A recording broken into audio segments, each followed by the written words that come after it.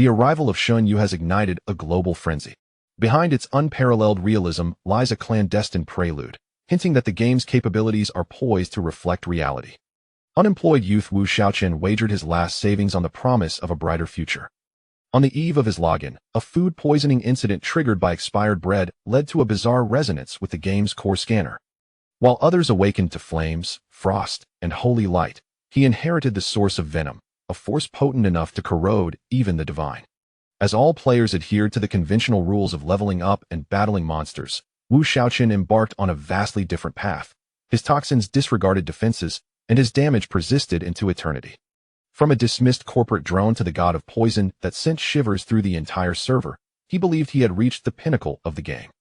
Until one day, the green glow emanating from his fingertips ignited a similar ethereal light in the air of reality.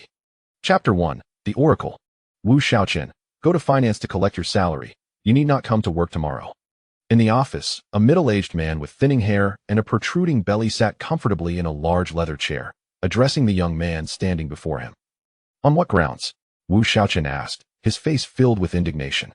Deep down, he suspected the reason. It stemmed from his accidental discovery of the man's rendezvous with the secretary the previous evening. Was this really worth such a fuss? Because I am the boss, the middle-aged man replied smugly. This man must be afraid of what I might say, Wu Shaochen thought to himself. Although he considered explaining that he was not one to gossip, he soon dismissed the thought. Remaining in this job could lead to various petty grievances from such a boss. You may dismiss me, but according to labor law, the company must compensate 3 months' salary for unilateral termination, Wu Shaochen asserted, determined to maximize his benefits upon departure. You think? The middle-aged man began to retort with a classic saying, but suddenly realized that if this matter escalated, it would provoke trouble from his domineering spouse. He ultimately suppressed his anger and said, Do I care about that little money? Hurry to finance, collect your pay, and get lost. Shortly thereafter, Wu Shaochen finished settling his salary at finance, packed his belongings, and exited the company. Gazing at the bustling streets, he found himself at a loss for direction. 2 years post-graduation, he had achieved nothing. Now he had lost his job.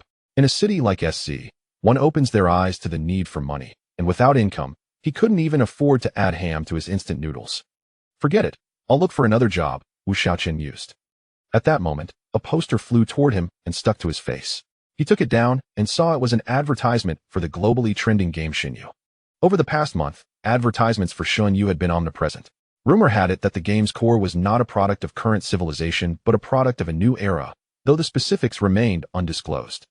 The game was developed collaboratively by the world's top 5 online gaming giants, achieving 100 realism, meaning the sensory experiences within the game were identical to those in real life. Indeed, it is a game of a new epoch, Wu Shaochen sighed, regretting that it wasn't played on a computer but required a gaming helmet for access. MD, a helmet costs 10,000. My savings after 2 years of work have never even reached 5 digits. Wait, that's not right. I just collected 3 months' salary, totaling 10,500. Perhaps. Wu Shaochen felt a surge of temptation. This game was utterly different from traditional games, offering infinite possibilities, a fact Wu Shaochen, an avid gamer, could readily discern. However, he was confident in the game but not in his own abilities. This game would draw players from across the globe, including seasoned gamers and affluent individuals who would undoubtedly seize the opportunity first. Although he had played numerous games, his skills, well, he was certainly no match for those players. This is a gamble, Wu Shaochen muttered to himself. For him, 10,000 was nearly all he had, and with just a few hundred left in SC, he could barely survive for a few days. After deducting today's salary, he truly had only 200 left. If he didn't earn money in the game, he wouldn't even be able to pay rent by the end of the month. MD, I'm going for it. Worst case, I'll sleep under a bridge. If it comes to that, I can always find another job. Besides, I love gaming, and with this opportunity, I can't let it slip away. Having made up his mind, Wu Shaochen extravagantly hailed a cab to the nearest helmet selling point. Why spend on a cab despite being broke? Because Shun Yu officially launched at noon today, and with the clock nearing 10 o'clock, he could hardly afford to delay. Once he decided to play, he must not fall behind. Upon arriving at the selling point, Wu Shaochen marveled at the long queue, reflecting on the game's immense popularity. The gaming helmets had been on sale for a month, and he had heard that the lines for purchasing were overwhelmingly long each day. Now, just before the launch, the crowd was still substantial. Wu Shaochen stood in line for over an hour before finally acquiring a gaming helmet. Checking the time, it was 11:25, and he quickly hailed another cab to rush home, urging the driver to speed up. He managed to return home by 11:50. Suddenly, he felt a pang of hunger, recalling that he had skipped breakfast that morning. Entering the game might keep him occupied for a while, and he wouldn't last long without nourishment. With time running out for cooking or dining out, he rummaged through his home and eventually found a bag of bread that had somehow fallen under the bed. Seeing that the packaging was unopened, Wu Shaochen didn't hesitate. He tore it open and devoured the contents in haste. Feeling full, he leisurely donned the gaming helmet, and at 11:55, he thought, why does my stomach hurt a bit? His consciousness swiftly transitioned into the game, revealing a grand battlefield before him. Countless monstrous beasts blotted out the sun as they attacked the tiny humans below, while on land, many monsters pursued fleeing humans, with those caught torn to shreds. Among the humans, numerous strong warriors resisted the onslaught of the beasts.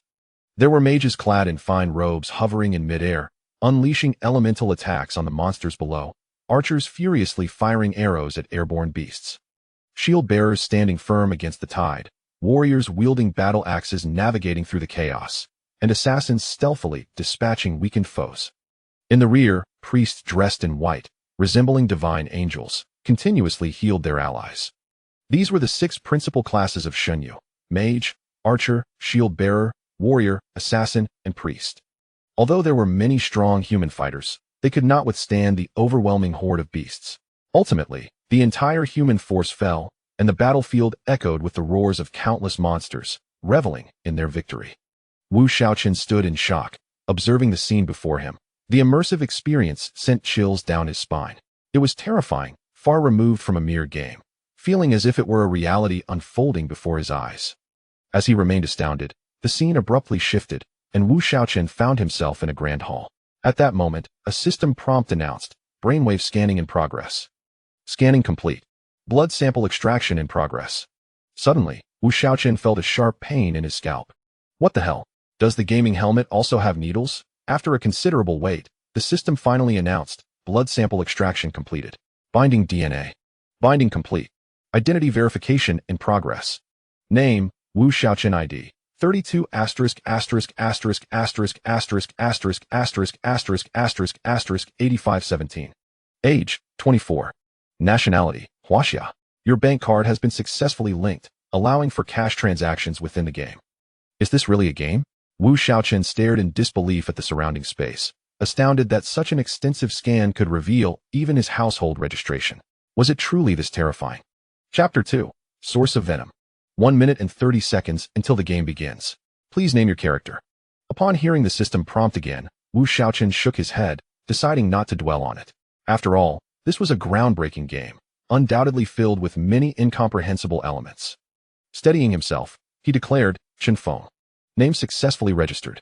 In the game, your appearance will reflect your original likeness and cannot be altered. However, masks or veils can be purchased in the store post-entry to conceal your identity. To facilitate your acclimatization to the game, initial pain will be set at 5, with an automatic increase of 5 every 10 levels. All other senses will align with those of the real world. Upon entering the game, the system will randomly generate a lifelong talent based on your comprehensive characteristics.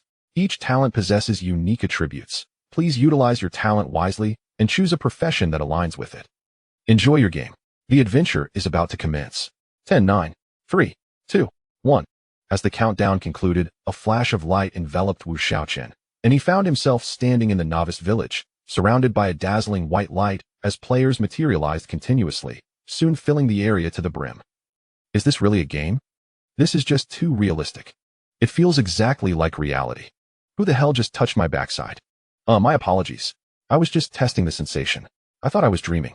It's indeed 100 immersive. Dude, let me check if it's real too. Please don't. I've already confirmed it's incredibly real. The cacophony of voices around him made it difficult for Wu Shaochen to discern whether he was in reality or within a game. Welcome to the Divine Oracle. You have been born in Novice Village 8365. The system presents you with a novice gift pack, and your talent has been generated. Source of Venom. Please check your character panel.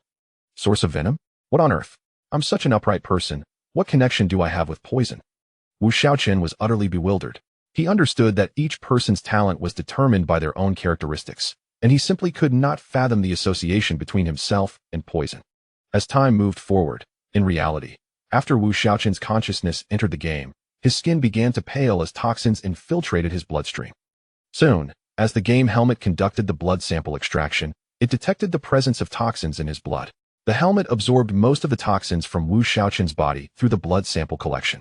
Open character interface, Wu Shaochen silently instructed. Name, Chen Feng. Level, 0. Health, 50. Magic points, 50. Physical attack, 10. Magical attack, 10. Physical defense, 5. Magical defense, 5. Movement speed, 5. Experience, 0 out of 100. Strength, 5. Affects physical attack. 1 point of strength yields 2 points of physical attack. Intelligence, 5. Affects magical attack. 1 point of intelligence yields 2 points of magical attack. Constitution, 5. Affects health. 1 point of constitution yields 10 points of health. Root bone, 5. Affects defense. 1 point of root bone yields 1 point of physical defense and 1 point of magical defense. Spirit, 5. Affects magic points. 1 point of spirit yields 10 points of magic. Agility, 5. Affects movement speed and attack speed. 1 point of agility yields 1 point of movement speed and 0.2 attack speed. All novice characters start with attributes of 5, which is remarkably fair unless there are talent-related bonuses. Skills. Insight allows viewing information about monsters up to 10 levels higher than oneself. Talent. Source of venom. Normal attacks or melee skills inflict the target with venom. Ranged attacks do not trigger this effect, dealing 1 point of true damage per second to the target. This effect can stack for up to 60 seconds, during which the target cannot recover health. Special trait. For every kill of a target 5 levels higher than oneself, venom damage increases by 1 point. For every kill of a boss at or above one's realm level, the number of venom stacks can increase by 1. Each realm boss can only trigger this once. Wu Shaochen stared blankly at his talent. While it initially seemed underwhelming, upon reviewing its special traits, his heart raced with excitement. Given his understanding of games, he sensed that this talent could become immensely powerful with subsequent stacking. He felt as though he was on the verge of soaring. Houses, cars, money, and women were all beckoning to him. At this moment, he no longer pondered his connection to poison. He simply knew that this talent was indeed a treasure.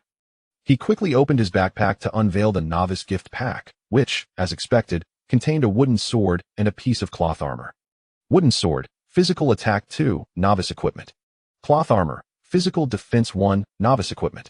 Though barely adequate, he donned them immediately, raising his attack to 12 and defense to 6. Glancing at the throngs of players surrounding him and the incessant flashes of white light, it was conservatively estimated that nearly 10,000 players filled the novice village. According to official announcements, there were 10,000 players in each novice village across Huaxia, suggesting that the game had surpassed 100 million players at launch. Truly astounding. After much effort squeezing through the crowd in search of an NPC for quests, he discovered only a handful of NPCs were available, all of which were surrounded by players. Well, never mind. Even if there are quests at this stage, the rewards are likely minimal. It would be wiser to invest time in hunting monsters, Wu Shaochen mused. Exiting the village led him to a vast plain, where numerous rabbits hopped about. The area was already teeming with players, and sporadic flashes of white light indicated player deaths. Can such adorable rabbits actually kill?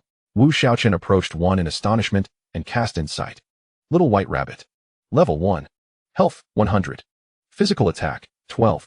Physical defense, 7. Speed, 6. Skills, none. After reviewing the attributes of the little white rabbit and then glancing at his own, Wu Shaochen's mouth twitched in realization of why players were dying. Without forming a party, the average player could hardly defeat even the lowest level rabbit. Before reaching level 10, all players shared similar attributes. Given his wooden sword's attack of 12 points and a defense of merely 6 from the cloth armor, he would lose 5 health points per attack, while the rabbit would inflict 6. The rabbit boasted 100 health, while players had only 50. At this early stage, attack speeds were uniform, leading to a predictable outcome. He would strike the rabbit once, and it would retaliate. The most aggravating aspect was that the rabbit was slightly faster than players, meaning not only could they not win, but they also couldn't escape. Was this game for real? This game's designers are truly foolish. Can you believe I've been killed by rabbits twice already? I am far worse off than you. I was the first to emerge and have already perished thrice. After years of gaming, I find myself unable to even defeat a mere rabbit. How humiliating. While many have met their demise, the sheer number of players often leads to several individuals surrounding a single rabbit upon its spawn. In the absence of a team, The experience points are awarded to the one who delivers the final blow, while the spoils depend on who is swiftest. Nonetheless, many rabbits have already fallen, and one might occasionally witness a copper coin or some rabbit fur drop, yet no equipment has been sighted. The drop rate for divine oracles is indeed disheartening. MD, killing a single rabbit only grants 1 experience point. After much effort, I finally managed to claim 1. At this rate, how long will it take to slay 100? One player lamented, causing Wu Shaochen to twitch his lips in disbelief. Could this game truly be so challenging? Observing the fervent players around him, it seemed impossible to make any progress here. The rabbit he had just seen was already being besieged by a throng. Perhaps it would be prudent to seek another location, Wu Shaochen mused. Chapter 3. The rogue strategy. As Wu Shaochen traversed the landscape, he found himself utterly unable to take action, surrounded by an overwhelming crowd of players, all engaged in chaotic endeavors. Whenever a rabbit would spawn, a swarm of individuals would rush in to strike. Yet the observant Wu Shaochen noticed several groups of seemingly trained players, skillfully coordinating their efforts at nearby spawn points, with clearly defined roles. Some players would deal the final blow, while others would weaken the targets, ensuring that resources were concentrated on a single individual. This demonstrated the power of a guild. Wu Shaochen mused. Anxiety began to grip Wu Shaochen's heart as he realized he had yet to lay his hands on even a single rabbit fur. If this continued, he would surely fall far behind. However, he was reluctant to compete with others for kills. Even if luck favored him occasionally, the efficiency was dismal. Should he venture into the level 2 monster area? After some contemplation, he decided to proceed, believing that observing would be preferable to idly waiting. Monsters of level 5 and below would not initiate attacks. As long as he avoided provoking them, he would be safe.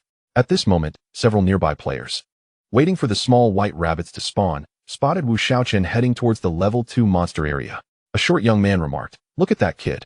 He can't possibly be going to the level 2 monster area, can he? It seems so. He probably thinks he can't find any monsters here and wants to challenge himself inside. Huh. Once he gets there, he'll surely feel despair," another chubby youth replied. "Have you been there, fatty? Are the monsters really that formidable?" the short young man inquired. "Indeed, they are beyond the capabilities of current players, unless a group attacks simultaneously. But that would be counterproductive. Better to stick to hunting rabbits," the chubby youth replied with a hint of trepidation. After walking for quite some time, Wu Shaochen finally encountered a different type of creature, a herd of goats leisurely grazing. Noticing the absence of players around, he approached and cast his detection skill. Goat. Level 2 health, 300 physical attack, 21 physical defense, 8 speed, 7 skill. Charge. The goat lowers its head and uses its 2 horns to ram the target, inflicting 120 physical damage. Cooldown, 5 seconds. Observing the goat's attributes, Wu Shaochen's lips twitched in dismay. He finally understood why no one came to hunt here. Was this truly the attribute of a level 2 monster? At level 2, it already possessed a skill? What was the developer thinking? With such attributes, who could withstand it at this stage?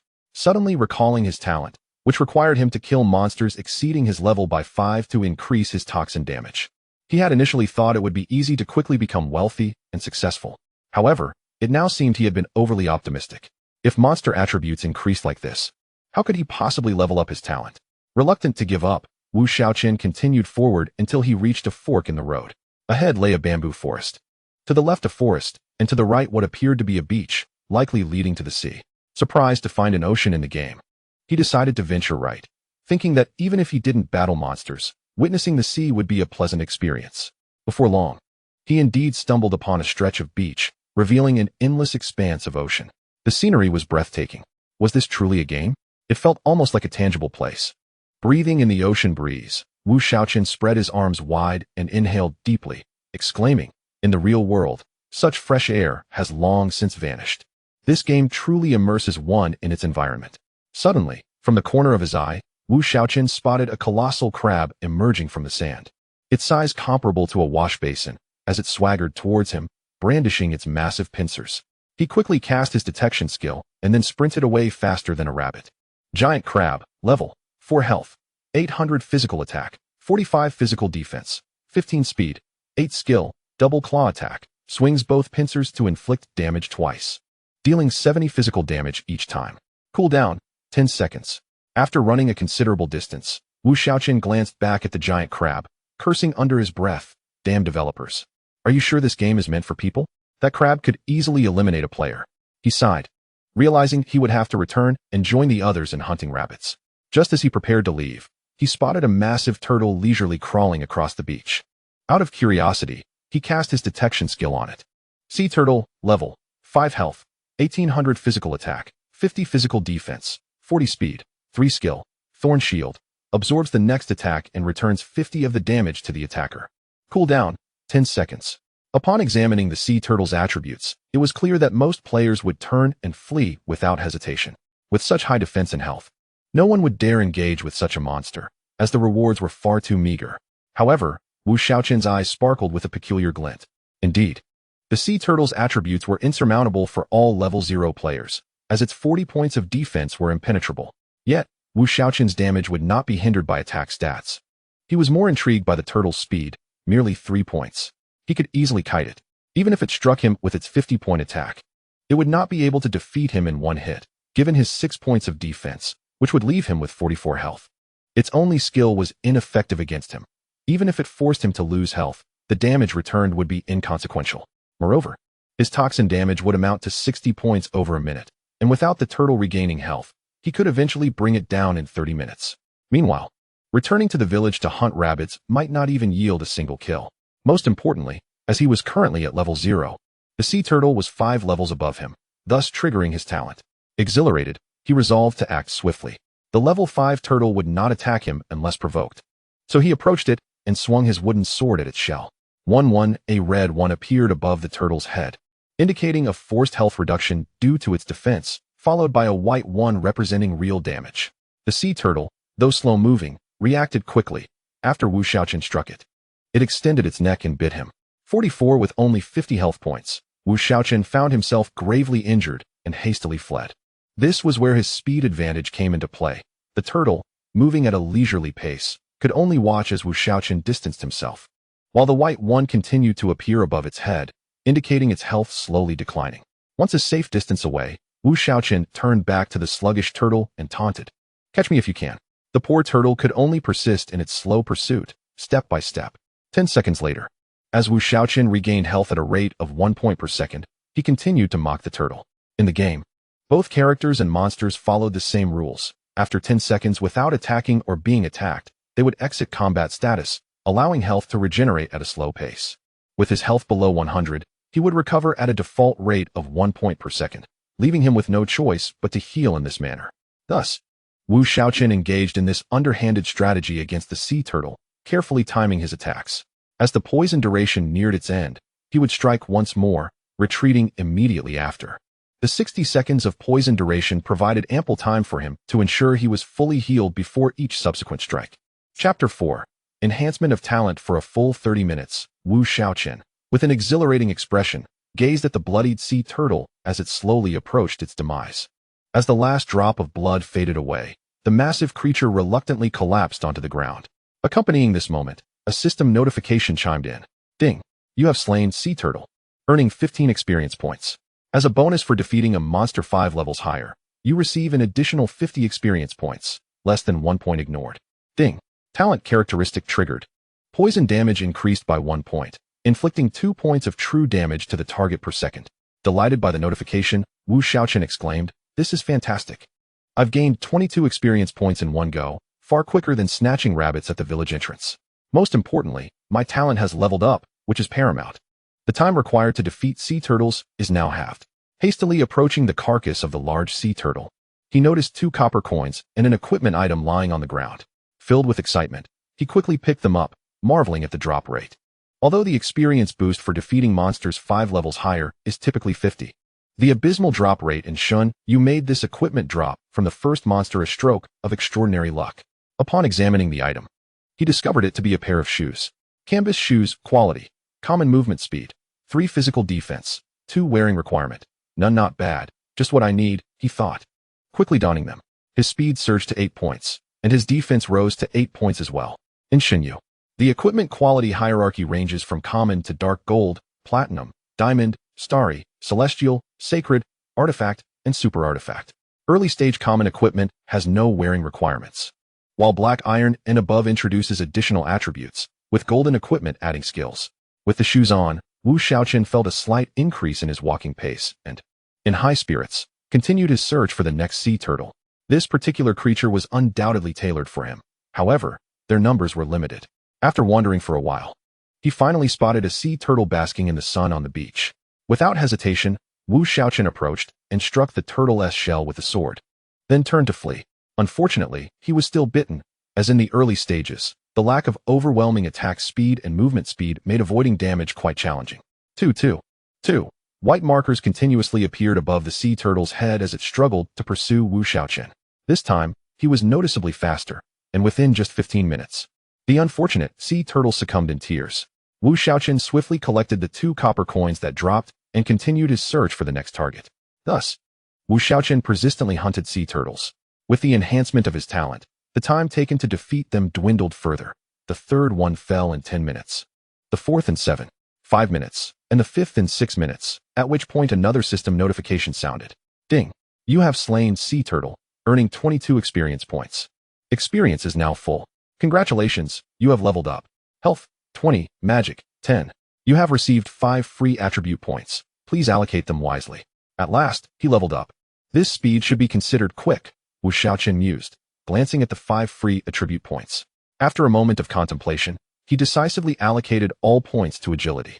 The ability to defeat the 5-level sea turtles was solely due to their slower speed and to maximize the advantages of his talent. Increasing his speed through agility was undoubtedly the right choice. After leveling up and allocating his attribute points, his stats changed.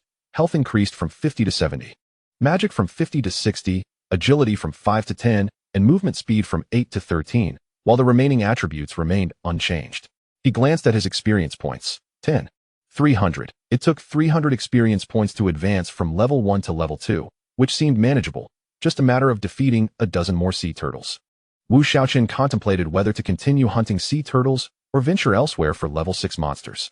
While farming sea turtles was a safer choice, yielding steady progress, he recognized that the 5-level sea turtles no longer triggered his talent as characteristics.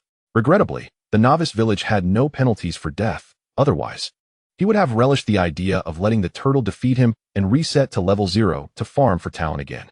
Never mind, I'll explore other areas first, he decided. With his current movement speed of 13 points, he figured he could outpace many monsters and perhaps encounter a creature suitable for farming his talent passively. If not, he could always return to the sea turtles. After all, it wouldn't consume much time. With this thought, Wu Shaochen turned back. Realizing he had reached the end of the path, with the ocean beyond, he retraced his steps to the fork in the road, heading left into the forest. The bamboo grove ahead obstructed visibility, making ambushes likely. Monsters above level 5 actively attacked, and his current frail state could not withstand such encounters. The forest offered ample light. As the trees were spaced apart, Wu Shaochen treaded cautiously when suddenly, a pitch-black wild boar burst forth from behind a tree. Its gleaming tusks and piercing gaze fixated on him, while its front legs scraped the ground before it charged forward at alarming speed. How ruthless! Wu Shaochen gasped, narrowly sidestepping just as the boar was about to collide with him. It grazed his clothing and crashed into a nearby tree, stars appearing above its head as it became stunned. He patted his chest, relieved that he had invested all his points into agility. Otherwise, he definitely wouldn't have evaded that attack. He quickly cast a detection spell. Wild boar, level 6 health, 2000 physical attack, 70 physical defense, 30 speed, 11 skill, rampaging charge, charges forward at high speed, dealing 150 physical damage to any targets in its path, stunning them for 1 second. Cooldown, 10 seconds. Wu Shaochen smirked slightly. Is this what a level 6 monster looks like? Shinyu really doesn't treat players as human. I'm lucky to have dodged that. If I had been hit, I would probably be on a free trip back to town now. Should I engage? Or should I retreat and bully the little sea turtles? Wu Shaochen pondered. It was indeed a possibility to fight the boar. Its attack was 70, while he had 70 health and 8 defense, allowing him to withstand a normal attack. Its speed was slower than his, so he could create distance. However, the issue lay with the boar's skill. If he got hit, it would send him home. Wu Shaochen lacked confidence in dodging every time, as the previous escape was due to the boar being at a distance, giving him reaction time. If the boar struck while he was distracted, it would surely be game over. Alright, I'll take the risk. My talent as poison now deducts 6 points of health per second, and defeating a wild boar should take just over 5 minutes. This risk is worth taking. With this resolve, Wu Shaochen charged toward the wild boar. After it used its skill, it would have a 10-second cooldown, and he had to be cautious to avoid being hit. He swung his sword at the boar's back. 1. No defense break. Forced damage. 6. Poison damage. The wild boar was no pushover. It retaliated with a fierce tusk attack. 62. Wu Shaochen quickly retreated. At that moment, he realized he had overlooked a serious issue. His health regeneration could not keep pace. It took 10 seconds to exit combat, during which he could only recover 50 health points. To withstand the boar's counterattack, he needed to maintain his health above 63 points. If he waited for his health to recover to 63 before striking again, there would be a 13-second window during which the boar would be unaffected by poison. In that time, the boar would recover 60 health points. This would significantly extend the time required to defeat it. Indeed, level 6 monsters are not easily slain. But since I've begun, I can only see it through to the end. Chapter 5. Extreme Maneuvers Fearing the Wild Boar's Rampaging Charge. Wu Shaochen led it in circles around some large trees. After a tense 10 seconds, the boar, unable to catch the elusive human, finally halted. It scraped its front feet against the ground, then suddenly charged at Wu Shaochen. With his full attention on the boar, Wu Shaochen swiftly dodged to the side, narrowly escaping the attack. Wu Shaochen exhaled deeply, noting that the challenge seemed manageable. The wild boar displayed a distinct wind-up before unleashing its skill, characterized by a couple of shuffles with its front feet.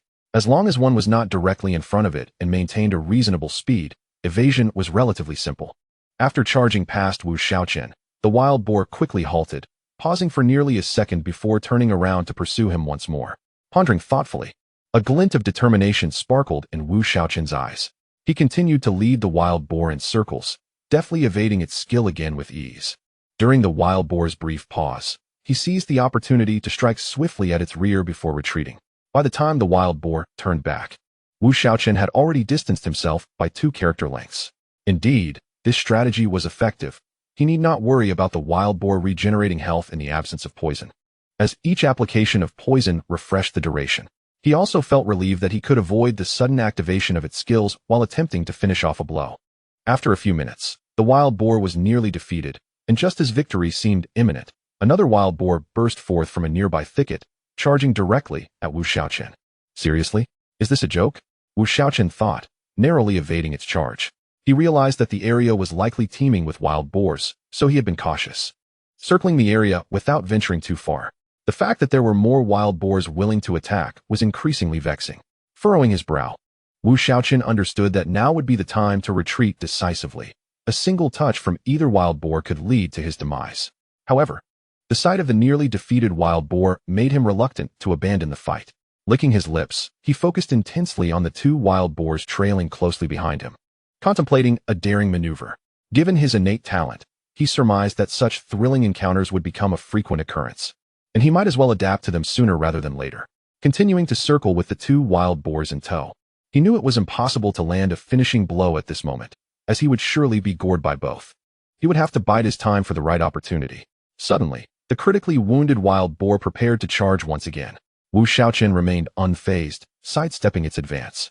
But just as he readied himself to strike, the other wild boar activated its skill, forcing him to forego the attack and evade once more. How could they coordinate like this? What is going on? He fumed, noticing that the poison on the wounded wild boar was about to dissipate.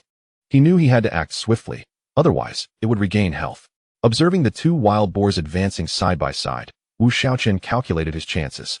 With a speed of 13 points against the wild boar S11, both had similar attack speeds, meaning a single strike from him would be reciprocated, with no chance to create distance. However, if he refrained from attacking and instead dodged at the moment they struck, he could then counterattack. Yet, even this seemed implausible as his current speed would not allow for a significant retreat in 1 second. Then an idea struck him.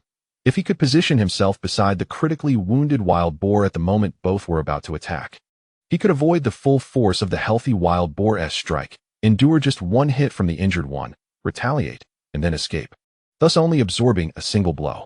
With resolve, Wu Shaochen edged closer to the wild boars, his heart racing in anticipation. Theoretical strategies aside, execution was crucial. A single miscalculation could lead to his untimely demise. As he entered the attack range, the 2 wild boars advanced with their menacing tusks. Now was the moment. With a flash of determination in his eyes, he sidestepped and positioned himself beside the critically wounded wild boar. Its tusks grazed him while the other wild boar missed entirely. Quickly, he retaliated with a strike before dashing away, managing to evade the second attack just in time. What a close call. Playing this game nearly made my heart leap from my chest, he sighed in relief. Yet, he acknowledged the high level of skill required for such maneuvers. He would need to practice extensively to acclimatize to this game. Now, it was merely a matter of waiting for the poisoned wild boar to succumb to its fate. As long as he avoided simultaneous attacks from both. Soon enough, the wounded wild boar fell to the ground, and a system notification chimed in. Ding. You have slain, wild boar, earning 20 experience points. An additional 10 experience points for defeating a foe 5 levels below you. Ding. Talent characteristic triggered, increasing poison damage by 1 point. Finally, he had managed to dispatch one, albeit with considerable effort. Wu Shaochen exhaled, glancing at the fallen wild boar's carcass. Aside from a few copper coins, he discovered a wild boar tooth. Steering clear of the remaining wild boar, he swiftly collected the 2 coins and the tooth. Tusk, a material that might be of interest to villagers, or could be sold to a general store for 1 copper coin. Seriously? Just this? Wu Shaochen scoffed, tossing it into his backpack. A copper coin is still a copper coin, but it's so difficult to earn money in this game. I only have 12 copper coins now. And even after defeating monsters at level 5, each only yields 2 coins. Watching those groups of players hunt rabbits for ages without a single coin just underscores how low the drop rates are. After swiftly defeating the last wild boar, he began searching for more. He was genuinely apprehensive about encountering multiple wild boars again. Thanks to his talents enhancement, he was dispatching wild boars with increasing speed.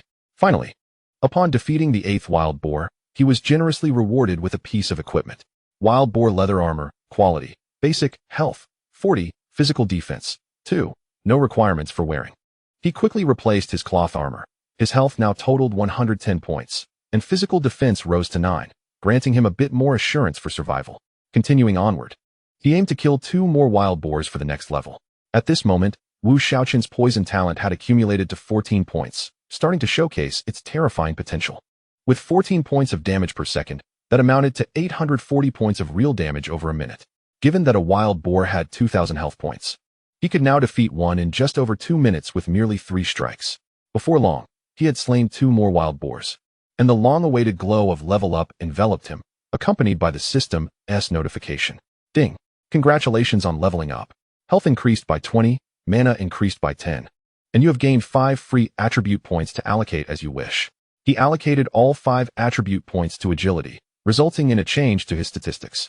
Name, Chun Feng level, 2 health, 90-40, including equipment bonuses, mana, 70 physical attack, 102 magical attack, 10 physical defense, 54 magical defense, 5 movement speed, 153 experience, 10, 500 strength, 5 intelligence, 5 constitution, 5 bone strength, 5 spirit, 5 agility, 15 skill, insight, allows viewing information on monsters within 10 levels of your own, talent, source of venom, basic attacks or melee skills inflict poison on targets, ranged attacks do not trigger. Dealing 16 points of real damage per second, stacking for up to 1 layer and lasting 60 seconds, during which the target cannot regain health. Characteristics. For each kill of a target that is 5 levels higher than oneself, toxin damage increases by 1. For each kill of a boss that is at least at the same realm level, the layers of toxin can be increased by 1. Each realm boss can only trigger this effect once. Equipment.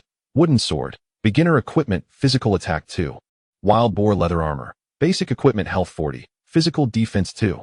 Canvas shoes, basic equipment movement speed 3, physical defense 2. Chapter 6, King of Wild Boars.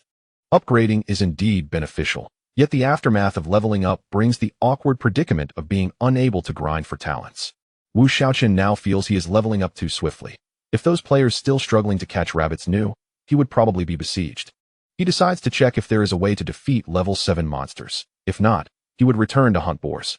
With this thought in mind, Wu Shaochen ventures deeper into the wild boar forest, which is vast, and it takes him quite some time to exit. Along the way, he encounters several wild boars but easily evades them, as he possesses a movement speed of 18, far surpassing their 11.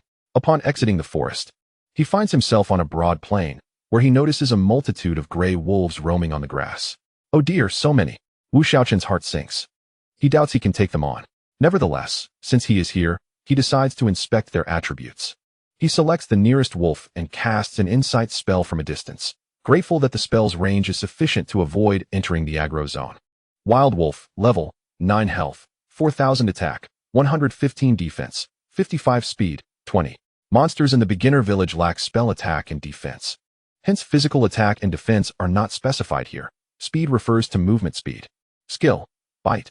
Opens its jaws wide to bite the target, inflicting 150 physical damage with a 50 chance to cause bleeding, resulting in a loss of 5 health per second for 10 seconds. Every time Wu Shaochen inspects a new monster, it feels like a test for his heart. After finishing the inspection, his sole thought is to curse the game designer. Although this game is not directly related to the designer, everything is controlled by the mainframe, which is said to be omnipotent within the game. Thus, he refrains from cursing it directly, opting instead to vent at the designer. What the hell? Is this the attribute of a common monster? This is clearly that of a boss. Is this really a level 9 monster? The level 7 and 8 monsters must be along that middle path. I should check there instead, as I cannot afford to provoke this one. Wu Shaochen turns back, feeling cowardly. Upon returning to the wild boar forest, he continues to venture outward. At this moment, he catches a glimpse of a golden light out of the corner of his eye, and curiosity piqued. He approaches the source of the glimmer. After pushing through some underbrush, he finds an enormous wild boar, at least twice the size of those he had previously encountered, surrounded by a circle of golden light, a halo unique to bosses in the game. Wow, I have encountered a boss. Wu Shaochen exclaims in delight, quickly casting an insight spell. King of Wild Boars, Black Iron level boss, level 6 health, 50,000 attack, 250 defense, 120 speed, 30. Skill 1, Rampaging Charge. Charges forward in a straight line at high speed, inflicting 150 physical damage on targets in its path and stunning them for 1 second. Cooldown of 10 seconds. Skill 2, Frenzy. When the King of Wild Boars stands upright, it increases its attack power and attack speed by 50, lasting 30 seconds with a cooldown of 2 minutes. Skill 3, Regeneration. Triggers when the King of Wild Boars' health falls below 10, doubling its defense and restoring health to 30 over 10 seconds, during which it cannot move or attack. Cooldown of 5 minutes. Just moments ago, he remarked that the Wild Wolf's attributes were boss level, only to be swiftly contradicted. This is what a true boss looks like. How can a level 6 Black Iron boss possess such terrifying attributes? The overwhelming stats are one thing, but the skills are even more troublesome. If one lacks sufficient damage output, defeating it becomes nearly impossible.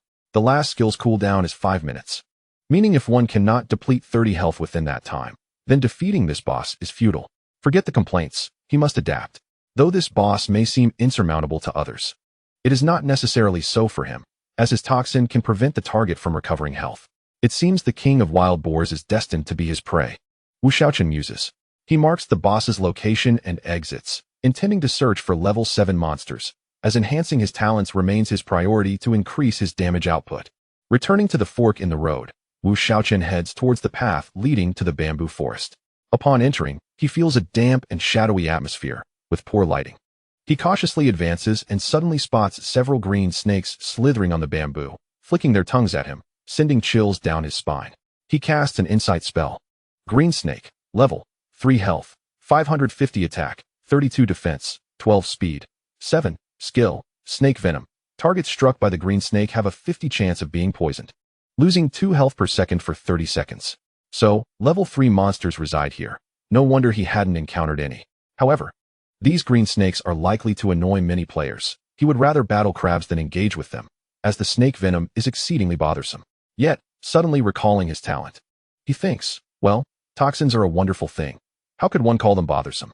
Continuing onward, he exits the bamboo forest and finds himself in a thicket, where the trees are small but dense, contrasting sharply with the previous forest. The light remains dim, and after a brief walk, he finally spots monsters, massive spiders crawling on the trees and ground. Wu Shaochen suppresses his nausea and casts an insight spell. Giant Spider, level 7 health, 2500 attack, 90 defense, 40 speed, 13. Skill, Webbing. Deploys a massive web in a 2-meter radius, ensnaring the target, preventing them from attacking or moving for 3 seconds. Cooldown of 20 seconds. I cannot fight this, Wu Shaochen laments. He realizes this path was a mistake, feeling that the monsters within are his counters. For now, he cannot enhance his talents, so he decides to return to hunting boars, striving to level up further before confronting the King of Wild Boars. Thus, Wu Shaochen embarks on his journey of hunting boars once more. With his current toxin damage of 16 per second, he can defeat a wild boar in just 2 minutes. The process is quite efficient. A wild boar yields a base experience of 20 points, and after reaching level 2, the additional experience is only 40, equivalent to 8 points. Each wild boar provides a total of 28 experience points, meaning he needs to slay just 18 more to reach level 3, while Wu Shaochen is diligently hunting wild boars. Countless players in the grassland before the beginner village are scrambling for rabbits. To be honest, with such a vast expanse of grassland, there are always thousands of rabbits spawning. But the sheer number of players leads to a situation where the competition is fierce. In the midst of the crowd, a group of over 10 players surrounds several rabbit spawn points, deftly wounding the rabbits and allowing a haughty young man at the center to deliver the finishing blow. After slaying another rabbit, the young man is engulfed in golden light as he levels up.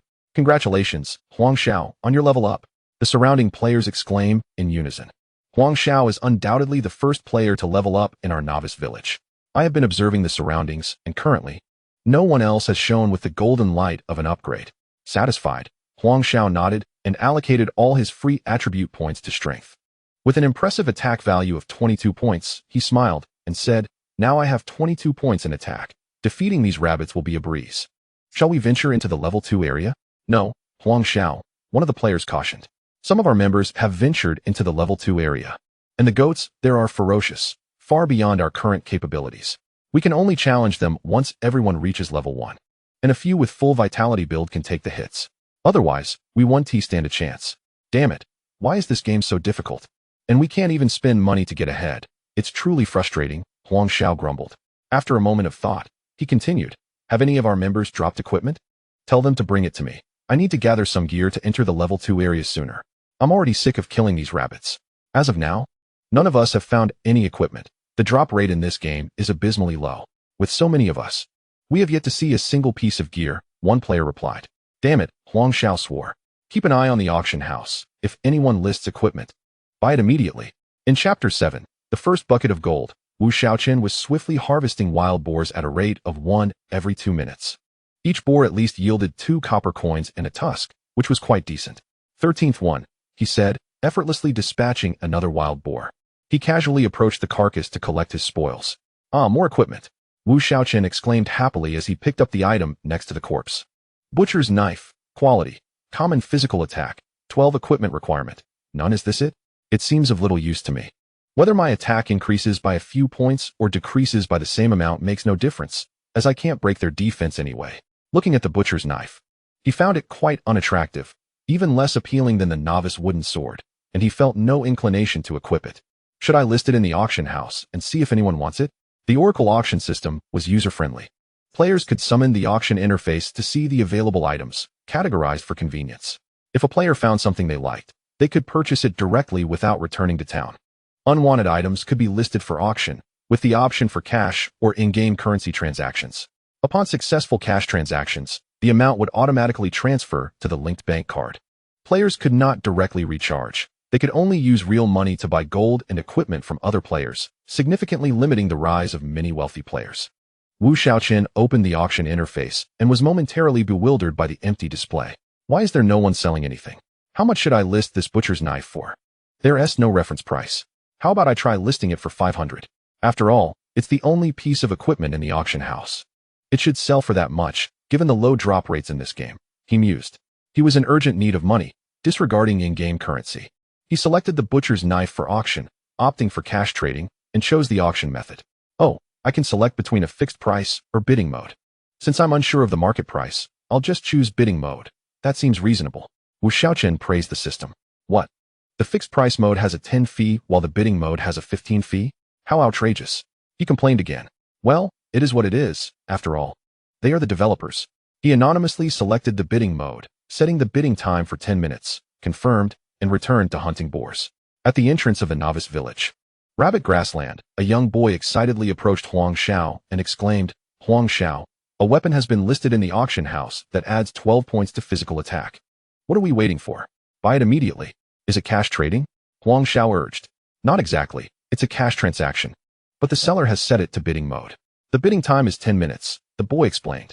Since it's cash trading, then it doesn't matter. Make sure to secure it for me, Huang Xiao replied calmly. As long as money could solve the problem, it was not an issue. Meanwhile, 5 young men were methodically hunting rabbits, when suddenly one frowned and said, Junlin, there's equipment in the auction house.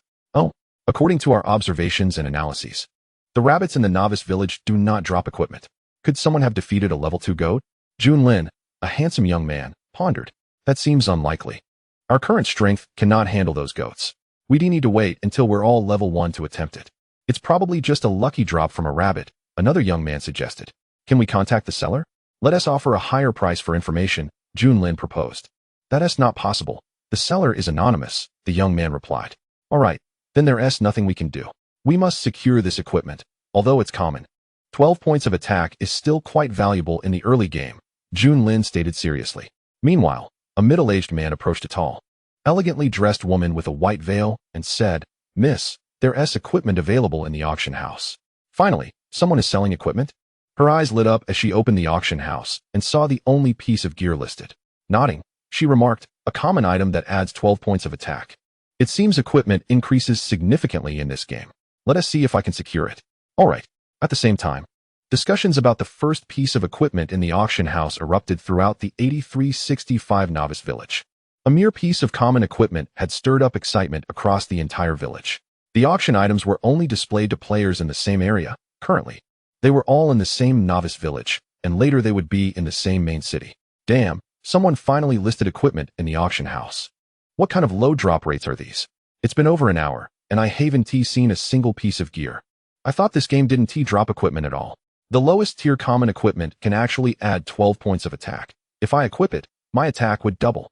Wake up upstairs. Look at the current price. It's already over 10,000. It's just a common item, and the rich truly don't treat money seriously. Damn. Really? I'd better keep hunting. Maybe the next rabbit will drop something for me. Over 10,000 is enough for me to live on for months. Miss, the price has already reached 12,000. Do you wish to continue bidding? The middle-aged man inquired softly. Let us bid 15,000. Any higher, and I'm out. A common item isn't worth that much. Everyone will be able to obtain it soon, the woman replied. Understood. Junlin, many people are watching this piece of equipment.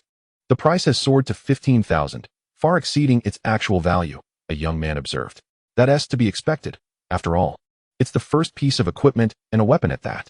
However, it's still crucial in the early game, especially since the drop rates in this game are exceedingly low. Otherwise, it wouldn't have reached such a price for a common item, Junlin remarked. Let us add 2,000. If it exceeds that, we'll stop. We'll be able to farm plenty of such equipment ourselves soon enough. Once Xiao Bei and Lin Zi reach level 1, we'll take on the goats. Meanwhile, Huang Xiao's companion asked, should we continue bidding? Yes. I have plenty of money. I won't let these people outbid me, Huang Xiao scoffed. For him, it didn't matter whether it was worth it or not. As long as money could solve the problem, it was inconsequential. He craved the thrill of being superior to others. At that moment, Shaochen, the one responsible for all this commotion, remained blissfully unaware, continuing to farm wild boars with his relentless strategy. If only my poison damage could increase a bit more. Then I'd only need 2 strikes instead of 3 to take one down. It's so annoying. This damn spider and its ridiculous skills have hindered my progress in leveling up my talents, Wu Shaochen complained. That's the 18th one. Once I defeat this, I'll level up. As he maneuvered the wild boar, he watched its health steadily decline.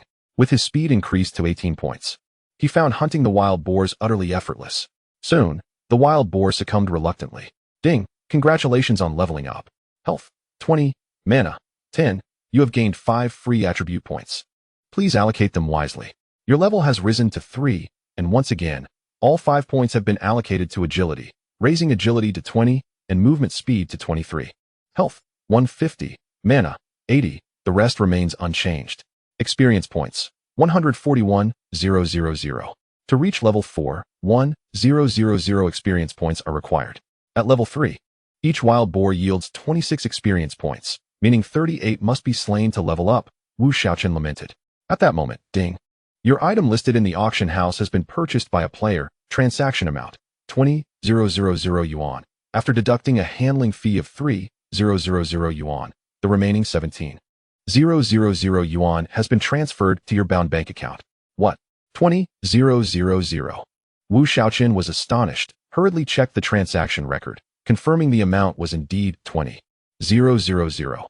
He then opened his bank account to check the balance. Seeing 17,700 yuan displayed, he swallowed hard, pinching himself to ensure he wasn't dreaming. With a silly grin, Wu Shaochen thought, just this one shabby item nearly equaled half a year's salary. Who would believe it? Goodness, there are truly so many wealthy players in this game. Wu Shaochen felt euphoric, gazing at the wild boars ahead with newfound fondness. With this piece of equipment, the cost of the game helmet was covered. And he even made an extra 7,000 yuan, finally free from worries about sleeping in a bridge hole. Continuing to hunt wild boars. Each one represented money. Chapter 8. Wild Boar Equipment. After spending over an hour hunting down 38 wild boars, he leveled up to 4, gaining 20 health and 10 mana, placing all attribute points into agility. During this time, he finally acquired another piece of equipment, a helmet. Wild boar leather helmet, quality, whiteboard, health, 30, defense, 3. Equipment requirement, none. In the prophecy, clothing, pants, belts, and helmets are considered defensive gear, primarily enhancing health and defense, while weapons, rings, bracelets, and necklaces are offensive gear, mainly enhancing attack and critical hits. Shoes primarily enhance speed. Of course, this is relative, not absolute. He equipped the helmet immediately. Although selling such gear would surely yield a significant sum, he thought of the Wild Boar King and decided to arm himself first, hoping to defeat it soon. That would be a true windfall. After equipping the helmet, Wu Shaochen's health rose to 200, defense to 12, agility to 25, and with the shoes, movement speed reached 28. Upon leveling up again, his speed would hit 33, surpassing the Wild Boar King, allowing him to consider taking it on. Wu Shaochen mused. Now, with these attributes, should he not hunt the wild wolves? It would be a perfect opportunity to grind for talents. He must not miss the chance, as it was the cornerstone of his ascent to greatness. After some contemplation, he shook his head. The wild wolves had skills with 150 attack, inflicting up to 172 damage. And even after accounting for his defense, he would still take 160 damage. Their bleeding effect could deal 50 damage, which could easily take him down. Better to focus on obtaining more gear first. He glanced at his experience points, 42,000. Fighting level 6 wild boars at level 4 would yield a 20 experience bonus, meaning each wild boar would provide 24 experience points. He would need to defeat 84 wild boars to level up. If he could secure 2 more pieces of defensive gear before leveling up, he might be able to take on the wild wolves. Thus, Wu Shaochen continued his hunt for wild boars. At this moment, in the level 2 goat area, several groups of players were battling the level 2 goats. Nanfeng retreated to recover health, letting Hao Ran take the lead while others continued the assault. Junlin was orchestrating the battle methodically, and soon, the goat was taken down by their combined efforts. Junlin, equipment drop. Hao Ran, a handsome young man, exclaimed, holding up a helmet with excitement. Finally, Wei got a piece of equipment. Junlin sighed with relief. This was already their 30-something goat kill, and despite their years of experience in various online games, it was the first time they felt so beleaguered. The game's difficulty was making even these seasoned veterans question their abilities. Why are the attributes so poor? Hao Ran looked at the helmet, disheartened. What are the attributes? Junlin inquired. 10 health, 1 defense. Hao Ran replied, speechless. It must be that the helmet's attributes are subpar. Since it enhances health and defense, Hao Ran, you should equip it right away. Let us keep going. As long as we can drop equipment, we'll eventually get what we need, Junlin calmly advised. The situation for the other teams was considerably worse than Junlin's, as their operations and awareness were not on the same level. Killing level 2 goats was a serious stretch, and it was common to see the white light of death flash frequently. Wu Shaochen spent over an hour slaying exactly 32 wild boars, and finally, yet again, he obtained a piece of equipment. Wild boar belt, quality, whiteboard, health, 30, defense, 3, equipment requirement, none. With the belt equipped, his health increased to 230 points, and defense to 15 points. Not bad. He just needed 1 more piece of defensive gear before he could take on the wild wolves. He glanced at 3 small red potions in his bag, which restored 10 health per second for 10 seconds.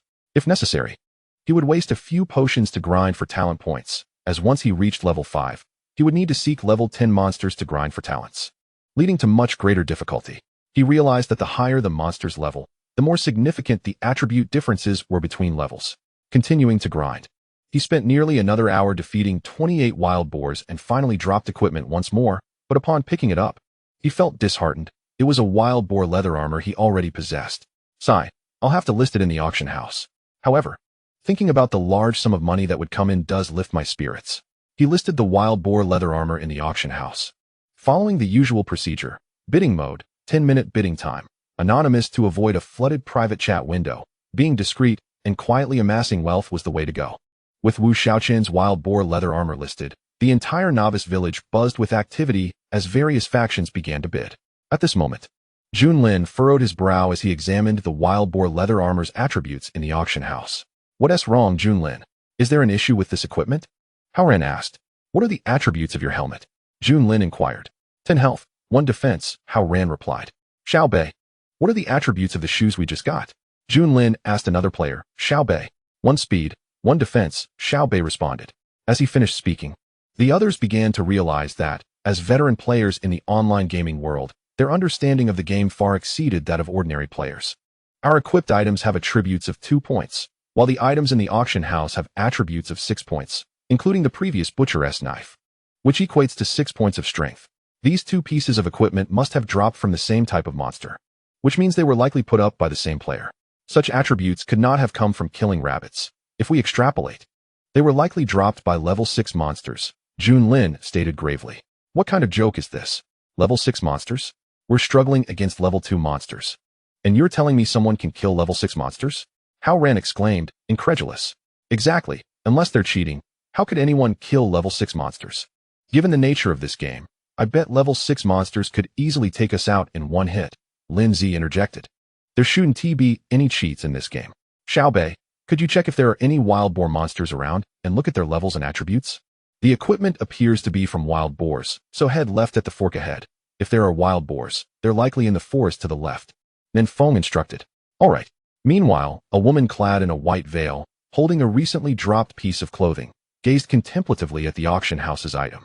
Initially, she thought the attributes of the white gear obtainable early on were similar, but now she realized she had underestimated the value of auctioned equipment. Clearly, this person's white gear was not dropped by level 12 monsters. Lu Shu, could you help me look for any wild boar monsters? Check their attributes and let me know, the woman asked a middle-aged man behind her. Ms. Xiaobei swiftly returned to the group, her expression grave as she shared the attributes of the wild boar revealed by her insight skill. 2,000 health, 70 attack, and a defense of 30. Who could possibly defeat such a creature at this stage? Exclaimed Haoran, his tone laced with incredulity. Junlin fell silent. If anyone could vanquish such a beast, he would be inclined to suspect foul play. The disparity in attributes was so overwhelming that mere skill and awareness could scarcely bridge the gap. Forget it, there's no point in dwelling on it. Since we are all in the same novice village, we will inevitably cross paths one day. At that time, we shall see what trump cards it possesses. Given that this equipment is likely dropped by a level 6 monster, it is beyond our current reach. We shall see if we can claim it when the time comes.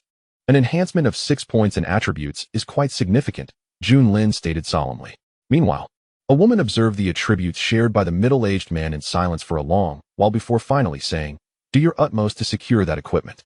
At that moment, Huang Xiao raised his bid to 20,000, mocking, humph, no one is contesting at just 20,000? All a bunch of paupers. As the bidding time approached its end, Huang Xiao calmly awaited the transaction notification, only to be startled when, in the final second, 2 bids appeared simultaneously, one for 25,000 and another for 30,000. Ultimately, the player who bid 30,000 emerged victorious. What the heck, a sneak attack? Huang Xiao exclaimed, nearly spitting blood in frustration. Holding the wild boar leather armor in his hands, Haoran admired. You really are clever, Junlin. You anticipated that others would share our thoughts. I was prepared to bid 21,000. Had I done so, I would have surely lost my chance at this item. A notification chimed, bid unsuccessful. The amount has been refunded to your linked bank account. Hearing the system prompt, the woman in white furrowed her brow. Having thought that a last-second increase of 5,000 would secure her victory, only to realize someone had anticipated her move. Chapter 9. Hunting the Wild Wolves Ding. Your item listed in the auction house has been sold to a player for 30,000, after deducting a service fee of 4,500. A remaining balance of 25,500 has been transferred to your linked bank account. What the heck? Why did the price increase? Wu Shaochen exclaimed, bewildered as he opened the transaction record. This defies logic. The second piece of equipment cannot possibly be worth more than the first, especially since the first was a weapon. How could it have appreciated in value? Wu Shaochen struggled to comprehend. Just moments ago, he had contemplated listing it for 15,000, thankful now that he had not proceeded. He hurriedly checked his bank account balance, grinning foolishly at the sight of 43,200. To speak without modesty, I have never seen so much money in my life. It feels like a dream. Suddenly, a loud crash interrupted Wu Shaochen's daydreaming, sending him flying into a tree. Stars appearing before his eyes as he felt dizzy for a moment. What the heck? You ambushed me. Wu Shaochen cursed. In his daze, He had forgotten he was in the midst of battling monsters. After slaying numerous wild boars, he finally experienced the brutal impact of a wild charge. During Wu Shaochen's moment of disorientation, he was struck again by the wild boar. Fortunately, with a health pool of 230, he would have already returned to town at level 3. While dying in the novice village does not result in a level loss, it does cause the loss of equipment. And death in the Divine Oracle guarantees the loss of gear. Given the current value of equipment, losing even one piece would be heartbreaking. Wu Shaochen retaliated with a sword strike against the wild boar, cursing as he fled. That hurt. A pain level of 5 is still agonizing. Did I just get hit in the kidneys? He glared at the boar pursuing him, vowing, "You're as good as dead."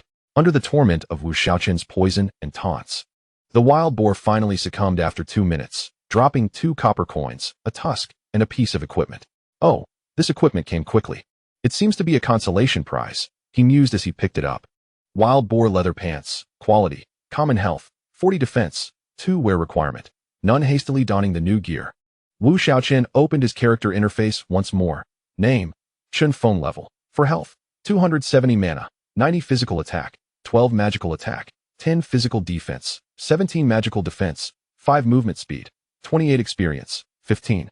642.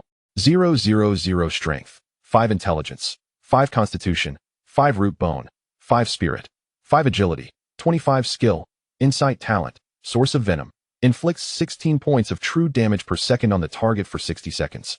Stackable to 1 layer. Equipment, wooden sword, novice equipment physical attack 2, wild boar leather armor, common equipment, health 40, defense 2, canvas shoes, common equipment, speed 3. Defense 2, wild boar leather helmet, common equipment, health 30, defense 3, wild boar belt, common equipment, health 30, defense 3, wild boar leather pants, common equipment, health 40. Defense 2. His defensive gear was nearly complete, a full set of wild boar gear. Though it was unfortunate it did not form a set. It appeared wild boars did not drop jewelry, but that was inconsequential. For Wu Shaochen, offense mattered little. Defensive gear was far more desirable. Gazing at his attributes, Wu Shaochen frowned.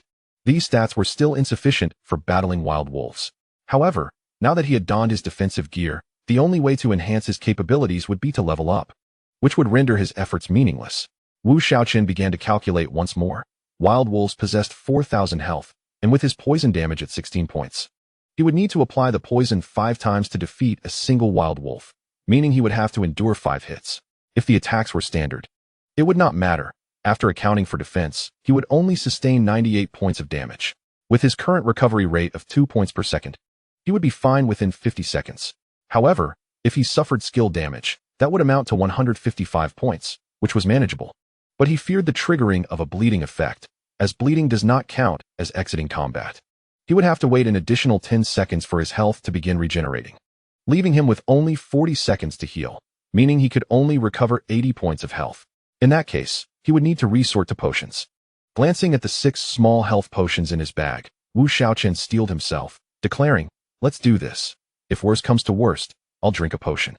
If I can defeat one, it's worth it, and even a little talent boost would be beneficial."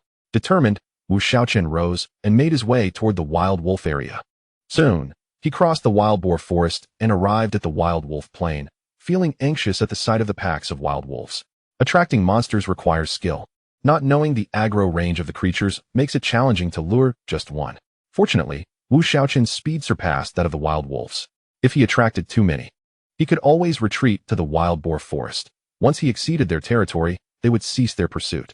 Wu Shaochen cautiously approached the nearest wild wolves, attempting to lure one out.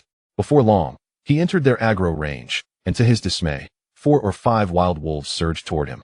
"Oh no, so many!" Wu Shaochen exclaimed, hastily retreating to the wild boar forest. After a while, the wolves slowly returned to their previous positions. Thus, Wu Shaochen continued his attempts. After more than 10 minutes and countless tries, he finally encountered a lone wolf that foolishly followed him out. A nightmarish grin spread across his face as he raised his sword against the approaching wild wolf. 116. Perhaps Wu Shaochen's grin insulted the wild wolf, for it retaliated with a savage bite. 155. Ding.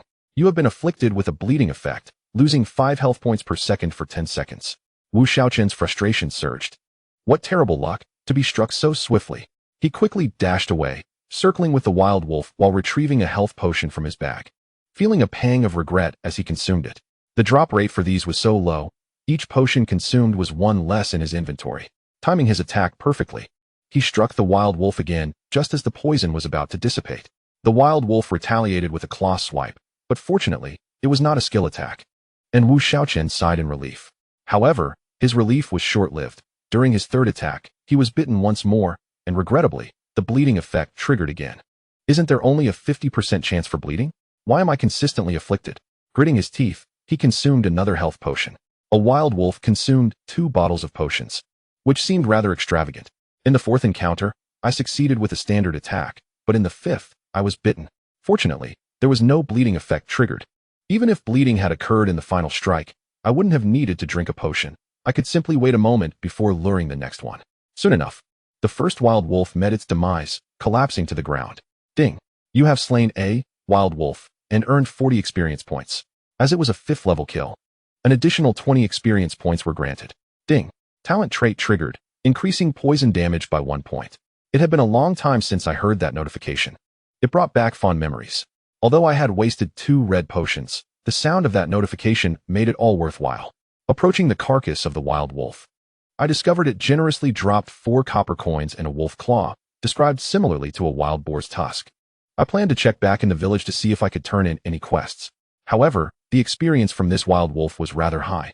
At this rate, after defeating 6 more, I would level up. This meant I could only enhance my talents by 6 more points at most, which was quite frustrating. Why was the experience set so high? Embarking on another monster-luring journey, I was fortunate this time. As I had drawn away several wild wolves, a gap appeared, allowing me to easily lure another one out.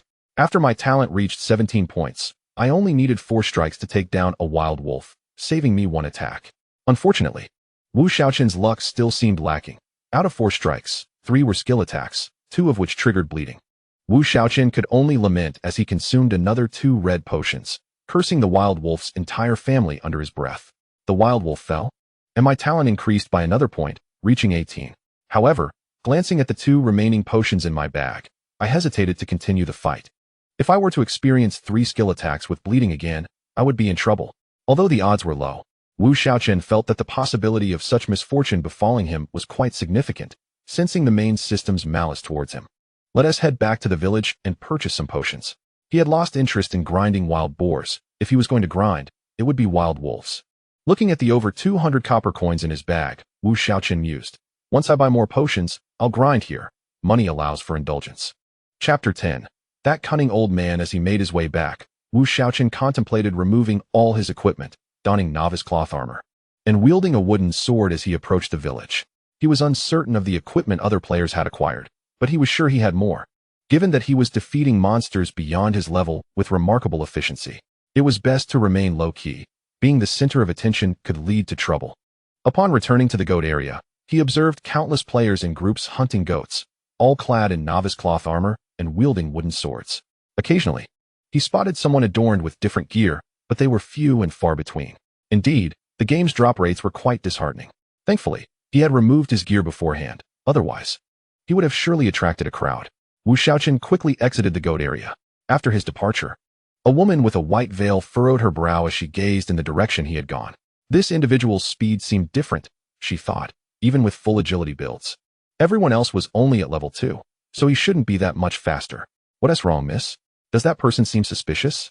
Uncle Lu inquired, glancing towards where the lady was looking, but by that time, the figure had vanished from sight. Nothing, she shook her head. Perhaps she was just being overly sensitive. Wu Shaochen swiftly returned to the village, where the streets were notably empty. Most had ventured out to hunt monsters. He decided to check for available quests. He dashed toward the elderly man with white hair standing at the village entrance, who should be the village chief. Greetings, village chief. Is there anything I can assist you with? Wu Shaochen asked politely. Adventurer, your current strength is too low to aid me. Please visit Grandma Lu in the northern part of the village to see if she requires assistance, the village chief replied. Understood, not enough level to accept that. Wu Shaochen responded, promptly heading north. He found an elderly woman sitting in a chair, basking in the sun, and quickly approached her. Hello, Grandma Lu. Is there anything I can help you with? Oh, hello, adventurer. I do have a matter. Recently, there has been an overpopulation of rabbits outside the village, and they've devoured all my carrots. Could you help me eliminate these troublesome rabbits? She asked. Ding. Grandma Lu has issued you a quest. Travel to the grasslands to slay little white rabbits and return with 10 rabbit furs to Grandma Lu. Quest reward, 10 experience points. 10 copper coins. Do you accept? Is that all? Am I allowed to say I find it beneath me? With that time better spent hunting wolves. He promptly chose to decline. He quickly fled from Grandma Lu's disappointed gaze. Are the quest rewards in this game really that low? Or is this the lowest tier quest? Wu Shaochen wandered around the novice village for a while before spotting a farmer sitting outside his door, sighing dramatically. His demeanor indicated he likely had a quest. Wu Shaochen hurried over and politely asked, "Hello, sir. Is there something you need assistance with?" "Adventurer, hello. I have indeed encountered some difficulties. It would be a great help if you could assist me. Recently, wild boars have frequently invaded the forest, ruining my crops. Could you help me eliminate those vile creatures?" The farmer pleaded. Ding. The farmer has issued you a quest. Go to the forest to slay wild boars and return with 50 wild boar tusks. Quest reward, 500 experience points, 200 copper coins. Do you accept? Isn't this convenient? Seeing the over 100 wild boar tusks in his bag, Wu Shaochen unhesitatingly clicked accept. Just as he was about to submit the quest, he suddenly stopped. If I submit this, won't I level up immediately? How will I grind for talents then? He hastily retrieved the wild boar tusks he was about to hand over. That cunning old man was trying to sabotage my talent progression. Never mind, there's no time limit on the quest. I'll return to submit it once I can no longer grind for talents in the novice village. I'll complete all the quests then, the experience doesn't matter. It's the copper coin reward that counts. Having made up his mind, Wu Shaochen turned towards the apothecary. There was no need to seek other quests right now. Grinding for talents was of the utmost importance. At the apothecary, he checked the merchandise and noticed the price of a small red potion was 20 copper coins. Wu Shaochen's face darkened. How expensive. He had initially thought such basic potions would only cost 1 or 2 copper coins. With over 200 copper coins, he could easily buy more than 100 bottles. Now, he could only afford 10. How outrageous. Wu Shaochen grumbled. Ultimately, he gritted his teeth and bought 10 bottles, leaving him with only 16 copper coins. His heart ached. Those coins were painstakingly collected one by one from the ground. He rushed to the general store to sell the excess 81 wild boar tusks. The quest only required 50, and he had 131. The surplus had to be sold. A player could only undertake a quest once, unless it was a chain quest. He earned 81 copper coins and returned to the apothecary to restock on 4 more red potions before heading out of the village. As he walked, Wu Shaochen opened the chat channel. To be honest, he had been playing this game for several hours, solely focused on hunting monsters, and hadn't even glanced at the chat. He felt quite disconnected from the social aspect of the game and thought it was time to see what others were discussing. Currently, the chat channel only featured regional and private channels. Opening the regional channel, he found it buzzing with activity, looking to team up to hunt goats, preferably with level 1 or higher, ideally with full strength or balance builds. Can anyone help me hunt goats? Just leveled up to 1. Damn, I got killed again. Thankfully, dying before level 10 doesn't result in losing a level, or I'd have to go back to hunting rabbits. The damage from these goats is too high. Seeing the conversations in the chat predominantly revolved around hunting goats, Wu Shaochen shook his head. He was grateful for his talent, which allowed him to defeat monsters beyond his level. Otherwise, he would likely be scrambling to join others in the hunt. I have heard that several prominent players of level 2 ventured to challenge the level 3 monsters, but not long after, they all returned. Are the level 3 monsters truly that terrifying? Indeed, they are frightful. I took the liberty to examine the attributes of the Qing Shi. Its venom is exceedingly repulsive. Without potions, it is practically impossible to defeat, and the potions available in the shop are exorbitantly priced. Thus, the esteemed players likely have no intention of confronting the Qing Shi any longer. At this moment, Jun Ling and his companions, who had just exited the bamboo grove, wore grim expressions. Let us return to farm the goats. It seems we shall abandon the Qing Shi and instead level up to tackle the level 4 crabs directly. Jun Ling stated, indeed, fighting the Qing Shi is not worth the effort. It consumes far too many potions. Nan Feng replied, alas, if this continues, the gap between us and that individual will only widen. Hao Ran added, our talents are geared toward the later stages. We possess no advantages in the early game, so there is no need to compete with him. His abilities likely shine in the early game, but may not hold as much weight in the later stages. Therefore, we need not be overly concerned. Given our strength, surpassing him later will not be difficult. Jun Ling assured.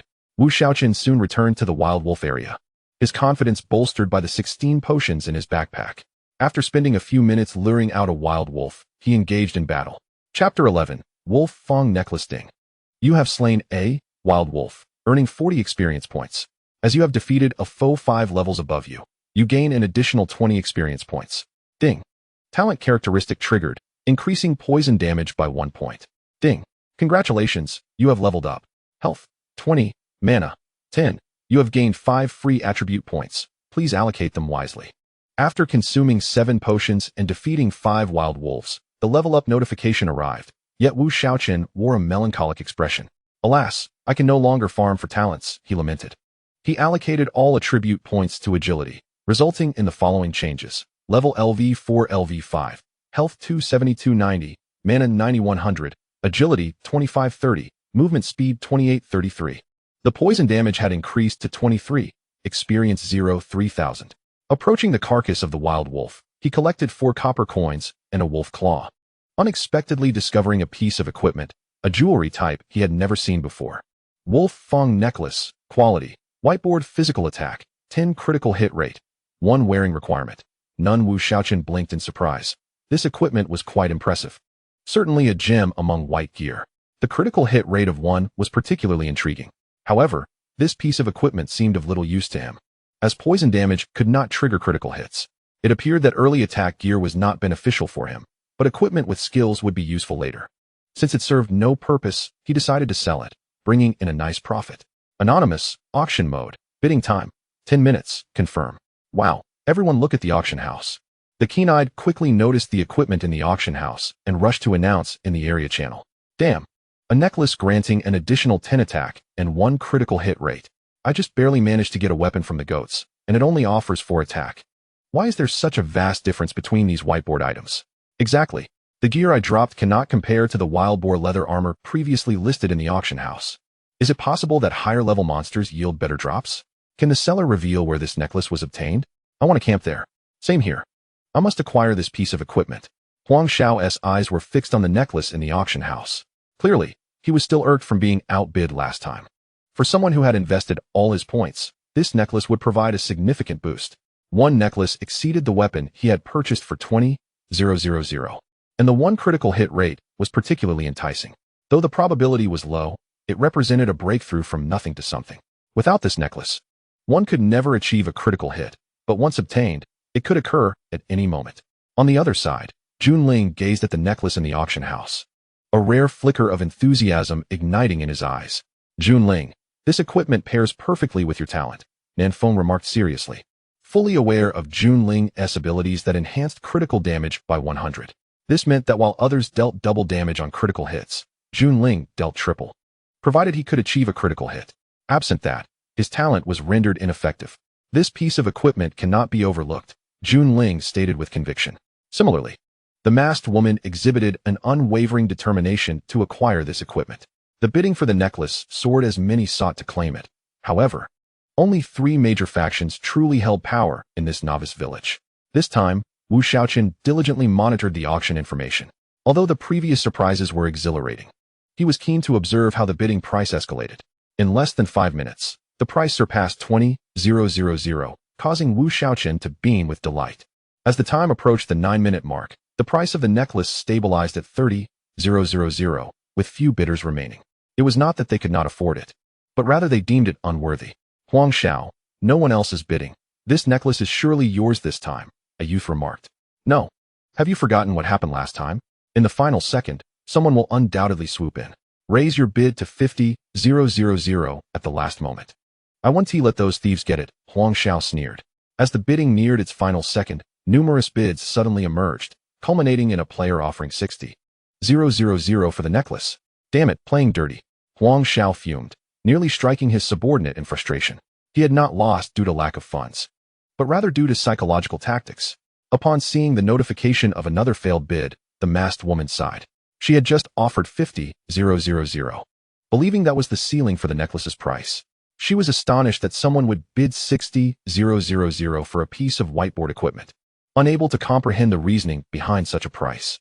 Didn't every item have its limits? No matter how favorable the attributes. It was merely white gear that would soon be obsolete. Lu Shu, is my understanding of this game inadequate? The woman inquired of the middle-aged man beside her. Miss, I have never played games before. Do you know why the master has asked me to join? Lu Shu responded. Is it because my father intends to invest in business within the game? Your insight is unparalleled. He wants you to assess the necessity of such investments, correct? She asked. Indeed, miss, you have always been astute. You grasp matters quickly. Would you like to hear my understanding of this game? Lu Shu queried. The woman nodded. Lu Shu stated gravely, my understanding is that this is no longer merely a game. It is humanity's second world. A spiritual realm that will encompass all human mental experiences. Hence, I will propose to the master that we transfer most real-world industries into this game. The woman's eyes widened, and after a long pause, she said, I now understand what to do. Meanwhile, Junling adorned the necklace, a smile gracing his lips. 60. 000. Junling, are you certain this whiteboard equipment is worth it? Haoran expressed concern. Absolutely. The drop rate for jewelry is inherently low. It is rare to find one that increases critical hits. This equipment will likely accompany me through the entire novice village. This investment will yield countless returns in the future. This game is unlike any other. It presents us with an opportunity that we must seize, Junling declared earnestly. Ding. The item you listed in the auction house has been purchased by a player for 60,000. After deducting a transaction fee of 9,000, the remaining 51,000 has been transferred to your linked bank account. At this moment, Wu Shaochen was utterly bewildered. He knew the necklace would fetch a higher price than his previous equipment, but he never anticipated it would reach 60,000. Initially, when he saw the price stabilize at 30,000, he thought that was likely its peak, only to be astonished by the final second-S twist. There are truly many wealthy individuals, Wu Shaochen mused, before entering the game. He had only 700 in savings and was anxious about rent. Yet, in less than 6 hours, his savings were on the verge of reaching 6 figures. A feat he had never even dared to dream of. Keep pushing forward. I have decided against renting. I now have dreams, aspirations of purchasing a home. Chapter 12. Yinlang. Let us first examine the attributes of level 10 monsters and ascertain if they can be defeated. If so, I can continue to hone my skills. Traversing the wild wolf plains, I noticed a pack of wolves trailing behind me. There was little to worry about, as wild wolves are aggressive creatures that pursue anyone who enters their aggro range. However, with a movement speed of 33, Wu Shaochen was unconcerned, as they could not catch up to him. After walking for some time, a valley came into view, where a few majestic silver wolves were seen roaming. More wolves? Wu Shaochen felt a chill, as he was still struggling against the wild wolves and would need healing potions to face these fiercer foes. Approaching the valley's entrance, he cast a detection spell on the nearest silver wolf. Silver wolf, level 10 health, 6,000 attack, 140 defense, 60 speed, 30 skill, swift strike. With a howl, it gains 50 attack speed and 50 movement speed for 30 seconds, cooldown of 2 minutes. Great, this creature counters me entirely. I cannot engage. Wu Shaochen turned and left without a moment's hesitation. Never mind, I shall log out and have something to eat. After 6 hours of play, I have only consumed a single piece of bread. This cannot continue, or my health will suffer. I have earned quite a bit. I deserve a treat. Finding a secure location, he logged out, removed his helmet, and sat up on his bed. Shaking his head, he felt no discomfort, but suddenly, his stomach churned violently, prompting him to dash to the restroom in haste. After half an hour, he emerged from the restroom, feeling utterly drained. He staggered out, realizing the bread he had eaten earlier must have been spoiled. Sitting on the only tattered sofa in his rental, Wu Shaochen indulgently ordered a bucket of fried chicken. He had initially considered dining out, but given his current state, he opted for takeout instead. After placing his order, he perused the forums on his phone, where nearly every post concerned the game Xinyu. Astonishingly, 2 of the top 3 posts featured him, with view counts reaching millions. 1. Speculation on high attribute equipment in 8365 Newbie Village Auction House. 2. Whiteboard equipment in 8365 Newbie Village Auction House fetches 60,000. 3. Discovery of Newbie Village Boss. Wild Boar King. Attributes attached. Experts seeking to strategize against the boss may take a look. Curious, he clicked on the first post, where a self-proclaimed game commentator shared insights about his equipment, and surprisingly, the analysis was quite accurate. Currently, 3 exceptional items are known to exist in 8365 Newbie Village, and I suspect the first 2 were dropped by defeating level 6 wild boars, while the third, the wolf tooth necklace, likely dropped from the level 9 wild wolves. I strongly recommend the officials investigate this individual. I suspect foul play. It is implausible for players at this stage to contend with even the level 6 wild boars. The comments section was flooded with tens of thousands of replies, predominantly calling for an investigation into the player for cheating, with only a handful suggesting perhaps he was simply skilled. However, those voices were quickly drowned out. To Wu Shaochen's astonishment, the post received an official reply. Xinyu does not condone cheating. A straightforward response, devoid of superfluous words, quelled the fervor of those eager to join the discussion. How imposing the officials are, Wu Shaochen remarked, stroking his nose. He glanced at the subsequent posts and thought, I did not expect someone to discover the Wild Boar King. It seems prudent to eliminate it quickly. Although no one will likely be able to defeat it shortly, the sensation of being watched is unsettling. After a 10-minute wait, the takeout finally arrived. After a hearty meal, Wu Shaochen wiped his mouth and lay back down, donning his helmet to log back into the game. He found himself in the same spot where he had logged off. Checking his attributes, he realized he was still unprepared to tackle the Wild Boar King and that fighting the wild wolves would deplete his potions. Could he really return to fighting wild boars? Could he express his nausea at the mere sight of them? Should he explore the level 8 monsters? If they could be defeated, he might acquire different equipment, possibly boosting his attributes enough to challenge the Wild Boar King. Level 8 monsters should be found beyond the spider-infested area, and he needed to proceed cautiously to avoid being ensnared in the grotesque webs, as even his current attributes would struggle against multiple encounters. Alas, the distribution of monsters in this game lacks any rhyme or reason. How many players must fall victim to this? Just imagining the despair of players who, feeling confident after easily dispatching level 3 green snakes, venture deeper only to be ensnared by level 7 spiders evokes a sense of dread. Navigating the spider-infested woods with ease. Thanks to his impressive speed, Wu Shaochen finally encountered the level 8 monster, though the sight of the toad made him feel uneasy. Toad, level 8 health, 3200 attack, 100 defense, 48 speed, 15 skill, tongue jab, extends its tongue to strike a target, ignoring 50 defense to deal 145 physical damage, reducing the target's movement speed by 30. Cooldown time, 10 seconds. This one is manageable, Wu Shaochen calculated. The toad's skill damage, ignoring 50 defense, would only inflict 137 damage on him, and with 290 health, he felt confident. With 23 points of toxin damage, he could dispatch it in 3 hits. And even reduced to 20 speed, he would still have enough to overpower it. Ugly as it may be, I shall endure. After all, I am not courting it. A level 8 toad grants Wu Shaochen 30 experience points, plus an additional 9 for surpassing level 3, totaling 39 experience per kill.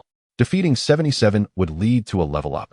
And besides 4 copper coins, the toad would drop a sticky saliva, likely a quest item. Every monster in the newbie village probably has an associated task. Thus began Wu Shaochen's quest to eliminate toads. At this moment, many leading players in the newbie village had already reached level 3 and began strategizing against crabs. Each player possessed several pieces of equipment, with the strongest groups clad in defensive gear primarily obtained from goats, which provided minimal attribute boosts. Although they typically operated in groups of 5, the crab's attributes were still formidable for players at this stage, making battles quite arduous. Meanwhile, players in 8365 newbie village eagerly watched the auction house, anticipating the return of the mysterious benefactor with more equipment. Although numerous items had appeared, they were mostly of 2 attribute points, listed at exorbitant prices. A few sellers, likely inspired by Wu Shaochen's earlier transactions, had even listed items for 230,000, only to receive no bids. Suddenly, a pair of shoes was listed in the auction house at a price of 10,000. Within seconds, they were snatched up. What just happened? I thought I saw a pair of shoes appear and then vanish. Incredible. I checked the auction records. Shoes with 5 attribute points, priced at 10,000. It must have been that benefactor. Who could possibly be that fast? Surely, they must have been single for 30 years. Chapter 13, Confrontation with the Wild Boar King. Wu Shaochen stared dumbfounded at the auction house. Was the speed of bidding truly so rapid? His confirmation barely registered before the item disappeared. Was his price too low? Or did the wealthy simply have too much money? Those shoes were the canvas shoes he had received from defeating the first sea turtle, which he had worn continuously. Having just acquired a new pair from defeating the toads, he decided to list the old ones at 10,000, thinking if they did not sell, he would lower the price, as they were merely second-hand shoes he had worn. It seems I underestimated the value of equipment. I never anticipated that second-hand shoes would be in such high demand. I took a glance at the recently revealed chanchu boots. Boasting a movement speed of 5 and a defense of 3, with a total movement speed reaching 35 and defense amounting to 18, quite appealing indeed. So I continued my quest. For the next 2 hours, Wu Shaochen diligently farmed the toads, slaying a total of 77, ultimately elevating his level to 6. During this time, 3 pieces of equipment dropped. Chanshu belt, 40 health, for defense. Chanshu helmet, 40 health, for defense. Chanshu ring, 20 health, 8 physical attack, 1 attack speed. The ring, with its additional 20 points of health, became Wu Shaochen's personal adornment, not intended for sale. He proceeded to list the replaced Yeju belt and helmet on the auction house for a 10-minute bidding period. After the 10 minutes elapsed, both items were successfully auctioned off at a price of 30,000 each. As players' levels increased and equipment improved, the 6th-level Yeju gear offered diminishing returns for enhancement. Finally, I managed to purchase an item. I didn't expect the price of whiteboard equipment to remain so high even after the server has been live for so long, remarked a veiled woman with a sigh. Indeed, it has become apparent that the attributes of white gear vary in quality, hence the higher prices for superior attributes. However, they should not be excessively inflated. With the rise in player levels and equipment, prices will soon stabilize. The equipment available in the novice village changes every hour. Lu Shu added, I wonder what kind of individual possesses the capability to defeat such high-level monsters. Could it be a powerful faction relying on sheer numbers? The woman pondered. That is unlikely. If they were relying on numbers, their presence would be conspicuous. It would be impossible for no one to notice. Moreover, if they had a large group, they would also require equipment for themselves, leaving no surplus for sale. Thus, I suspect the team selling equipment consists of no more than 5 individuals. Or it might even be a solitary player, Lu Shu analyzed. The woman nodded in agreement with Lu Shu's assessment. Yet her mind inadvertently recalled a fleeting figure she had glimpsed last time. Wait, wasn't that person coming from the direction of the Yeju forest? She suddenly realized. Could it be him? She mused silently, resolving to pay close attention should she encounter him again. Meanwhile, Wu Shaochen remained blissfully unaware that he had captured someone's intrigue. As he was presently scrutinizing the attributes of his newly equipped gear following his level up, contemplating how to allocate his 5 attribute points. Name, Chunfeng level, 6 health, 350 mana, 110 physical attack, 20 magical attack, 10 physical defense, 18 magical defense, 5 movement speed, 35 attack speed, 7 from 35 agility plus 1 from the ring, experience, 34. 000 strength, 5 intelligence, 5 constitution, 5 bone, 5 spirit, 5 agility, 30 skill, insight talent, source of venom, inflicts 23 points of true damage to the target every second for 60 seconds. Stackable up to 1 layer. I shall allocate these 5 points to constitution. For now, I will focus on defeating the Yeju Wang. My speed is already sufficient, and adding 5 points to constitution will elevate my health to 400 points, allowing for a natural recovery of 4 points per second. Otherwise, even with 399 health, I would only recover 3 points. Consequently, he allocated the 5 attribute points to constitution, bringing his health to precisely 400 points. He glanced at his inventory. Originally containing 9 potions, now reduced to 6, totaling 15 red potions. Feeling prepared to confront the Yeju Wang, a boss he had long coveted, he mentally reviewed the attributes of the Yeju Wang once more. With an attack of 250 and my defense at 20, it would deal 230 damage to me. In 50 seconds, I can recover 200 health, which should pose no issue. I am well acquainted with its wild charge, so evading it should not be difficult. I merely need to avoid proximity during its enraged state. I do worry, however, about the poison dissipating within those 30 seconds of rage, but that is an unavoidable circumstance. I can always endure a bit longer if necessary. Thus, Wu Shaochen resolutely set off towards the Yeju Wang. Upon encountering the Yeju Wang's massive form, he felt a flutter of trepidation in his heart.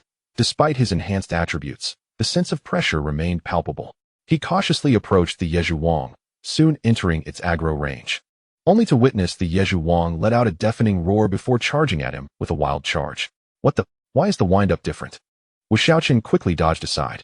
When battling ordinary wild boars, they would typically shuffle their front feet before executing their skills. Yet this Yeju Wang simply roared. Fortunately, his extensive experience with the wild charge allowed him to instinctively evade it. Seizing the fleeting moment of the Yeju Wang's post-skill pause, Wu Shaochen swiftly struck its rear with a sword, then darted away, calculating the time required to slay it as damage numbers of 23 appeared above the Yeju Wang's head. Under normal circumstances, defeating it would take approximately half an hour, but considering its 30 seconds of rage during which he could not approach, he had to factor in the possibility of the poison wearing off. With the Yeju Wang possessing 50,000 health and recovering 500 health per second, this could prove challenging. Nevertheless, he decided to adapt as necessary. If it came to it, he would endure some damage to reapply the poison, especially since he had potions. With a tense expression, Wu Shaochen evaded the Yezhu Wang's wild charge, dealing damage with each successful dodge. For 3 consecutive minutes, the Yezhu Wang failed to land a single hit on him, which finally incited its fury. Roar! With a mighty bellow, the creature rose to its hind legs, towering over 3 meters in height, its forepaws thumping against its chest as it charged at Wu Shaochen once more. Goodness, this is rather overwhelming. Thankfully, it does not increase its movement speed, or I would be at a loss, he thought. Calculating the time, he noted there were still 28 seconds of poison remaining. It mattered little, as the Yezhu Wang would not begin to recover health until 10 seconds after the poison expired. Allowing it to rampage for a while seemed prudent. Thus, Wu Shaochen appeared to have the Yezhu Wang firmly under control, as all its attempts to pursue him remained futile. The wild charge, despite lacking the characteristic wind-up shuffle, was accompanied by a roar.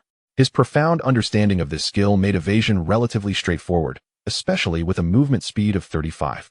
During this period, the Yezhu Wang activated its rage 6 times. Only once did it trigger, just as the poison was about to expire, allowing Wu Shaochen to endure damage and retaliate with a strike, losing 355 health in the process. The increase in attack speed to 50 was insufficient for it to land a second blow before he could escape, unless it managed to strike twice in 1 second.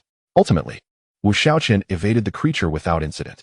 After more than half an hour, the Yezhu Wang's health dwindled to 10, prompting it to unleash its final survival skill. Yet this proved ineffective. Remaining motionless for 10 seconds, it failed to recover even a single point of health. It seemed to be the most unfortunate of all the wild boars in the novice village. Chapter 14. Server-wide announcement, shocking all at last. After an arduous battle lasting 36 minutes, the massive form of the Yezhu Wang collapsed to the ground. Ding!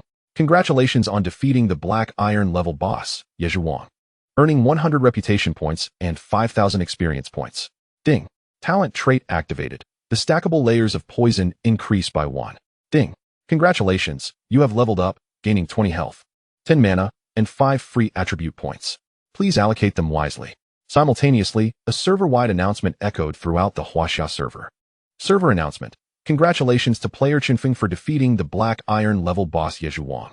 As the first player in the entire server to achieve this feat, the system rewards you with 200 reputation points, 10 gold coins, and 10 free attribute points.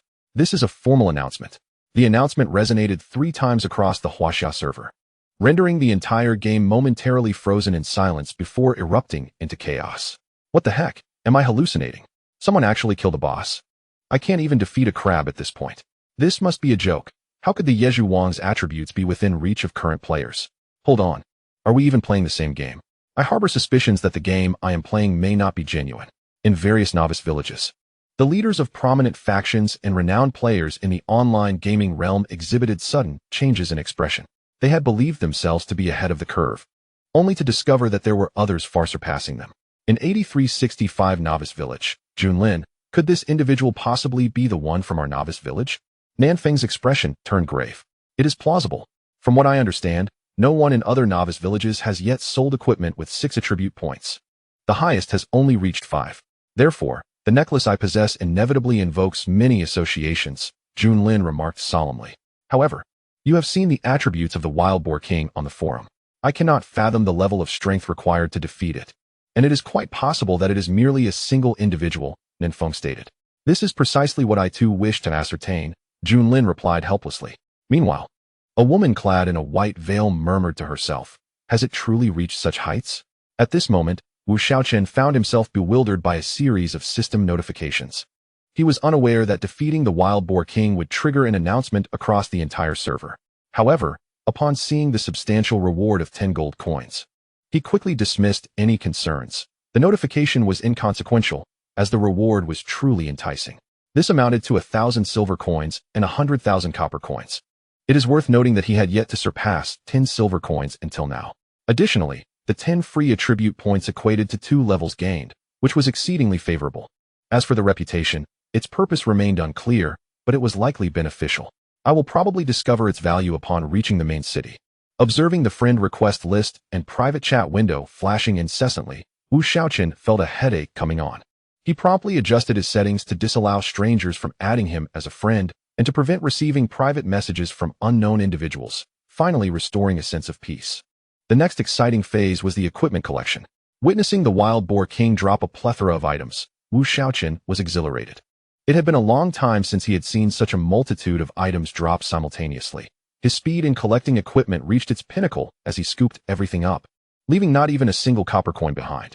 Upon tallying the total, he found that the Wild Boar King had dropped a grand total of 1 gold and 34 silver coins, 3 pieces of black iron-grade equipment, 4 pieces of common Wild Boar gear, a skill book, and a scroll. Surprisingly, given the game's drop rate, it was astonishing to obtain so many items at once. It seemed that defeating bosses would indeed be the path to wealth. Checking the attributes of the 3 pieces of black iron-grade equipment, he noted that this was the first time he had encountered such quality gear.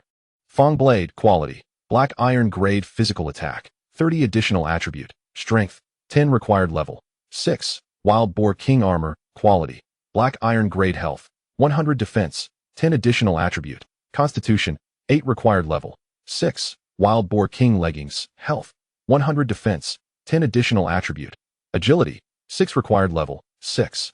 Indeed, black iron-grade equipment is incomparable to common gear. In addition to base attributes, it randomly adds an additional attribute, making it significantly more potent. As for the 4 pieces of common gear, they were merely the Wild Boar equipment, Wild Boar Skin helmet, Wild Boar Skin armor, Wild Boar Skin pants, and Wild Boar belt. Although Wu Shaochen had no use for them, they were still valuable. He took out the skill book and scroll. First examining the skill book, Furious Charge, consumes 40 mana points to rapidly charge forward in a straight line for 4 meters.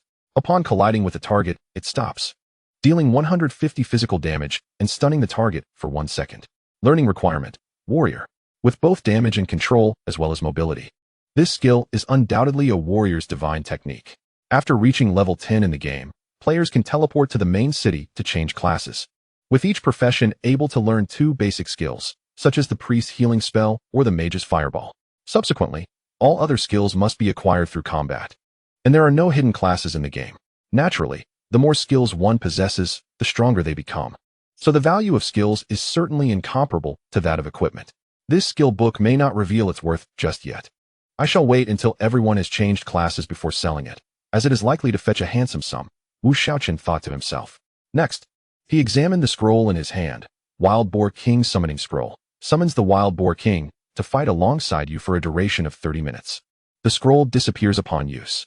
A valuable item indeed. The Wild Boar King is quite formidable. When encountering monsters one cannot defeat, it will serve as a helpful ally. Wu Shaochen then began to allocate his attribute points. Having leveled up and received 10 additional attribute points, he now possessed a total of 15 attribute points. Currently, the only challenging monsters in the novice village were the Silver Wolves. The skill enhancement granting a 50 increase in movement speed would elevate his speed to 45 points. Leaving no room for hesitation, he allocated all 15 points to agility, bringing his agility to 45 points, and with the additional 5 points from his shoes, he would just surpass their speed. Perfect. He then equipped the Wild Boar King armor and Wild Boar King leggings, instantly refreshing his attributes to unprecedented levels. As for the weapon, Wu Shaochen decided against using it himself, as the slight increase in attack power would not be of much benefit. He still needed to rely on poison. It would be more practical to auction it off for money. However, that could wait until tomorrow when everyone had leveled up. As black iron equipment has level requirements, and players would not be able to equip them immediately, he casually placed the unequipped Wild Boar Skin armor, Wild Boar Skin pants, and the 4 pieces of Wild Boar equipment into the auction house, choosing the bidding mode for 10 minutes.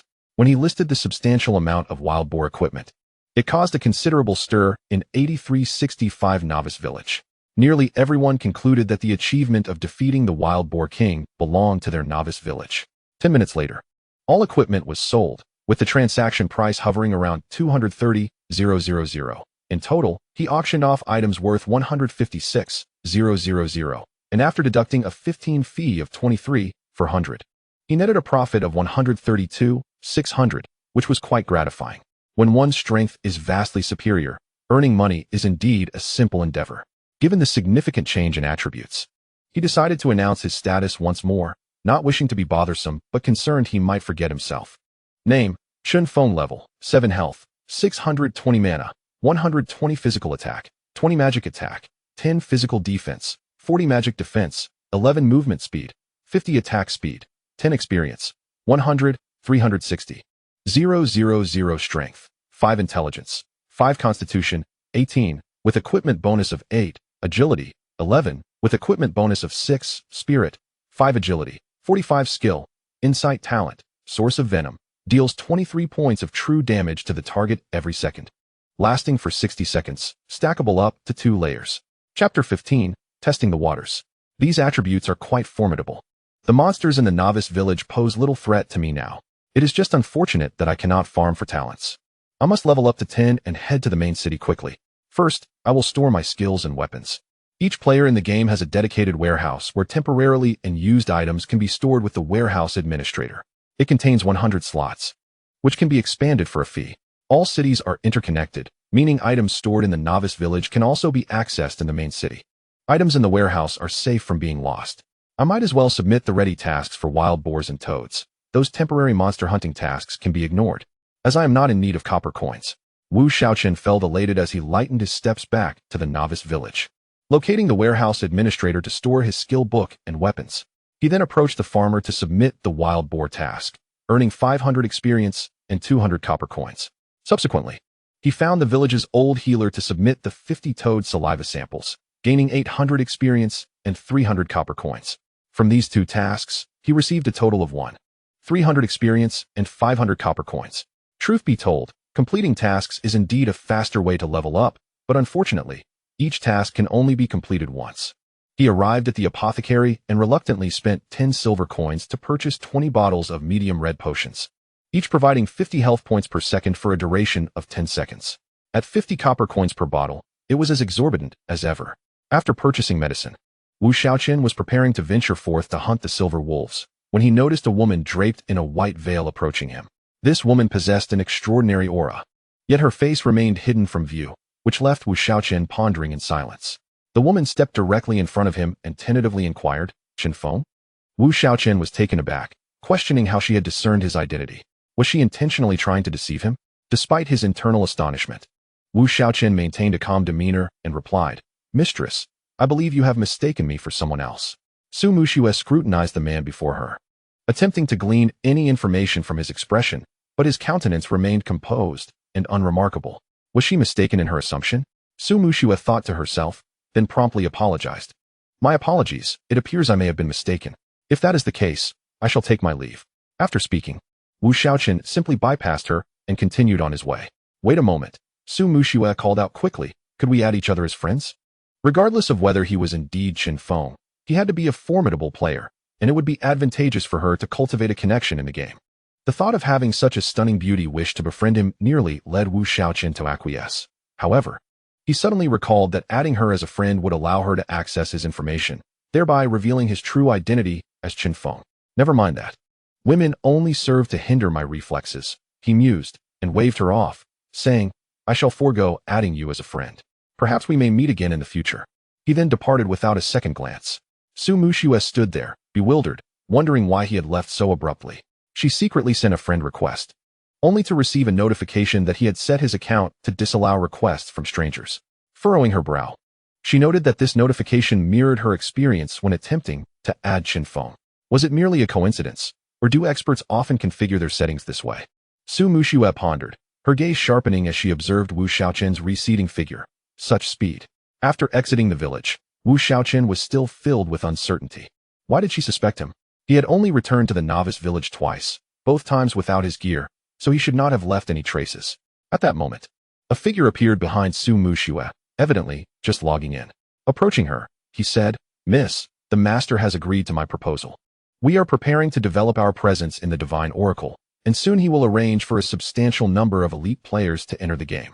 He advised that we should not shy away from spending in the early stages, as this will enable us to gain an advantage over others and secure greater opportunities for development later on. Indeed, we must pay close attention to the auction house, especially the equipment belonging to Chen Feng. We must seize it at the earliest opportunity," Su Muxue replied. "Chen Feng, is he not the one who first defeated the Wild Boar King?" Lu Shu inquired. "It must be him. No other novice village has anyone capable of selling high-tier equipment. If someone can defeat the Wild Boar King, it is most likely him, and I believe I may have an inkling of his identity," Su Muxue asserted. "Is that so? If that is the case, is there any way to recruit him to our side? Having such a formidable expert among us would be invaluable for our development," Lu Shu said excitedly. "I will do my best," Su Muxue whispered, though she felt no confidence in her ability to persuade him. Wu Shaochen made his way to the Silver Wolf Valley, where the level 10 silver wolves had once been an insurmountable challenge for him, but now posed no threat at all. He lured a silver wolf and swiftly struck it down twice, ensuring he maximized the effect of his poison, which now stacked to 2 layers, inflicting 46 damage per second. With the silver wolf's health at 6,000, he could dispatch one in just over 2 minutes. As for the damage he would receive in return, it amounted to a mere 200 points. Easily manageable considering his health regeneration of 6 points per second after disengaging from combat. Thus began Wu Shaochen's relentless monster hunting spree. Once he resolved to level up diligently, his progress was remarkably swift. Within 2 hours, he ascended to level 8. His health reached 640, and his mana totaled 130, while his other stats remained unchanged. He decided to hold off on allocating attribute points for now, intending to assess the attributes of the next monsters he would face before making any decisions. Unbeknownst to him, perhaps due to the abundance of drops from the Wild Boar King, he found that after slaying over 50 silver wolves in 2 hours, he had only received one piece of equipment, a bracelet he had no use for. Silver Wolf Bracelet, Quality, Common Attack, 10 Attack Speed, 1 Wear Requirement. None. To be frank, he found the attributes rather disappointing. He was unsure whether others felt the same. Truth be told, with 2 pieces of black iron tier gear already equipped, Wu Shaochen had grown discerning and was no longer interested in such common equipment. He casually listed it on the auction house, allowing others to bid as they wished. Meanwhile, in the wild boar forest, Junlin and his companions had once again successfully taken down a wild boar. Finally, they spotted some equipment and upon inspection, discovered it was indeed the most commonly listed gear from the auction house. It seemed that the equipment indeed dropped from the wild boar. However, they could not fathom how. While still battling the goats, he had managed to defeat the wild boar. Even now, having reached level 5 and fully equipped, they still found it quite challenging. Who knows? At least we have caught up now. Given our strength, we will eventually be able to catch up, Nanfeng remarked. To catch up? That may still be a distant goal. Just look at the auction house, Junlin replied with a hint of melancholy. What? The two hurriedly opened the auction house. Wow. Silver wolf bracelet? Could it be dropped by the level 10 silver wolves? Haoran exclaimed in astonishment. Be confident. Remove the could it be from your statement. If the wild boar king was indeed slain by him, then defeating level 10 silver wolves would be child's play, Nanfeng stated. Unbelievable. Chapter 16. The auction of the Fong blade. Ultimately, the silver wolf bracelet was auctioned off for 20,000 coins, leaving Wu Shaochen quite perplexed. How could such an item fetch such a price? He could only sigh at the wealth of others. After grinding for over an hour more, Wu Shaochen found himself unable to continue. Although he was eager to play, given that he did not have to work and this was a prime opportunity to earn money, his body could not withstand the strain of battling for over 10 hours straight. He decided to list the recently acquired silver wolf armor in the auction house. As he already possessed the wild boar king armor, the silver wolf armor, with its health bonus of 80 and defense of 2, was no longer necessary. However, its attributes were decent, favoring health, and it might just help him achieve a better health regeneration rate. Anonymous, auction mode, confirm, log off. Wu Shaochen removed his helmet and rubbed his temples, feeling a bit lightheaded. It seemed he needed to save up for a gaming pod. He had heard that playing while lying in a pod allowed individuals to maintain optimal physical condition, and the nutrient solution provided could replenish bodily needs. Although gaming exerted a significant mental toll, necessitating breaks after 3 days of continuous play, it was still an improvement over the gaming helmet. Unfortunately, gaming pods were prohibitively expensive, costing around $1 million each, a luxury reserved for the wealthy. Wu Shaochen checked his bank balance on his phone, 300 yuan. His face lit up with excitement, as he had never anticipated earning 300,000 in-game on just the first day of the server's launch. 300,000. Based on his previous salary, it would take nearly 10 years of hard work without indulgences to accumulate such wealth, yet he had achieved it in a single day. What should I do? Just moments ago, I felt sleepy, yet now I find myself wide awake. Perhaps I will browse the forums. Opening the forum, he noticed the top post was once again related to him. Terrifying Wild Boar King. How was it defeated? The post contained various analyses of the Wild Boar King's data, concluding that at this stage, it was impossible for anyone to have defeated the Wild Boar King. However, the notion of cheating was dismissed, as everyone sensed the uniqueness of this game, an absolutely groundbreaking creation that could not possibly harbor hacks. The final note was a strong request for Chen Feng to share his strategy for defeating the Wild Boar King. The post below is inundated with countless comments, all urging Wu Shaochen to share his strategies, accompanied by an array of ostentatious justifications. Wu Shaochen glanced at the comments with a faint smile, choosing to disregard them as he continued to browse for posts that piqued his interest. After meandering for over 10 minutes, fatigue washed over him once more. Setting an alarm for 6 hours, he collapsed onto his bed, succumbing to deep slumber. He slept soundly until the alarm rang, opening his eyes to the still dark sky. Though he yearned for more sleep, he knew he could not indulge, as it would squander the hard-earned advantage he had gained. Upon logging off, the average level in the novice village should reach level 4, while the more adept players would likely be at level 5, although subsequent levels required more experience. The players' capabilities were gradually increasing, and climbing 1 or 2 levels within 6 hours was entirely feasible. Donning his helmet, Wu Shaochen swiftly entered the game, and soon enough, a system notification chimed. Ding!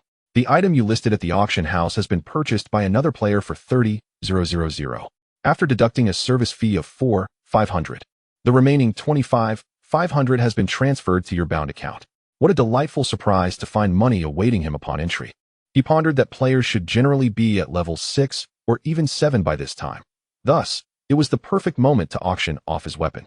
Hastening towards the novice village, he lamented the inconvenience of running back and forth, questioning why there were no return scrolls available for purchase in the novice village. As he passed through the wild boar forest, he noticed it teeming with players. Clearly, many were enamored with the wild boar equipment, as defeating these creatures was no small feat without adequate agility. Dodging the wild boar's brutal charge, inflicting a staggering 150 damage along with a 1-second stun, was a challenge few could endure. It would be far safer to hunt spiders, as their skills merely ensnared players, making them less perilous in a group. However, these concerns were not Wu Shaochen's to bear. At this stage, many were already equipped with wild boar gear. The wild boar king equipment he possessed bore a striking resemblance, rendering it unnecessary for him to remove it. Soon, he returned to the novice village to retrieve his weapon, heading directly to the auction house. He selected the bidding mode with a time limit of 10 minutes. After confirming, Wu Shaochen made his way back to the Silver Wolf Valley. The first black iron tier equipment indeed caused a tremendous stir. The regional channel erupted with excitement. Whoa! Black iron equipment. With an additional 30 attack and 10 strength, that's equivalent to 50 points of attack. Just this weapon surpasses my total attack. The prospect of such powerful weaponry, presumably dropped from the Wild Boar King, led players to speculate about the prowess of the player who had acquired it. Why would such a formidable player choose to sell this weapon? Could they possibly possess something even better? Unlikely, one remarked. At this stage, there shouldn't be better weapons than black iron gear. Another suggested, perhaps they have simply defeated another black iron boss. Such bosses are scarce in the novice village.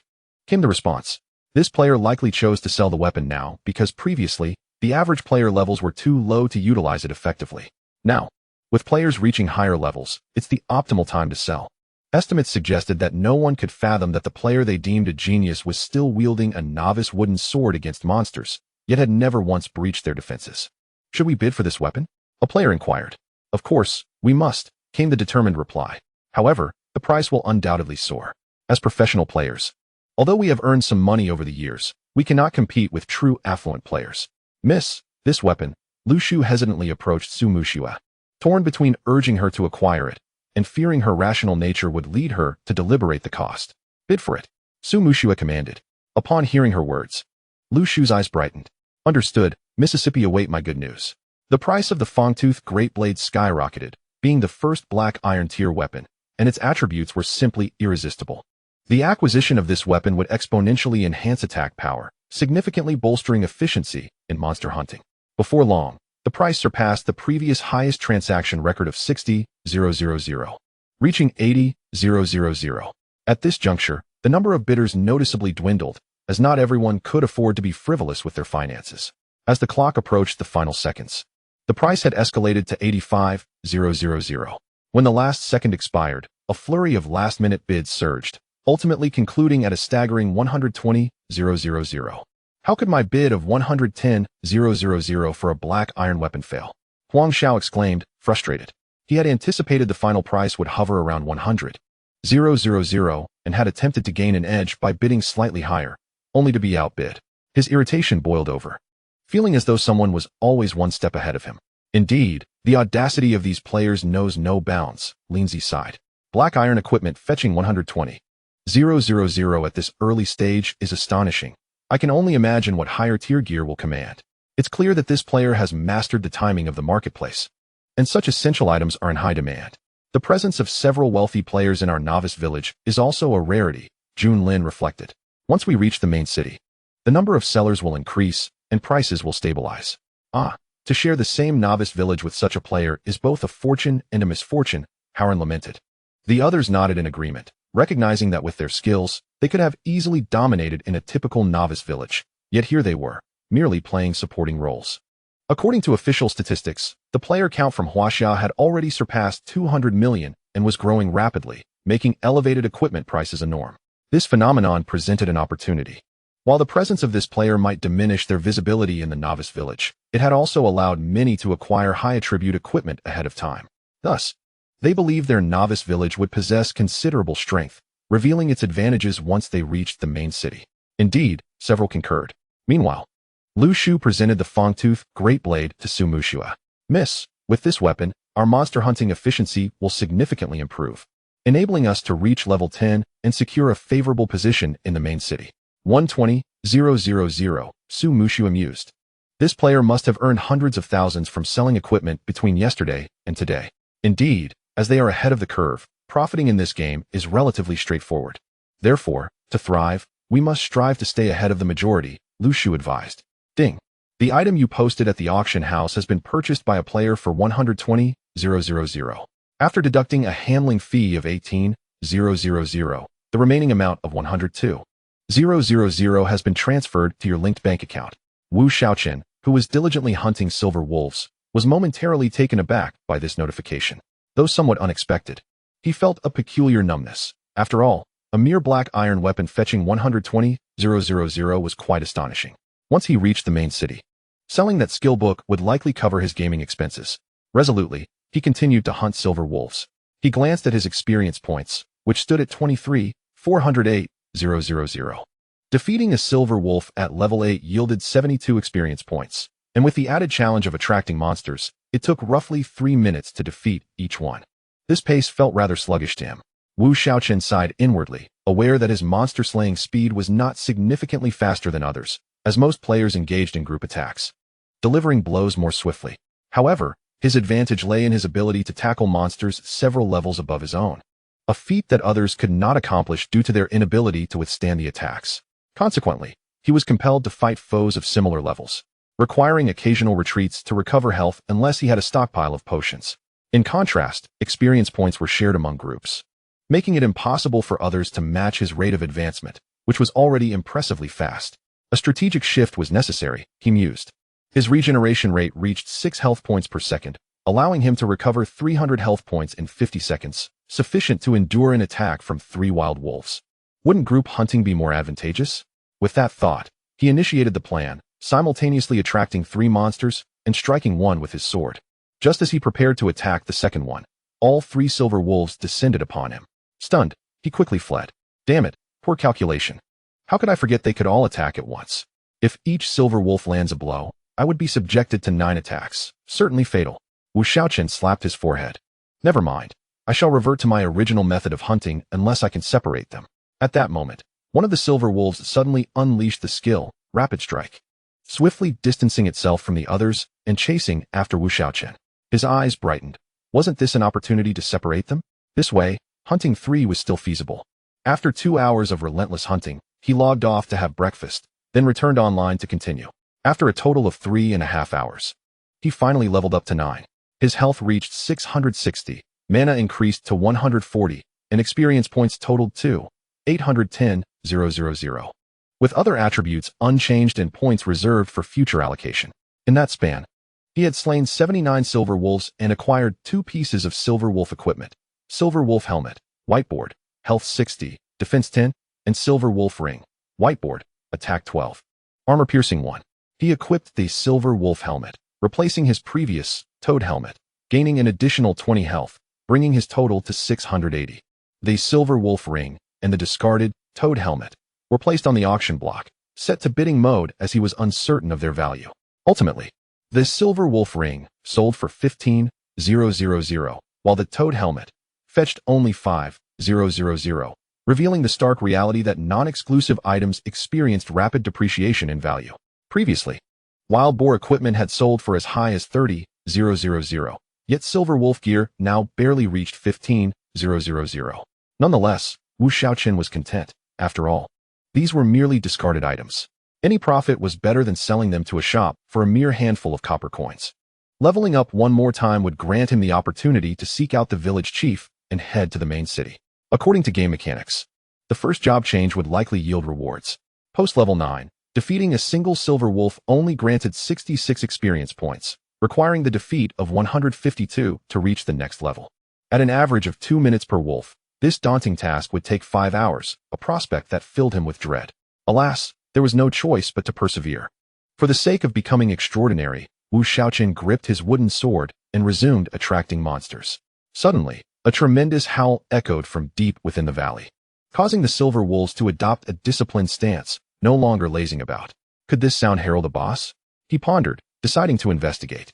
He sprinted at an impressive speed toward the valley's depths, skillfully evading silver wolves along the way. If he couldn't avoid them, it mattered little. With a movement speed of 50, they could hardly keep pace.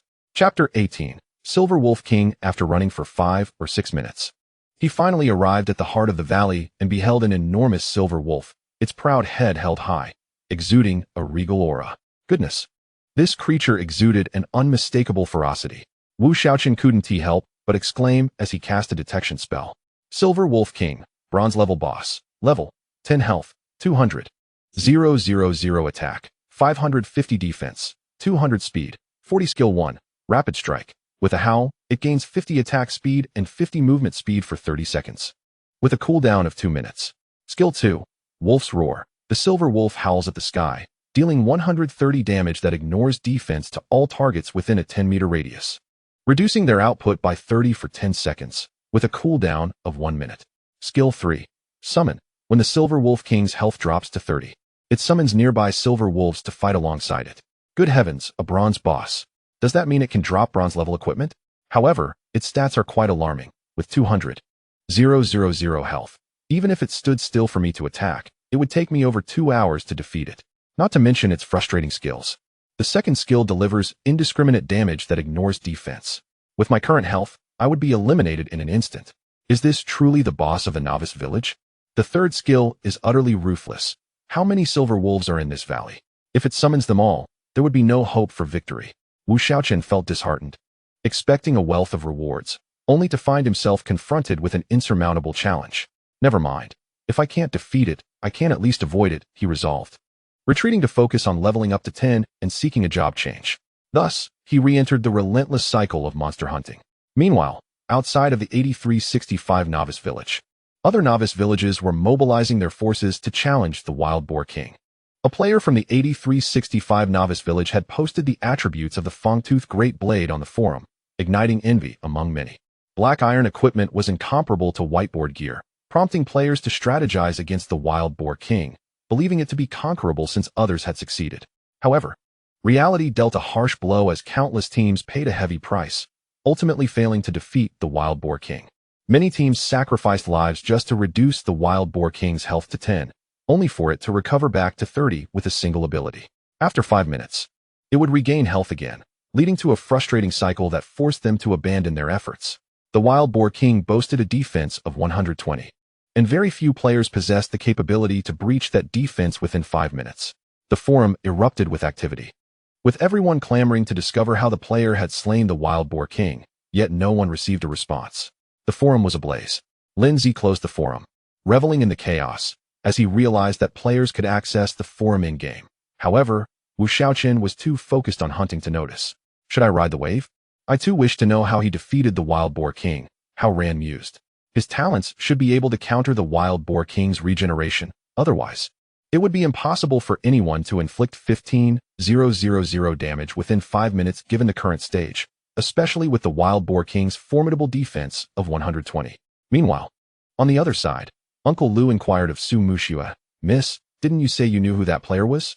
Could you ask him how he managed to kill the Wild Boar King?" Upon hearing this, Su Mushua's aloof demeanor vanished in an instant, revealing a somewhat awkward expression as she remarked, "I still can't get in touch. He hasn't added me as a friend." "Oh well, achoo, who's talking about me?" Wu Shaochen touched his nose and continued to diligently slay silver wolves. After approximately 6 hours, he had defeated 152 silver wolves and finally elevated his level to 10. However, he had only obtained 4 pieces of equipment: silver wolf belt, white health 50, defense 5, silver wolf bracelet, white health 20, attack 12, attack speed 1. Silver wolf boots, white speed 6, defense 4, silver wolf leggings, white health 60, defense 4. Apart from this silver wolf leggings, he could utilize the other 3 pieces. And the silver wolf bracelet was exceptional.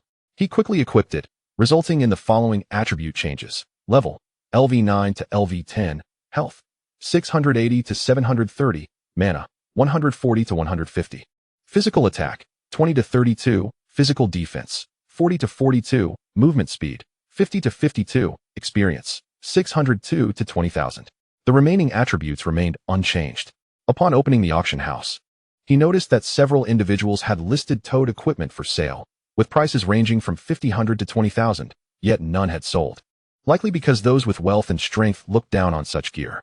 The remaining casual players were also reluctant to spend so much on equipment. After some contemplation, Wu Shaochen decided to list the toad belt and toad boots for 2,000 each, reasoning that even the smallest of mosquitoes is still meat. He listed the silver wolf leggings for 10,000, as no one could currently defeat silver wolves. Surely, a wealthy buyer would emerge.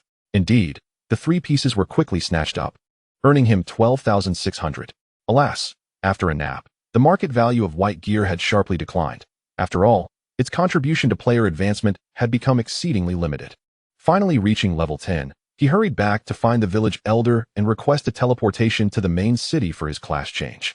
However, he first submitted the silver wolf task, noticing the over 200 wolf fangs in his bag, which would also provide him with a surge of experience and currency. The same type of materials in his inventory could stack up to 1,000, thus not occupying much space. Wu Shaochen swiftly returned to the novice village and found the shopkeeper to submit the task, as it had been he who had issued the wolf fang mission.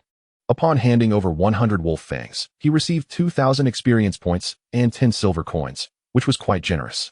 He then sold the remaining materials to the shopkeeper for over 100 copper coins. Approaching the village chief, Wu Shaochen politely inquired, "Greetings, chief. I have reached level 10. May I request your assistance in teleporting me to the main city?" "Oh, adventurer, your rapid advancement and strength astonishes me. However, I regret to inform you that the teleportation array to the main city has fallen into disrepair due to neglect. Could you assist me by venturing into the Silver Wolf Valley to slay the Silver Wolf King and retrieve its magic core?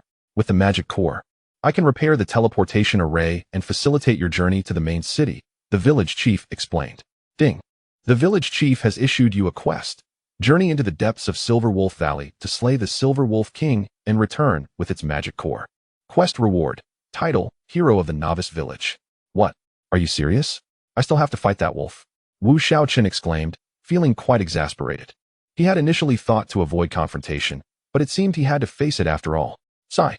Reluctantly, he accepted the task, for without it, he could not reach the main city. Moreover, the reward of a title was highly coveted, as titles were difficult to acquire, and multiple titles could be worn simultaneously, with their attributes stacking, though only one could be displayed at a time or hidden altogether. Hence, no one could refuse a title reward. Chapter 19. Adding friends. Having accepted the task, Wu Shaochen glanced at his attributes, subsequently allocating all 15 points of free attributes from the next 3 levels to agility. To defeat the Silver Wolf King, he needed to exceed its speed, otherwise, he stood no chance. His combat relied on evasion, and speed was essential. After adding 15 points to agility, his agility reached 60, and his movement speed climbed to 67.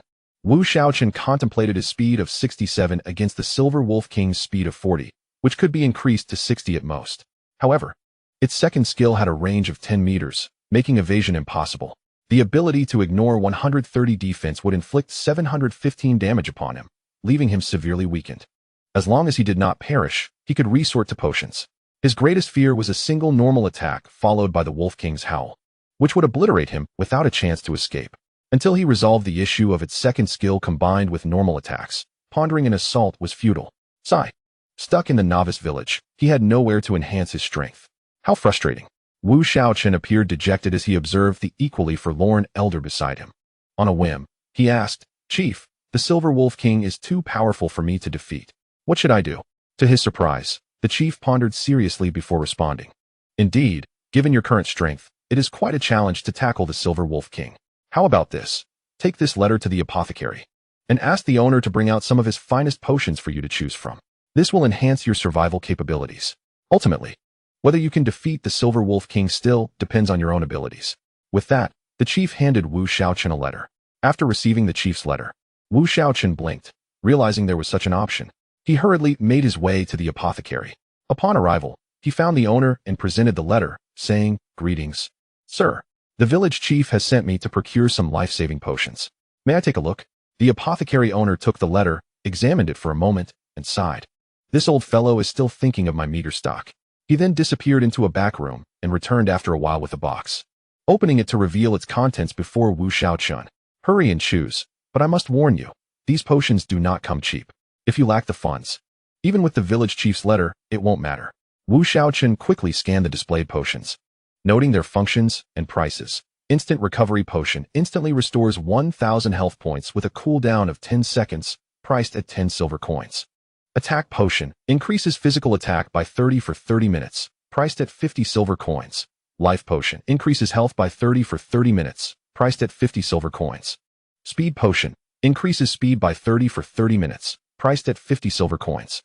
Wu Shaochen's eyes widened at the sight of these potions, which were rarely seen in the novice village. The usual offerings included only red potions, small, medium, large, and blue potions, small, medium, large, all of which provided gradual healing. However, upon seeing the prices, Wu Shaochen's mouth twitched. Had he not defeated the Wild Boar King, he would have only been able to admire these potions from afar, as they were quite exorbitant. Nevertheless, he had no choice. If he wished to slay the Silver Wolf King, he had to purchase these potions. Otherwise, he would remain trapped in the novice village. Waiting for other players to rise and join the hunt would diminish his advantage. Gritting his teeth, he spent a full 5 gold coins to buy 50 bottles of Instant Recovery Potion, and then another 5 gold coins for 10 bottles of Life Potion. He felt that even if he reached the main city, these potions might not be available, so acquiring them now was wise.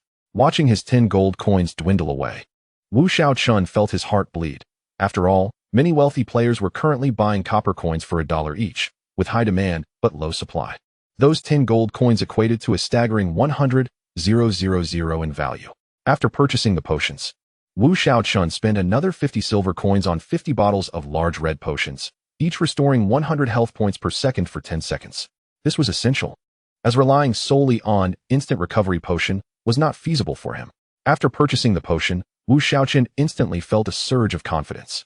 The Life Potion, granting an additional 30 health points, proved futile against the Silver Wolf King, for even with this enhancement, he could not withstand a single basic attack followed by a roar. Thus, it was deemed unnecessary.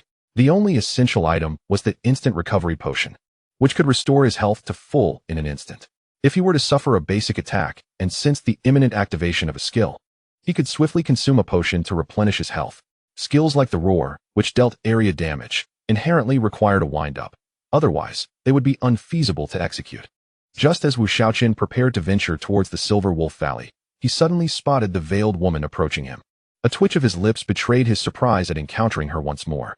"Fate brings us together again," Su Muxue said with a faint smile. "Are you stalking me?" Wu Shaochen inquired, skepticism evident in his expression. Su Muxue refrained from responding directly. Their meeting was no mere coincidence. She had instructed her subordinates to notify her upon sighting him. "You are Chen Feng, aren't you?" Su Muxue stated abruptly. "Why would you suspect that I am Chen Feng?" Wu Shaochen asked, curiosity piqued. He was well aware that she had long harbored suspicions about him, yet he could not fathom what flaw had given him away. Without beating around the bush, Su Muxue continued, "When I first encountered you, you had just emerged from the wild boar forest. At that time, everyone was still at level 12, yet you were at least level 16, as your speed was undoubtedly above 25. Most might overlook it, but my instincts are usually precise. The last time I saw you, I attempted to add you as a friend, only to be met with a notification that strangers could not send friend requests. Similar to when I tried to add Chen Feng. Such coincidences compelled my suspicion." "Well, fine," Wu Shaochen replied, slightly speechless. He had forgotten about the speed factor, as he had been focused solely on gaining an advantage. However, the marginal increase in speed was indeed imperceptible to most. He had not anticipated her sharp perception. "So, you truly are Chen Feng?" Su Muxue's eyes widened, her expression confirming her realization. Although she had long suspected it, the confirmation filled her with unexpected delight. If you say so, then I suppose it is true, Wu Shaochen responded with resignation. May I add you as a friend? Rest assured, I will keep it a secret. Su Muxue requested cautiously. Wu Shaochen observed the woman before him and chuckled, adding, you is permissible, but I must first see your face. If you are sufficiently beautiful, then I shall accept. All right. Su Muxue nodded, explaining that her veil was merely a means to avoid trouble. She reached up to remove the veil, revealing a stunning visage that took Wu Shaochen by surprise. It was known that the appearance within the game mirrored reality without any beauty filters or makeup, showcasing her natural beauty, which easily warranted a score of 9. After unveiling her face, Su Muxue inquired, can we proceed now? Yes, Wu Shaochen nodded, acknowledging her sincerity. To refuse further would be disingenuous, and he promptly sent a friend request. He had set his settings to prevent strangers from adding him. Thus only he could initiate the request. Ding. Player Chen Feng has requested to add you as a friend. Do you accept? Upon hearing the system prompt, Su Muxue thought to herself, it is indeed him. She hastily clicked accept, and her friend list displayed a new entry. Chen Feng, LV10. Su Muxue's eyes narrowed, level 10. Chapter 20. Battle against the Silver Wolf King. Finally, Wu Shaochen welcomed his first friend since entering the game, glancing at the solitary name in his friend list, Schwerer LV8. After adding her as a friend, Wu Shaochen turned to leave, for he had pressing matters to attend to. Wait. Su Muxue called out urgently. But Wu Shaochen had already distanced himself, leaving her fuming with frustration. Opening her friend list, she sent him a private message asking, you are already level 10. Why haven't you gone to the main city to change your class? Minutes passed before he finally replied, do you think I don't want to? I can't. Why not? Su Muxue was even more curious, yet there was no follow-up from him. After waiting for an extended period without a response, she reluctantly made her way towards the village entrance, needing to focus on leveling up as well. At that moment, Wu Shaochen was certainly unable to reply, for he was currently engaged in battle with the Silver Wolf King. He would strike with a swift sword, and then lead the Silver Wolf King on a merry chase. A tactic he had mastered. With the instant recovery potion in hand, although the fight was perilous, it posed no significant threat to his life. He merely needed to expend some potions, and his inventory was filled with them. After each attack, he would consume a medium red potion, and if he sustained a full health loss from a roar, he would drink a large red potion, maintaining himself at peak health in anticipation of any unforeseen circumstances. Should he be attacked and not fully healed while witnessing the Silver Wolf King's impending roar, he would hastily drink an instant recovery potion. As the wolf's roar required a 2-second wind-up, ample time to consume a potion. Thus, Wu Shaochen maintained a state of heightened vigilance while battling the Silver Wolf King for over an hour. With a formidable roar, the Silver Wolf King summoned a horde of over 100 silver wolves charging towards him. Goodness, this is excessive, Wu Shaochen exclaimed, his scalp prickling as he witnessed the overwhelming number of silver wolves approaching. In no time, the pack of over 100 silver wolves, led by their king, pursued him. Yet, despite their numbers, they could not match his speed. Huh, you can't catch me, can you? Frustrating, isn't it? Wu Shaochen taunted, fully aware of what was to come and having devised a countermeasure. This skill, akin to that of the Wild Boar King, was a calamity for others, yet ineffective against him, as he did not confront them head-on. Regardless of their numbers, they could not outpace him. The Silver Wolf King's speed surpassed that of the Silver Wolves by 10 points, ensuring that he would soon become isolated in his pursuit. As anticipated, the Silver Wolf King activated its speed boost and swiftly broke away from the pack. Now this is amusing, Wu Shaochen remarked, reveling in the shift to a one-on-one battle. Under his vexatious combat style, the Silver Wolf King endured for 2 hours and 40 minutes before ultimately succumbing to Wu Shaochen's toxic assaults. Ding! Congratulations! You have slain the bronze boss, Silver Wolf King, earning 200 reputation points and 20,000 experience points. Your experience points are full. Please change your class promptly, or you will be unable to level up. Ding! Talent characteristic triggered. Toxin stacking capacity increased by 1. Simultaneously, a server-wide announcement resonated throughout the entire Huaxia server. Server announcement. Congratulations to player Chen Feng for defeating the bronze-level boss Silver Wolf King. As the first player in the server to slay a bronze-level boss, the system rewards you with 500 reputation points, 20 gold coins, and 20 free attribute points. This is officially announced. The server announcement rang out 3 times, leaving players across the Huaxia district momentarily stunned. After 3 seconds, various regional channels erupted with excitement. Are you kidding? A bronze-level boss. Our entire guild has yet to conquer the Wild Boar King, and this Chen Feng has already defeated a bronze-level boss. This must be a hoax. Does anyone know the attributes of the Silver Wolf King? I have no idea. I've never seen a silver wolf king. But it must be more formidable than the wild boar king. This Chen Feng is astonishing. Everyone, check the forums. Someone has posted the silver wolf king's attributes. Goodness. Those stats are far superior to the wild boar king. How could he possibly defeat it? Seriously, who on earth is this Chen Feng? What an incredible player. At this moment, in the number 97 novice village, over 100 players, well-trained and equipped, were engaged in a fierce battle against the wild boar king. Leading the charge was a resolute young man in his late 20s, his eyes gleaming with excitement as he gazed upon the beast that was soon to be vanquished. He was a formidable expert in the realm of online gaming and the illustrious leader of the renowned guild, Aoshi Chuanxiong, known as Aoshi Tianxia. With the harmonious collaboration of the group, the wild boar king ultimately succumbed to their might. Yet, before the jubilant cheers could erupt, a server-wide announcement echoed throughout the game. Upon hearing it, the players fell into a collective silence, their earlier exhilaration dissipating instantly. They were members of Aoshi Chuanxiong, and true to their guild's name. They were all exceptionally skilled, yet this game, this enigmatic entity, consistently overshadowed their achievements, leaving little room for celebration. Aoshi Tianxiao exhaled and instructed, "Gather the spoils and level up quickly." Even the renowned experts from other novice villages fell silent upon hearing the announcement. In the 8365 novice village, one player exclaimed, "Look! It's another deity from our village. What a proud moment for us. I can boast that I share a novice village with Chinfeng." Another chimed in, "Absolutely. This is incredible. I can brag about this for years. By the way, has anyone ever seen Chinfeng? I've been here forever and still haven't spotted him." No. Deities are always low-key. If he stood right in front of you, you wouldn't even recognize him. Indeed, deities prefer to remain humble. Chinfeng is truly impressive. A girl piped up, "Chinfeng, add me as a friend. We could meet in real life, you know?" The members of Junlin exchanged silent glances after hearing the system announcement, realizing that the distance between them and this legendary figure seemed to widen. "I really wish to meet the person capable of achieving such extraordinary feats," Junlin lamented. At that moment, Sumushua stared in astonishment at her friend list, realizing, "Is this what you meant by having something to attend to? Your simple task has sent ripples throughout the entire Huaxia server." It became clear to her why he had been unresponsive. He had been battling a boss.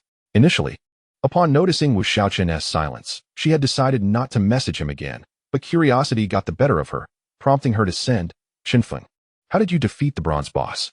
After a while, he replied succinctly, "Just used a sword to slash." Wu Shaochen, after responding to Sumushua, gazed excitedly at the plethora of loot scattered around, eagerly anticipating the thrilling phase of collecting equipment. With 24 years of singlehood, his dexterity was unparalleled, and within mere seconds, he had gathered everything, swiftly checking his inventory. He had acquired a total of 3 gold and 64 silver, 3 pieces of bronze equipment, 3 pieces of black iron equipment, 6 whiteboard items, 2 scrolls, a skill book, an egg, and a magic core quest item. "This is fantastic," Wu Shaochen exclaimed. "Battling bosses is exhilarating. What a bountiful reward."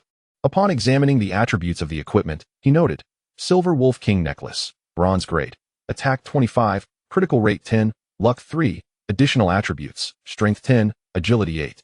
Required Level, 10 Silver Wolf King Ring, Bronze Grade, Health 100, Attack 30, Attack Speed 10, Additional Attributes, Strength 12, Constitution 10. Required Level, 10 Silver Wolf King Belt, Bronze Grade, Health 300, Double Defense 20, Additional Attributes, Constitution 10, Root Bone 10.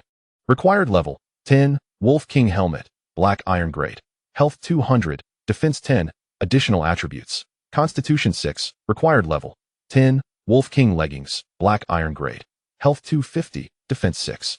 Additional Attributes, Constitution 8, Required Level, 10 Wolf King Boots, Black Iron Grade, Speed 24, Defense 5, Additional Attributes, Agility 8, Required Level, 10. As for the whiteboard items, they were all Silver Wolf equipment with attributes of 10 points, which were deemed unnecessary to examine further. He decided to auction them off at 20,000 each, as no one had yet acquired equipment with 10 points of attributes, making this price reasonable. Though a higher price could be fetched, he felt it unnecessary to haggle, as he was soon to depart from the novice village. This village was relatively peaceful, having not experienced any significant player versus player incidents.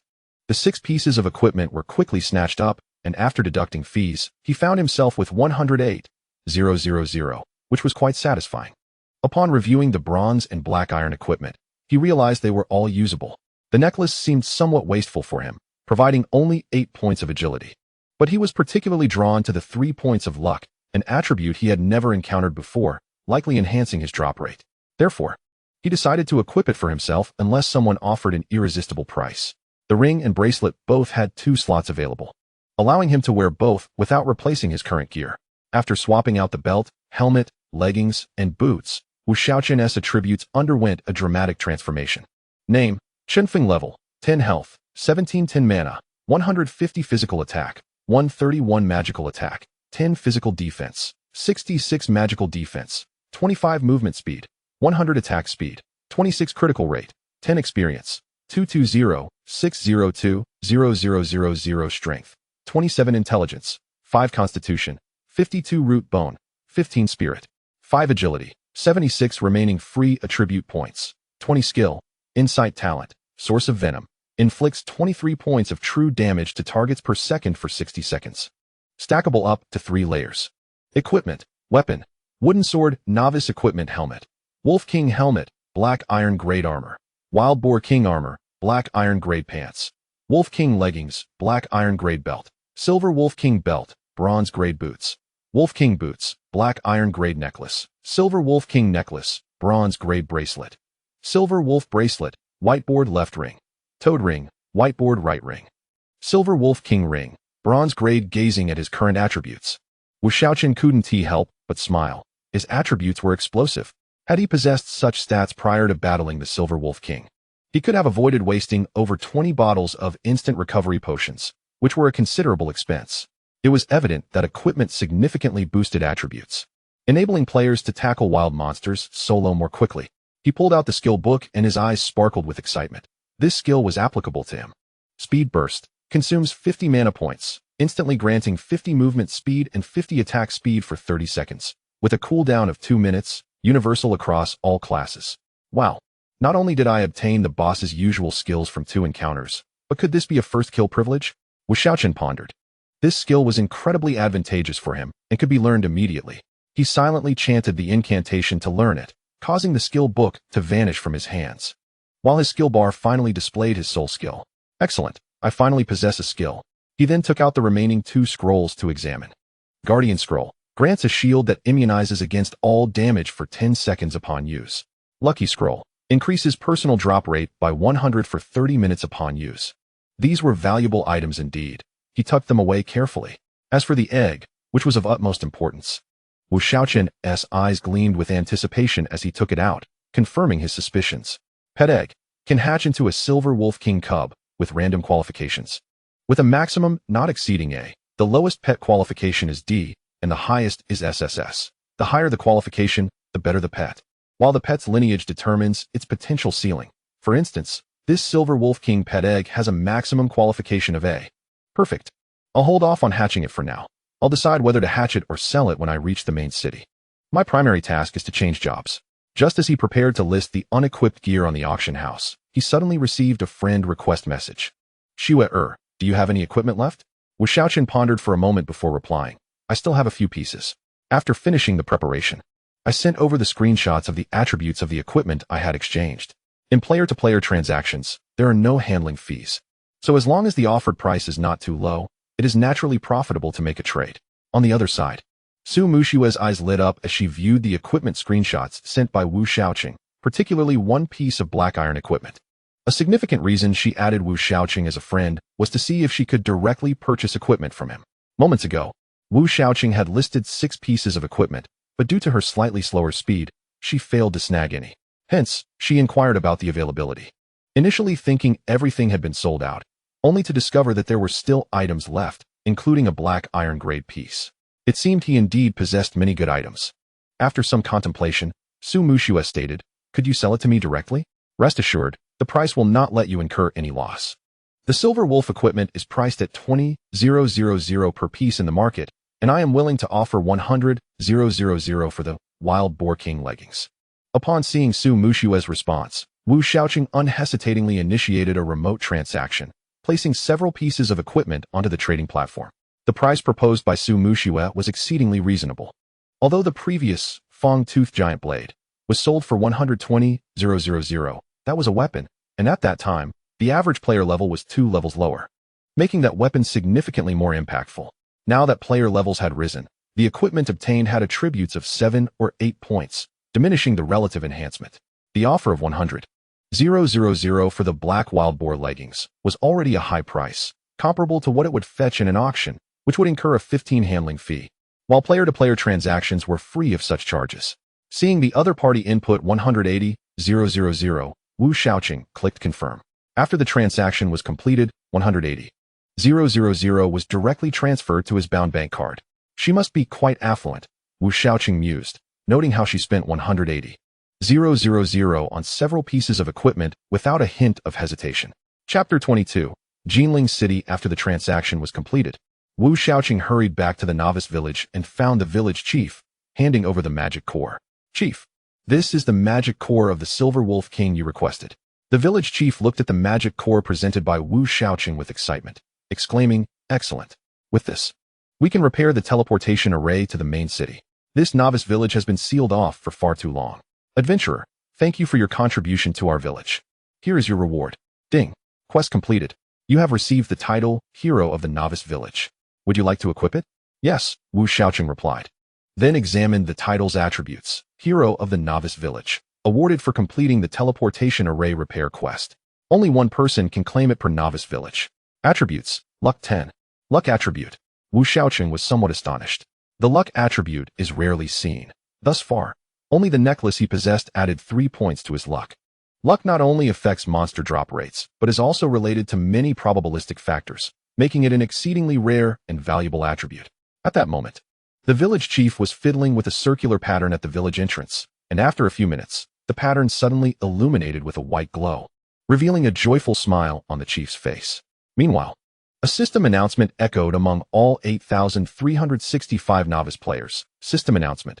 Player Chinfeng assisted the novice village chief in repairing the teleportation array. From now on, novice players reaching level 10 can directly approach the chief to teleport to the main city. So one needs to repair the teleportation array to reach the main city? It seems so, as the system has indicated. However, I wonder how troublesome it will be. Regardless of the hassle, we now have a powerful player to help us with the repairs. Once we reach level 10, we can directly teleport to the main city for our job advancement. Indeed, it is pleasant to be sheltered under a great tree. Well said. While all players in the novice village of 8,365 were appreciating the benefits of having a strong ally, they did not ponder too deeply, believing it should not be too difficult. At that moment, Su Muxue recalled her earlier inquiry to Chinfeng about why he hadn't gone to the main city upon reaching level 10. It seemed he had mentioned being unable to go, and now it was clear it was due to the requirement of repairing the teleportation array. After some thought, curiosity got the better of her, and she sent a message. What is the task to repair the teleportation array? After a while, he replied with 4 words, kill the Silver Wolf King. Su Muxue took a moment to regain her composure, realizing that the task of repairing the teleportation array hinged upon defeating the Silver Wolf King, and he had gone ahead to slay it.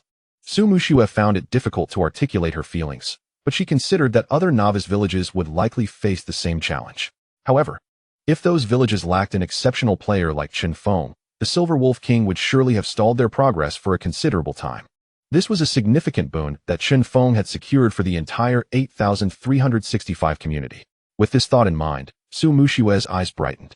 She currently possessed 2 pieces of black iron-grade equipment, which, aside from Chinfeng, likely made her the best-equipped player in the entire novice village.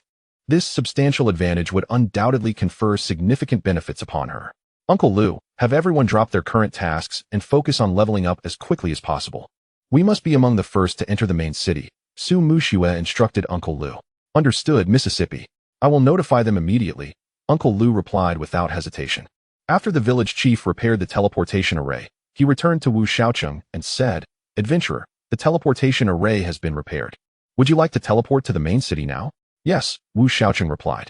Please step into the light circle and select the main city you wish to teleport to. As you are the hero of the novice village, this teleportation is free of charge, the village chief explained. Within the game, there are 8 level 2 main cities and 4 level 1 main cities. Players from novice villages can only teleport to the level 2 main cities, and must reach level 100 before they can teleport from a level 2 main city to a level 1 main city.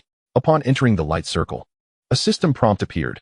Please select the city you wish to teleport to. Below are the displays of the 8 level 2 main cities: Shaochen City, Bei City, Jilu City, Fengyong City, Huangsha City, Mabei City, Jibing City, Jinling City. Wu Shaochen casually selected Jinling City, as it made little difference to him. The environment would simply vary.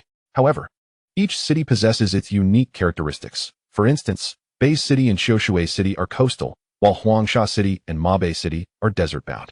Jibing City is situated near glaciers. Nevertheless, there would be teleportation arrays between cities, making the choice of destination inconsequential. In a flash of light, his vision blurred, and soon the surroundings became clear once more. Wu Shaochen found himself within a grand city, replete with ancient-style architecture and extensive roadways, imposing walls that gave an immediate impression of having traversed through time. Truly magnificent. That dilapidated novice village cannot compare, Wu Shaochen remarked in awe, observing the scattered NPCs on the streets and the occasional patrolling NPC guards. Yet not a single player in sight. I must proceed to my job advancement. Wu Shaochen reminded himself of his urgent purpose for coming to the main city. Making his way towards the city center, he initially intended to ask an NPC for directions, but looked up to see a colossal building standing at the city center. Marked as the profession hall, there was no need to inquire. It was evidently the place for job advancement. Upon entering the profession hall, he beheld 6 profession mentors standing within. There was a beautiful sorceress mentor clad in a black magical robe, a muscular shield warrior mentor wielding a shield, a warrior mentor gripping a giant sword, a beautiful archer mentor bearing a bow, a masked rogue mentor clad in form-fitting leather armor, and a priest mentor in a white robe. After observing the 6 primary professions, Wu Shaochen ultimately approached the rogue mentor. Unfortunately, his talent for ranged attacks could not be activated. Otherwise, becoming an archer would have been the most exhilarating choice, simply standing back and shooting. Since he could not select the archer, his options for melee combat were limited to warrior, shield warrior, or rogue. As a player who favored agility, Wu Shaochen naturally opted for the rogue with the highest agility attribute. Hello, mentor. I wish to advance to rogue. Wu Shaochen politely addressed the rogue mentor. Adventurer, your discerning eye is commendable. The assassin is the swiftest and most explosive class among all professions, reigning as the sovereign of darkness and instilling fear in the hearts of many. Adventurer, do not heed his exaggerated praise. Assassins merely prey upon fragile mages and archers. Should they dare to confront us warriors, I could dispatch them with but 2 strikes. You would do well to consider a transition to the warrior class. Upon hearing the assassin mentor's incessant flattery, the warrior mentor expressed his displeasure. Adventurer, perhaps you should transition to the shield guardian instead. An assassin's frail physique is hardly sufficient to withstand a couple of bites from beasts. As a shield guardian, standing your ground would deter even the fiercest of creatures. Interjected the shield guardian mentor. Observing the other mentors preparing to recruit their own students, Wu Shaochen hurriedly replied, Esteemed mentors, I apologize for the interruption. I sincerely appreciate your kindness, but I have resolved to become an assassin. Upon hearing Wu Shaochen's declaration, the other mentors could only sigh, for it was rare to encounter an adventurer, and they had spoken more than usual. Under normal circumstances, they would not interfere with a player's choice. Chapter 23. Transitioning classes. The assassin profession mentor wasted no time, gesturing with a flourish as a beam of golden light enveloped Wu Shaochen. A system notification echoed in his ears. Ding! Congratulations on your successful class transition. Would you like to redistribute your free attribute points? Upon exiting the novice village for the first time, players are granted a singular opportunity to redistribute their free attribute points during their initial class transition. A considerate gesture for mage players who, lacking skills at the beginning, rely solely on basic attacks. It would be imprudent for them to allocate points to intelligence, which would severely impede their development. Thus, most allocate points to strength. However, should they transition to a mage thereafter, those prior points would be rendered void. Hence, the system provides this unique opportunity for redistribution during the first class transition, demonstrating a remarkable level of thoughtfulness. Wu Shaochen pondered briefly and deemed it unnecessary. Aside from 5 points in Constitution, his other attributes were all invested in agility, perfectly aligning with the assassin's requirements. Therefore, he opted not to redistribute, deeming it a waste of time. Ding! Congratulations on becoming a magnificent assassin. After transitioning to the assassin class, players will receive an additional 2 points in agility with each level up, alongside their free attribute points, with the number of additional points increasing as levels rise. Each profession possesses its unique allocation of attribute points. Warriors receive 2 points in strength, mages 2 in intelligence, shield guardians 2 in constitution, archers 1 in agility and 1 in strength, and priests 1 in intelligence and 1 in spirit, while other attributes may be freely distributed. Following a successful class transition, the previously suppressed experience points were released, propelling Wu Shaochen's level to 11, granting him 40 health points, 20 mana points, and 10 free attribute points, with agility increasing by 2 points. Level, LV10 to LV11. Health, 1710 to 1750. Mana, 150 to 170. Agility, 76 to 78. Movement speed, 100 to 102. Attack speed, 50 to 51. Remaining attribute points, 30. Experience points, 2060 to 30,000. Simultaneously, a server-wide announcement resonated throughout the Huaxia server. Server announcement. Congratulations to player Chinfeng on a successful class transition. As the first player to transition, the system rewards you with 1,000 reputation, 50 gold coins, and a special skill book. This is an official announcement. Server announcement. Congratulations to player Chinfeng on successfully transitioning to the assassin class. As the first player in the entire server to become an assassin, the system rewards you with 500 reputation, 20 gold coins, and a skill book for your class. This is an official announcement. The consecutive server-wide announcements plunged the players of Huaxia into silence once more. This Chinfeng had become a household name since the server's inception. He had graced the screen multiple times, making it nearly impossible for anyone to remain ignorant of his presence. Who could this Chinfeng be, such a formidable figure? Indeed, it has only been a little over a day since the server opened, and he has already appeared on television 3 or 4 times. I can't believe I'm still at level 8 while he has already transitioned. We both logged in at the same time, yet the disparity is astounding. I seek contact. I wish to bask in his glory. A.O. Shirtion glanced at his level 9 experience with a darkened expression. Numerous skilled players in various novice villages knitted their brows. Most true powerhouses had already reached level 9, and they felt a sense of regret. Junlin lamented. The title of first assassin is no longer mine. I didn't expect him to become an assassin. It is indeed a pity. However, the archer class also suits me. Junlin remarked, as he had initially intended to transition to an assassin, attracted by their high critical strike rate and his penchant for melee combat. Nevertheless, the archer class aligned with his talents as well. Once we reach level 10, should no one claim the title of first archer, you should transition to that class. I can sense that the skill book awarded for the first transition in each profession is undoubtedly powerful, Nanfeng suggested. Indeed, let us hasten to level up. Our novice village's teleportation array has been repaired. Once we reach level 10, we can transition, which grants us a natural advantage, Junlin agreed. Upon hearing the system announcement, Su Muxiue glanced at her level 9 experience and turned to Lu Shu beside her, saying, Uncle Lu, let us dedicate ourselves entirely to leveling up. This is a rare opportunity, and I feel I can strive for the title of the first player to transition to a mage. It's about time we did so. Lu Shu replied, for with his insight, he could recognize the potential of this opportunity. Should Su Muxiue become the first mage, it would undeniably benefit their future endeavors. After the system notification, Wu Shaochen breathed a sigh of relief and quickly logged off to eat. He had breakfast around 8 in the morning, and now it was nearly 4 in the afternoon. Hunger gnawed at him. He had endured this discomfort for the sake of securing the first transition rewards, and now that he had achieved it, he was eager to eat without delay. Removing his helmet, Wu Shaochen habitually checked his bank balance, his newfound favorite pastime. Balance, 607. 650 yuan. Goodness, has it already reached 600,000? Wu Shaochen exclaimed in astonishment. After rising, he had been so engrossed in slaying monsters that he hadn't noticed his earnings. To think he had amassed such wealth, 600,000 yuan. Enough to purchase a house in a small city. He chuckled, realizing that his gamble had paid off, yet he remained unaware of the origins of his talent. After freshening up and dressing, he stepped outside, having neglected proper meals for 2 days. Today, he would indulge in a grand feast. He arrived at a relatively large restaurant near his rented accommodation, a place he had previously hesitated to visit. Now, he ordered several dishes at once, scrolling through short videos on his phone while waiting for his meal. The short videos were all recordings from within the game, with the most liked being strategies for defeating the Wild Boar King. Wu Shaochen noted that several guilds had already slain the Wild Boar King, marveling at the guild's formidable strength. Without his talent that countered the Wild Boar King, he would have no idea when he might have been able to defeat it. The restaurant's business was evidently slower than before.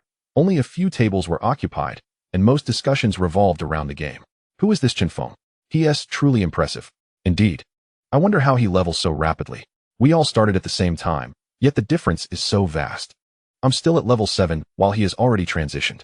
I wonder what kind of person he is in reality. It would be wonderful to meet him. Wu Shaochen smiled to himself, realizing how significant the game's impact had become in just over a day. Chapter 24. Hall of War Gods. Wu Shaochen quickly finished his meal and returned home, donning his helmet and logging back in. Time was of the essence. He could not afford to waste a moment. To excel in the game, one must exert greater effort than others.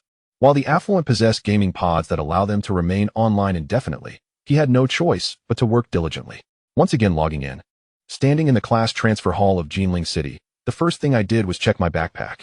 I had yet to examine the 2 skill books awarded by the system. Upon seeing the 2 skills within my inventory, especially one shimmering with a golden hue, my breath quickened and all previous discontent vanished. Undying Body. Special passive skill. Unique each time I slay a monster of equal or higher level than myself. My maximum health permanently increases by 1 point. This skill is undoubtedly on par with my innate talents, and being a unique skill, it seems that destiny itself beckons my rise. The explosive potential of an assassin is already fearsome. What would it be like if this assassin were even more resilient than a shield warrior? The despair it would instill in adversaries is unfathomable. If sold, its value would be incalculable. However, such a skill is certainly not meant for sale, being unique, and with my financial situation now secure. Selling it is out of the question. Trembling with anticipation, I retrieved this invaluable skill book from my pack and began to memorize its contents. Only upon seeing it appear in my skill bar did I feel a sense of reassurance. Otherwise, it would have seemed like a mere dream. I then turned my attention to the other skill book in my backpack. Void eliminates all negative effects on oneself. Entering a void state that renders one untargetable for 1 second. Magic cost, 100. Cooldown, 5 minutes. Learning requirement, Assassin. Another remarkable skill. I hastily learned it. Each of these 2 skills holds an immeasurable value, and my efforts to secure them while enduring hunger were not in vain. After mastering this skill, along with the 2 basic assassin skills, my skill bar now boasted 6 skills. Insight allows viewing of information about monsters up to 10 levels below my own, no cost. No cooldown. Swift increases movement speed and attack speed by 50 for 30 seconds. Magic cost, 50. Cooldown, 2 minutes. Stealth. Enter a state of invisibility, reducing movement speed by 30 for 5 minutes. Each second consumes 1 point of magic. Cooldown, 1 minute. Attacking, being attacked, or being touched will break the invisibility, but it can also be voluntarily cancelled. Note, bosses 10 levels higher or normal monsters 30 levels higher can see through invisibility, as can rangers with their eagle eye. Backstab, circumvent the target to launch an attack, dealing 150 physical damage while ignoring 50 points of the target's defense. Magic cost, 30. Cooldown, 30 seconds. Undying Body. Special passive skill. Unique each time I slay a monster of equal or higher level than myself. My maximum health permanently increases by 1 point. Void. Removes control and eliminates all negative effects, entering a void state that renders one untargetable for 1 second. Magic cost, 100. Cooldown, 5 minutes. Gazing at these skills, I felt an intense urge to immediately engage in monster hunting. However, I restrained myself, deciding to explore the main city first and seek out any available quests. Exiting the class transfer hall and stepping onto the street, I observed that the buildings lining the main thoroughfare were primarily establishments catering to daily needs, such as weapon shops, clothing stores, jewelry shops, pharmacies, and general stores. Upon entering the weapon shop and browsing the available items, my expression darkened instantly. To my dismay, I discovered an array of basic equipment for sale, which would undoubtedly undermine my ability to sell such items in the future. Fortunately, I had already disposed of my low-tier gear while in the novice village, earning the necessary funds. With this thought, I felt a sense of relief. After all, once players reach level 10, the basic equipment will have level requirements for wearing, making it likely that players will soon disregard such items. In addition to buying and selling weapons, the weapon shop also offered the opportunity to learn the life skill of weapon crafting. Once learned, players could forge their own weapons. Each player is permitted to learn a maximum of 3 life skills. However, I had no intention of pursuing life skills, as they are time-consuming, especially in the early stages, consuming both time and money, while the crafted gear often falls short of expectations. It would be far better to slay a few bosses during this time. I imagined that the clothing and jewelry stores would be similar in nature. Upon reaching the general store, I purchased 2 town return scrolls at 10 silver coins each, quite steep. Suddenly, I noticed a map scroll priced at 1 gold coin. What could possibly justify such an exorbitant cost? I examined it further. Map scroll, activates the map function upon use, recording the distribution of monsters within a 10-kilometer radius of Jinling City. Oh, so that's why there was no map feature in this game. Thankfully, the novice village isn't vast. Otherwise, I could have easily lost my way. It turns out I need to purchase a map scroll to activate the feature, and 1 gold coin is indeed a steep price. Nonetheless, without hesitation, I procured the scroll, as I now possessed a substantial wealth of over 90 gold coins, and this item is essential for every player. Upon using the scroll, the map function illuminated instantly. When I opened it, indeed, the information regarding the 10-kilometer radius, including monster locations, was displayed, while everything beyond that remained shrouded in darkness, requiring exploration. The areas traversed by players would automatically illuminate and be recorded. Not bad. It was worth the investment, I thought to myself, before continuing to wander through Jinling City.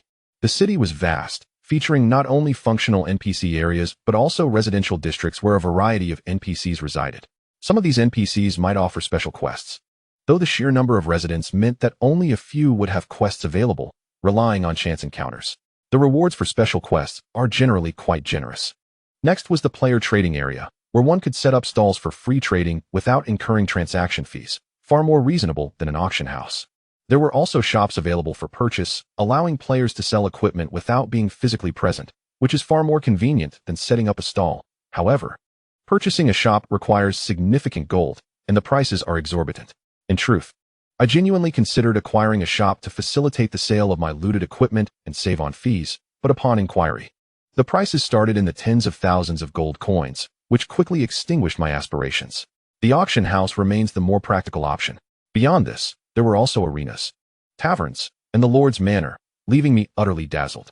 As I continued my exploration, I arrived at a colossal building, equal in scale to the class transfer hall. The words Warrior Hall were inscribed above the entrance. Curiosity piqued, I stepped inside. The vast interior of the Warrior Hall was adorned with lifelike statues lining both sides, and a central passage led to a swirling portal at the far end. Approaching one of the statues depicting a middle-aged man, I read the inscription.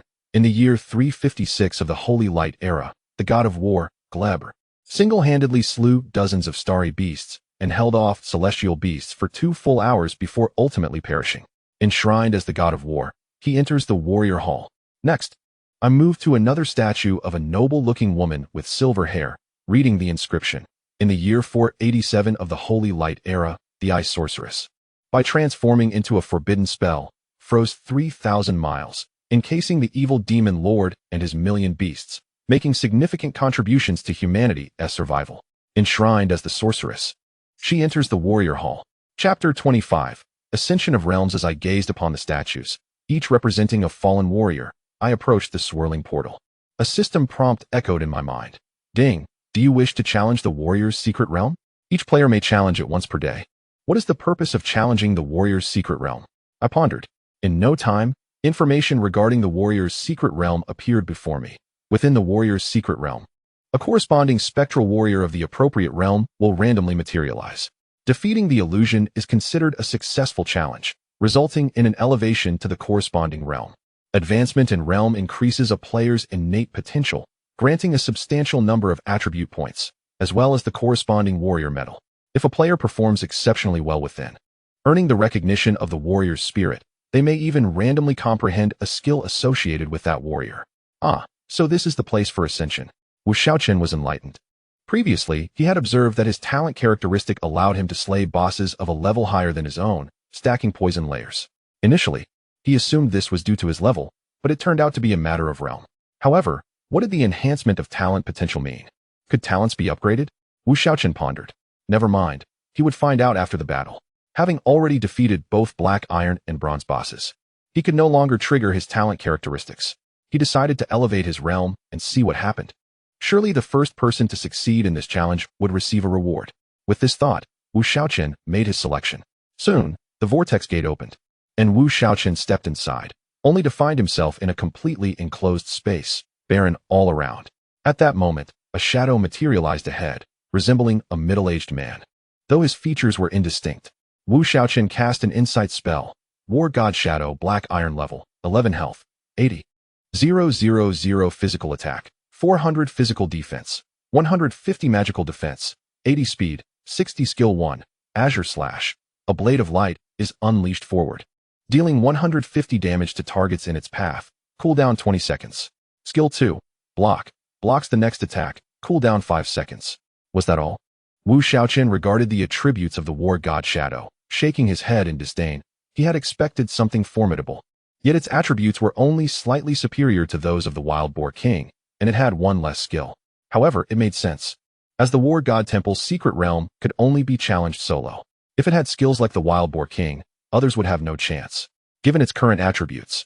It was nearly impossible for players at this stage to take it on single-handedly. One would likely need to change classes and possess a certain level and equipment first. Nonetheless, Wu Shaochen found its attributes unimpressive. To save time, he activated his speed boost, withstood 2 attacks from the shadow, applied 3 layers of poison, then leisurely moved away. With over 100 points of movement speed, he regarded the shadow, which moved at a mere 45 speed, as if it were a snail. With 66 points of defense and 750 health, Wu Shaochen withstood 2 attacks without losing even half his health. After disengaging from combat, he regenerated health at an impressive rate of 17 points per second, easily recovering to full. As for the damage output, it was manageable with a medium health potion, and the second skill could be completely disregarded. While a 5-second block could annoy others, it was ineffective against him. Each second, the 3 layers of poison inflicted 69 points of damage, making the defeat of the shadow a matter of roughly 20 minutes. As expected, 20 minutes later, the shadow fell. Challenge successful. Wu Shaochen wondered whether any war god spirits would take notice of him, only to find himself teleported away, evidently lacking their recognition. He was unsure if it was due to his low realm failing to trigger their attention or if his underhanded tactics were unappreciated. Upon returning to the War God Temple, a system notification promptly appeared. Ding! Congratulations on your successful challenge. Your realm has risen to Black Iron level, gaining an all-attribute increase of 10 and 10 free attribute points, as well as the War God Medal of Black Iron level. As the first player to reach Black Iron level, you receive a system reward of 10 free attribute points. Oh, there was no server-wide announcement. That was even better. He truly did not want to be in the spotlight, as he was becoming a target for public ire. The attribute boosts from his realm elevation were substantial. An increase of 10 to all attributes was equivalent to 60 points, and with the additional 10 free points, it summed up to 70 points. This was merely at the lowest realm. As he progressed, the attribute increases would undoubtedly grow even more significant. Clearly, aside from equipment, realm was a crucial factor in distinguishing player strength. Wu Shaochen examined the War God Medal, appreciating its straightforward attributes, all attribute increase of 10. He noted that he had 50 unallocated attribute points. Contemplating his attributes, he realized that with the immortal body, he need not invest in constitution. Strength was also unnecessary, and intelligence was irrelevant. The attributes beneficial to him were 3. First and foremost was agility, which was undoubtedly the primary focus. Next was root bone, as he would certainly encounter mages and magical creatures ahead, and his current magical defense was too low, so investing in root bone was essential. Lastly, there was spirit. As his skills increased, his mana would likely become insufficient, although it was adequate for now. After some deliberation between agility and root bone, Wu Shaochen ultimately allocated 20 points to agility and 30 to root bone. For the time being, his agility was sufficiently high, allowing him to prioritize defense. With his realm elevated, points allocated, and metal donned, Wu Shaochen's strength surged once more. Name: Chun Feng Realm, Black Iron level, 11 health, 910 mana, 280 physical attack, 157 magical attack, 32 physical defense, 111 magical defense, 70 movement speed, 142 attack speed, 30 critical rate, 10 experience, 206, 030, 000 strength, 371, 040, not counted below 1 point, intelligence, 151, 016 constitution, 621, 068 root bone, 551, 060 spirit, 151, 016 agility, 108, 10118. These attributes certainly did not resemble those of a mere level 11 player. Wu Shaochen had nearly traversed all of Jinling City and had yet to encounter any NPCs that triggered quests, though he was not overly concerned. He had not harbored high hopes. This game primarily revolved around monster slaying, and aside from the novice village, there were scant quests within the main city. It was time to venture forth to battle monsters. It had been a while since he had enhanced his talents. He opened the map, scrutinized it, and ultimately focused on a plain located 5 kilometers outside the southern gate, where a group of goblins resided, all at level 16. with more powerful monsters appearing in that direction. Confirming the location, Wu Shaochen set off towards it. With a movement speed of 142, he reached Goblin Plain in mere minutes. Observing the diminutive and grotesque goblins, Wu Shaochen immediately cast an insight spell. Goblin level, 16 health, 18,000 physical attack, 320 physical defense, 130 magical defense, 60 speed, 45 skill, heavy strike. Wielding a wolf tooth, it strikes fiercely at the target, dealing 155 physical damage. To be honest, the growth rate of monster attributes in Shun E was remarkably high. These goblins surpassed the Wild Boar King in both attack and defense, albeit with 2 fewer skills. It was rather disheartening that such attributes were present even among ordinary creatures. However, for Wu Shaochen at this moment, they were trivial. Activating speed. His movement speed exceeded 200, and his attack speed reached 80. The percentages stacked rather than multiplied. He approached and inflicted 3 layers of poison, enduring only 2 strikes before retreating, then proceeded to poison 3 at once, effectively crowd-controlling them. With a defense of 111, the goblins could only inflict 209 points of damage with a single strike, while their skills dealt merely over 300 points. Nevertheless, engaging 3 at once was already pushing his limits, and he occasionally needed to consume potions. 5 minutes later, the 3 goblins fell simultaneously. Ding! You have slain Goblin X3, earning 540 experience. As you have defeated them 5 levels above your own, you receive an additional 270 experience. Ding! Talent characteristic activated. Poison damage increased by 3 points. Current poison damage is 26. Ding! Immortal body activated. Maximum health increased by 3 points. Current immortal body has enhanced maximum health by 3 points. Hearing these notifications filled Wu Shaochen with joy. Both his talent and immortal body were increasing simultaneously, meaning that the more he killed, the stronger he became. However, the experience gained from defeating higher-level monsters was rather substantial. Each monster yielded 270 points, meaning that approximately 100 monsters would suffice for a level up, which was exceedingly rapid. Suddenly, Wu Shaochen remembered the pet egg in his inventory. Pets would siphon some of the player's experience. He didn't require them to fight, but having them share some experience was quite beneficial, preventing him from leveling up too quickly. Upon a sudden inspiration, Wu Shaochen swiftly retrieved the Silver Wolf King pet egg from his backpack and initiated the hatching process as per the system's instructions. A radiant light enveloped the egg, causing it to vanish, and in its place, a petite wolf cub, akin to the size of a small dog, materialized at Wu Shaochen's feet, affectionately nudging his pant leg. Pets hatched by players automatically recognize their masters. A notification chimed, announcing the successful hatching of a Silver Wolf King cub with a quality rating of A, prompting him to assign a name. Observing the cub's silvery fur, Wu Shaochen pondered before declaring, "Let it be named Yin Tai Lang." Another chime confirmed the successful naming. He inspected Yin Tai Lang's attributes. Yin Tai Lang, pet quality, a level, 0 health, 200 mana, 100 physical attack, 20 physical defense, 10 magical defense, 5 speed, 10 skill 1, swift movement. Increases movement speed and attack speed by 50 for 30 seconds. Consuming 50 mana with a cooldown of 2 minutes. These attributes surpass those of a rabbit. No wonder wolves prey upon them, he mused. Besides their innate skills, pets could learn an additional skill every 20 levels. Continuing his quest against goblins with the young wolf at his side, Wu Shaochen noted the cub's eagerness and quickly commanded, "Stay back and just soak up experience. With those tiny limbs, you're no match for them." True to his nature, Yin Tai Lang obediently retreated to a safe distance.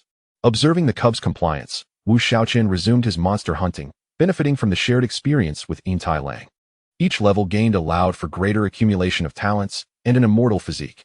At that moment, feeling accomplished, he reached level 10 and excitedly sought out the village chief to teleport to the main city, only to be informed that the teleportation array required repair by defeating the Silver Wolf King.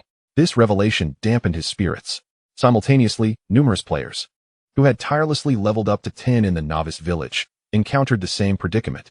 Subsequently, they organized a group to confront the Silver Wolf King, only to face utter annihilation, igniting a frenzy on the forums. A post titled "The Terrifying Silver Wolf King, a Roadblock for Novice Village" was swiftly pinned. The content detailed the necessity of defeating the Silver Wolf King to leave the novice village, yet its overwhelming power, boasting 200,000 health, an attack of 550, and devastating area of effect damage that ignored defenses, along with the ability to summon minions, left countless players in despair, compelled to engage nonetheless. The post culminated in a plea for strategies from seasoned players. The comments section erupted with fervor. Unlike previous challenges, this one directly impacted the interests of all players, quickly amassing a following of over 1 million. Meanwhile, the 8,365 Novice Village regional channel buzzed with activity. What? We must defeat the Silver Wolf King to repair the teleportation array?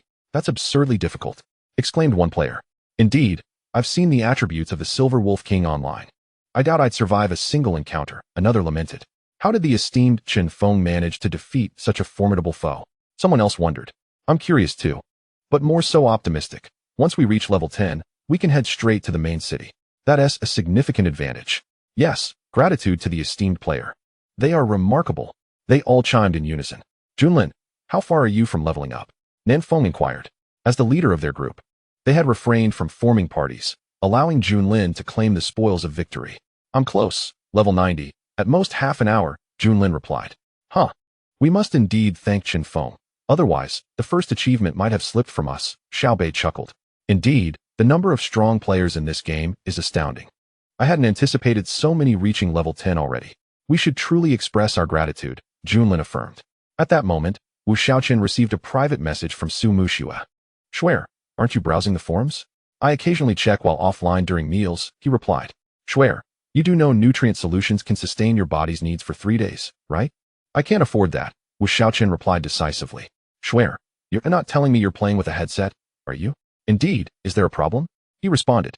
Meanwhile, Su Muxue, grinding against the silver wolf in the novice village, stared incredulously at their conversation, astonished that he was managing to progress ahead of everyone while using a headset. Chen Feng, is there something you need? She snapped back to reality. Nothing much. Many are looking for you on the forums. You might want to check it out. She replied. I don't feel like logging off right now. You can access the forums directly in-game. Who said anything about logging off? Chen Feng retorted, rolling her eyes. Oh, let me see. By the way, which main city are you in? She asked. Why do you want to know? Chen Feng countered. You don't have ulterior motives, do you? Irritated, Su Muxue abruptly closed the chat interface and resumed attacking the silver wolf. Standing nearby, Uncle Lu observed her peculiar behavior with mild curiosity, but chose to remain silent. After a while, Su Muxue received another private message from Chen Feng, Jinling City. Upon reading this, a subtle smile graced her lips as she noted her experience at 85, prompting her to push forward. After replying to Su Muxue, Wu Shaochen discovered the forum interface within the game, finding his ID, Chen Feng, evidently linked directly to his game profile. Upon entering, he was met with a flurry of comments directed at him. Previously, he had browsed the forums as a guest and had missed these interactions. Now, logged in with his game ID, the notifications flooded in, reaching an overwhelming count. Scanning the posts, he learned that players were struggling to exit the novice village. Though initially indifferent, he decided to comment, file a complaint with the village chief.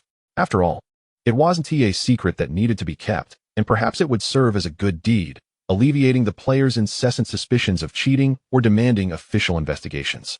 The outcome would ultimately depend on their financial resources. Among the items available were potions that could restore health, boost attack power, and enhance speed, all of which would significantly aid in their efforts against the Silver Wolf King, though they came at a steep price. Wu Shaochen smirked deviously. With his comment, a ripple effect ensued. Whoa, the esteemed player replied. Is that ID authentic? I thought it was just a myth, exclaimed one. I can't believe it's really Chen Feng. Finally, we see a response from the legend. But what does the esteemed player mean? Is he sharing strategies with us? Those who accepted the quest should hurry and give it a try. Chapter 27. Job change announcement. Wu Shaochen perused the forum for a while, but found nothing of interest and exited the forum interface to continue grinding. After a brief period, an announcement echoed throughout the server. Server announcement. Congratulations to player Junlin for successfully changing jobs to Archer.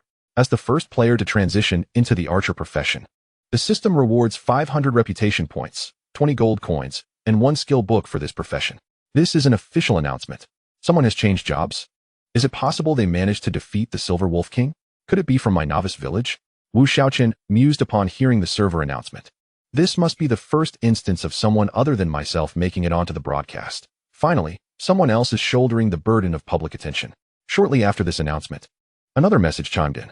Server announcement. Congratulations to player Shuer for successfully changing jobs to mage. As the first player to transition into the mage profession, the system rewards 500 reputation points, 20 gold coins, and 1 skill book for this profession. This is an official announcement. That girl is impressive, Wu Shaochen remarked, surprised.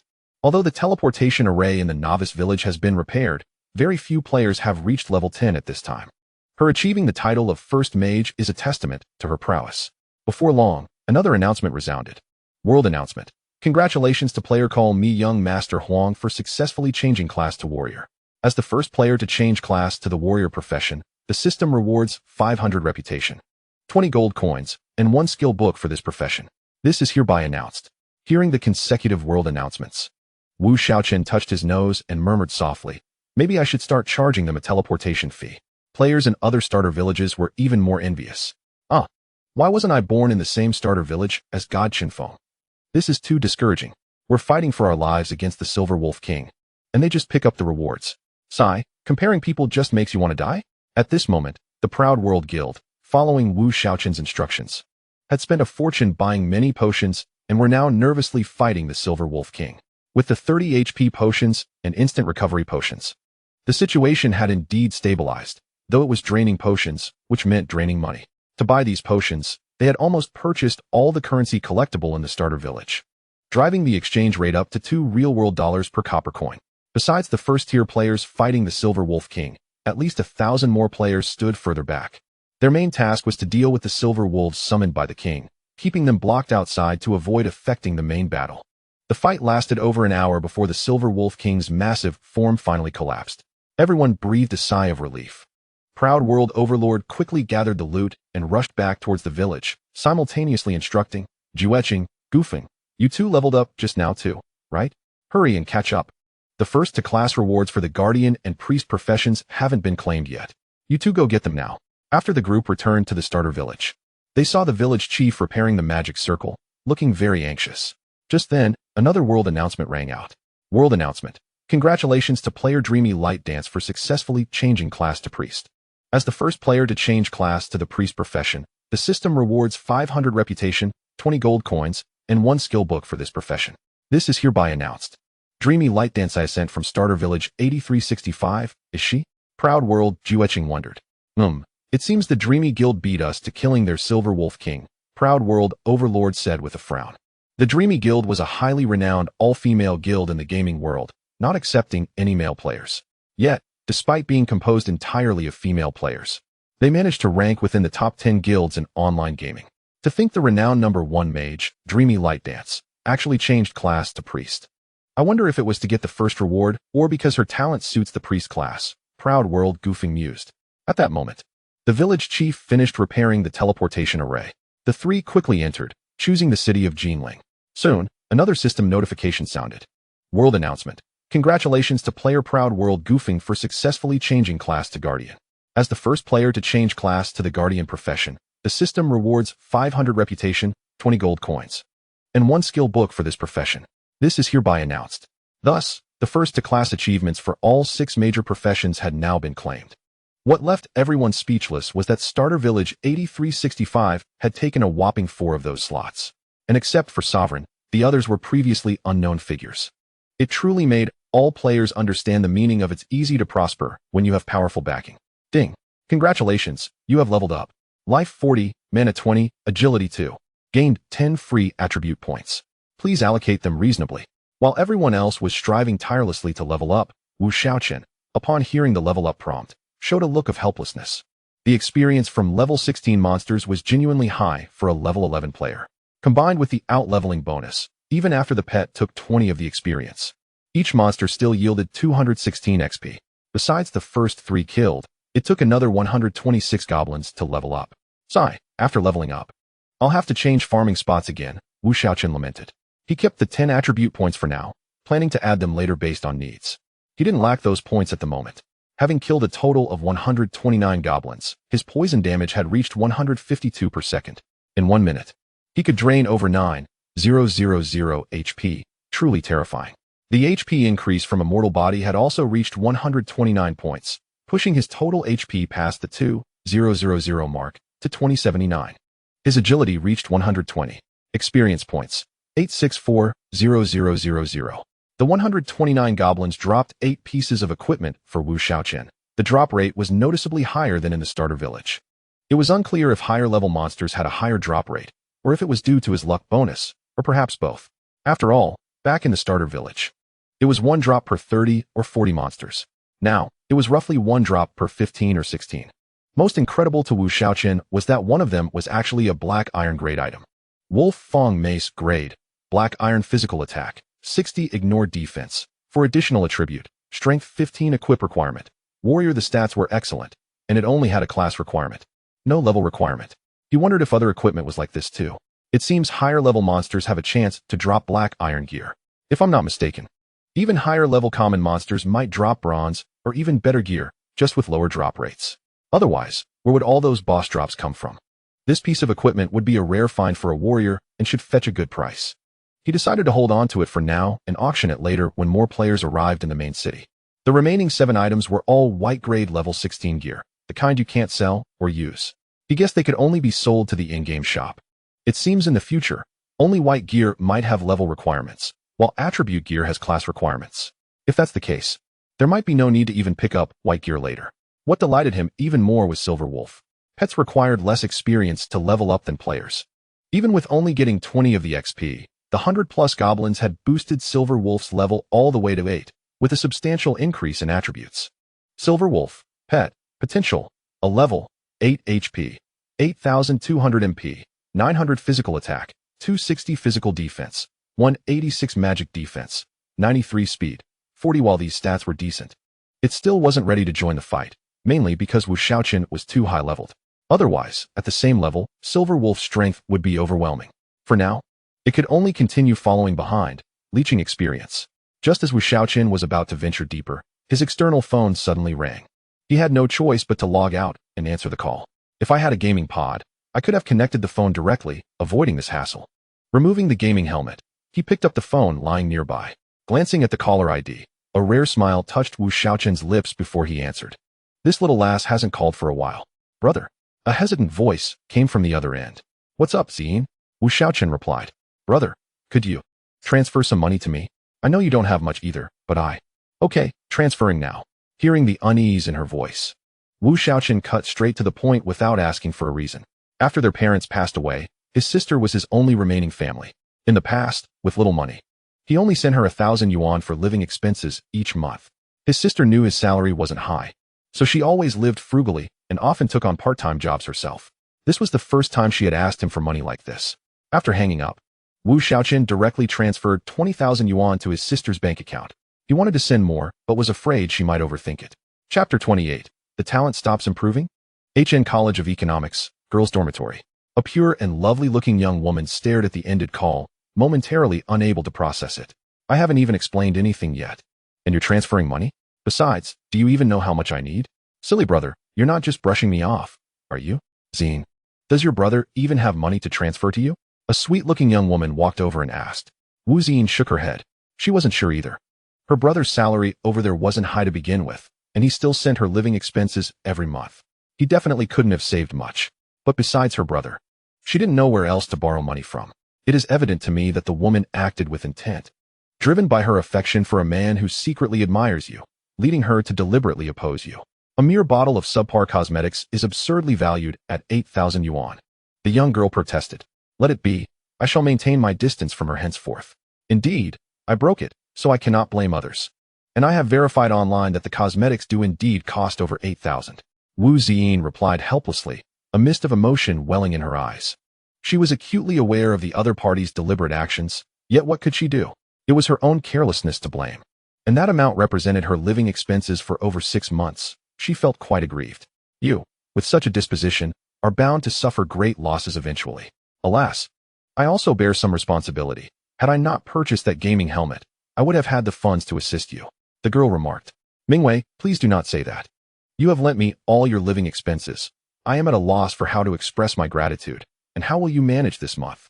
Wu Zine expressed her heartfelt appreciation to the girl, her roommate and dearest confidant, who had consistently supported her throughout their academic journey. I am fine, at worst. I can throw a fit and cry to my father. He would never let me starve. Mingwei replied nonchalantly. At that moment, Wu Zine received a text message on her phone, and upon opening it, she was met with a notification of a transfer, revealing a sum of 20,000 yuan. Overwhelmed, she felt somewhat lost. Wow, Zine, your brother is quite wealthy. My father only gives me 3,000 yuan a month for living expenses. And it's a struggle to ask for even a single extra yuan. Your brother just transferred you 20,000 with a phone call. What a remarkable sibling. I could use a dozen like him. Mingwei teased. Wu Ziyin, however, did not respond but immediately returned the call. As soon as the other end connected, she inquired, Brother, where did you acquire such a large sum of money? I earned it recently from gaming, Wu Shaochen replied. Gaming? Can one truly earn such substantial amounts from gaming? Wu Ziyin clearly found it hard to believe, as she seldom engaged in games and thus struggled to comprehend. Is your brother playing Xinyu? If so, with a bit of skill, it is entirely possible to earn tens of thousands. In our novice village, several experts have sold equipment for substantial sums. Mingwei interjected eagerly. Oh. Wu Ziyin paused, realizing many of her classmates, including Mingwei, were engrossed in this game, though she held no disdain for gamers. She had never contemplated the possibility of profiting from gaming. Yes, it is Xinyu. I sold some equipment and made a little profit. Rest assured, I am not involved in anything nefarious. If it's not enough, I can always send you more. Wu Shaochen's voice came through again. Thank you, brother. But I cannot take so much. You need it yourself. I will send some back to you. Although she could not fathom how gaming could be so lucrative, knowing her brother was not engaging in wrongdoing eased Wu Ziyin's concerns. However, the sudden influx of money was still a bit overwhelming for her. No worries. I have plenty more. Use it as you see fit. Perhaps buy some clothes or cosmetics. A girl should always maintain a certain elegance. In the past, I lacked funds and could not afford such luxuries. But now that I am financially stable, you should not deprive yourself. Wu Shaochen stated. Wu Ziyin's voice trembled with emotion. All right, enough of that. Go handle your affairs. Wu Shaochen urged, recognizing that Wu Ziyin would not reach out for money unless something significant had occurred. Then I shall hang up. I will visit you during the summer break. Wu Ziyin replied. Did you hang up? Mingwei inquired beside her. Yes, why? Wu Ziyin asked, puzzled. Oh, I was hoping you would ask your brother for his gaming ID. If he can earn tens of thousands within 2 days of the game's launch, he must be quite skilled. I wish he could take me under his wing. Mingwei lamented. My brother used to play games frequently. I am unsure of his prowess. But, Mingwei, do you truly believe one can make such substantial earnings from gaming? Wu Ziyin remained skeptical. Absolutely. I cannot speak for other games, but in Xinyu, if you possess a modicum of skill, earning several tens of thousands in a day is entirely feasible. The current top player, Chen Feng, has already made nearly 500,000 from selling equipment within just over a day, not to mention the gold coins he possesses, which are estimated to be around 80 or 90. Presently, one gold coin can be sold for 10,000 yuan, meaning he has potentially made over $1 million within this short time frame. And that is just the early stages. The later game will yield even more. Mingwei exclaimed with excitement. Wu Ziyin's mouth fell agape, as she realized this information surpassed her understanding. Perhaps I should join in as well? Wu Ziyin felt tempted by the prospect. Indeed, your brother just transferred you 20,000. After deducting the 8,000 for that troublesome woman, you still have 12,000 left. Enough to purchase a helmet. It's settled, then, Mingwei decisively declared.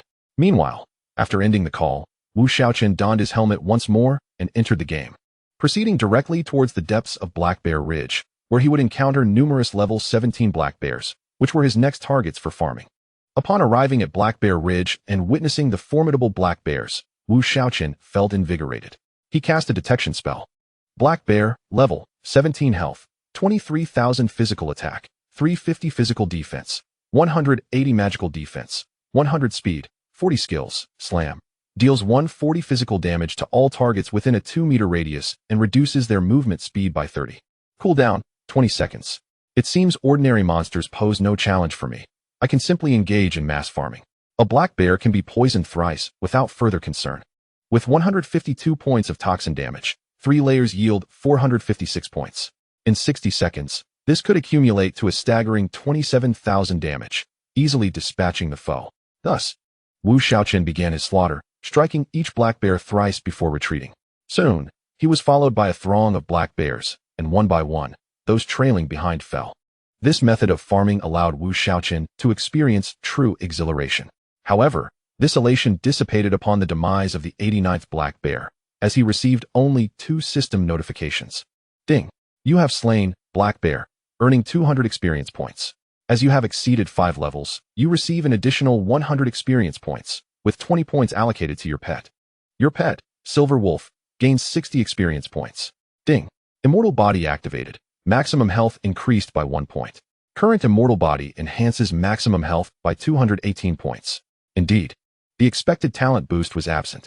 Wu Shaochen scrutinized the system notifications repeatedly, confirming its absence. Checking his talents, he found the toxin damage stagnated at 240 points. To verify the situation, Wu Shaochen killed 2 more black bears. Experience and immortal body increased, but the talent remained unaltered. Wu Shaochen began to feel anxious. Such a situation had never crossed his mind. He had assumed that continuous farming would lead to constant talent growth. Now, it appeared there were limitations, which was understandable. Otherwise, it would severely disrupt game balance.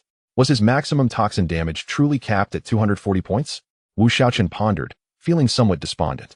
While 240 points per second was formidable at this stage, it would soon pale in comparison as player strengths increased. If this were the case, then this talent would be of little use. Chapter 29. Talent potential. Looking at the talent description, there was no indication of a toxin damage cap. If there were a limit, it should be reflected there. Moreover, the value of 240 seemed more likely tied to level. At level 12, 20 times would indeed yield 240. But why 20 times instead of 10? Suddenly, Wu Shaochen recalled the introduction to the War God Hall, which stated that enhancing one's realm could elevate talent potential. This must be what is referred to as talent potential. It suggests that not only my talent, but everyone's talent potential has a ceiling. And players can raise this ceiling by advancing their realm. If that is the case, then my innate talent limit should be 10 times my current level. With the elevation of my realm, this limit has indeed increased to 10-fold, which clarifies my situation. To verify, it is quite simple. I will level up once more to see if I can ascend to level 260. If so, by tomorrow, I shall elevate my realm to Qingtong level and ascertain the results. Resolute in my thoughts, Wu Shaochen continued his rapid extermination of the black bears, swiftly dispatching another 76. Elevating his level to 13, he then ventured deeper, encountering creatures of level 18, a group of colossal red lizards. As per usual, I employed my insight skill. Fire lizard level, 18 health, 28. 000 physical attack, 150 magical attack, 380 physical defense, 150 magical defense, 160 speed, 50 skill, flame breath, exhales flames in a 5-meter range ahead, igniting targets within the area for 5 seconds, inflicting 100 magical damage per second. Cooldown, 20 seconds. A magical attacker? Wu Shaochen was momentarily taken aback. This was his first encounter with a magic damaging creature, and indeed, they were more troublesome than those relying on physical attacks. This skill is rather formidable. If I do not swiftly evade its area of effect, even with over 2,000 health, I would not withstand its onslaught. However, magic attackers rely solely on skills for damage, akin to mages. A mage without skills poses no threat, yet the basic skill Fireball has a cooldown of merely 3 seconds. Low consumption and instant casting, effectively acting as a basic attack.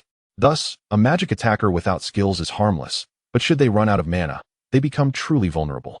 This magic attacker lacks even Fireball. Does it rely on its 150 physical attack for basic strikes? Wu Shaochen chuckled. It was still susceptible to damage. The pressure was manageable. I merely needed to avoid its skills. However, this creature cannot be farmed in groups, lest it conjure a fiery inferno from which I could not escape. Thus, I shall take it on one at a time. After all, it only takes a little over a minute for each. Luring one lizard, I struck it twice. Although it was quick, I still endured a second of its skill, yet the impact was negligible. After a minute, the lizard succumbed. Ding! You have slain, Fire Lizard. Earning 220 experience. As it was 5 levels above, you gain an additional 110 experience. Your pet, In Tai Lang, gains 66 experience points. Ding! Talent trait triggered. Toxin damage increases by 1 point. Current toxin damage is 241 points. Ding! Immortal body activated. Maximum health increases by 1 point. Current immortal body enhances maximum health by 297 points. Indeed, my innate talent for toxin damage has increased once more, after vanquishing another 20 lizards. My toxin damage peaked at 260 points and ceased to grow. Having discerned this pattern, Wu Shaochen exhaled a sigh of relief. As long as there were no stringent limitations, he would be fine. He had not even augmented his strength. His progress was solely reliant on his innate talent. If that talent could no longer grow, he would lose his competitive edge. Given that enhancement was still possible, the current 20-fold level was already formidable. At least, no current player could withstand my blade. Wu Shaochen mused. Glancing at the time, it was already past 9 in the evening. I shall log off for a meal, and after eating, I will rest and decide my next steps. Since my talent has reached its limit, There is no urgency to level up. Others should not catch up in the short term. Removing his helmet, Wu Shaochen rubbed his head. It was evident he needed to purchase a gaming pod. Yet he still lacked sufficient funds. He had not earned a single coin since arriving in the main city and would need to hunt bosses for that. After a late-night snack, he returned home only to find it was already 10 o'clock. Setting an alarm for 6 hours, he lay down to sleep. After a day of hard work, he was indeed quite fatigued. At that moment, players across the major cities were experiencing rapid growth phases. In Jinling City, players were now ubiquitous. Su Mushui exited the War God Hall, having just challenged the War Goddess Secret Realm, but it was evident that she had failed. One-on-one combat was not a mage's forte. Although the magical defenses of monsters at this stage were generally low, the equipment gained from the novice village did not enhance magical attack power, rendering mages, being fragile classes, incapable of enduring the high damage from the phantoms. Thus, they had no chance of success. After pondering, she decided to inquire if that individual possessed magical gear. Opening her friend list, she discovered that the person had already logged off, their glaringly high level of 13 dazzling her eyes. How on earth did this person achieve such a remarkable lead while maintaining a normal routine of eating and sleeping? Truly a peculiar anomaly, Su Mushui mused. It seemed she would have to focus on leveling up and acquiring gear first. Shortly after Su Mushui departed, members of AO Shirtianxia arrived at the War God Hall, armed with the bronze and black iron gear obtained from slaying the Wild Boar King and Silver Wolf King, along with the remaining enhancement and instant recovery potions. They ultimately succeeded in their challenge, experiencing a significant power surge, and emerged with smiles on their faces. Wu Shaochen slept soundly until his alarm rang at 4 in the morning. Outside, the world was shrouded in darkness. His sleep schedule had indeed flipped entirely. After a quick wash, he finished the fried noodles he had packed the night before and donned his helmet to log back in. Upon entering the game, he found himself once more in the Fire Lizard region. After contemplating, he decided to return and tackle the War God's Secret Realm first. Then he could verify if his theories held true. As he prepared to use his return scroll, an unusual roar resonated from Black Bear Ridge. Wu Shaochen's eyes sparkled. Based on his experience, that roar surely signified a boss. Stowing his return scroll, he dashed toward the source of the sound.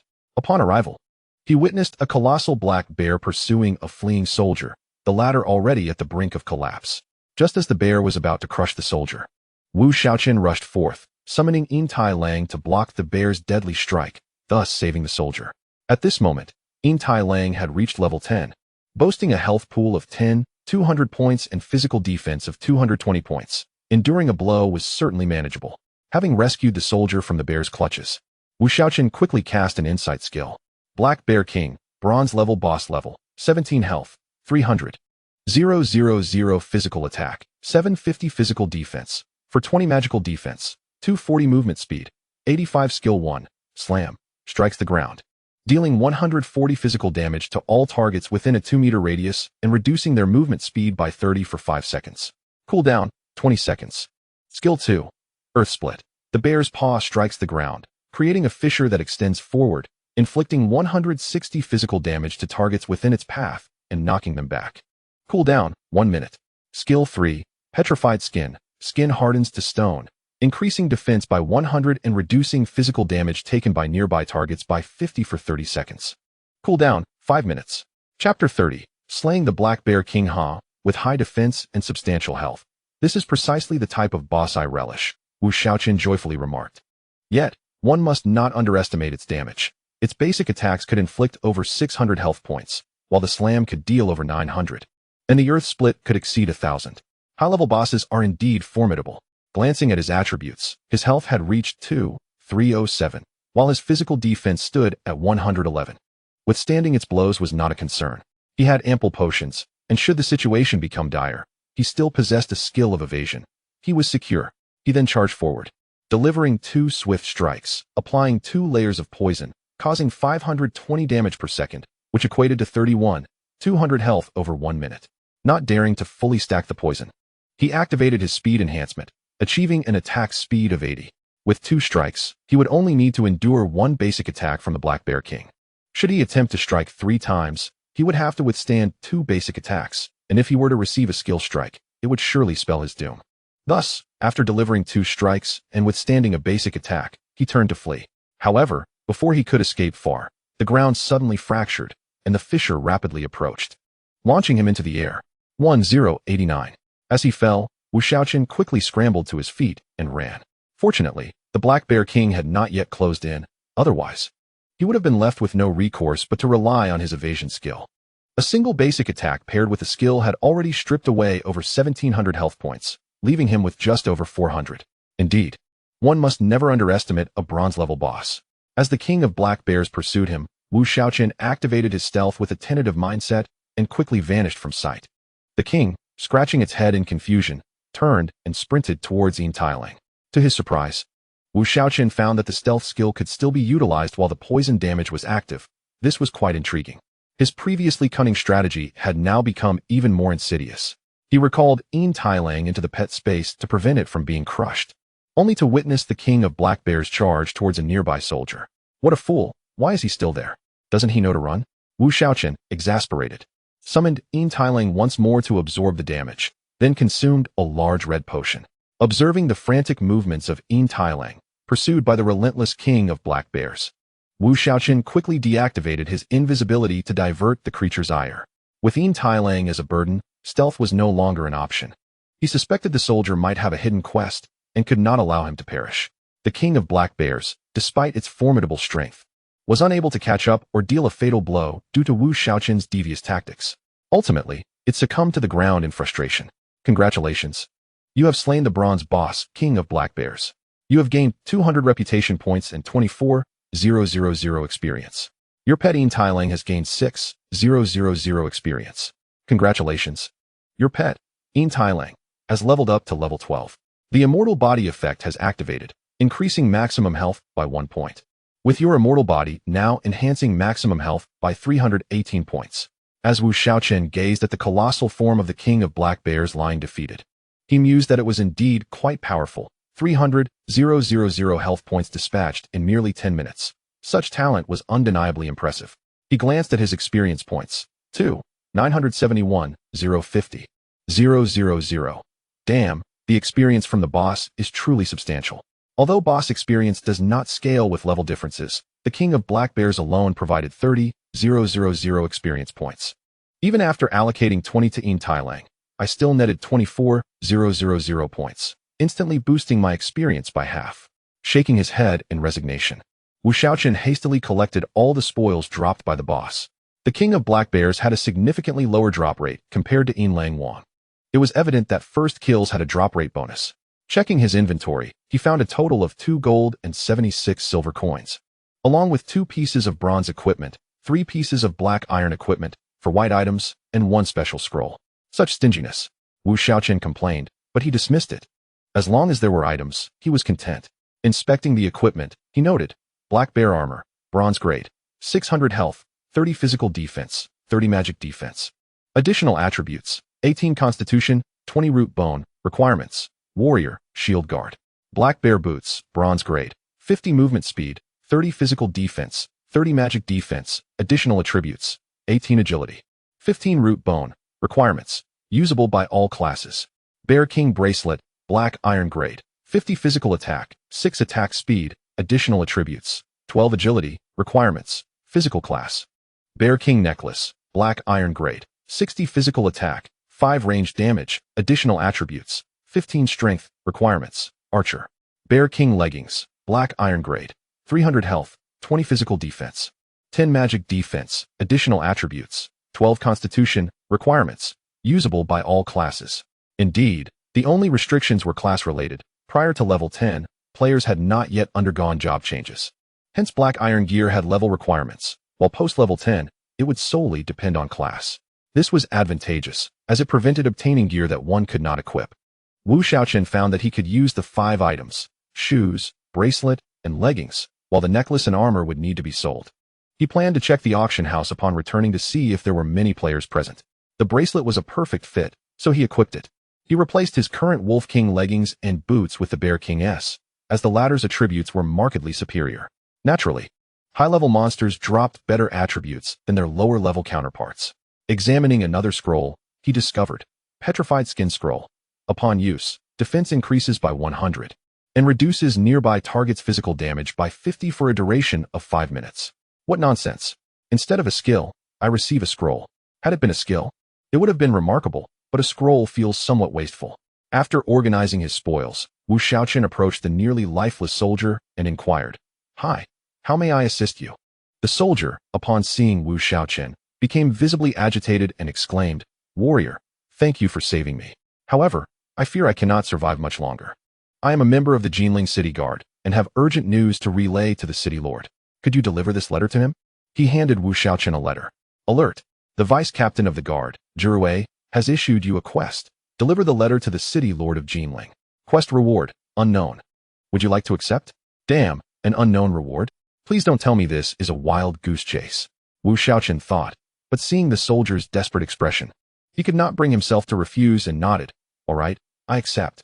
After taking the letter, he watched as the soldier's face relaxed, only for him to quickly succumb to death. "Is it really that straightforward?" Wu Shaochen shook his head in disbelief and then took out a return scroll to head back to the city. "Alert! Quest in progress. Return scroll cannot be used." "Are you kidding me?" Wu Shaochen's eyes widened in frustration, realizing he had wasted his return scroll and would have to run back instead. With no choice, he sprinted towards the city, grateful for his speed, to avoid wasting even more time. After over 10 minutes, he finally returned to Jinling City, only to find it teeming with players, having seemingly awakened from a 6-hour slumber. "It seems I can finally make some money. It's been ages since I had any income. First, I should turn in the quest." Wu Shaochen made his way directly to the city lord's mansion, only to be stopped by the guards at the entrance. "This is the city lord's residence. Unauthorized personnel are prohibited from entering." Feeling quite indignant, Wu Shaochen explained his purpose and presented the letter. The guards hurried inside to report, quickly returning to escort him in. Upon entering the main hall, Wu Shaochen beheld a stern-looking middle-aged man seated on a throne, undoubtedly the city lord. "I have heard you encountered Zhiruei. How is he faring?" The city lord approached Wu Shaochen with urgency. "I regret to inform you that he has passed. This letter was entrusted to me to deliver to you before his demise," Wu Shaochen replied, handing the letter to the city lord. "Alas, it is my fault for not ascertaining the enemy's strength before sending them to their fate," the city lord lamented, taking the letter and reading it intently. After finishing, the city lord clenched his fists, his expression darkening with fury. After a long pause, he addressed Wu Shaochen, "Adventurer, thank you for bringing this letter back. Here is your reward. Alert! Quest complete. Congratulations, you have gained 200 reputation points and 20 gold coins. Wow, 20 gold coins. This quest is quite rewarding. Just delivering a letter nets me 20 gold. How generous of the city lord." Wu Shaochen thought to himself, pleased. As he prepared to leave, he noticed the city lord still wore a troubled expression and felt compelled to ask, "City lord, do you face a challenging issue? Perhaps I could assist." The city lord's eyes brightened momentarily at Wu Shaochen's inquiry, only to dim again as he replied, "Indeed, there is a rather troublesome matter, but with your current strength, you may not be up to the task. Not to worry, city lord. If you have no other options, why not entrust this task to me? Rest assured, I am quite capable, and as adventurers, we cannot truly die," Wu Shaochen pressed, sensing that this quest was of great significance. Clearly, his words had an impact. The city lord contemplated for a moment before conceding. "Very well, I currently lack better personnel. I shall assign this matter to you, but if it proves too difficult, we shall abandon it and find another solution." Ding. The lord of Jinling City has assigned you a task. Travel to Haifeng's to slay the chieftain and return with his head. The duration of the task is 3 days, and the reward remains unknown. The chieftain of Haifeng's appears formidable, and the ambiguity of the reward makes one wonder if the lord harbors little hope for success, mused Wu Shaochen. He then inquired, "My lord, what is the strength of this chieftain?" "He is at level 20, in the silver realm," the lord replied gravely. Wu Shaochen felt bewildered. Was he digging his own grave? A level 20 in silver, it was evident that he would be outmatched. Nevertheless, since he had accepted the task, he decided to confront this chieftain. After all, where else could he find a silver boss? Moreover, with 3 days at his disposal, he could develop his skills if he found himself outmatched. Wu Shaochen thought to himself, "Then, my lord, I shall take my leave. Await my good news," he said as he took his leave. "Be cautious in all matters." Upon exiting the lord's mansion, Wu Shaochen made his way directly to the War God Hall, where numerous players were present. The War God's secret realm was a solo challenge, yet multiple players could enter simultaneously without encountering one another. At this moment, the players present were merely spectators, observing the exploits of the war gods. He approached the swirling portal of the War God's secret realm. Ding. "Do you wish to challenge the War God's secret realm?" "Yes." The portal opened, and Wu Shaochen stepped inside. The scene shifted, and he found himself in a secluded space. Soon, a phantom wielding a massive axe materialized before him. War God Phantom, bronze level, 13 health, 250. 000 physical attack, 700 physical defense, 300 magical defense, 150 movement speed, 80 skill 1. Heavy slash, swings the massive axe downward, dealing 170 physical damage to the target. Cooldown, 20 seconds. Skill 2, horizontal slash, sweeps the massive axe in a circle, dealing 155 physical damage to all enemies within 1 meter. Cooldown, 30 seconds. Skill 3, block, uses the massive axe to block the next attack. Cooldown, 5 seconds. This creature's attributes rival those of the Black Bear King, Wu Shaochen thought. Fortunately, it lacked crowd control skills, and its damage, while fierce, posed little threat. He swiftly closed in, delivering 2 strikes, then retreated from a basic attack with ease. He activated stealth, expecting an easier encounter, but to his surprise, this creature could see through his stealth. It seemed he was not allowed to take it easy. Thankfully, the War God Phantom's attack range was short. Each time he struck it twice, he only had to endure a single basic attack or skill, posing minimal risk. In just over 8 minutes, the War God Phantom fell to the ground, and shortly thereafter, Wu Shaochen was teleported back. Ding! Congratulations on your successful challenge. Your realm has been elevated to bronze level, and you have gained 20 points in all attributes, along with 20 free attribute points. The War God medal has upgraded from black iron to bronze level. As the first player to reach bronze level, the system rewards you with an additional 20 free attribute points. What a delight. Indeed, the enhancement of my realm brings forth greater strength. Glancing at the free attribute points, combined with those from leveling up twice previously, he had a total of 60 free attribute points.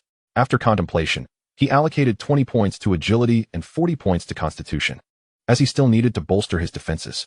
Agility was already quite high, and currently, the monsters he encountered, even bosses, could not match his speed. Observing the upgraded War God medal, which had increased all attributes by 20, he felt exhilarated. He then reviewed his attributes. Name, Chun Feng Realm, bronze level, 13 health, 2. 708 mana, 540 physical attack, 263 magical attack, 84 physical defense, 246 magical defense, 216 movement speed, 258 attack speed, 54 critical rate, 10 experience, 2, 971, 050. 000 strength, 572, 068 intelligence, 352, 042 constitution, 862, 0103 root bone, 130, 20156 spirit, 352, 042 agility, 174, 20208 talent, poison damage 260, can stack 3 layers. Undying body, increases maximum health by 318 points. Equipment, weapon, wooden sword, novice gear, attack 2 helmet, Wolf King helmet, black iron, health 200, defense 10. Bonus attribute, constitution 6 armor, wild boar king armor, black iron, health 100, defense 10. Bonus attribute, constitution 8 pants, bear king leggings, black iron, health 300, physical defense 20. Magical defense 10, bonus attribute, constitution 12 belt, silver wolf king belt, bronze, health 300, dual defense 20, bonus attribute, constitution 10. Root bone 10 boots, black bear king boots, bronze, movement speed 50, physical defense 30, magical defense 30, bonus attribute, agility 18. Root bone 15 necklace, silver wolf king necklace, bronze, attack 25, critical rate 10, luck 3, bonus attribute, strength 10. Agility 8 left bracelet, silver wolf bracelet, whiteboard, health 20, attack 12, attack speed 1 right bracelet. Bear king bracelet, black iron, physical attack 50, attack speed 6. Bonus attribute, agility 12 left ring, toad ring, whiteboard, health 20, physical attack 8, attack speed 1 right ring, silver wolf king ring, bronze, health 100, attack 30. Attack speed 5, bonus attribute, strength 12, constitution 10 chapter 32. First P, just as Wu Shaochen exited the War God Hall, private messages began to alert him. Schwer, aren't you worried about being surpassed after being offline for so long? Not at all. If I wish to level up, I could easily do so in no time. No one can catch up to me, Wu Shaochen replied. This was the truth. He had always felt that his leveling pace was too rapid. Su Muxua, upon seeing Wu Shaochen's response, rolled her eyes. Although she felt he was boasting, the reality was that Wu Shaochen had indeed been offline for quite some time. and she had only reached level 12. Shaking her head, she decided not to dwell on it. Su Muxue then asked, "Do you have any mage equipment?" Chen Feng, "None." Feeling a bit disheartened by Wu Shaochen's reply, Su Muxue, still unwilling to give up, inquired, "Is there any way you could help me through the war god's secret realm?" Chen Feng, bronze level? Su Muxue gritted her teeth and replied, "Black iron." Chen Feng, "Oh, that should be doable." He then sent her a screenshot of a Wild Boar King summoning scroll. He had never used this item, and it was now of no use to him. Upon seeing this, Su Muxue's eyes brightened. This fellow truly possessed a wealth of good items. With this scroll, she felt confident in her ability to succeed in the challenge, allowing the Wild Boar King to absorb damage while she unleashed her attacks from behind. "How much?" Su Muxue asked. "How about 50,000? Wu Shaochen replied. For a one-time use item, unless it was exceptionally powerful, it typically cost a few tens of thousands. Soon, they reached an agreement, and Su Muxue hurried back to the city toward the War God Hall. Many players had already recognized the significant impact of realm elevation on strength. After the transaction, Wu Shaochen decided to put up Black Bear King armor, Wolf Tooth Club, Bear King necklace, and the replaced Wolf King leggings on the auction house, setting it to bidding mode with a bidding duration of half an hour. A longer duration could yield a higher price. Given the current shortage of equipment in the auction house, as players had discovered that whiteboard gear could be purchased from shops, and black iron equipment was exceedingly rare, anything available would be snatched up. Various materials, however, were plentiful for sale. Wu Shaochen's 3 pieces of black iron and 1 piece of bronze instantly drew the attention of all players. Wow, bronze equipment. I've never even seen black iron equipment. And this guy is selling bronze gear? 3 pieces of black iron and 1 bronze. Which big shot is this? Damn, this armor significantly boosts shield guards. If I had the money, I would snatch it up first. At this moment, Ao Shi Tianxia gazed at the auction house's equipment with a serious expression and inquired, "Do you know who is selling this?" "I don't know. It's anonymous," replied Ao Shi Jueqing. At this stage, the number of individuals capable of selling bronze equipment can be counted on one hand, and this particular armor was not dropped by the Silver Wolf King. Could it be that Chen Feng is also in Jinling City? Ao Shi goofing speculated. It is quite possible. Let's first secure this armor, and then keep an eye on the situation. If Chen Feng truly is in Jinling City, we must locate him. I am quite eager to see what this Chen Feng is capable of, Ao Shi Tianxia remarked. After listing the auctioned equipment, Wu Shaochen glanced at the pile of whiteboard gear in his backpack and shook his head. He entered a nearby clothing store and sold all the whiteboard equipment at a meager price of several copper coins each. Wu Shaochen felt quite helpless. At least he didn't have to sell them separately, as both weapons and accessories could be sold here. However, he had already resolved not to pick up white gear in the future, as it not only occupies space but is also of little value. After selling the equipment, he perused the items in the store and discovered that the gear he sold could be repurchased for several silver coins each. This is truly the work of a shrewd merchant. As he scanned the store's inventory, he suddenly noticed a mask for sale. After some contemplation, he decided to purchase it. The mask provides no additional attributes. Its sole purpose is to conceal one's identity. He has now become somewhat of a celebrity within the game, so it is prudent to maintain a low profile. In truth, even if he were to be exposed in the game, it would not matter much. However, he feared the repercussions in the real world, as he is merely a powerless individual without wealth or influence. If someone he offends in the game were to retaliate in reality, it would be disastrous. After donning the mask, Wu Shaochen exited through the south gate once more. Along the way, he encountered numerous players venturing out to battle monsters, even at 4 or 5 in the morning. Were these individuals not in need of sleep? At that moment, 4 individuals, 3 men and 1 woman, approached him. The leading man spoke up. "Hey buddy, want to team up? We happen to need a damage dealer." "No, thank you," Wu Shaochen replied politely as he continued on his way. "Brother, it's tough to play this game alone. It's better to team up," the leader insisted. Noticing Wu Shaochen's seemingly impressive gear, "Thank you, but I really don't need to," Wu Shaochen reiterated firmly. "Hey, what's with your attitude? Our Hao Gu is inviting you. You should consider it a compliment," a young man behind the leader retorted. Wu Shaochen stopped and turned to face the young man. "I have been quite polite. Just because he invites me doesn't mean I have to accept, does it? Of course. Our Hao Gu is a prominent figure in Ao Shi Tianxia. If he takes a liking to you, it could be your good fortune. You might even have the chance to join Ao Shi Tianxia, the largest guild in Jinling City," the young man boasted. "Oh," Wu Shaochen said, disinterested, and turned to leave again. However, the group continued to pursue him, encircling him. "Kid, you're asking for trouble. Do you believe I can send you back to the novice village in an instant?" the young man threatened. Meanwhile, the leader, Hao Gu, stood with his arms crossed, amused, a smile playing on his lips. Since this individual was not cooperating, they would have to extract his equipment by force. Go ahead and try. Wu Shaochen replied calmly. Hey, you're quite arrogant, aren't you? Today, I'll show you that some people are not to be trifled with, the young man exclaimed, drawing his weapon and slashing at Wu Shaochen. A rather embarrassing number, 12, appeared, causing the young man to widen his eyes in disbelief. He was a fully stat warrior with over 200 attack power, yet he only dealt 12 points of damage to this player. How could this be? Was this assassin's defense that high? Players can conceal their IDs and levels, but their classes are easily identifiable. Is that all? Wu Shaochen remarked, observing the shocked young man, and casually pulled out a novice wooden sword from his backpack. Now it's my turn. As the young man struck him, the group's names turned gray, indicating they were part of a team. Haha, novice wooden sword? You think you can defeat us with that? The only female in the group laughed. Wu Shaochen, uninterested in wasting time, activated his speed boost and struck each of them with a sword before walking away without looking back. Wow, this guy is fast. But what's his deal? He strikes and runs. Is he trying to escape because he can't beat us? The young man questioned. No, I'm poisoned. Damn it. I'm losing 260 health per second. Shaoli, heal me. Hao Gu urgently called out. As an archer, his health was already low, and within those 2 seconds, he was nearly finished.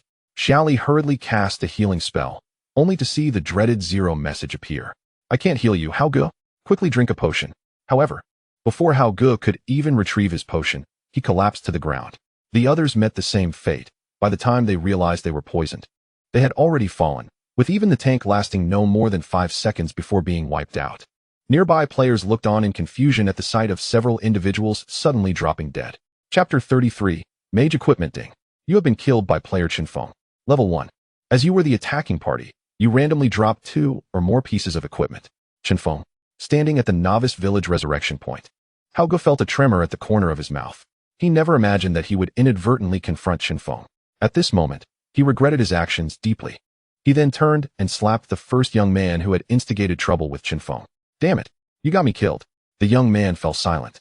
Realizing he had dared to speak to the revered Chinfeng in such a manner, his legs felt weak.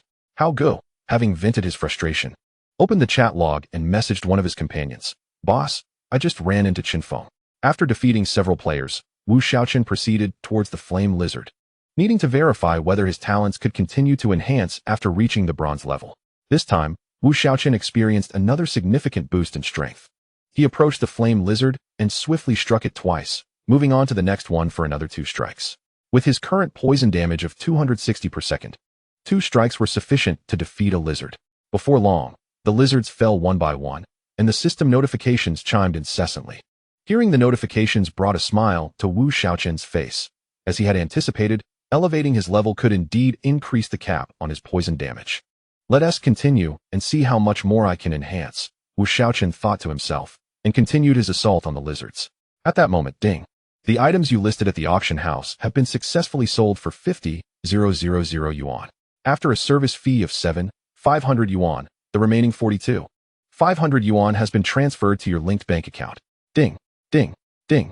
A series of 4 notifications sounded, causing Wu Shaochen to feel a surge of excitement as he glanced at the transaction records, feeling as though it had been ages since he last received money. Wolf King leggings, sold for 50,000. Wolf Tooth Club, 470,000. Bear King necklace, 480,000. And most importantly, Black Bear King armor, reached an astounding 180,000. Wu Shaochen's eyes narrowed with delight. The total transaction amount for the 4 pieces of equipment reached 380,000. After deducting the service fee of 57,000 yuan, he still had 320,000 yuan deposited. What a thrill. It seems that although everyone has advanced in their classes, most are still primarily using whiteboard gear, with very few possessing black iron equipment, let alone bronze. The population in the main city far exceeds that of the novice village, suggesting that there are indeed more wealthy players around. I'm one step closer to the gaming pod. Let us keep it up. Wu Shaochen felt invigorated and charged towards the lizards once more. In Jinling City, Aoshi Tianxia learned about the incident from Hao Gu and turned to Aoshi Jueqing beside him. What do you think of Chinfeng's strength? According to Zaheo, the opponent's defense is exceptionally high, speed is swift, damage is average, but the poison is quite troublesome. This poison, I wonder if it is a trait from equipment or a talent. 260 points of damage per second without the ability to heal is quite critical, especially since they had no knowledge of how long this poison could last, Aoshi Jueching analyzed. Under normal circumstances, toxin damage lasts at least 10 seconds. If that is the case, equipping the Hei Xiong Wang Jiajia would allow me to barely endure it. However, if the duration extends beyond that, no one at this stage could withstand it. As the foremost shield of the world, Aoshi Gufeng mused. In the early game, the equipment lacks skills, which may be attributed to talent. If it is indeed talent, then it is reasonable for him to gain such a substantial advantage early on. This toxin is undoubtedly akin to a bug in the early stages, yet it is only temporary. Once we level up and gear up, dispatching him will be as easy as slaughtering a dog, Aoshi Tianxia declared with pride.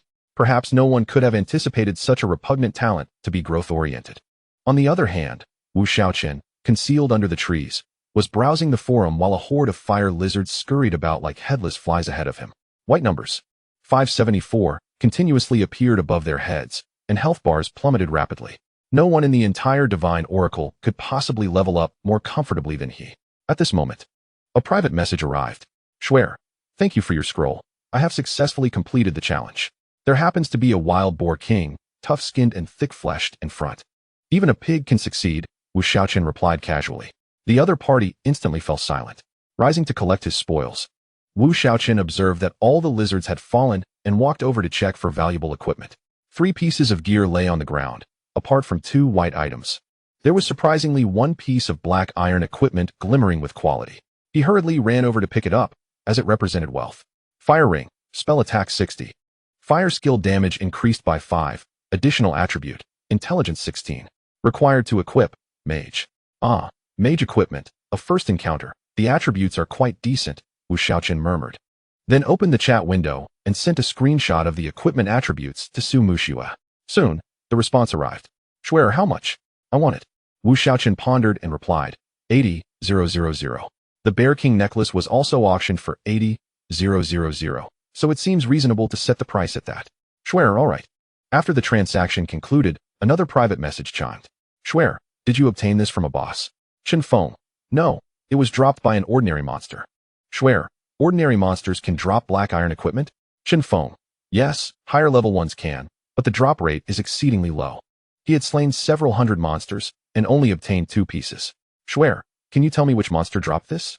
Mage equipment is notoriously difficult to acquire.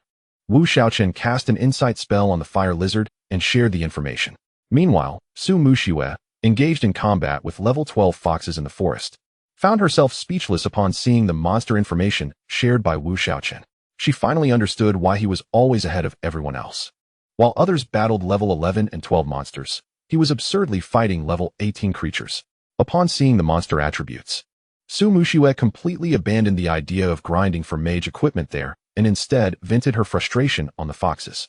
Uncle Lu, noticing Su Muxiue's troubled expression, observed that his young lady had changed. Previously, she faced every situation with calmness. Recently, he often saw her gritting her teeth in frustration, leaving him uncertain whether it was a good or bad sign. After defeating over a dozen fire lizards, a golden light flashed. Level up. Checking his talents, he noted that toxin damage had reached 337, indicating he had defeated 77 fire lizards, with the limit yet to be reached. The immortal body skill increased his maximum health by 395 points, nearly 400, equivalent to a boost of 40 constitution points, which felt quite pleasant. After the upgrade, his health reached 2826, and he decided to hold on to his 10 attribute points until he determined where to allocate them later. Experience points for LV14, 3, 860,000. It was time to check out Heifeng Zhai. Chapter 34. Heifeng Zhai. Upon accepting the quest, the map marked the objective, and Wu Shaochen followed the directions, traversing over Heixiong Ridge. After a while, he suddenly spotted a long fence forming a wall ahead, with a large gate in the center, guarded by 2 individuals dressed like bandits. The map had initially appeared black, but it lit up upon his approach, revealing it as Heifeng Ridge. The Heifeng Zhai should be just ahead. Wu Shaochen stealthily approached and cast an insight spell on one of the bandits. Heifeng Zhai bandit, level 20 health, 40,000 physical attack, 450 physical defense, 230 magic defense, 150 movement speed, 78 skill, slice, swings a large sword forward, dealing 160 physical damage. Cooldown, 20 seconds. A level 20 monster, not too difficult. Should I start clearing here, or grind level 19 monsters first? Would leveling up too rapidly by defeating monsters 6 levels higher be unwise? Never mind, since talents have limits, there's no need to seek out level 19 monsters. I'll commence my grind here. As Wu Shaochen edged closer, he was soon detected. Who dares approach Haifeng? Seize him. The bandits wasted no time and charged at Wu Shaochen. Hey, do you think you can intimidate me? Wu Shaochen retorted, displeased by their arrogance. Activating his speed boost. He exceeded 300 in movement speed and achieved an attack speed of 104, allowing him to strike twice per second. He dashed in, delivering 2 strikes to each bandit before retreating. Establishing distance, he activated stealth and leisurely watched as the 2 bandits slowly succumbed to their impending doom. With 337 damage per second over 2 layers, that amounted to 674, they would be dead in 1 minute. However, he suddenly sensed a disturbance, and his stealth was broken as 2 arrows struck him. 234, 234. There are archers. Wu Shaochen glanced in the direction of the arrows and discovered 2 arrow towers flanking the gate, each manned by an archer. He quickly distanced himself from the tower and cast an insight spell. Haifeng Zhai Guard, level, 20 health, 38. 000 physical attack, 480 physical defense, 180 magic defense, 120 attack speed, 100 movement speed, 85 skill, Eagle Eye, enhances vision, increases arrow accuracy, and can see through stealth skills. Great, this guy has the Eagle Eye skill. This could be troublesome, Wu Shaochen remarked in exasperation. Although individually they posed little threat, their high defenses meant arrows inflicted only 200 damage on him. However, their rapid attack speed, 2 arrows per second, implied he could take 4 arrows in a single second, leading to a health drop of 8 to 900. They attacked from a considerable distance. He was struck even when 10 meters away from the tower. Even with his speed boost, it would take him 3 seconds to reach the tower, resulting in a total of 6 seconds. There was no doubt he would be finished. With no viable strategy, Wu Shaochen lamented, suddenly noticing the silver wolf trailing behind him. An idea sparked. How could he have forgotten? Though he rarely utilized it while grinding. It remained formidable. His silver wolf had reached level 12 and possessed A-grade qualities, significantly enhancing its strength. Silver wolf, pet quality, a level, 12 health, 14. 200 magic points, 1, 300 physical attack, 400 physical defense, 280 magic defense, 140 speed, 60. According to the data, its attributes could easily surpass Wu Shaochen's. Its only drawback was its speed, but that was inconsequential. He could summon it to a designated location from his pet space. With over 10,000 health and 280 defense, it could withstand the damage. This is promising. It seems that if I need to switch pets in the future, I should opt for a defensive type, which can absorb damage. The Silver Wolf King is offensive in nature, but is already quite resilient. Soon, 2 bandits armed with knives collapsed to the ground. Disregarding the meager copper coins scattered about, Wu Shaochen withdrew the Yin Tai Lang into his pet space. After a minute's wait for the summoning cooldown to expire, he summoned the Yin Tai Lang beneath the arrow tower. As anticipated, the 2 archer guards swiftly directed their arrows towards the Silver Wolf King. Damage numbers of 200. 200 emerged above the beast's head. Wu Shaochen dared not linger. After all, this was time purchased with the life of the Silver Wolf. Activating his speed boost, he dashed forward. Within 3 seconds, he reached the base of the first arrow tower, swiftly scaled it, and struck twice with his sword before retreating. The archer guard, with merely 38,000 health, succumbed to the poison in no time. Upon being attacked, the guard shifted its focus from the Yin Tai Lang to Wu Shaochen, who was forced to jump around as 2 arrows struck him per second, leaving him unable to engage the second guard. With the wind howling, Wu Shaochen urgently called for the Yin Tai Lang to flee. Unfortunately, he could not directly withdraw his pet into its space while in combat. Fortunately, the Yin Tai Lang was robust and, having escaped the attack range, still had over 8,000 health remaining. Now, he awaited the demise of the poisoned guard. The remaining one would be significantly easier to handle. However, if the entrance was this challenging, he could only imagine the multitude of archers within. Sighing, he decided to take things one step at a time. Before long, the first archer fell. After a brief wait, as he observed the Yin Tai Lang's health returning to full, Wu Shaochen once again sent it ahead to absorb damage while he rushed forward, swiftly landing 2 strikes before retreating once more. Shortly thereafter, the second archer also succumbed to the poison. The level 20 monsters granted a hefty experience of 300 each, with an additional 60 experience due to being 6 levels lower, resulting in a total of 480 experience per monster. Even after dividing 20 for the Yin Tai Lang, The 4 bandits contributed a total of 1,536 experience to Wu Shaochen. After the demise of the second archer, a sudden alarm seemed to echo from within the bandit stronghold, prompting the bandits to rush out en masse. What the hell? It can happen like this? Wu Shaochen, sensing the unfolding chaos, hastily recalled the Yin Tai Lang and fled. Indeed, he had not run far when he glanced back to see the entrance of the stronghold filled with bandits, some wielding knives, others shields, bows, and even staffs. Thank goodness I ran fast, otherwise I would have been sent back to the city for free, Wu Shaochen lamented. Were these bandits so well equipped? They resembled a small army. I have truly dug a pit for myself, he thought, observing the 100-plus bandits emerging, with over 20 archers and nearly 10 mages among them. Approaching them would surely be disastrous. Even the Yin Tai Lang could hardly endure for more than a few seconds. What to do? He needed to separate them to lure and defeat them one by one. But the archers shared the same aggro range. Getting too close would spell doom. Oh, the lack of range damage is quite troublesome, he mused, aware that the rogue's stealth was effectively countered. Wu Shaochen glanced at the 3 scrolls lying in his bag. 1 lucky scroll, 1 body protection scroll, and 1 petrifying skin scroll. Suddenly, an idea struck him. Wasn't the previously disregarded petrifying skin scroll just perfect for the situation?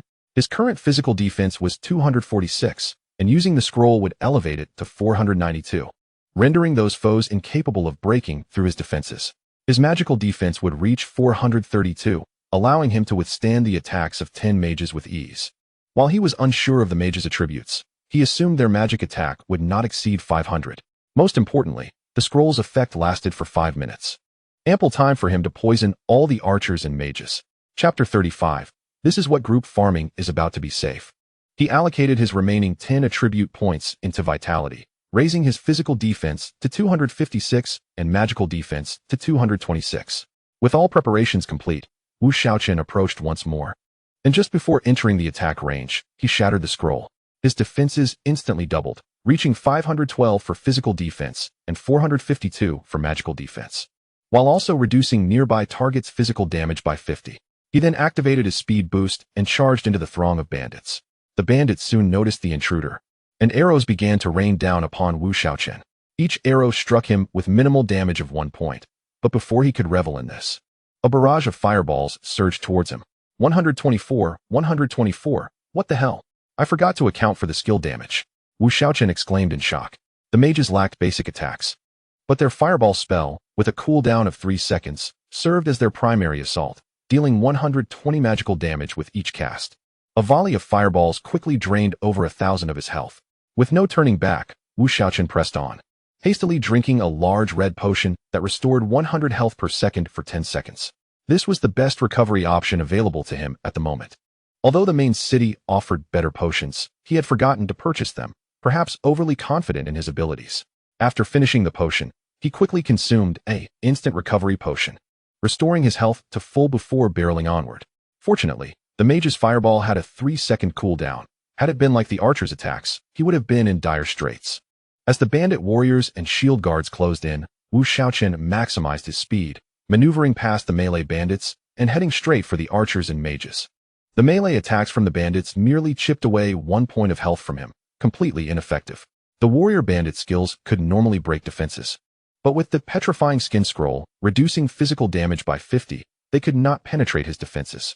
However, he still felt the threat posed by their well-rounded composition. Halfway through his dash, he was stunned for 2 seconds by a shield guard's shield bash. Damn it, how annoying. At that moment, the mages unleashed their second wave of spells, not fireballs, but freezing spells. 2 spells? What the hell? As the freezing spell was about to hit him, Wu Shaochen reluctantly activated his void state. This skill, while powerful, had a 5-minute cooldown, which made it precious. He usually reserved it for emergencies. Upon activation, his body instantly entered a void state, shaking off the stun, and the incoming freezing spell missed its target. Wu Shaochen seized the opportunity, dashing out of the encirclement and toward the mages. The mages, surprisingly intelligent, attempted to retreat, but against Wu Shaochen's speed of over 300, escape was impossible. As he reached the mages, he began to attack them. In close quarters, their operational space was severely restricted, making it challenging for them to target the swiftly moving Wu Shaochen. This provided him ample breathing room, and he managed to poison each mage twice before retreating. Mages typically had lower health than archers, so 2 layers of poison were sufficient. Before long, all 10 mages were poisoned, with Wu Shaochen sustaining only 3 fireball hits and 1 freezing spell during the process. Although the freezing spell reduced his movement speed by 30, it hardly affected him given his already high speed. After applying the poison, Wu Shaochen dashed out without hesitation. He would deal with the archers once the mages were defeated. Otherwise, he would struggle to endure the mage's damage. Even with the instant recovery potion, he could not withstand it, as it only restored 1,000 health and had a 10-second cooldown. After enduring another volley of fireball damage, Wu Shaochen finally escaped the mage's attack range and made a hasty retreat. Phew, that was close. I used a scroll and an instant recovery potion just to fight ordinary monsters. What a loss, Wu Shaochen grumbled. Next, he calculated the timing and returned to the front of the stronghold in under a minute. As expected, the mages had all fallen. Now emboldened, with nearly 4 minutes remaining on the petrifying skin scroll, he strode boldly towards the bandits, directly targeting the archers. Although his speed boost was still on cooldown, Wu Shaochen maintained a movement speed exceeding 200 and an attack speed of 54. His poisoning speed remained impressively fast. It took over a minute to poison all the archers, primarily due to the persistent interference of the shield guards and warriors. The shield guard shield strikes could stun me, which was quite bothersome. After poisoning the archers, I swiftly targeted anyone in my vicinity, activating my speed boost whenever possible. When the scroll's duration ended, I was pleasantly surprised to find that nearly half of the mountain bandits had been poisoned, leaving only about 20 unpoisoned, and among those I had already poisoned, a significant number had fallen. Only around 50 bandits remained standing. This was what one might call a mass extermination, I mused. After leading the bandits in a circle, I checked to see if any of the fallen had dropped decent equipment. To my astonishment, I discovered 2 pieces of black iron gear among the numerous white items, which filled me with great delight. Moreover, the drop rate of the bandits appeared to be significantly higher than that of other monsters, and I even spotted several silver coins. Indeed, not copper coins, but silver. The realization that these bandits could drop silver made everything I had just done feel worthwhile. I quickly collected the 2 pieces of black iron gear and the silver coins from the ground, disregarding the white items and copper coins. I now possessed the confidence to be proud. However, I was slightly troubled by the remaining 22 bandits. They could not be lured apart. As soon as one entered their aggro range, they would all attack together, which could become quite troublesome, especially since the shield guards could stun for 2 seconds. Lacking any scrolls, being stunned could easily lead to my demise. Upon checking my status, I realized I had eliminated 124 bandits within the last 5 minutes. My talent fixed at 420, and I was now level 14. 30 times my level, with an increase of 10-fold in my realm, which aligned with my expectations.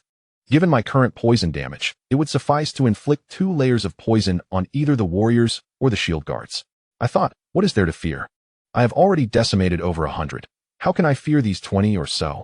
With my speed boost and invisibility skills ready, I dashed forward. My speed now exceeded theirs by more than 3-fold, minimizing the likelihood of being surrounded. With a defense rating of 256, I could withstand a warrior's attack, which dealt less than 200 health points, and the shield guard's attack, which only reduced my health by over 140. The skills posed some challenges. A warrior's ability could inflict over 400 health points of damage, but I could endure it. Since they were all melee fighters, even if I stood still, I could only be attacked by a maximum of 8 at once. By slightly repositioning, I could reduce that to 4 attackers.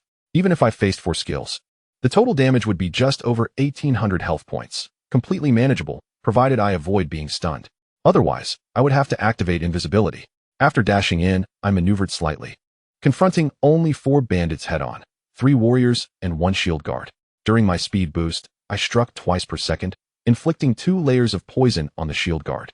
Remarkably, he refrained from using his skills while 2 warriors unleashed theirs, allowing me to endure their attacks and poison one of the warriors.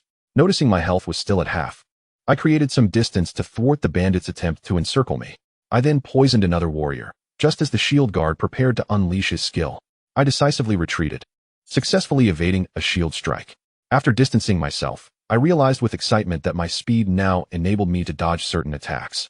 Both the shield guard and warrior skills had telltale signs, which significantly reduced the difficulty of the encounter. As long as I focused on evading the shield guard strikes, the battle would be much simpler. From that point, it became considerably easier. As long as I avoided being stunned, the 4 remaining bandits could not possibly eliminate me in one blow. After several exchanges, I finally cleared all 20 bandits. This battle took just over 10 minutes, culminating in the elimination of 146 bandits, plus 4 gatekeepers, for a total of 150 slain bandits. This speed was undoubtedly beyond what any player could imagine, considering these were level 20 monsters. The 150 bandits yielded a remarkable 57,600 experience points, allowing me to level up rapidly once again. While the distant Intai Lang also reached level 13. My undying body increased by 150 health points, bringing my total health to 2,976, nearly 3,000. Opening my inventory, I examined the 2 newly acquired pieces of equipment.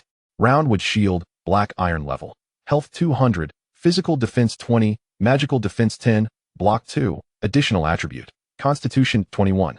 Required to equip, shield guard. Attack speed ring, black iron level, attack 60, attack speed 6, additional attribute, agility 22, required to equip, archer, assassin. The attributes were quite impressive.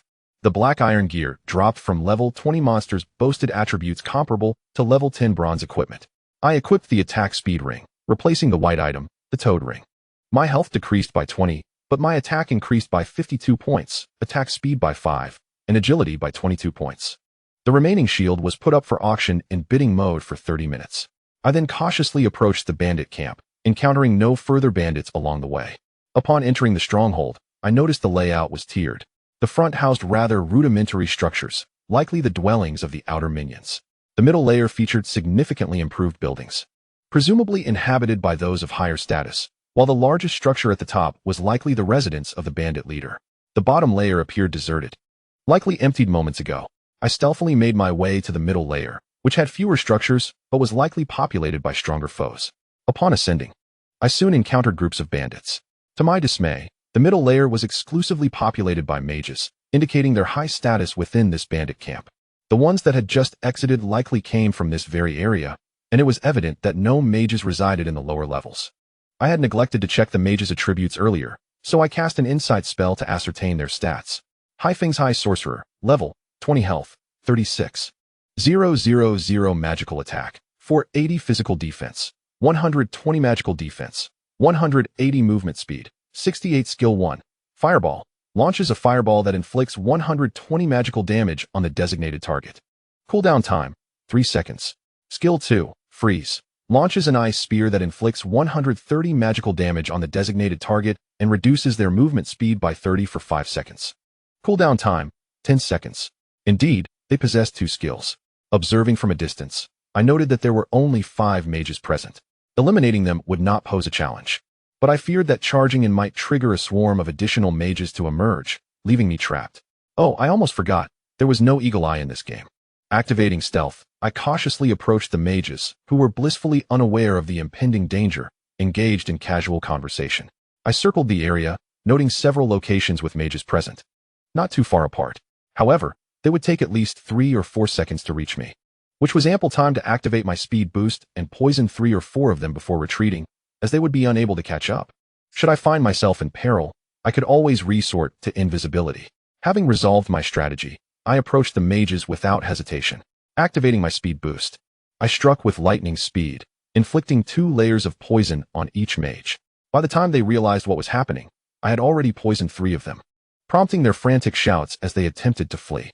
I pursued them closely, managing to poison 2 more in under 3 seconds. But only 1 mage managed to respond with a fireball. As I noticed other mages rushing to join the fray, I promptly turned and fled. The ensuing ice spells and fireballs struck, draining nearly 2,000 health points, but it was of little consequence.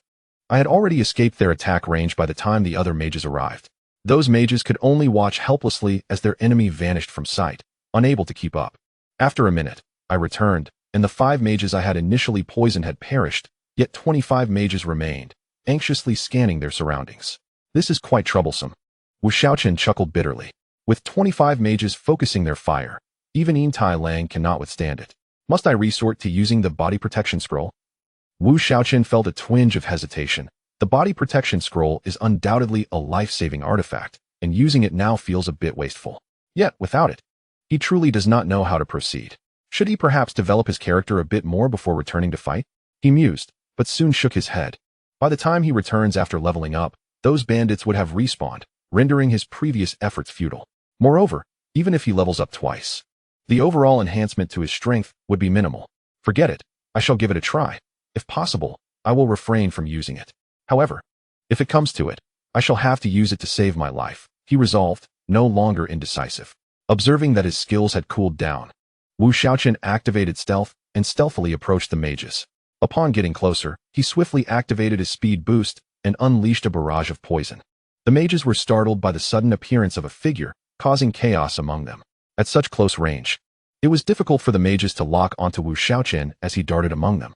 Only occasionally did a fireball manage to strike him amidst the pandemonium. However, this state of confusion lasted only a few seconds before the mages quickly regained their composure and scattered. Quite clever. The dispersed mages posed a significant threat to Wu Shaochen, compelling him to pursue and attack them. Yet, even with his speed, he was but one against many fleeing mages. After managing to poison 4 more, he found himself bombarded with an increasing number of fireballs and ice spikes, rapidly diminishing his health. Once the mages had created distance, they began their counterattacks. He quickly consumed a health potion and another for instant recovery to restore his health somewhat, then continued to chase and strike at the mages. However, after poisoning just 2 more, his health plummeted again. Watching fireballs and ice spikes hurtling towards him, Wu Shaochen had no choice but to tear apart the body protection scroll. Instantly, a faint golden light enveloped him, blocking all incoming fireballs and ice spikes. Not daring to waste any time, Wu Shaochen rushed towards the unpoisoned mages. He had only 8 seconds left. He needed to leave 2 seconds for escape. The mages' attack range was approximately 10 meters, and he could barely escape their reach in 2 seconds. The mages were spread quite far apart, even with his speed boost and over 300 movement speed.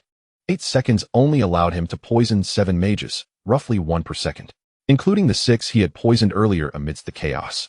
He had managed to poison a total of 19, leaving 6 untouched.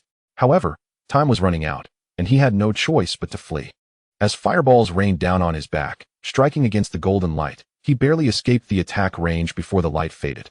Seeing 7 or 8 fireballs and ice spikes approaching from behind, Wu Shaochen activated his void ability to evade, ultimately escaping successfully. Next came the wait of 1 minute before returning to collect the corpses. Only 6 remained, posing no significant threat. Chapter 37. The strategist of Haifeng Zhai. In under a minute, before Wu Shaochen could return, the golden light of leveling up enveloped him. Clearly, those foes had perished from the poison. Having been on the brink of leveling up, Wu Shaochen ascended directly to level 15, allocating the 10 attribute points he acquired to his constitution. After dispatching a few waves of ranged monsters, he began to take defense seriously. He aimed to become a formidable assassin. After allocating his attribute points, he waited for his skills to cool down before returning once more. He found 6 mages standing there, seemingly on guard. A smirk crept onto Wu Shaochen's lips. They had dared to attack him, and now they were fearful.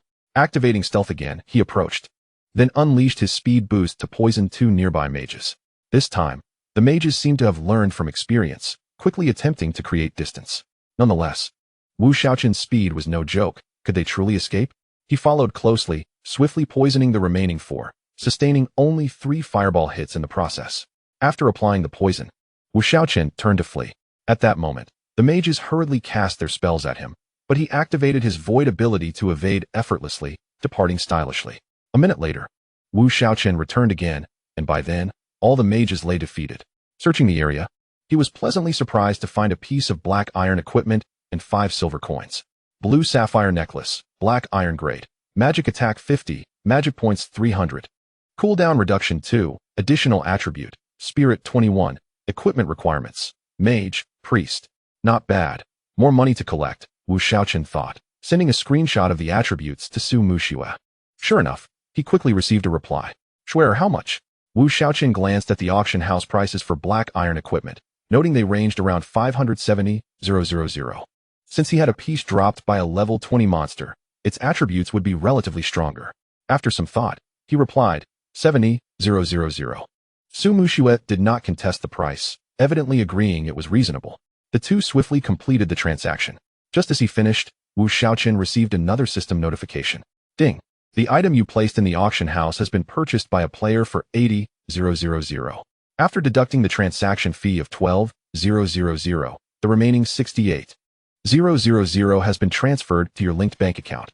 Oh, I almost forgot about the shield I had listed. The price was quite good, but after fees, I was left with only over 60,000. Indeed, trading with the girl is better, no fees, and the payment is swift, Wu Shaochen noted. It should be around 8 o'clock now. I should log off to grab breakfast, as there are no monsters around. Wu Shaochen chose to log off from the game. Removing his helmet, he habitually pulled out his phone to check his balance, only to sit up in shock. What the heck? It actually exceeded 1 million. Staring at the 110,000 balance in disbelief, Wu Shaochen exclaimed. After counting on his fingers for a while, he realized that, without realizing it, he had earned his first million in life.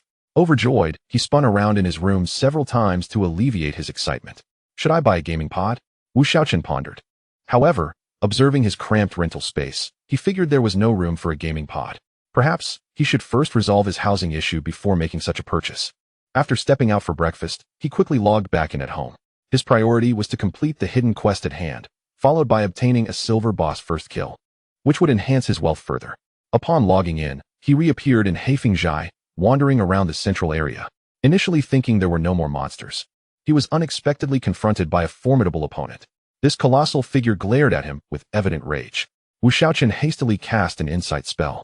Strategist of Heifengzhai, bronze grade boss level, 20 health, 350. 000 magic attack, 900 physical defense, 400 magic defense, for 80 movement speed, 95 skill 1. Fireball. Launches a fireball that inflicts 120 magic damage on a designated target. Cooldown time, 3 seconds. Skill 2. Freeze. Launches an ice spike that inflicts 130 magic damage on a designated target, reducing the target's movement speed by 30 for 5 seconds. Cooldown time 10 seconds. Skill 3. Explosive Flame. Releases a burst of flame at a designated location, which explodes upon arrival, inflicting 145 magic damage on all targets within a range of 33. Cooldown time 2 minutes. Skill 4. Hailstorm. Releases hail at a designated location, inflicting 135 magic damage on all targets within a range of 55, reducing movement speed by 30 for 5 seconds. Cooldown time 1 minute. Wu Shaochen gulped nervously. With 4 skills and such high magic attack, he quickly decided to flee, distancing himself from the threat. If he were to engage, he would have to activate stealth and approach cautiously. Checking his status, he noted that after leveling up, he had gained 40 health points. And having killed 30 mages via the Undying Body skill, his total health had reached 3,046 points, with his magic defense at 236 points. The Toxin inflicted 426 points of damage, and after leveling up, an additional 6 points were gained from killing 6 mages. I can manage this, Wu Shaochen calculated. If he were to withstand all 4 skills in one round, he would surely falter. However, aside from the fireball and freeze spells, which are instant cast, the other 2 skills undoubtedly have casting times. By activating stealth to approach him and then using speed burst, he could apply 2 layers of poison in 1 second and spend 2 seconds escaping, enduring at most 3 skills. Having devised this strategy, Wu Shaochen activated stealth and returned to the previous location, where the strategist of the Black Wind camp was still lingering. Wu Shaochen quietly approached, and upon getting close, he unleashed speed burst, swiftly delivering 2 strikes before turning to flee. You little thief, you're doomed, the strategist shouted. Immediately, a freeze spell struck Wu Shaochen, reducing his speed by 30. Following that, a fireball hit him, and then the third skill, Explosive Flame, was cast. However, due to the 0.5 seconds casting time, by the time it was released, Wu Shaochen had already evaded the attack range, and the explosive flame detonated behind him without causing harm. Once he had escaped, Wu Shaochen glanced at his remaining health, which was still over half, and smiled faintly, finding the challenge manageable. Timing it well, as he approached the 1-minute mark, Wu Shaochen returned to apply 2 more layers of poison. This time, without speed burst, he endured 3 skills but managed to escape without any major mishaps. Thus, in less than 7 minutes of back and forth, the body of the strategist from Black Wind camp finally fell. Ding! Congratulations on defeating the bronze-level boss, Black Wind camp strategist, earning 200 reputation points and 800 experience points. Your pet Intai Lang gained 200 experience points. Ding! Talent trait triggered, toxin damage increased by 1. Current toxin damage is 427 points. Ding! Immortal body activated, maximum health increased by 1 point. Current immortal body has increased maximum health by 576 points. Upon checking his experience, LV15, 3, 740, 670, 000. The experience is almost halfway again, but it can't be helped. Boss experience is truly substantial. Glancing at the ground, Wu Shaochen's face broke into a smile. However, the loot is indeed plentiful. He hurriedly gathered all the items that had dropped. In total, there were 4 gold and 32 silver, 2 pieces of bronze equipment, 3 pieces of black iron equipment, and he left behind some whiteboard gear, along with a scroll and a fruit. Chapter 38. Black Wind Camp Leader opening his backpack, he examined the items contained within. Ice Spirit Staff, bronze level, spell attack 160. Spell penetration 10, ice magic damage increased by 5, additional attributes, intelligence 24, spirit 22. Equipment requirement, mage. Flame bracelet, bronze level, spell attack 80, mana 200. Fire magic damage increased by 5, cooldown reduction 5, additional attributes, intelligence 21, agility 20. Equipment requirement, mage, priest. Looking at these 2 pieces of equipment, Wu Shaochen licked his lips, admitting that they were undoubtedly the finest gear available in the game at present. His current bronze equipment could not compare, as they were dropped by a level 20 boss. The remaining 3 pieces of black iron gear were also mage equipment, a helmet, a pair of shoes, and a belt, none of which Wu Shaochen could equip, and he couldn't be bothered to check their attributes. Wondering if that girl could use them, Wu Shaochen mused. If she could wear this gear, she would surely become the top mage of Jinling City, with equipment superior to his own. Contemplating, Wu Shaochen sent a message to Su Mu Shui. Hey girl, is your pocket heavy enough? Shui Air, what do you mean? Wu Shaochen promptly sent screenshots of all 5 pieces of equipment. Shui Air, how much in total? I want them all. Wu Shaochen pondered for a moment, surprised by how wealthy she seemed, showing no hesitation at all. Checking the auction house transaction records, he noted that the only bronze equipment sold previously had a price of 180,000, while there were no other records for bronze gear sales. Although there were several for black iron equipment, with prices ranging around 460,000. After considering, Wu Shaochen replied, Ice Spirit Staff for 200,000, Flame Bracelet for 180,000, and the black iron pieces at 60,000 each. This pricing was quite reasonable, given that the attributes of these items surpassed those of the market. Shui Air, okay. No sooner had she finished speaking than a remote trade request arrived, with 560,000 already entered. After placing the items in the trade window, the transaction was completed, and Wu Shaochen found himself with over 500,000 more, feeling elated. Continuing to inspect the remaining items, the scroll was a teleportation scroll, recording a coordinate for direct teleportation, quite useful. The last item was a fruit he had never seen before, spirit fruit. Consuming it permanently increases spirit by 10 points. This is excellent, as permanent attribute boosters are undoubtedly valuable, and since his mana was somewhat lacking, he consumed it immediately, raising his spirit to 52 and his mana to 680 points. Now, only the camp leader remained. Wu Shaochen glanced at the house at the top and proceeded directly up. As soon as he entered, a voice echoed in his ears. Who allowed you to come up? I have said before, no one may enter without my permission. The voice emanated from within the house. How arrogant. Wu Shaochen was not one to tolerate such insolence. He kicked the door open with determination. Who dares to ruin my affairs? As he spoke, a scarred middle-aged man appeared before Wu Shaochen, visibly taken aback upon seeing him. Who are you? Where did you come from? Taking advantage of the moment, Wu Shaochen swiftly cast an insight spell.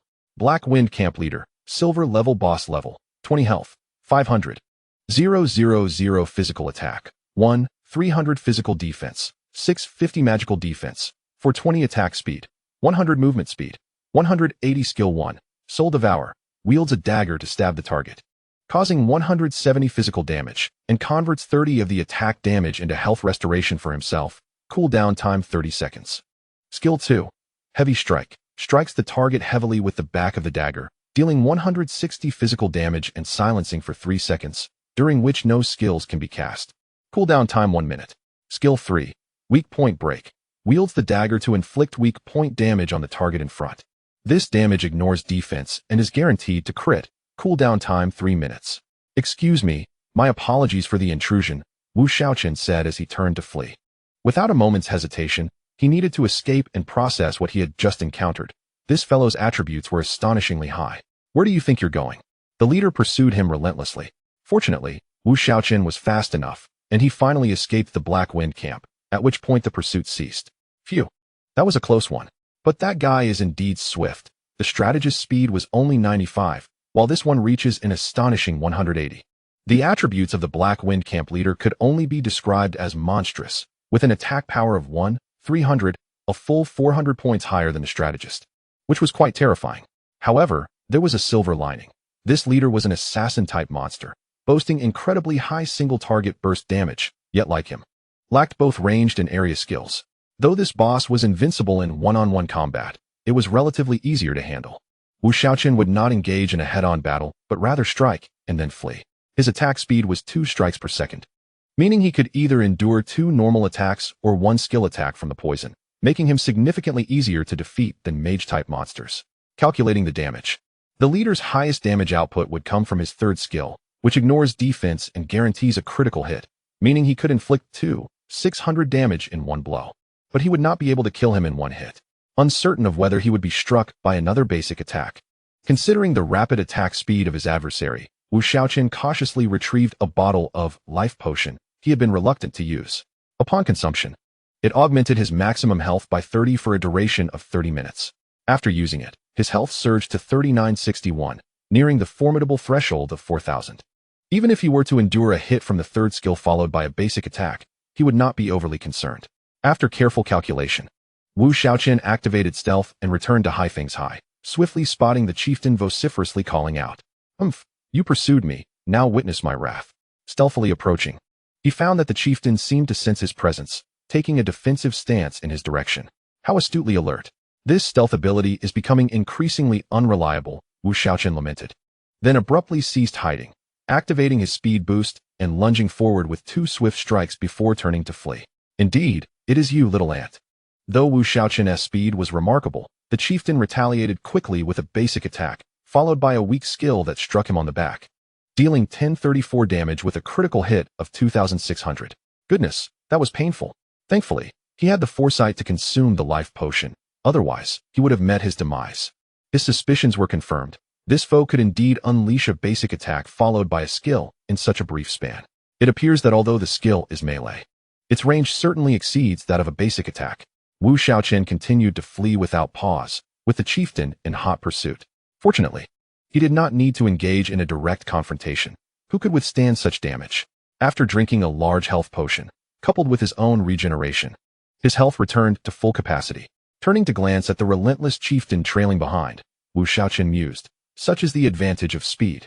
Thus, he and the chieftain exchanged blows in a dance of strategy. To ensure his safety, he would strike twice while under speed boost, and 1 strike before retreating when not. Meanwhile, the chieftain was filled with frustration, unable to catch the nimble little ant before him. If only he possessed a long-range attack. He now regretted choosing the assassin class. Chapter 39. The first silver kill. Observing the chieftain's dwindling health, Wu Shaochen suddenly recalled that he had a lucky scroll in his inventory that could enhance his drop rate by 100. Different humanoid monsters possess distinct classes, and the loot they drop corresponds to their class. For instance, the strategist he previously defeated was a mage, yielding an abundance of mage equipment. Given that the chieftain was an assassin, he was certain to drop assassin gear, and as a silver first kill, the drop rate would be augmented. If he were to use a scroll that doubled the drop rate, Wu Shaochen felt a surge of excitement and quickly retrieved it, using it immediately. The drop rate enhancement would last for 30 minutes, and the chieftain could only withstand for a maximum of 5 more minutes.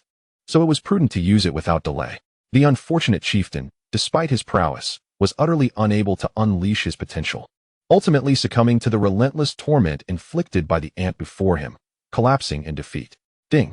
Congratulations, you have slain the silver-level boss, Haifeng's High Chieftain, earning 500 reputation points and 40,000 experience points. Your pet silver wolf has gained 10,000 experience points. Ding! Congratulations, you have leveled up, gaining 40 health, 20 mana, and 10 free attribute points. Please allocate them wisely. Ding! Congratulations, your pet, Silver Wolf, has leveled up to level 14. Ding! Talent trait triggered, Toxin damage increased by 1. And the number of Toxin stacks that can be accumulated has increased by 1. Current Toxin damage is 428 points, with a maximum of 4 stacks. Ding! Immortal Body activated. Increasing maximum health by 1 point. Enhancing your immortal body by a total of 577 maximum health points. Simultaneously, an announcement reverberated throughout the entire Huaxia server.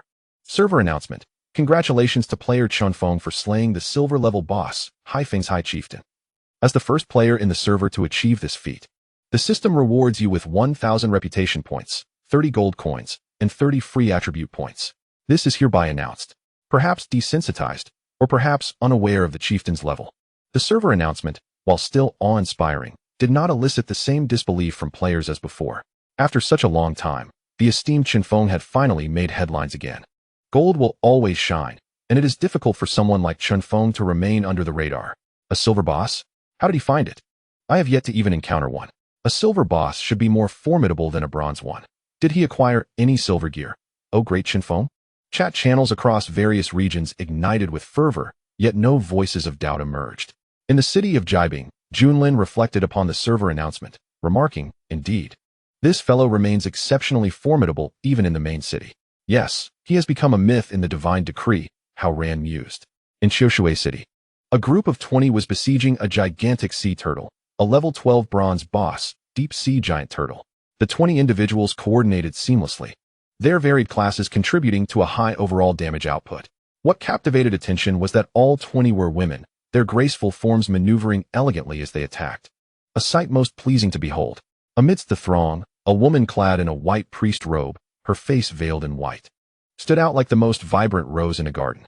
Even amongst a crowd of beauties, she commanded attention. With a mere wave of her hand, she cast a healing spell that restored a critically wounded warrior girl to full health, her healing amounting to an impressive 8 or 900. A feat that would surely leave all other priests envious. This was the key to their courage in challenging a bronze boss.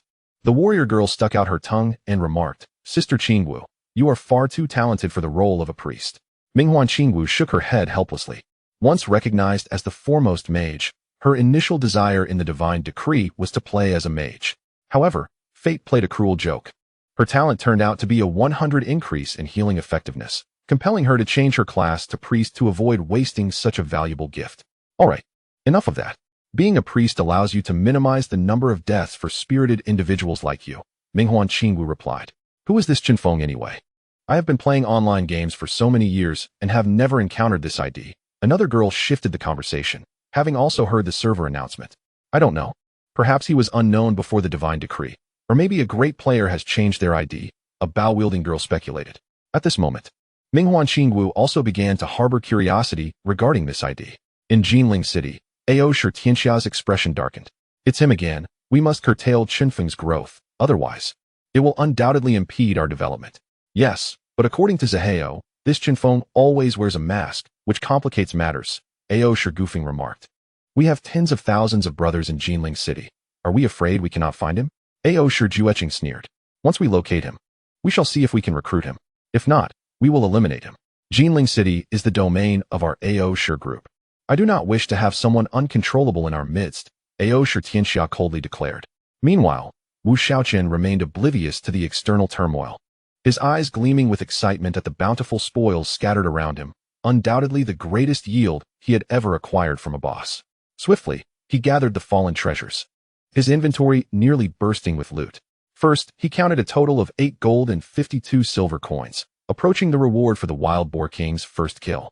Then came the equipment. For pieces of silver gear, 6 pieces of bronze gear, 8 pieces of black iron gear, and he had left behind no white gear. Remarkably, he had even acquired 2 skill books, likely attributable to the use of the lucky scroll, for it was improbable to find 2 otherwise. Lastly, he discovered 2 special scrolls, 2 attribute fruits, a peculiar potion, a key, and a piece of parchment whose purpose eluded him, along with a skull necessary for a quest.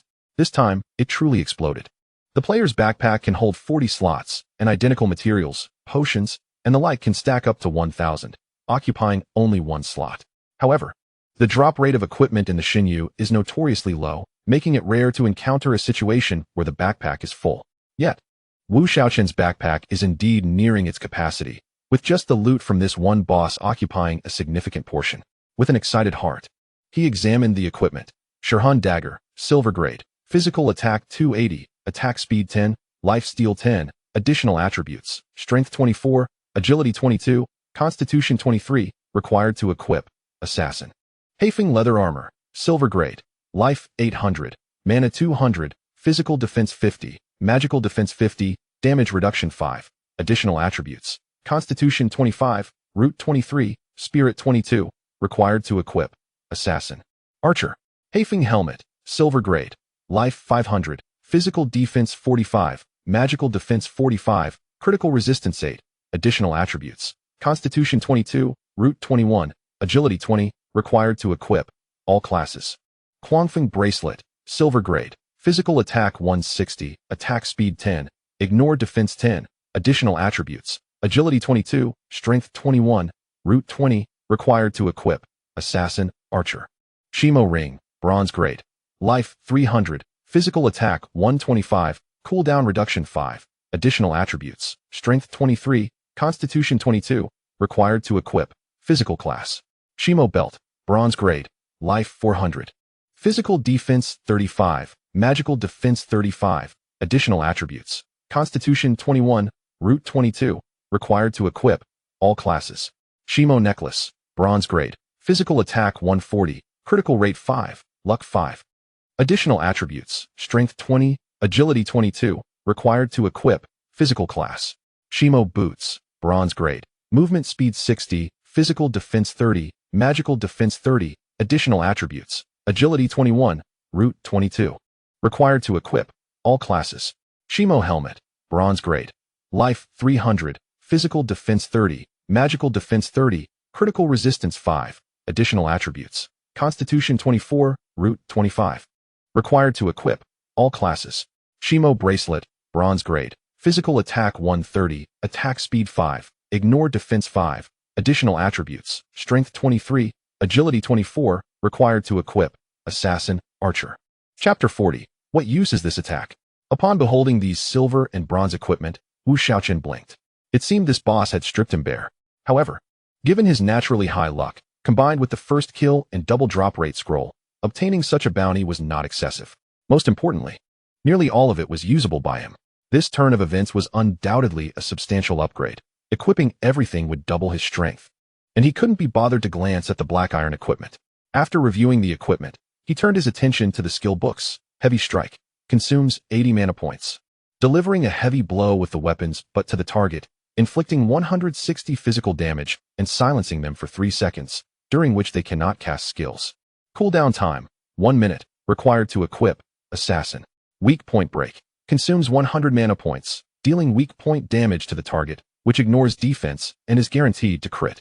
Cooldown time, 3 minutes, required to equip, assassin. While both of these skills dropped, Wu Shaochen remarked. Finally, he was no longer a mere assassin relying solely on poison for sustenance.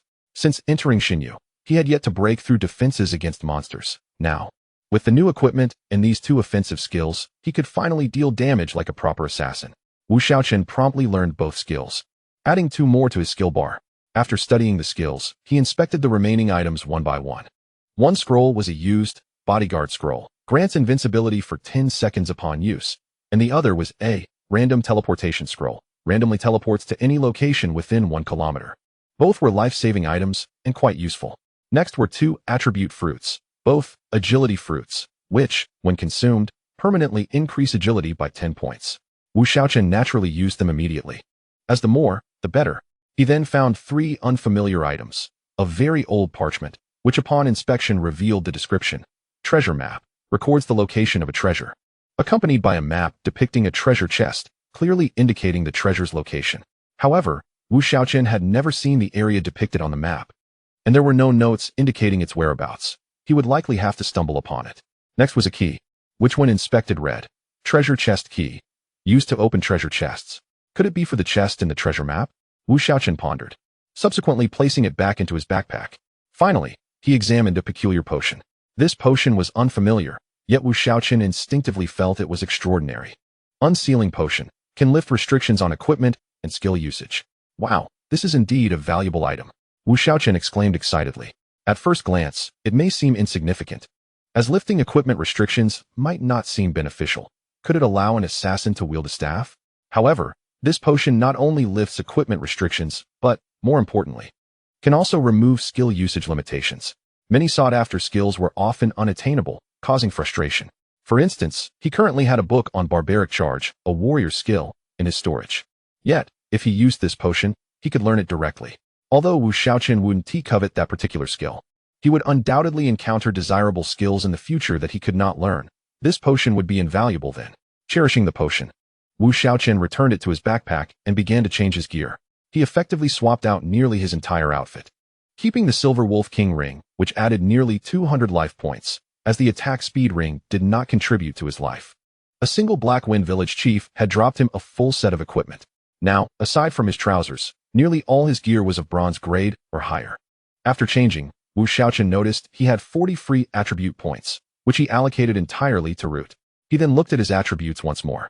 Name, Chenfeng Realm, bronze grade level, 16 life, 5487 mana, 1180 physical attack, 1245 magical attack, 84 physical defense, 543 magical defense, 533 movement speed, 430 attack speed, 104 critical rate, 5 life steal, 10 damage reduction, 5 ignore defense, 15 cooldown reduction, 5 critical resistance, 8 luck, 15, title 10. Equipment 5, experience, 740680000 strength, 1582018 intelligence, 3520442 constitution, 1742020 root, 3032036 spirit, 672080 agility, 30920370 talent, poison damage 428 points. Stacking up to 4 layers immortal body, increases maximum life by 577 points. Equipment, weapon, Shaochen dagger, silver grade, helmet, Haifeng helmet, silver grade, armor, Haifeng leather armor, silver grade, pants, Bear King leggings, black iron grade, belt, Shimo belt, bronze grade, shoes, Shimo boots, bronze grade, necklace, Shimo necklace, bronze grade, left bracelet, Quangfeng bracelet, silver grade, right bracelet, Shimo bracelet, bronze grade, left ring, Shimo ring, bronze grade, right ring, Silver Wolf King ring, bronze grade.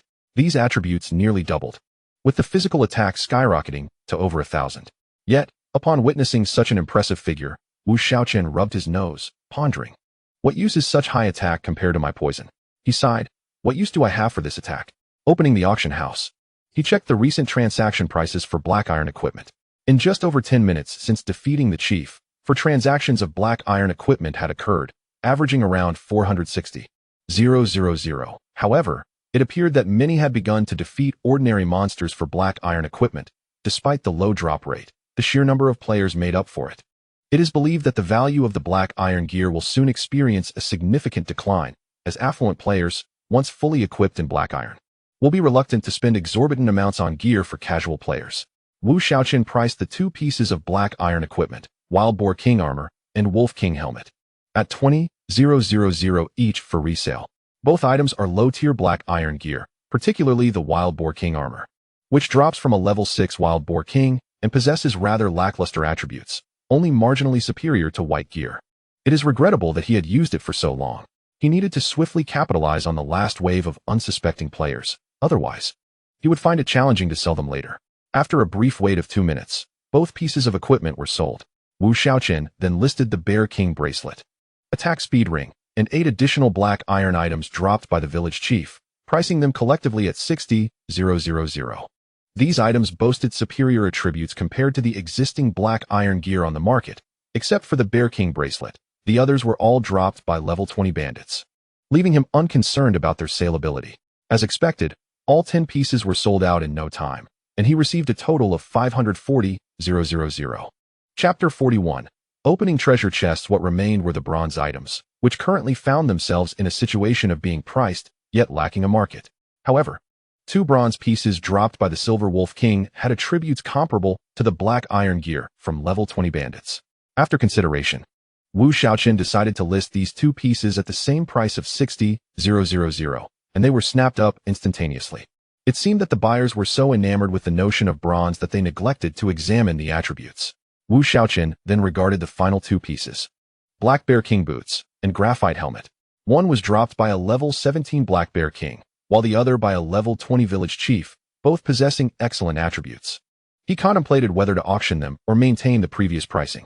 Unbeknownst to Wu Shaochen, at this moment, the majority of players in Jinling City were eagerly observing the auction house, as this was their first encounter with such a bulk sale of black iron and bronze gear. Meanwhile, Wu Shaochen's private chat window chimed. Shuer, are the items in the auction house all listed by you? Chenfeng, yes, why? Shuer, are there any left? Chenfeng, do you want more? Shuer, yes. She quickly realized the ambiguity of the conversation and added, I only want the bronze items. Do you have any? Wu Shaochen pondered and sent her screenshots of the attributes of the remaining 2 pieces, both of which were suitable for all classes. Swear, how much? Chen Feng. The usual price, 160,000 each. Swear, alright.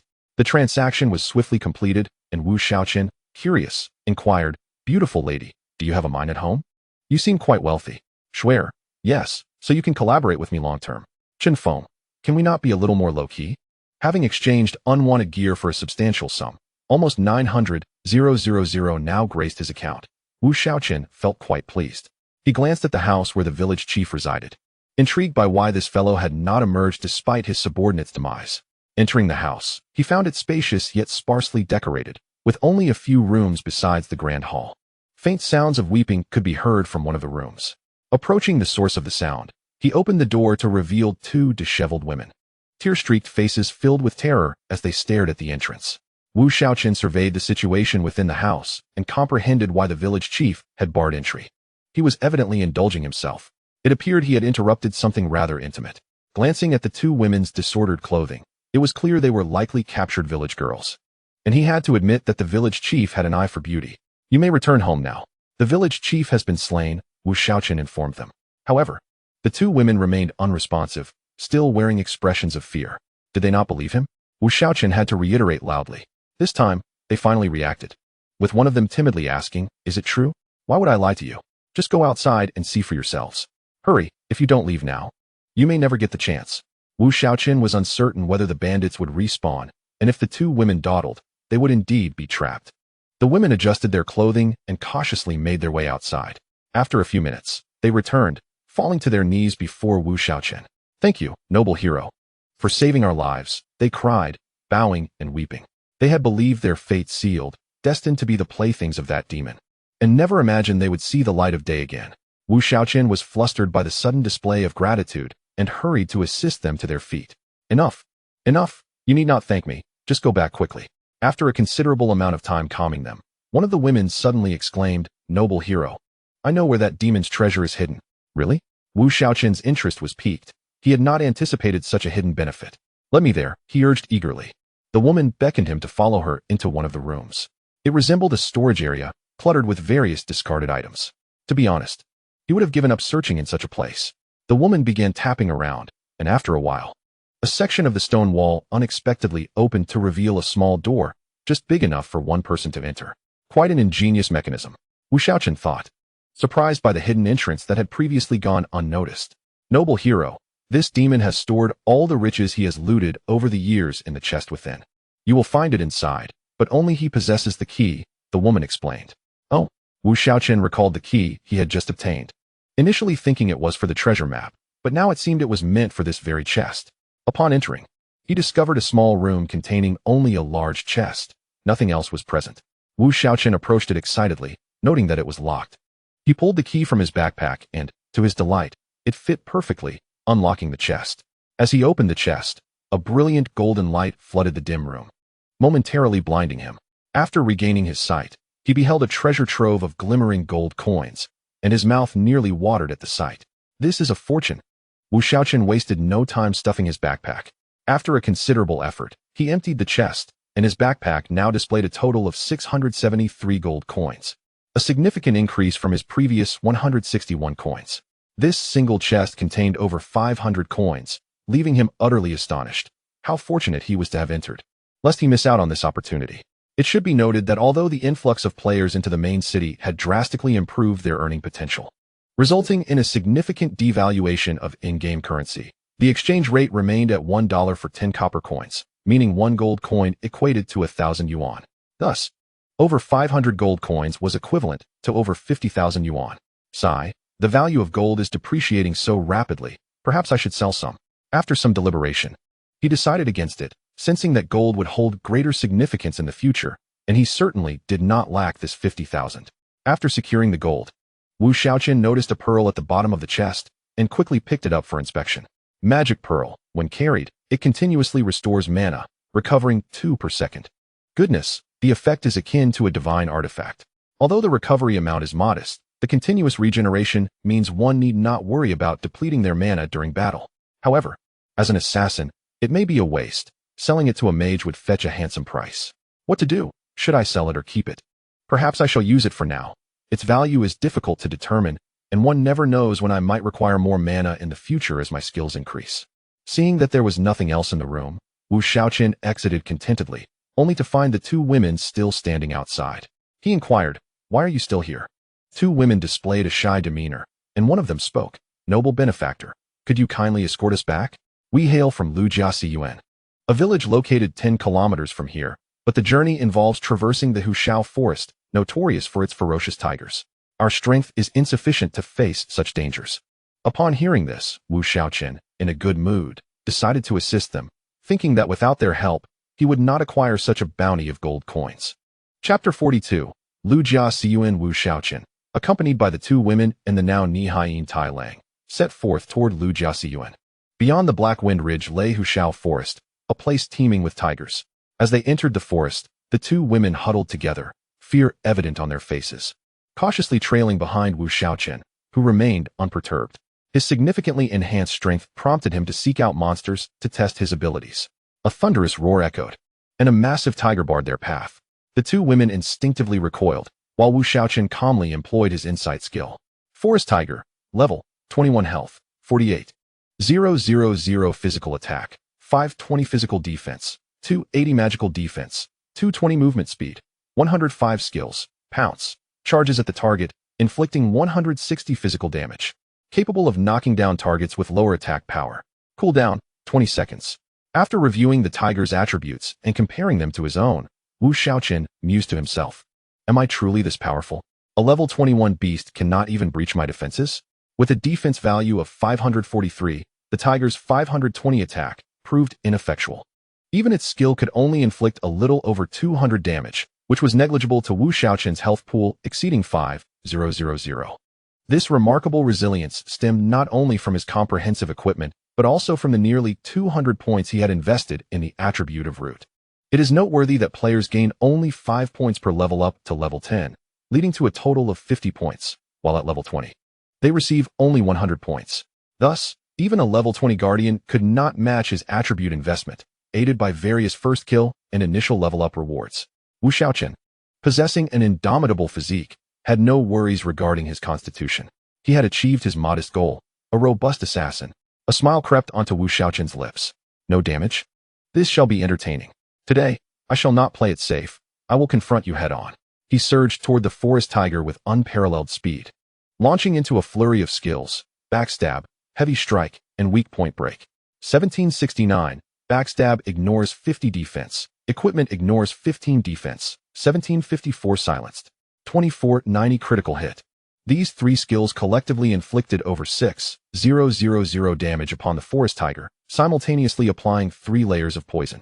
Wu Shaochen then commenced his regular attacks, achieving an astonishing attack speed of 154, or 25 strikes per second. 1007, 1007, 17124 layers of poison damage, with a staggering damage output exceeding 3,000 per second. The formidable forest tiger, boasting 48,000 health, succumbed after mere seconds. Wu Shaochen licked his lips, contemplating the thrill of this newfound approach. After being cautious for so long, was it time to embrace a more direct method? However, he ultimately concluded that employing poison was a more efficient use of his energy. At this moment, the two women stood at a distance, their faces etched with astonishment as they beheld Wu Shaochen's prowess in vanquishing such a large beast with ease. "Let us proceed," Wu Shaochen called, continuing onward. The two women hurried to catch up, their eyes filled with admiration for him. Wu Shaochen, along with the two women and the wolf, traversed the dense Hushao forest, taking over an hour to reach Lujiaxiyuan. If he had been alone, he could have made the journey in just over 20 minutes, but the presence of the two women slowed his pace considerably. Along the way, they vanquished 24 forest tigers, earning 10,080 experience points, bringing his experience to LV 16-1, 748, 680, 000. His poison damage reached 452 points, and his indomitable body increased by 24 health points, raising his total health to 511. Upon entering Lujiaxiyuan, Wu Shaochen stowed Yin Tai Lang back into his pet space. The quaint village, with only a few dozen households, was nestled amidst mountains on 3 sides, with the sole opening leading to the Hushao forest. Wu Shaochen felt a sense of unease about the place, though he could not quite pinpoint the source of his discomfort. Upon their return, the two women transformed from timid figures into exuberant ones, running and shouting, "Father, Mother!" Soon, villagers emerged, their faces lighting up with joy upon seeing the safe return of the two women. Their parents, humble folk, expressed profound gratitude upon learning that Wu Shaochen had rescued their daughters. As they prepared to kneel in thanks, Wu Shaochen quickly intervened, preventing them from bowing down, inwardly lamenting. Why is it that kneeling is the only form of gratitude? Can't we express appreciation in a more practical manner? Originally, Wu Shaochen had intended to return the two women as part of a task, only to realize that no such task prompt had ever appeared. This was genuinely an act of kindness. Why does the game not adhere to its usual patterns? The parents of the two women insisted on inviting Wu Shaochen for a meal, but he declined, stating he needed to return to the city to complete a task before logging off for lunch. The entire ordeal had taken until midday. As he prepared to depart, an elderly man, leaning heavily on his cane, approached and asked, "Young man, are you heading back to Jinling City?" Wu Shaochen nodded. The elder hesitated before saying, "Could you do me a favor?" Wu Shaochen's eyes brightened. "Could this be a task?" "Dear elder, I am always eager to lend a hand. What do you require of me?" The elder tremulously produced an ancient parchment and handed it to Wu Shaochen. "Young man, might I request that you deliver this parchment to the Lord of Jinling City and inform him that the seal is weakening? I hope he can dispatch troops to secure the area. Ding. The village chief of Lujia Cun has assigned you a task. Deliver the parchment to the Lord of Jinling City and convey the chief's message. Task reward, unknown. Do you accept?" "Ah, an unknown reward? Another hidden task." Wu Shaochen eagerly accepted. After accepting, he prepared to return to Jinling City. After bidding farewell to the two women, he shattered the return scroll under their reluctant gazes. Ding. Special task in progress. Return scroll cannot be used. By the heavens. Why can't I return? It's over 20 kilometers back to Jinling City, and I must run? Wu Shaochen felt exasperated. Previously, in the novice village, when return scrolls were unavailable, he had relied solely on his feet. Now that he had purchased a return scroll in the main city, he found himself once again reliant on his legs. This was quite frustrating. Surely, I cannot return this parchment to the old man. This is a hidden task, and the reward is bound to be substantial. With a resigned sigh, Wu Shaochen resolved to treat this as a physical exercise. He began his journey toward Jinling City, no longer burdened with the responsibility of escorting anyone and disinterested in slaying any encountered tigers, eager only to return swiftly. Chapter 43. The Mask of Dust. After approximately an hour, Wu Shaochen finally reached Jinling City and made his way directly to the Lord's mansion. When Wu Shaochen entered Jinling City, a young man opened his friend list and sent a message to one of his contacts. "Boss, that person has returned to Jinling City." After Wu Shaochen arrived at the city lord's mansion to express his intentions, the guards did not stop him. Instead, they led him into the hall to wait for a moment before reporting his arrival. Soon, the city lord of Jinling City entered and, upon seeing Wu Shaochen, remarked, "Adventurer, did you not go to seek the leader of Haifeng's High? Have you encountered an insurmountable problem?" Without hesitation, Wu Shaochen produced the severed head of the Haifeng's High leader and presented it to the city lord, stating, "There is no problem. The leader of Haifeng's High has been dealt with." The city lord stared at the head before him, momentarily speechless. He clearly did not expect Wu Shaochen to have truly slain the Haifeng's High leader. After a long pause, the city lord finally regained his composure and exclaimed, "Truly, heroes emerge from youth. Adventurer, I thank you for resolving a significant issue for me. Here is your reward." Ding. Quest completed. Gained 1,000 reputation, 50 gold coins, and the title, Hero of Bandit Suppression. To Wu Shaochen's delight, he had received a title, which was timeless. He quickly checked, Hero of Bandit Suppression. Wearing this grants 10 to health and 10 to defense. Quite impressive. Wu Shaochen eagerly equipped it, raising his health to 6,062 points. Physical defense to 597, and magical defense to 586, instantly feeling significantly sturdier. After receiving his reward, Wu Shaochen took out a parchment and handed it to the city lord, saying, "Lord, this is something the village chief of Shaochen asked me to deliver to you. He instructed me to inform you that the seal is weakening and hopes you can send troops for support." Shaochen? The city lord seemed unfamiliar with the name, but accepted the parchment from Wu Shaochen and opened it. Soon, the city lord's expression darkened considerably. After a lengthy silence, he finally spoke, "Adventurer, thank you for bringing such significant news. I have nothing much to offer you in return. This item is of no use to me, so I will give it to you." Ding. Quest completed. Received item, Dustless mask. Wu Shaochen examined the item handed to him by the city lord, his face lighting up with excitement. The mask, crafted from an unknown material, was as thin as a cicada's wing, adorned with exquisite designs far surpassing those sold in shops. Wearing it would undoubtedly enhance his demeanor, and most importantly, this mask possessed a unique wearing effect, which was quite remarkable.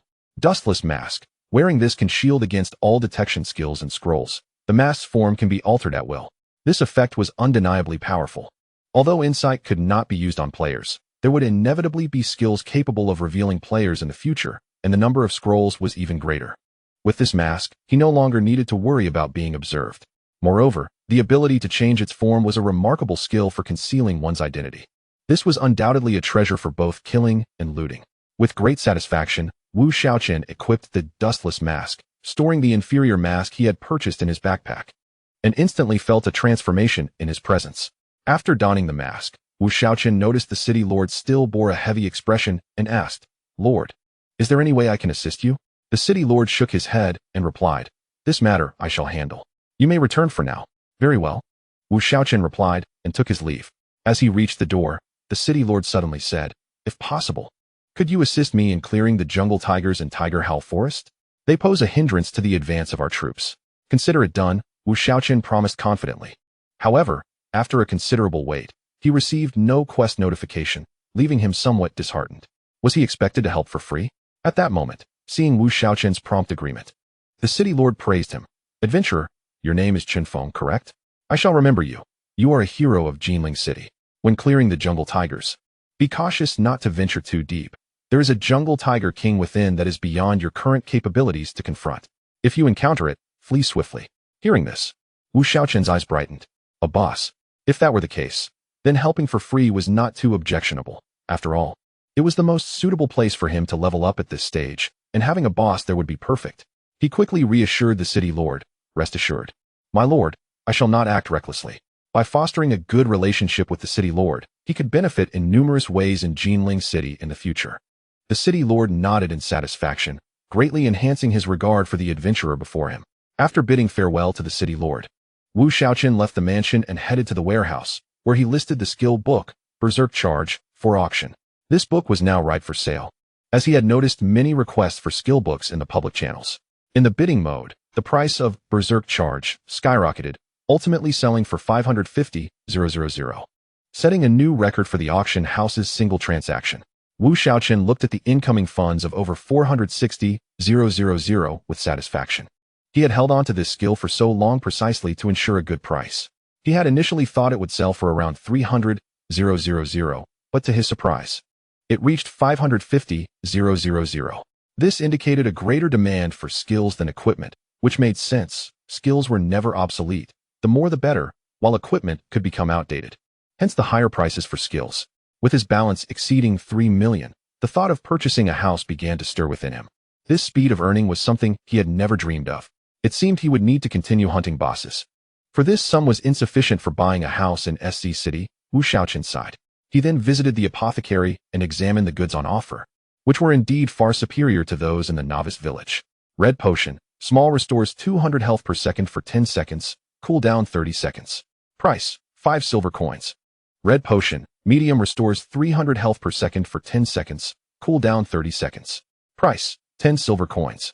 Red potion, large, restores 500 health per second for 10 seconds, cooldown 30 seconds. Price, 50 silver coins. There were also blue potions, small, medium, large.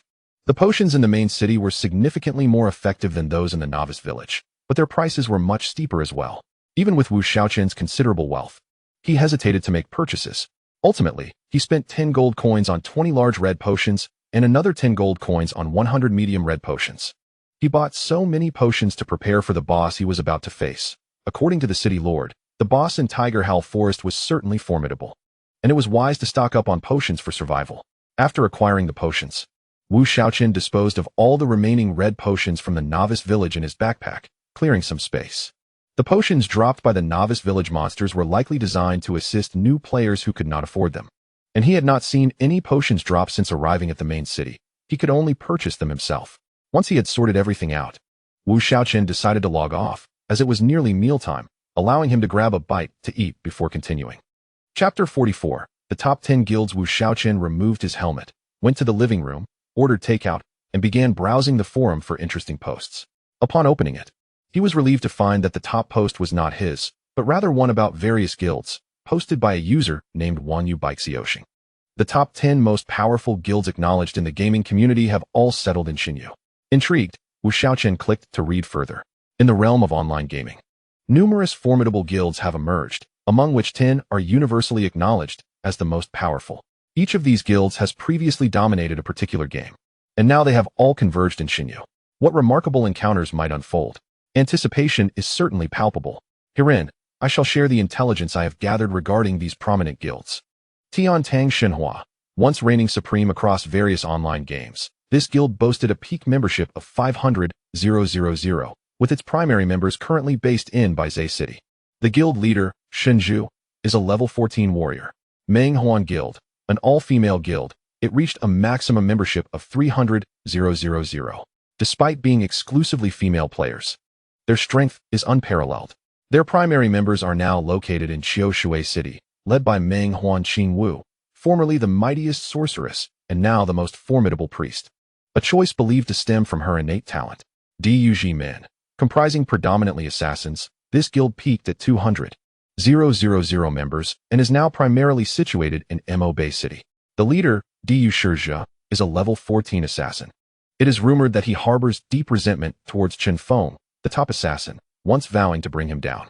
Feng Huashuiyu, a well-established guild with an excellent reputation, it has demonstrated dominance in multiple online games without resorting to bullying casual players. It once reached a membership of 800,000, with its principal members residing in Fengyong City. The leader, Feng Yuwuqing, has maintained a low profile, and his strength remains unknown.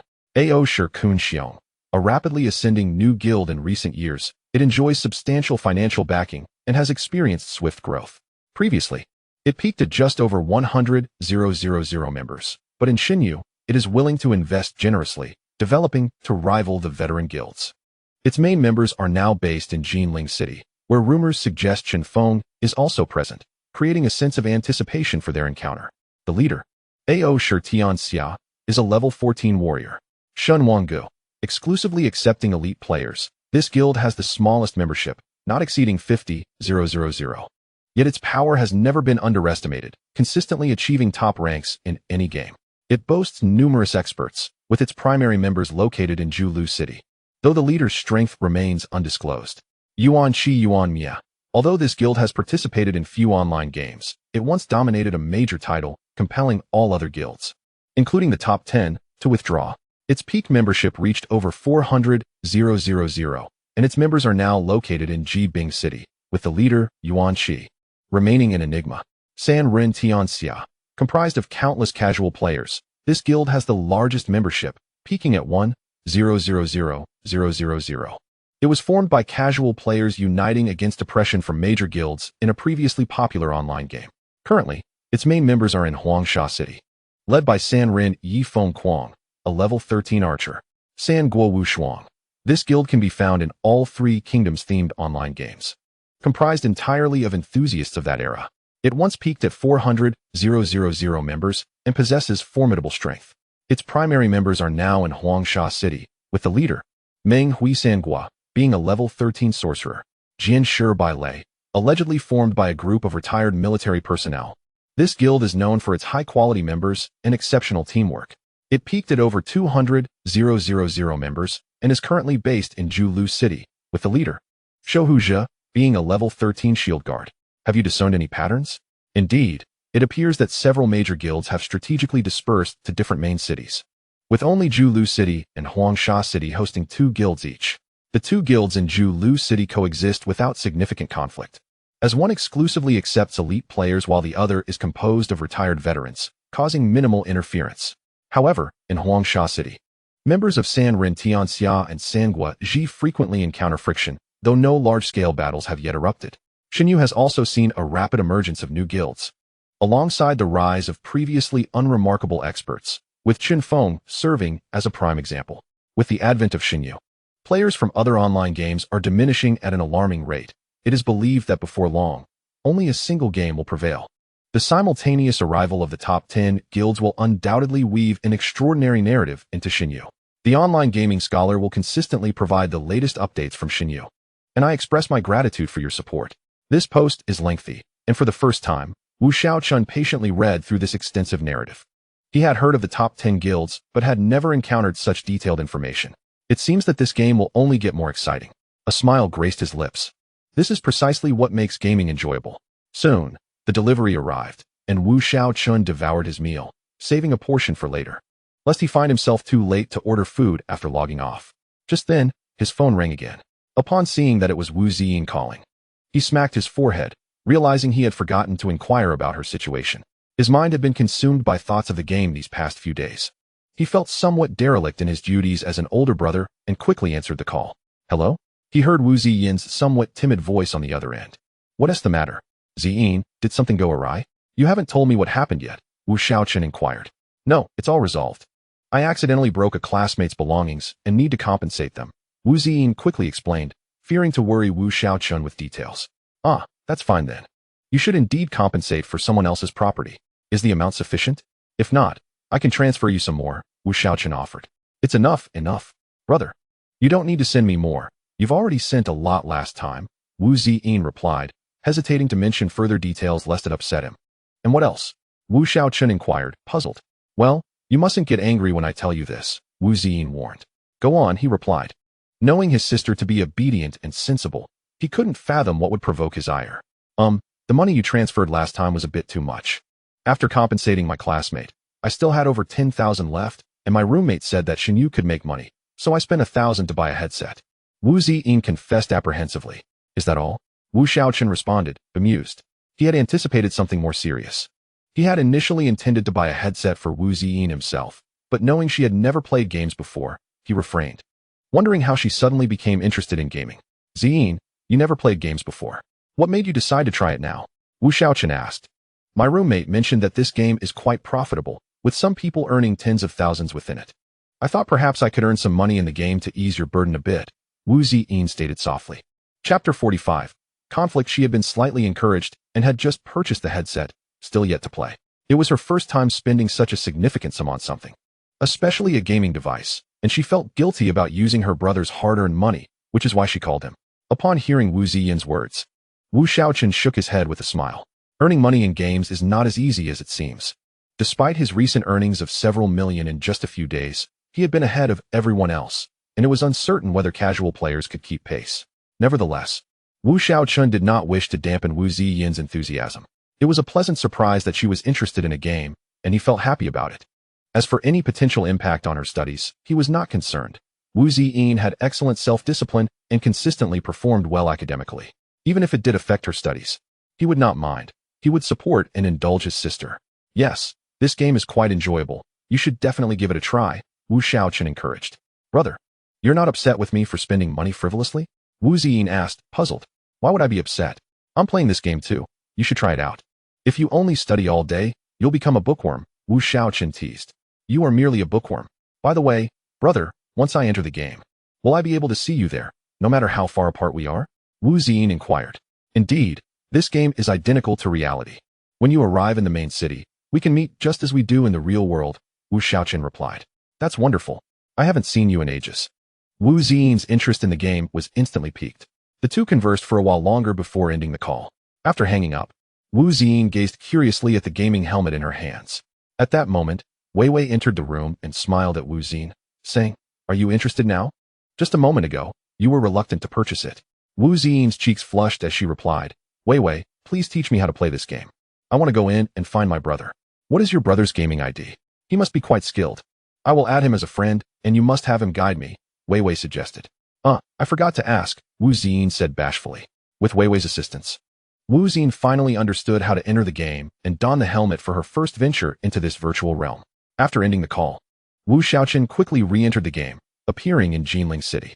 At that moment, Jinling City was bustling with activity. Wu Shaochen strolled around casually before heading toward the southern gate, preparing to investigate the so-called Tiger King in the Hushao Forest to discern the level of this particular boss. Upon reaching the southern gate, Wu Shaochen made his way directly toward the Hushao Forest. The area was teeming with players, making it impractical for him to accelerate his pace. However, it soon became apparent that something was amiss, as the surrounding players seemed to be gravitating toward him, either intentionally or unintentionally.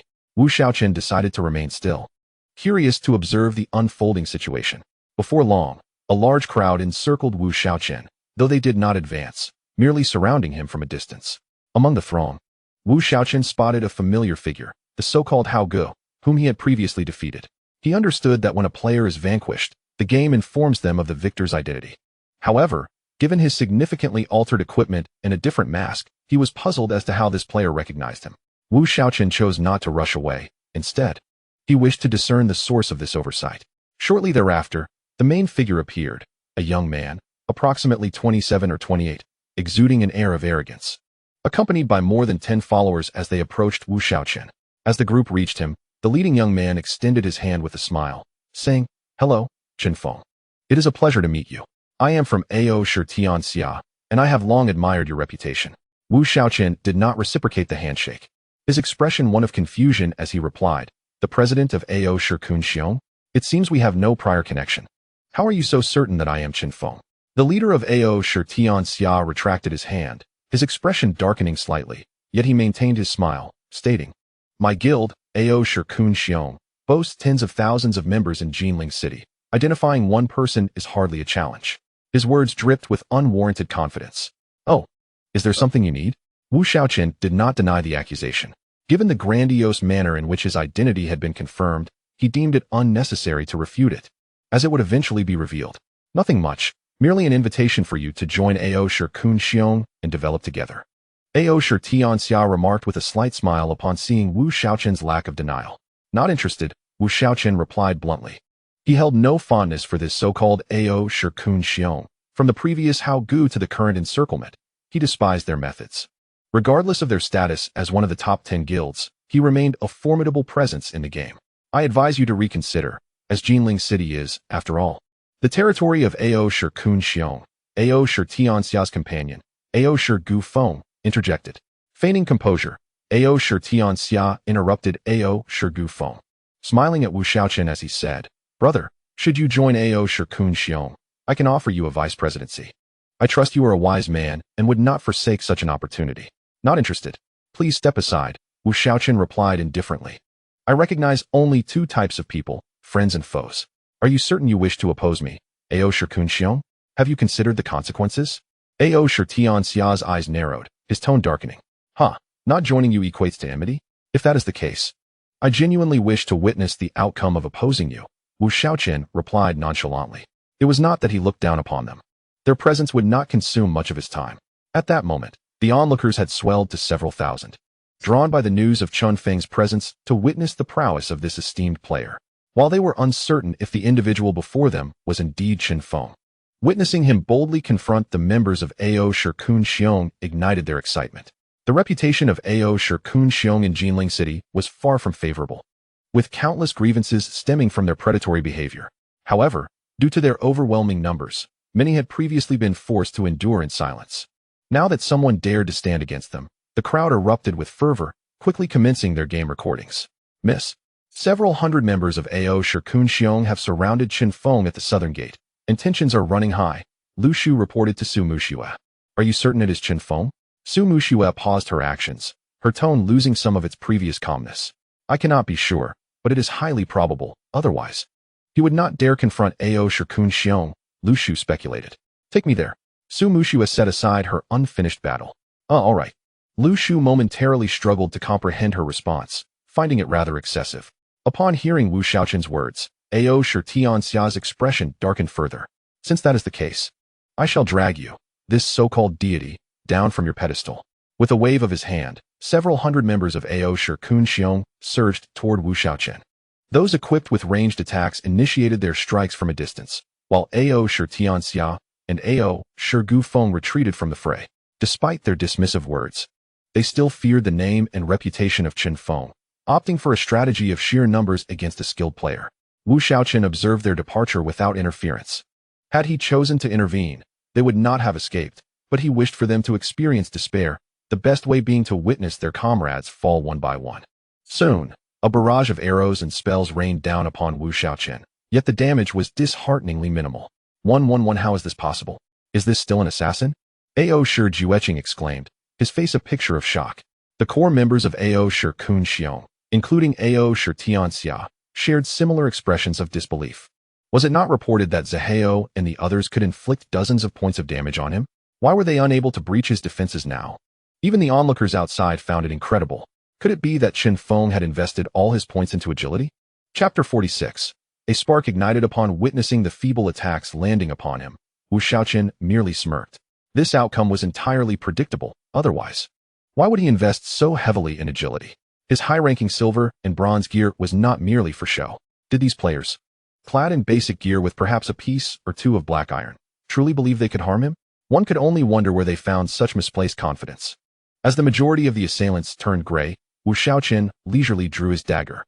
With astonishing speed, he charged toward the archers and mages who had just attacked him. Fall back! Someone shouted, but it was of little consequence. Wu Shaochen's speed far surpassed theirs, and he swiftly penetrated the crowd like a wolf among sheep, delivering lethal strikes that dealt over 1,000 points of damage.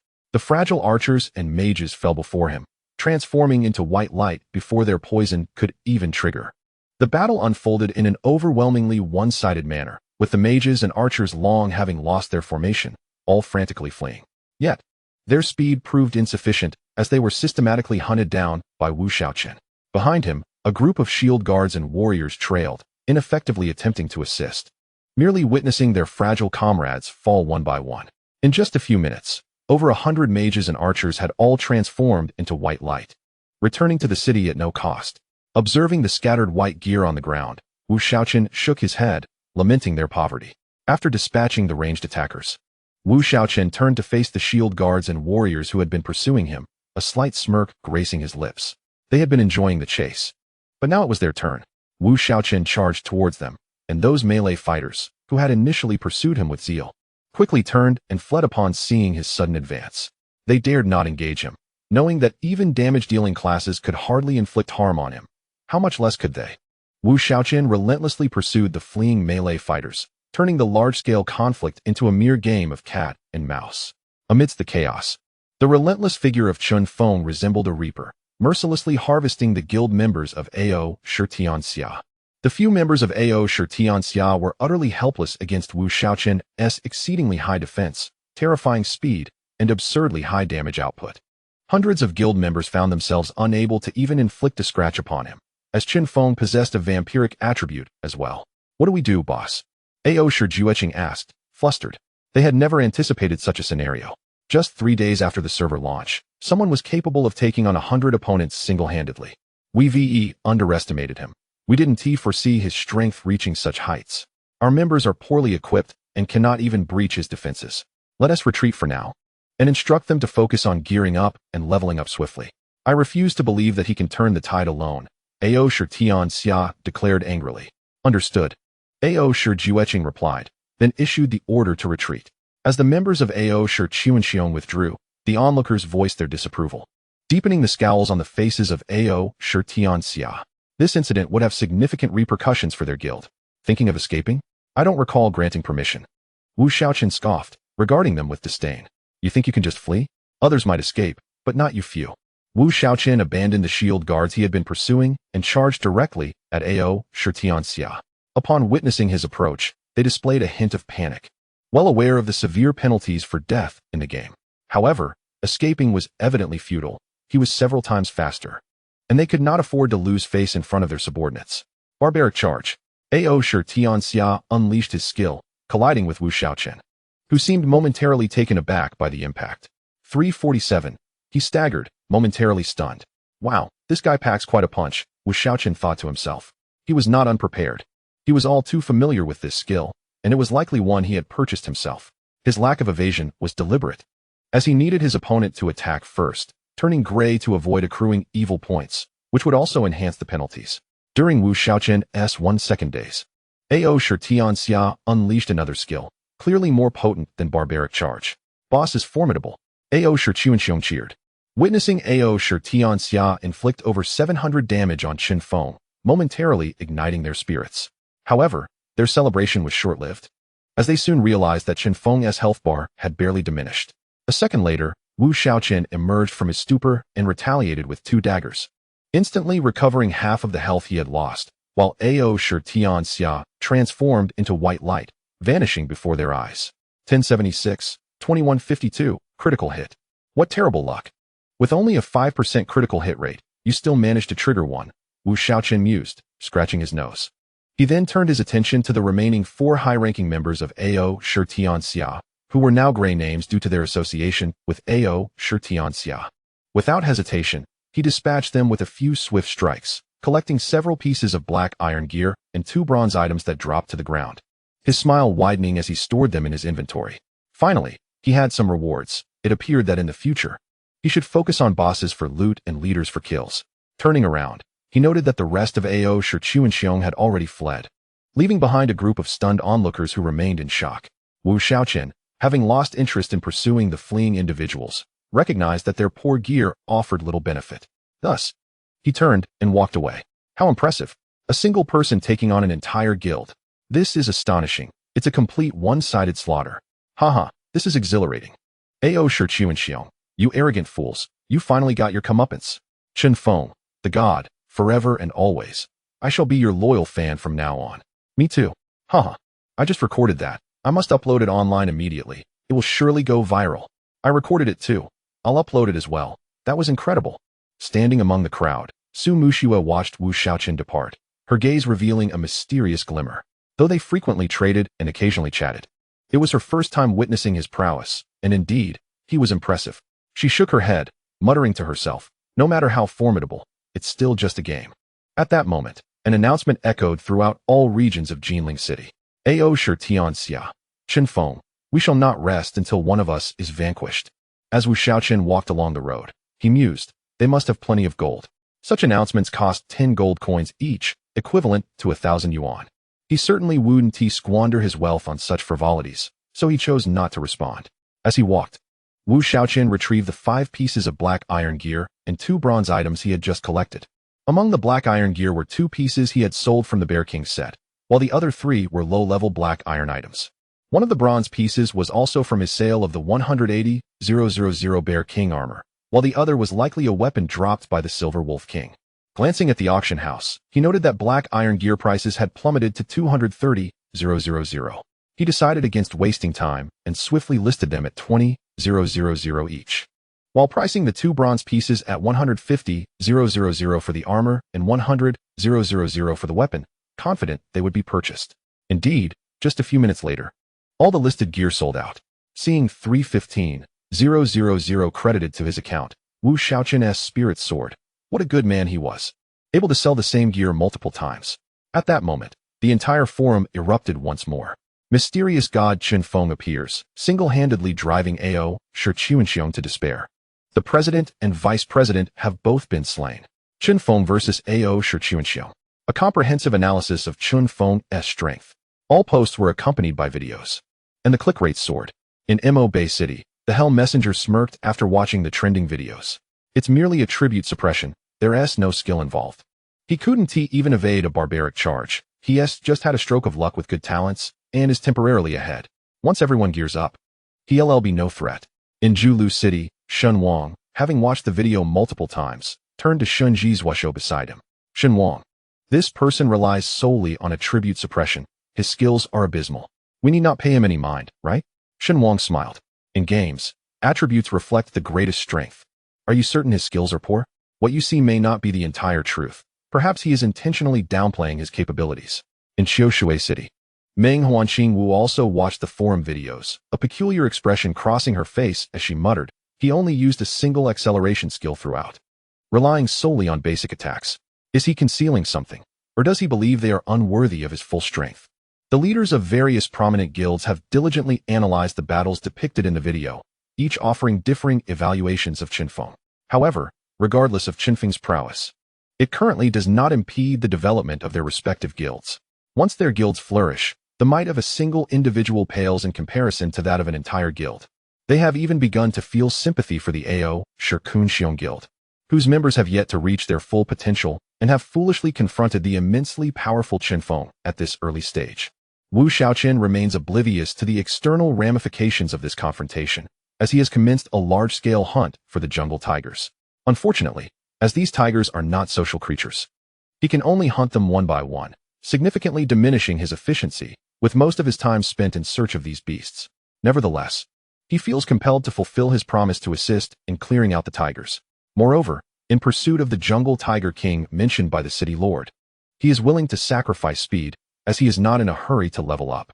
In the grandest tavern of Jinling City, all the high-ranking members of the Ao Shirkun Xiong Guild have gathered in a large private room, their faces reflecting grave concern.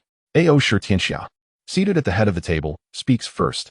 Let us assess the losses incurred in this battle. We have suffered a total of 236 deaths, including ourselves, and all members have lost a level. As for equipment, the other members only lost some white gear, which is inconsequential. We managed to recover the equipment lost by us through the auction house, costing us over 300,000. Ao Shirjueching interjects angrily. While the loss of levels and equipment is bearable, the damage to our guild's morale is substantial. Even the smaller guilds we have previously suppressed dare to challenge us now, which is infuriating. Ao Shirgoofing adds, indeed, what audacity for even the most insignificant entities to oppose Ao Shirkun Xiong. It seems we must make an example of them. Besides us, which other guilds in Jinling City possess notable strength? Ao Shirfangyu, responsible for intelligence gathering, responds. Based on our recent investigations, there are 3 guilds in Jinling City that cannot be underestimated. Lingyue Pavilion, Wanshir Fengyun, and Mantian Fengyu. Their combined numbers exceed ours, and it would be unwise to provoke them for now. We may deal with the other guilds at our leisure. Furthermore, it seems that Shuer, the first to transition to a mage, is also in Jinling City. Our members have clashed with her, and she possesses remarkable strength and excellent equipment, often eliminating our members with ease. Since our members provoked her first, we cannot intervene. Thus I have kept this matter under wraps, continues Ao Shirfangyu. Can a mage truly eliminate foes in the early game? It appears that Shuer is indeed formidable, deserving of her first-class advancement. Is there a way to recruit her into our guild? Inquires Ao Shirtianxia. I shall investigate further. Moreover, if we wish to assert our dominance and restore our reputation, 2 guilds present ideal targets, adds Ao Shirfangyu. Which guilds do you propose? Asks Ao Shirtianxia. Su Group and Madman Gang. Both guilds are of moderate to high strength and have had prior grievances with us. Especially after this incident, the Madman Gang has openly mocked our members. I believe we can use them to make a statement, replies Ao Shirfangyu. Ao Shirtianxia wraps his fingers on the table, declaring, very well. Let us proceed against them. It is time for these individuals to witness the consequences of offending Ao Shirkun Xiong. As for Chinfeng, keep a close watch on him. Let him be arrogant for a few days. When our members have sufficiently leveled up, I shall ensure he is reduced to level 0. With the high-level meeting of Ao Shirkun Xiong concluded, the first medium-scale guild war in Jinling City officially commences.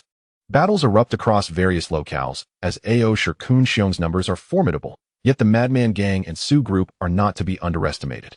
The conflict rages on, with the resurrection points continuously illuminated by white light. Goodness, it has only been 3 days since the server opened, and it is already chaos. How are we supposed to level up? Voices one disgruntled player. Indeed, we cannot even engage in monster hunting without interruption. It appears that Ao Shirkun Xiong's members were thoroughly defeated by Chinfeng and are now venting their frustrations on others, another player remarks. Damn it. They are like rabid dogs, attacking anyone they encounter. The ramifications of this guild war have affected many, naturally inciting considerable discontent. However, despite the widespread dissatisfaction, Ao Shirkun Xiong remains resolute in their course of action, seemingly determined to dismantle the 2 guilds. The skirmish continues from afternoon until nightfall, with Ao Shirkun Xiong showcasing the strength of a major guild to all of Jinling City. The Madman Gang and Su Group, numbering in the thousands, are driven back to the novice village, while the remnants cower within the city, afraid to venture out. Although they too have suffered losses, such casualties are minor compared to the vast numbers of the Ao Shirkun Xiong Guild.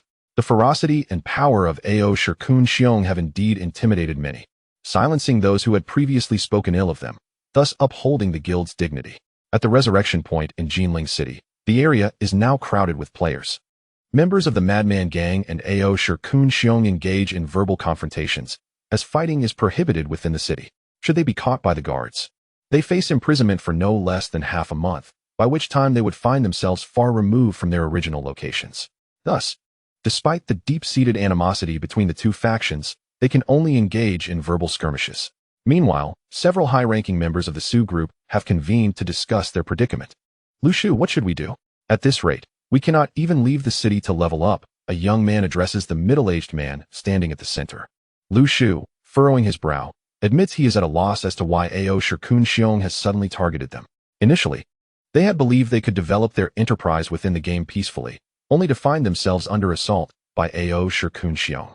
While they have recruited several skilled players, they are still vastly outmatched by a guild of such magnitude, whose members have accumulated experience over many years. Perhaps we should notify the Mississippi. She will certainly learn of this upon logging in, and with her strength, she might be able to turn the tide, suggests another high-ranking member of the Su group. Lu Shu shakes his head, asserting, the Miss is but one person, and her impact on the situation will be limited unless she possesses strength akin to Chinfeng. Upon finishing his statement, Lu Shu's eyes light up, and he declares, I will log off to discuss this with the Mississippi. You all should remain in the city and refrain from venturing out. In a high-end villa district in HC City, a stunning woman clad in a white dress is seated at the dining table, enjoying her dinner when a middle-aged man enters the dining room. Upon seeing her, he inquires, Miss, are you not going to rest a while longer? The woman shakes her head, replying, a few hours of sleep is sufficient for me to regain my energy. I have been in a state of slumber within the game pod, and do not require extended rest. I must log in early to expedite my leveling process. By the way, Lu Shu, why did you log off at this time? She asks. Lu Shu remains silent for a moment before recounting the events that transpired in the game. After listening, the woman furrows her brow and ponders for a moment before stating, our objective in entering the game is to develop our enterprise, not to seek dominance. There is no need to clash with AO Shikun Xiong. We could simply conceal our IDs and wear masks when exiting the city. That is not feasible. AO Shikun Xiong is currently stationed at every city gate, demanding that all players display their IDs upon exit. The in-game IDs cannot be altered, and even if we manage to escape, it would foster a detrimental mindset among our members. Most of them are young and impetuous, and to have them hide would equate to conceding to AO Shikun Xiong, which many would find unacceptable. Lu Shu explains earnestly. What, then, is your suggestion? The woman inquires, aware that Lu Shu must have a plan to have sought her out. Miss, what is your relationship with Chinfeng? Lu Shu asks. Upon the mention of Chinfeng, the woman's previously composed demeanor vanished, replaced by an expression of indignation as she remarked. Typically, it is merely a standard cooperative relationship. Lu Shu, wearing a skeptical expression, suggested, Miss, could you perhaps ask him to create more trouble for AO Shikun? That way, they would be too preoccupied to pay us any heed, granting us additional time for development. Our current time frame is simply too brief. With a bit more time, we need not fear them. The mere thought of Chinfeng's attitude during their conversation, coupled with the necessity of seeking his assistance, caused her a throbbing headache. For the first time in many years, she felt a profound insecurity in the presence of a man. I shall make an attempt, she finally conceded, prioritizing the advancement of her organization's interests. Wu Shaochen had spent the entirety of the afternoon until nightfall grinding in Huxiao Senlin, accumulating over 6 hours of effort, but managing to slay only 126 jungle tigers, acquiring 920 experience points. His talent in toxins reached the maximum of 480 points. His immortal body increased by 126 points, and his life force grew to 727 points, culminating in a total life force of 200 points when including title bonuses. After 6 hours, aside from Yin Tailong reaching level 15, he himself had not gained a single level. His experience still stood at LV 16704, 068, 0000. This pace was exceedingly sluggish for him. While he could dispatch a jungle tiger in mere seconds, locating one was a formidable challenge. Thus far, he had not encountered a single jungle tiger in the entire Huxiao Senlin, and perhaps due to some quest, these jungle tigers did not respawn, or their respawn time was considerably extended. I wonder if the Lord and his troops have passed through. I should have cleared the area sufficiently. If they haven't yet, and the tigers respawn, don't blame me for not cleaning up properly, was Shaochen complained, his patience wearing thin. He was disinclined to continue grinding, for the efficiency was too low. Should he persist, others would soon catch up in levels. Although he wished to avoid advancing too quickly, he could not allow others to surpass him, lest he lose face. He decided to auction the only piece of black iron equipment he had obtained, setting the price at 20,000. Over the course of 6 hours, the price of black iron equipment had plummeted to 120,000 per piece, and bronze equipment had seen multiple transaction records. It seemed unwise to underestimate anyone, as players were indeed progressing rapidly. Fortunately, The attributes of the black iron equipment dropped by level 21 monsters were high, and his 20,000 price was swiftly snatched up. However, Shaochen felt no joy. After 6 hours of effort, this was all he had gained, and he would have been better off hunting a few members of Aoshi Chuanxiu. Venturing deeper, he pondered the absence of the jungle tiger king the Lord had mentioned. Did it truly exist, or was it a mere deception? As Shaochen delved further into the depths of Huxiao Senlin, he found himself in the heart of the forest, where silence reigned and darkness thickened, evoking a sense of unease within him. Why is it so quiet? He swallowed hard, feeling an unsettling sensation as if something lurked in the shadows, observing him. Perhaps I should reconsider, he thought, contemplating retreat as the eerie atmosphere heightened his anxiety. Suddenly, he heard a faint sound of swallowing, which, though soft, felt jarringly out of place in the stillness. Come out, Shaochen called out, turning towards the source of the noise, only to find nothing. His heart raced with trepidation, and without hesitation, he turned and fled. This is far more terrifying than watching a horror film, he thought. However, just as he was making his escape, a shadow lunged at him. Reflexively, Shaochen rolled to the side, narrowly evading the attack, and quickly glanced back to see what had ambushed him, a massive tiger shrouded in dark mist. He hastily cast a detection spell. Mahua Songlin Huang, Golden Tier Boss level. Attributes. Skills. What the hell? All question marks. Shaochen was flabbergasted. It exceeds my level by 10. Truly, one must not provoke a tiger. Without a moment's hesitation, he sprinted towards the perimeter, unable to ascertain its attributes and thus unable to engage. The Tiger King, however, had no intention of letting him escape and lunged at him once more. Shaochen swiftly pivoted and evaded, changing direction to increase the distance between them. The Tiger King, thwarted, quickly adjusted its course to pursue him, and Shaochen was alarmed to realize that the creature was faster than him, their distance slowly diminishing. This speed must be at least 500. How absurd, he grumbled, activating his burst of speed, which allowed him to widen the gap. Seeing the distance increase, the Tiger King opened its jaws wide, releasing a thunderous roar that struck Shaochen with an invisible attack. 5703, stunned for 3 seconds. What kind of damage is that? Shaochen gasped, activating his nullify skill to break free from the stun and continue his frantic escape. At long last, just before the burst of speed concluded, he managed to elude the Tiger King's line of sight. Nonetheless, Shaochen remained cautious, running for over 10 minutes without pause until he finally exited Huxiao Senlin, breathing a sigh of relief as he felt his back drenched in sweat. Was this a joke? A level 21 jungle tiger, and the boss is an unseeable golden boss. Surely, I must be mistaken. He cast a wary glance back at Huxiao Senlin, realizing he had danced on the edge of a blade all afternoon, having sought out a boss that nearly cost him his life. It seemed prudent to refrain from returning until his strength was more formidable. Returning to his senses, Shaochen noticed a message in the private chat channel, the timing of which was unknown to him. Upon opening it, he found a message from Shuer. May I request your assistance once? Shaochen's eyes brightened. This was an opportunity for profit. He promptly inquired, who are we dealing with? Shuer replied, Aoshi Chuanxiu. Shaochen was taken aback, wondering how this woman had come into conflict with Aoshi Chuanxiu. Soon, Shuer recounted the situation, and Shaochen realized it was a consequence of his own actions. After a moment's contemplation, he replied, I can assist, but the fee is 500,000. Though he had instigated the situation, he felt entitled to earn his due, especially since this woman was wealthy. Without hesitation, Shuer agreed. Deal. Chapter 49. The retreat of thousands at the southern gate of Jinling City. Hundreds of individuals stood guard, scrutinizing the IDs of all players entering and exiting. At that moment, a man wearing a common mask purchased from a shop approached the city gate, concealing his ID and striding confidently towards the entrance. The onlookers exchanged glances, murmuring, this person walks with such arrogance. Does he not regard Aoshi Chuanxiu at all? Many others had attempted similar bravado before, only to be summarily expelled and never seen again. The members of Aoshi Chuanxiu were indeed domineering, yet they possessed the strength to back it up. All they require is an ID display. As long as one is not a member of Kuangrenbong or Sushir Jituan, they would not cause trouble.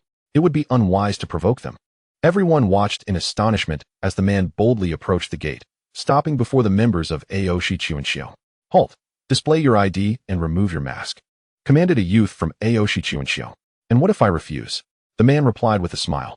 Then we will have no choice but to send you back to the city free of charge, the youth retorted coldly. Oh, very well, bring it on. The man maintained his smile. Damn it, refusing a toast and forcing a penalty, "Brothers, let's take him down." Enraged, the youth commanded, and in an instant, hundreds surged towards the man, unleashing a barrage of attacks. The damage numbers appeared above the man's head, and in that moment, everyone realized who he was. Holy crap! It's Chinfeng. Stop! Run! In the midst of the assembly of the proud, a voice cried out, prompting many to flee in haste. Though they carried themselves with an air of superiority towards others, they instinctively recoiled in fear at the presence of Chinfeng. However, since the confrontation had commenced, Wu Shaochen had no intention of allowing their escape. He activated the slaughtering moment without hesitation, feeling no psychological burden in dealing with these bullies who preyed on the weak. By heavens, it is the great Chinfeng! Someone exclaimed in excitement. I cannot believe I am witnessing Chinfeng in person. This is exhilarating. Chinfeng, give them what they deserve. Another chimed in. Wasn't the mask of Chinfeng in the earlier video a delicate and exquisite one? Why does it resemble a common mask from a shop now? I almost failed to recognize him. Are you foolish? Can't you tell he has changed it? Came the reply. Indeed. The battle concluded swiftly. The proud assembly dared not retaliate, consumed only by their urge to flee.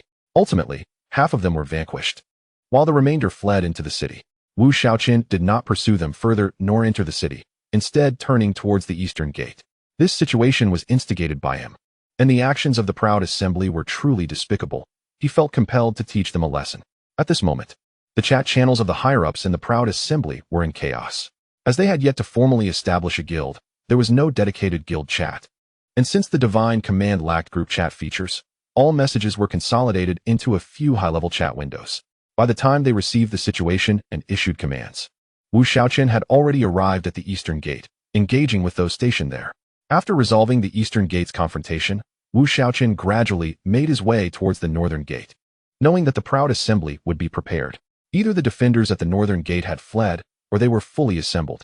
Indeed, upon his arrival at the northern gate, he found it brimming with members of the proud assembly, over 10,000 archers and mages, all poised and watching Wu Shaochen's approach. Clearly, this time they were not inclined to back down, and they were well prepared. The vast plaza at the city gate allowed thousands to attack him simultaneously. Even if not all could strike, the sheer volume could overwhelm him. Wu Shaochen felt a twinge of apprehension at the sight of such a formation. This seemed somewhat unfair. Unless he could plunge into their ranks, rendering their ranged attacks ineffective, he would need at least 23 seconds to reach them, a duration long enough to experience the sensation of being pierced by 1,000 arrows. However, he could not show weakness at this moment. With a calm glance at his backpack, he resolutely advanced towards them. At the forefront of the crowd, Ao Shi Tianxia spotted Wu Shaochen and sneered, Chinfeng, I truly admire your courage. You dare to approach in such a situation. Wu Shaochen, unfazed, replied, a swarm of ants remains just that, ants. Then I shall witness your confidence in facing our proud assembly's thousands of ranged assaults. I will ensure your existence in the divine command becomes untenable. Ao Shi Tianxia spat venomously. How shameless of the proud assembly to send so many against one, murmured a spectator in the crowd. Only now do you realize? They have always been this shameless, another retorted. You're right, but why is Chinfeng still here? No one could withstand such an onslaught, someone else observed. Perhaps Chinfeng is unafraid. I will always support him, another declared. Wu Shaochen sauntered to the forefront of the proud assembly, the closest archer's maximum attack range dwindling to mere meters. He glanced at Ao Shi Tianxia and calmly stated, you should open your eyes wide. Sometimes, sheer numbers do not equate to effectiveness. With that, he surged toward the crowd. Attack! Ao Shi Tianxia commanded, and countless arrows were unleashed towards Wu Shaochen. In this open space, evasion was futile, yet Wu Shaochen had no intention of dodging. Without hesitation, he retrieved a protective scroll from his backpack and activated it. Onlookers watched as an avalanche of arrows was poised to strike him, when suddenly, a faint golden light emanated from Chinfeng, deflecting all incoming attacks. Damn it! A protective scroll! Ao Shi goofing exclaimed. Curse it, he possesses such an item. Quick, scatter! Ao Shi Tianxia urged. Alas, coordinating a mass retreat was no simple task.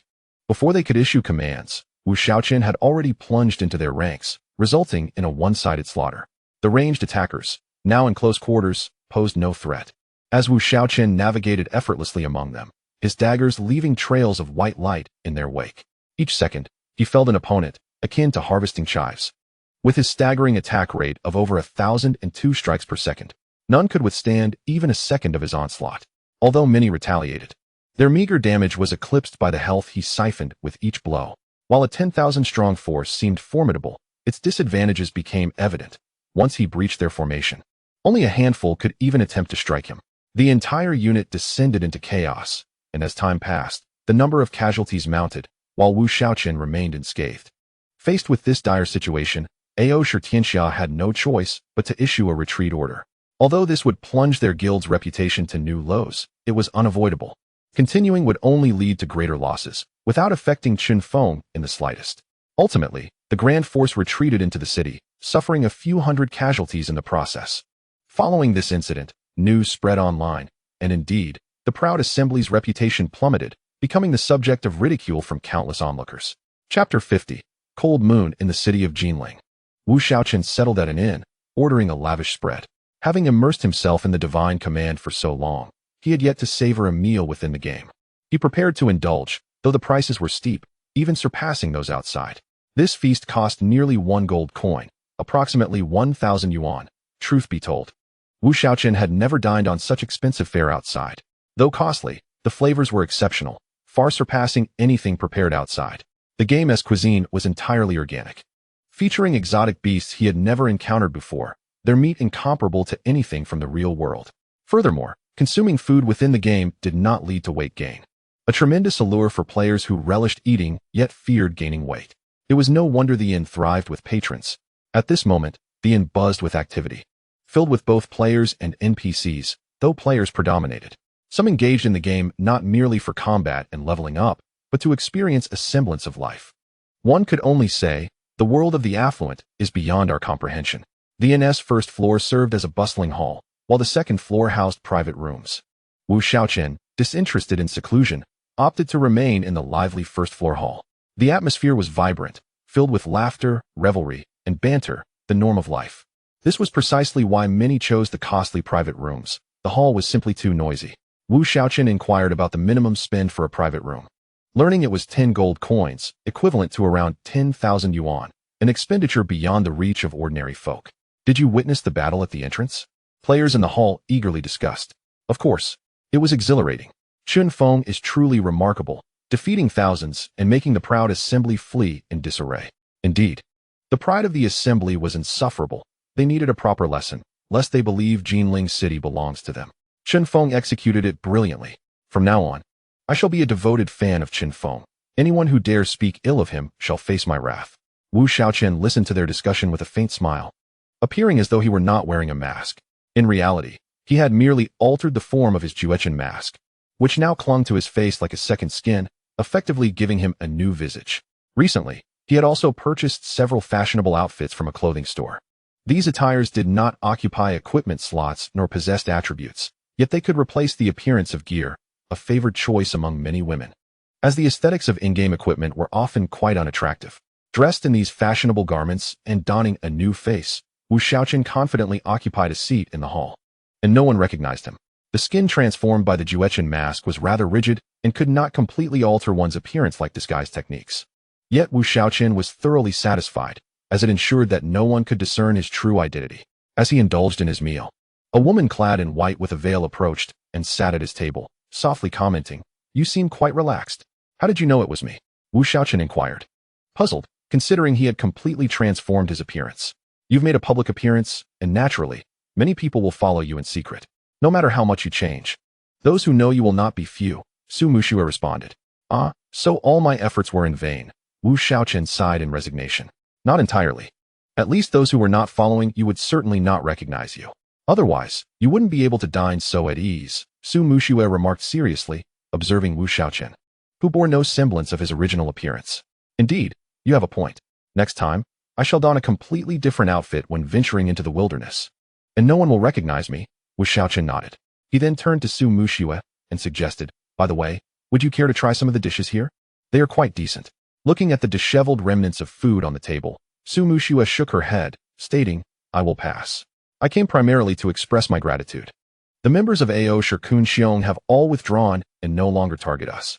Well, as long as they've retreated, that suffices. If they hadn't I would have gone to teach them a lesson again," Wu Shaochen replied nonchalantly. "Only you can maintain such indifference when facing Ao Shirtianxia." Su Mushue shook her head. "Focus on your development. With tens of millions of players in Jinling City, Shaochen comprises only a few thousand. Everyone has a chance. Once you all have developed sufficiently, you need not fear them, Wu Shaochen encouraged. Yes, Su Mushua nodded, saying, regardless, thank you once more. It is merely a matter of mutual benefit, Wu Shaochen replied casually. With that, Su Mushua rose, stating, I must take them to level up. So I will take my leave. Enjoy your meal. Wu Shaochen waved his hand as he continued to eat. Yes, go ahead. After Su Mushua departed, Wu Shaochen resumed his feast, ensuring that none of the numerous dishes went to waste. However, not long after, another voice interrupted him. Hello, may I sit here? Wu Shaochen looked up and was taken aback. Standing before him was an exceptionally beautiful woman in her 20s, with long hair cascading down and a somewhat cold gaze, resembling an ice queen. Feel free, Wu Shaochen replied casually. Thank you, the woman said softly as she took a seat opposite him. After sitting down, she remained silent, merely staring intently at Wu Shaochen.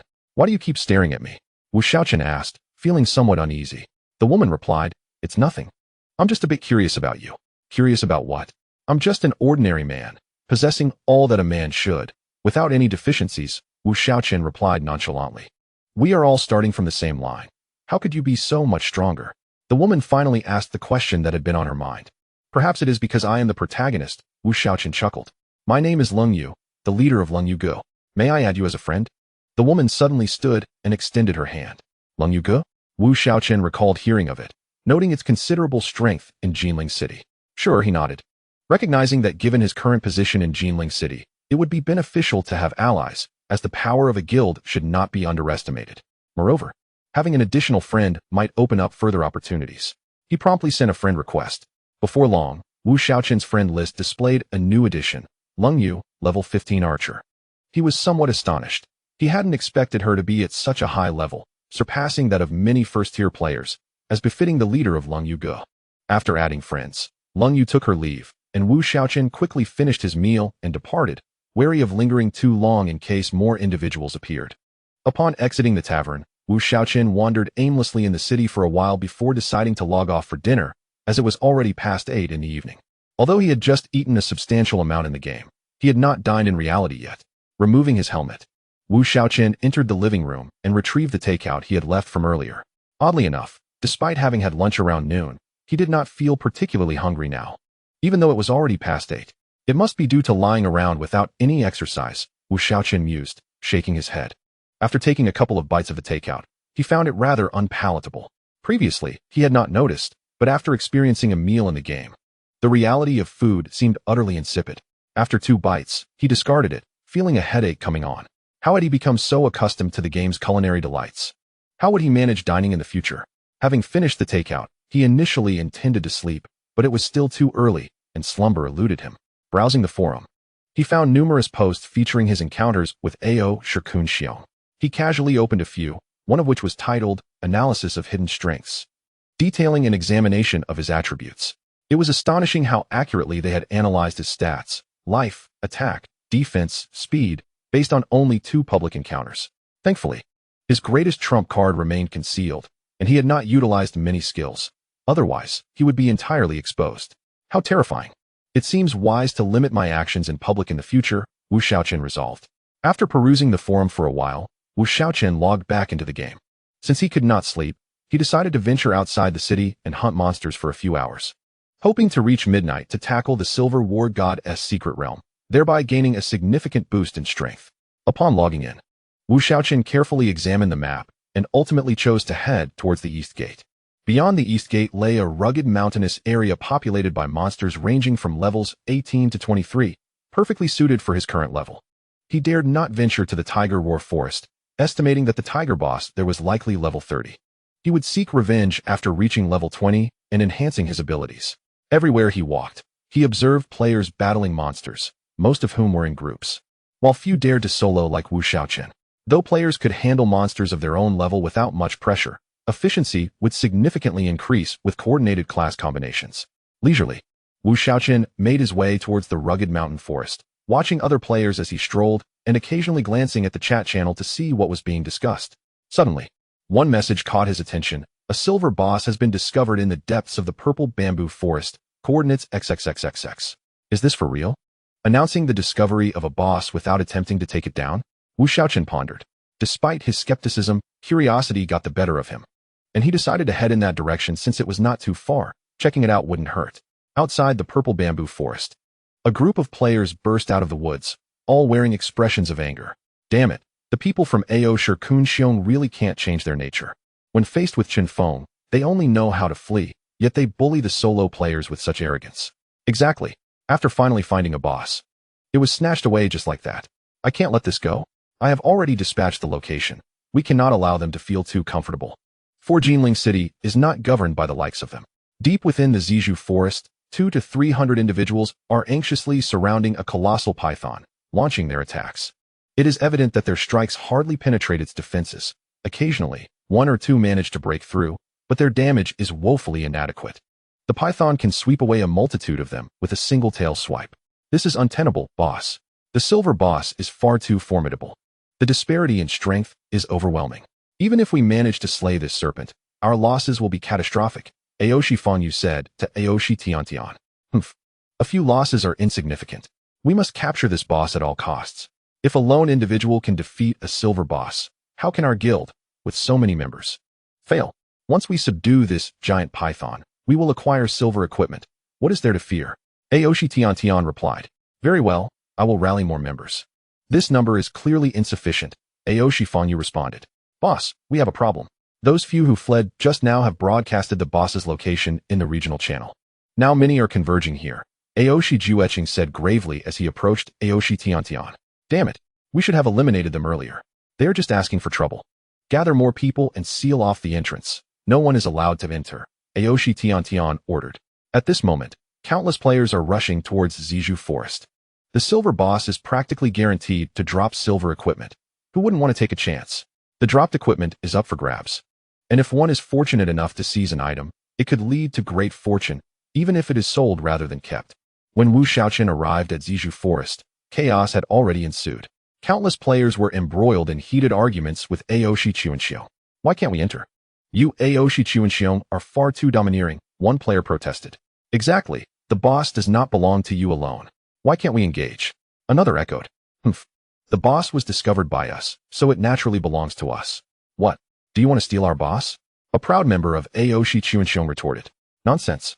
We clearly discovered the boss first, yet you Aoshi Chuanxiong have stolen it, and now you claim it as yours? Do you have no shame? A previously robbed player stepped forward. Faced with this confrontation, the members of Aoshi Chuanxiong looked exceptionally grim. Finally, one declared, today, this boss will be ours. Anyone who dares to enter is opposing Aoshi Chuanxiong, and we will ensure you cannot leave the city. This proclamation effectively silenced many, as Aoshi Chuanxiong had indeed proven capable of such threats. Had it not been for Chun Feng's sudden return, the Quangren gang and the Su clan would likely still be hiding in the city. In the rear of the crowd, 3 individuals conferred together. They were the leaders of the 3 major guilds, Lingyue Pavilion, Wansher Fengyun, and Mantian Fengyu. Lingyue, the leader of Lingyue Pavilion, was a cold beauty, her ID aptly reflecting her demeanor. Wansher Shaochen, the leader of Wansher Fengyun, was a middle-aged man with a rugged appearance, radiating masculinity. In contrast, Mantian Xingguang, the leader of Mantian Fengyu, was a youthful man in his 20s, handsome yet lacking in robust vigor, his gaze often drifting towards Lingyue. They were currently deliberating on how to infiltrate the scene. Speak up, should we involve ourselves? Mantian Xingguang suggested. Having encountered a silver boss, we must seize the opportunity. We cannot allow Aoshi Chuanxiong to monopolize it, Wansher Shaochen asserted. However, if we force our way in, we will inevitably stand against Aoshi Chuanxiong. Although they suffered against Chen Feng, we would not fare well in a direct confrontation. While our combined numbers exceed theirs, we are 3 separate guilds and cannot coordinate as effectively as a single entity, even with a temporary alliance. This would be detrimental to our guild's development, Mantian Xingguang analyzed. Alas, I had hoped those scattered players would exert pressure, but they are utterly useless, merely engaging in verbal sparring without any real action, Wansher Shaochen lamented. He approaches. Suddenly, Lingyue, who had remained silent, interjected. Who is coming? Wansher Shaochen and Mantian Xingguang asked in unison, turning to gaze in the direction Lingyue was looking. Chen Feng. Wu Shaochen observed for some time, noting that while many shouted from the outside, none dared to enter, revealing a deep-seated fear of Aoshi Chuanxiong. However, Wu Shaochen was not inclined to indulge them and boldly advanced. Stop! Members of Aoshi Chuanxiong shouted. Due to Wu Shaochen's change in attire since their last encounter at the city gate, only a few recognized him. Ignoring their shouts, Wu Shaochen continued forward. Damn it! Seeking death. The first to speak drew his weapon and swung it at Wu Shaochen. Wait! A nearby individual suddenly jolted. This situation felt eerily familiar. He attempted to warn the assailant, but it was too late, and the weapon struck Wu Shaochen. As the damage appeared, nearly everyone immediately recognized that only Chen Feng possessed the defense high enough to withstand such an attack. Wow, the great Chen Feng has arrived. Fantastic. Now let us see how they remain arrogant, one player exclaimed. Indeed, Chen Feng is the nemesis of Aoshi Chuanxiong, another added.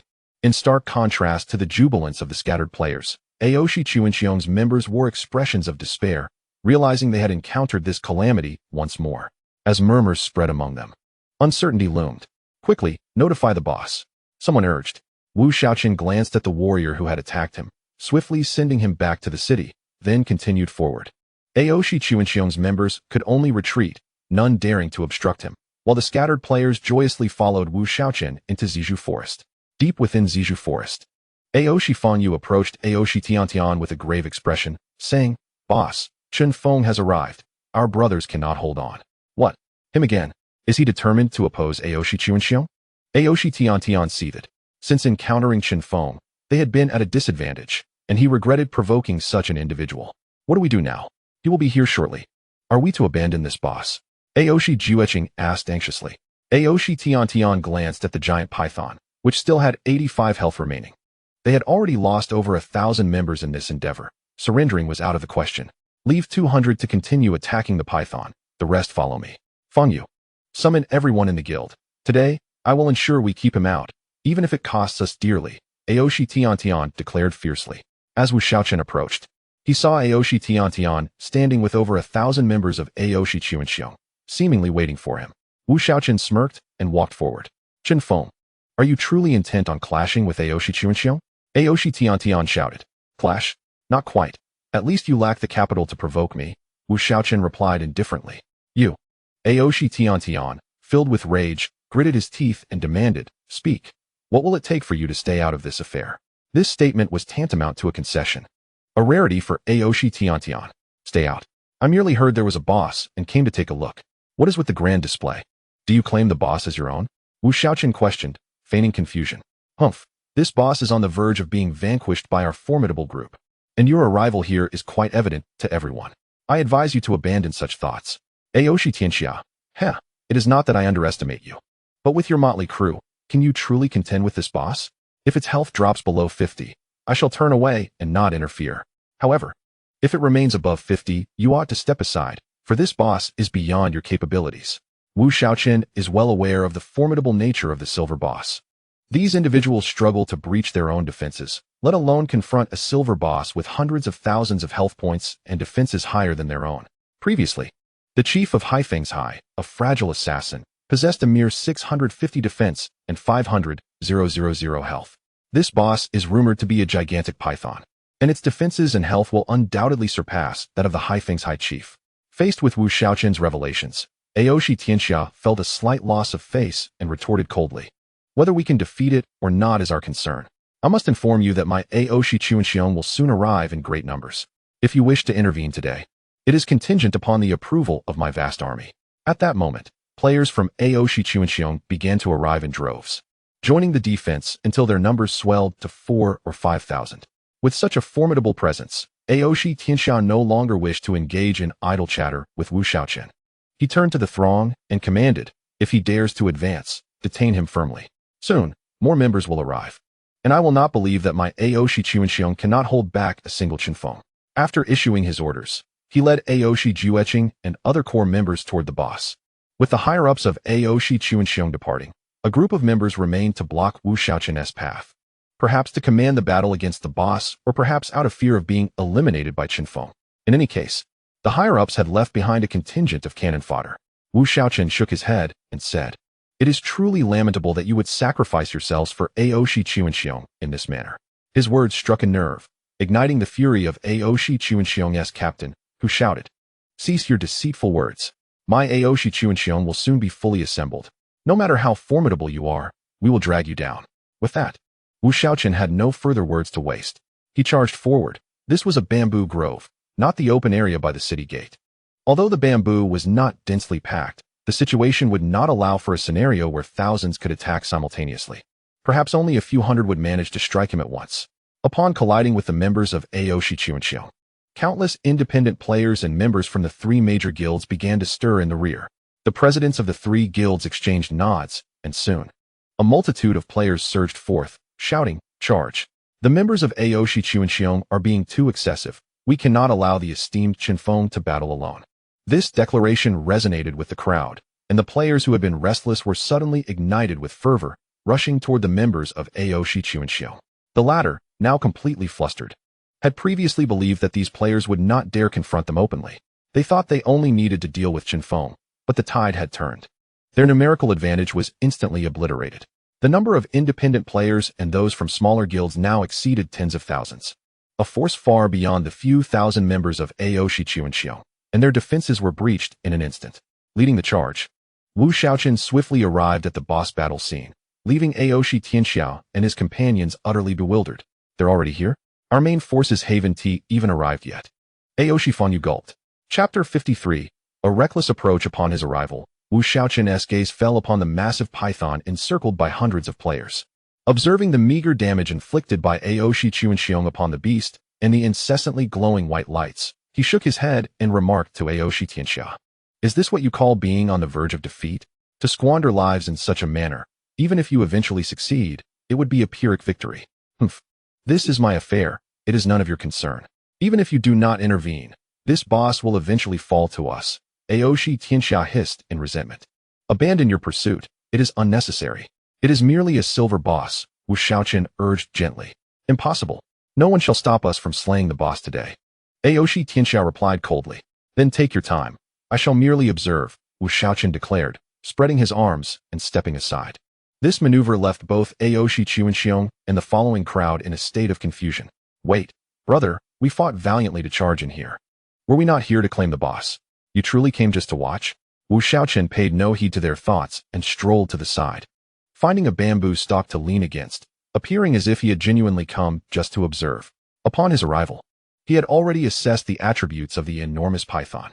Qing Lin Zhuiying, silver level boss, level 16, health 550, 000, physical attack 100, physical defense 680, magical defense 620, movement speed 110, skill 1, poison mist. The Qing Lin Zhuiying releases a mist of poison within a 5-meter radius, causing poison targets to suffer 200 poison damage per second for 20 seconds.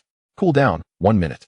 Skill 2, sweep. The Qing Lin Zhuiying sweeps its tail forward, dealing 160 physical damage and knocking back targets within a 5-meter radius. Cooldown 30 seconds. Skill 3, constrict. The Qing Lin Zhuiying wraps its massive body around a target, immobilizing them and inflicting 50 points of true damage per second for 10 seconds. Cooldown 5 minutes. This boss, aside from its attack and speed, is no less formidable than the Haifeng's High Chief. However, its explosive damage is lower and it lacks any self-healing. With sufficient numbers, they might slowly whittle it down, though the cost would be significant. Given the current strength of the players, most, clad in basic gear, would struggle to exceed 1,000 health points. A single sweep from the python could inflict over 1,700 damage, effectively annihilating those who approached, unless they were shield warriors equipped with multiple pieces of black iron or bronze armor. Wu Shaochen refrained from engaging directly, not only to conceal his strength, but also due to the python's third skill, constrict, which he was uncertain if he could evade.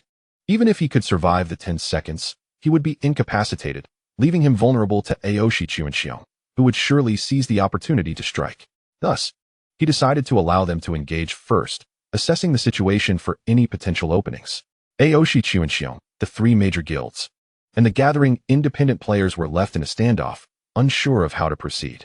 Aoshi Chuanxiong feared a betrayal from Wu Shaochen, while the independent players, lacking his leadership, hesitated to confront Aoshi Chuanxiong directly. The atmosphere grew increasingly awkward. What does he mean? He fought so hard just to stand there and watch. Luan Shixiang inquired of Ling Yue and Mantian Xingguang.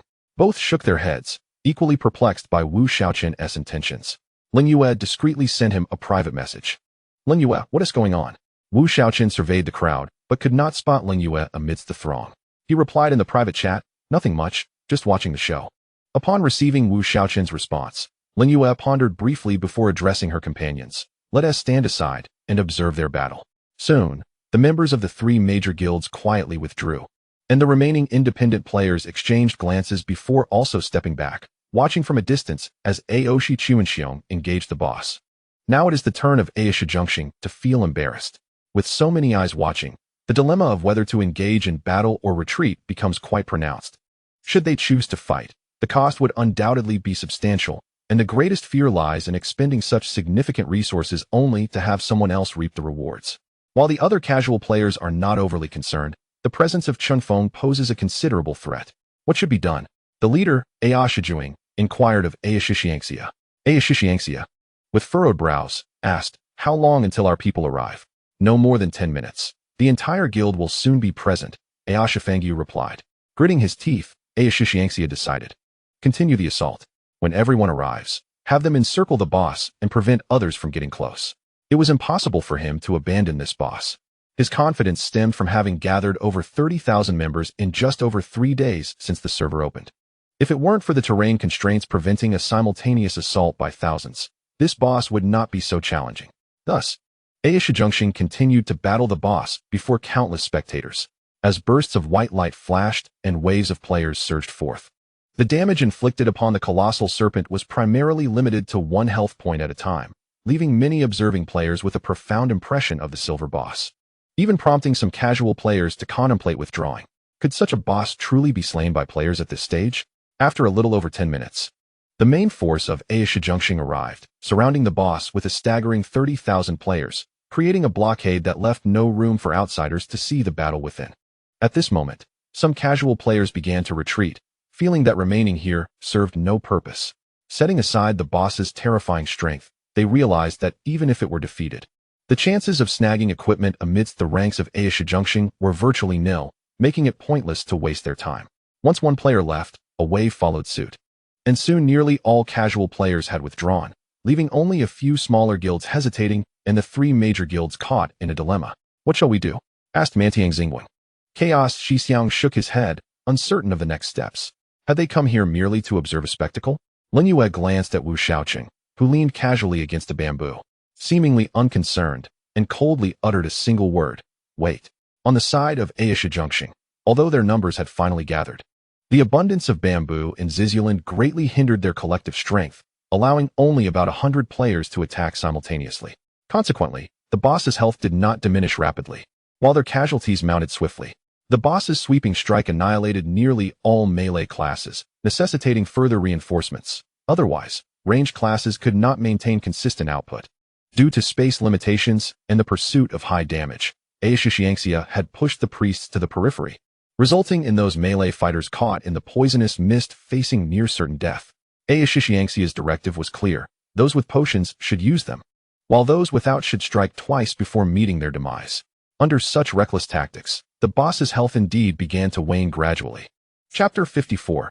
Seizing the boss. The battle dragged on for over an hour, reducing the boss's health to 15%.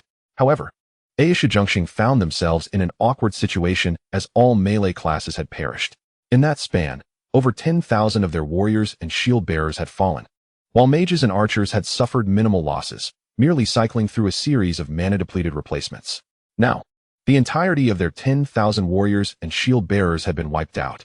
Where are the others? Do they not know they can return? Aoshi exclaimed in frustration. Boss, our brothers level up with great difficulty. Dying once means losing a level, and many now fall below the average level. Let those who have fallen go level up on their own, Aoshi Fangyu replied. Then let the assassins and priests take the front lines. We are on the verge of toppling this boss. We cannot afford to fail now, Aoshi commanded. Very well, Aoshi Fangyu reluctantly acquiesced. Soon, one by one, priests and assassins reluctantly surged to the front lines. Faced with these fragile fighters, the Qinglin Jiyuan showed no mercy, dispatching them with single attacks, sweeping through groups, and unleashing poisonous mists that resulted in even quicker fatalities. Yet, the boss's health continued to decline steadily. Meanwhile, the members of the 3 major guilds began to stir restlessly. Aside from the 3 major guilds, only a few members of smaller guilds remained, hoping to take advantage of the situation. Have you made your decision? Now is the opportune moment to act, Mantiang Xingwen urged. Let us engage. Shaochen has already suffered significant losses. We have little to fear. We will confront them sooner or later. And once they defeat the boss and grow stronger, they will undoubtedly target us. It is better to strike them a heavy blow now. However, let it be clear that our three guilds must stand united against a common foe. Whichever guild Shaochen chooses to target, the other two must assist, preventing them from isolating and defeating us one by one, Chaos Shixiang declared. Agreed. Both Leng Yue and Mantiang Xingwing nodded, then proceeded to issue their orders. At that moment, Shaochen was intensely focused on the battle. Suddenly, the crowd of spectators surged forward, charging directly at the boss, mercilessly cutting down any members of Shaochen in their path. You! How dare you! Shixiangxia exclaimed in shock and fury. He had believed that with the prestige of the top 10 guilds, Shaochen would face no opposition in Jinling City. The emergence of Qinfeng had already been hard for him to accept. Now, he was astounded that a guild he had always looked down upon would dare to attack them. Furious, Shixiangxia shouted, "Leave 200 behind to keep the boss from regaining health. The rest, retaliate." How dare anyone lay hands on Shaochen? Yet, he had underestimated his opponents while overestimating himself. They still had over 10,000 members, while the three major guilds also boasted a similar number. However, the three major guilds had a diverse range of classes, while Shaochen lacked key frontline fighters. The two sides soon clashed fiercely, with casualties mounting on both sides as players fell left and right, their bloodlust igniting. Amidst the chaos, a key figure slipped into the background unnoticed. Wu Shaochen pondered. Should I seize the boss or not? He then activated stealth and quietly approached the boss. Meanwhile, the 200 members of Shaochen continued their efforts to draw the boss away, employing a strategy of maximized damage control. Each member would take turns to lure the boss, firing an arrow before fleeing, allowing the boss to chase and dispatch them, only for the next player to take their place. Remarkably, this method effectively prolonged the engagement, as a mere group of players could not withstand the boss's sweeping attacks. However, Wu Shaochen had no intention of allowing them to continue in such comfort. At that moment, the boss's health had dwindled to just over 60,000. Observing an archer leading the boss in a different direction, Wu Shaochen stealthily followed. Amid the ongoing tumult of battle, Shaochen felt as if something was amiss, but could not pinpoint what. His gaze scanned the surroundings until it suddenly landed on the now-absent Qinfeng. Alarmed, he quickly turned to Shixiangxia, saying, "Boss, this is bad. Qinfeng is missing. Isn't that for the best?" Shixiangxia, still oblivious to the gravity of the situation, replied, "No, boss. It's the boss." Shaochen urged urgently. Shixiangxia, now startled, disregarded the ongoing combat and hastily rushed with Shaochen and a few others toward the boss's location. Upon arrival, they found that while most of the 100 remaining players were still present, the boss was nowhere to be found. Grabbing one of the players, he bellowed, "Where's the boss?" The team member, trembling with trepidation, pointed in a direction and said, "Shaofen has led them over there." Tianxia tossed him to the ground and then, accompanied by his companions, began to pursue that direction. Not long after, they stumbled upon the colossal corpse of a python lying on the ground, devoid of even a single copper coin. "Ah, Qinfeng, I will not let this matter rest." Tianxia bellowed, his voice infused with anger and sorrow. Throughout his life, he had enjoyed smooth sailing. Yet never had he felt such indignation as he did in that moment. His companions, Fangyu and the others, dared not even breathe. Meanwhile, having already departed from the Zizhu Lin, Wu Shaochen suddenly sneezed and rubbed his nose, pondering to himself, "Have I gone a bit too far? I should have at least left them a couple of copper coins. After all, they sacrificed so much to defeat this boss. Next time, I will definitely leave a few coins." He then glanced at the pile of items in his backpack, a smile spreading across his face. This time, his rewards were undoubtedly the easiest he had ever obtained. The defeat of the giant python granted him 42,000 experience points. Since he had not summoned Yin Tai Lang, he received the entirety of the experience, which elevated his level to LV 17,324,069,0000. He also acquired 3 gold and 68 silver coins, along with 2 pieces of silver equipment, 2 pieces of bronze equipment, and 5 pieces of black iron equipment, as well as a potion called Bloodline Elixir and a Misty Scroll. The drop rate could be considered average, but the ease of acquisition was remarkable. Qing Lin Armor, Silver Grade, Health 600, Physical Defense 50, Magical Defense 30. Reflects 10 of damage taken. Additional attributes, Constitution 18, Bone 17, Strength 17. Required for Warrior, Shield Guard. Qing Lin Leggings, Silver Grade, health 500, physical defense 40. Magical defense 30, health recovery rate 5. Additional attributes: Constitution 17, Bone 18, Agility 16. Required for all classes. Aside from the two noteworthy pieces of silver equipment, Wu Shaochen found the rest unremarkable. However, he could equip the leggings, as he was currently wearing the black iron-grade Bear King leggings, which were his sole piece of black iron equipment. After donning the new leggings, he was now clad in 5 pieces of silver and the remainder bronze, significantly surpassing other players in terms of equipment quality. Upon equipping the new gear, his health soared to 530, with physical defense reaching 642, magical defense at 631, speed at 449, and attack speed at 107. He decided to reserve the 10 attribute points he had gained from leveling up, feeling sufficiently resilient for the time being. He would reassess what he needed later. The remaining bloodline elixir was intended to enhance pet quality, though its effectiveness depended on compatibility, which was evidently low for Yin Tai Lang. Additionally, the elixir had a cap of S grade, meaning it could not be used on pets below that level. Wu Shaochen, feeling resigned, placed it back in his backpack. Finally, the Misty Scroll would create a fog in a designated area, obscuring visibility of both foes and allies. Wu Shaochen seemed to have an idea, a smirk forming on his lips before he returned the scroll to his backpack. After inspecting all his items, he turned his attention to auctioning the equipment, anticipating another wave of income, which brought him joy. Chapter 55. The Auction of Silver Equipment in Zizhu Lin. Both sides were still embroiled in a fierce battle. However, following the departure of the higher-ups, the morale of Ao Shikun Xiong had significantly dwindled, entirely overshadowed by the 3 major guilds. At this juncture, Ao Shitian Xia and his companions returned with grim expressions, issuing a retreat command. With the boss stolen, there was no longer any reason to continue fighting. Nevertheless, as they withdrew, Ao Shitian Xia cast a fierce glare at the leaders of the 3 guilds, stating, "You all better wait. This debt will be settled by Ao Shikun Xiong." With that, he led the remaining members away. The members of the 3 guilds were taken aback, perplexed by the sudden retreat amidst the battle. The leaders exchanged glances, unable to comprehend one another's actions. Just then, a team member rushed over, exclaiming, "President, the boss has been stolen." "What? Who stole it?" Luan Shi Shaoxiong gasped. Cold Moon glanced at the spot where Wu Shaochun had recently stood, realizing he was already gone. She turned to the others and said, "It must have been Chen Feng." The 2 other leaders soon came to the same realization and hurriedly looked in that direction. Indeed, there was no sign of Chen Feng, and their faces darkened like coal. They had fought tirelessly, all for the purpose of seizing the boss, only to have it silently whisked away by someone else. "What should we do now?" Wan Tianxing Guang lamented. "What can we do? We might as well head back. The boss is gone.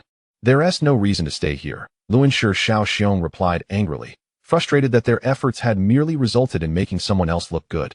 "Silver equipment is up for auction," Cold Moon suddenly interjected. "Silver equipment." The 2 hastily opened the auction house to find that the first item listed was a Qing Lin armor, silver piece, up for bidding with a time limit of 30 minutes. How extravagant.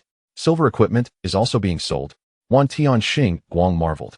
"If we can't use it, why keep it? This piece must have dropped from that boss. Who knows how many silver items it dropped. Originally, his gear was already good. Now, it's probably even better." Luan Shi Shaoxiong sighed. "There's no need to compare ourselves to him. He is a freak. We should focus on our own development. The members of Ao Shikun Xiong will surely not let this go easily, so we must prepare ourselves," Wan Tianxing Guang advised. Indeed, Ao Shikun Xiong has suffered significant losses. They certainly won't retaliate against us in the short term. We can take this opportunity to grow. Luan Shi Shaoxiong concurred. The 3 individuals, initially unconnected, found themselves united under the pressure from Ao Shikun Xiong.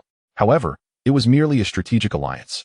And at that moment, each was calculating their own interests regarding the silver equipment in the auction house. Meanwhile, Ao Shitian Xia, walking along, felt his teeth nearly grinding to dust as he gazed at the silver equipment in the auction house, perceiving it as a blatant insult. To him, it was rightfully his. Yet now it was being auctioned off by others. "This equipment is mine. No one shall take it from me," Ao Shitian Xia declared fiercely. Wu Shaochun listed the black iron equipment, including the Bear King leggings he had just removed, at 20,000 each, while the 2 bronze pieces and 1 silver piece were posted for auction. With a light heart, he continued toward the Monsterstone Forest. With less than 3 hours until midnight, he planned to grind for another 2 hours and then return to the city at midnight to tackle the War God dungeon, which could only be challenged once a day. The Monster Stone Forest was a realm entirely composed of peculiar rock formations, devoid of any vegetation. The bizarre shapes of the stones lent the area its name. In reality, it would likely have been developed into a tourist attraction. Wu Shaochen ventured deep into the Monster Stone Forest, seeking his target, the 22nd level stone ape. Initially, he had intended to battle the 21st level stone monkey. But having leveled up after defeating the boss, he opted for the higher level stone ape, which would also enhance his talents. The stone ape's attack was a mere 550, insufficient to breach Wu Shaochen's defenses. With 55,000 health and 350 defense, the creature posed little threat. However, its skill was a passive ability that could petrify targets for 2 seconds, which was slightly troublesome.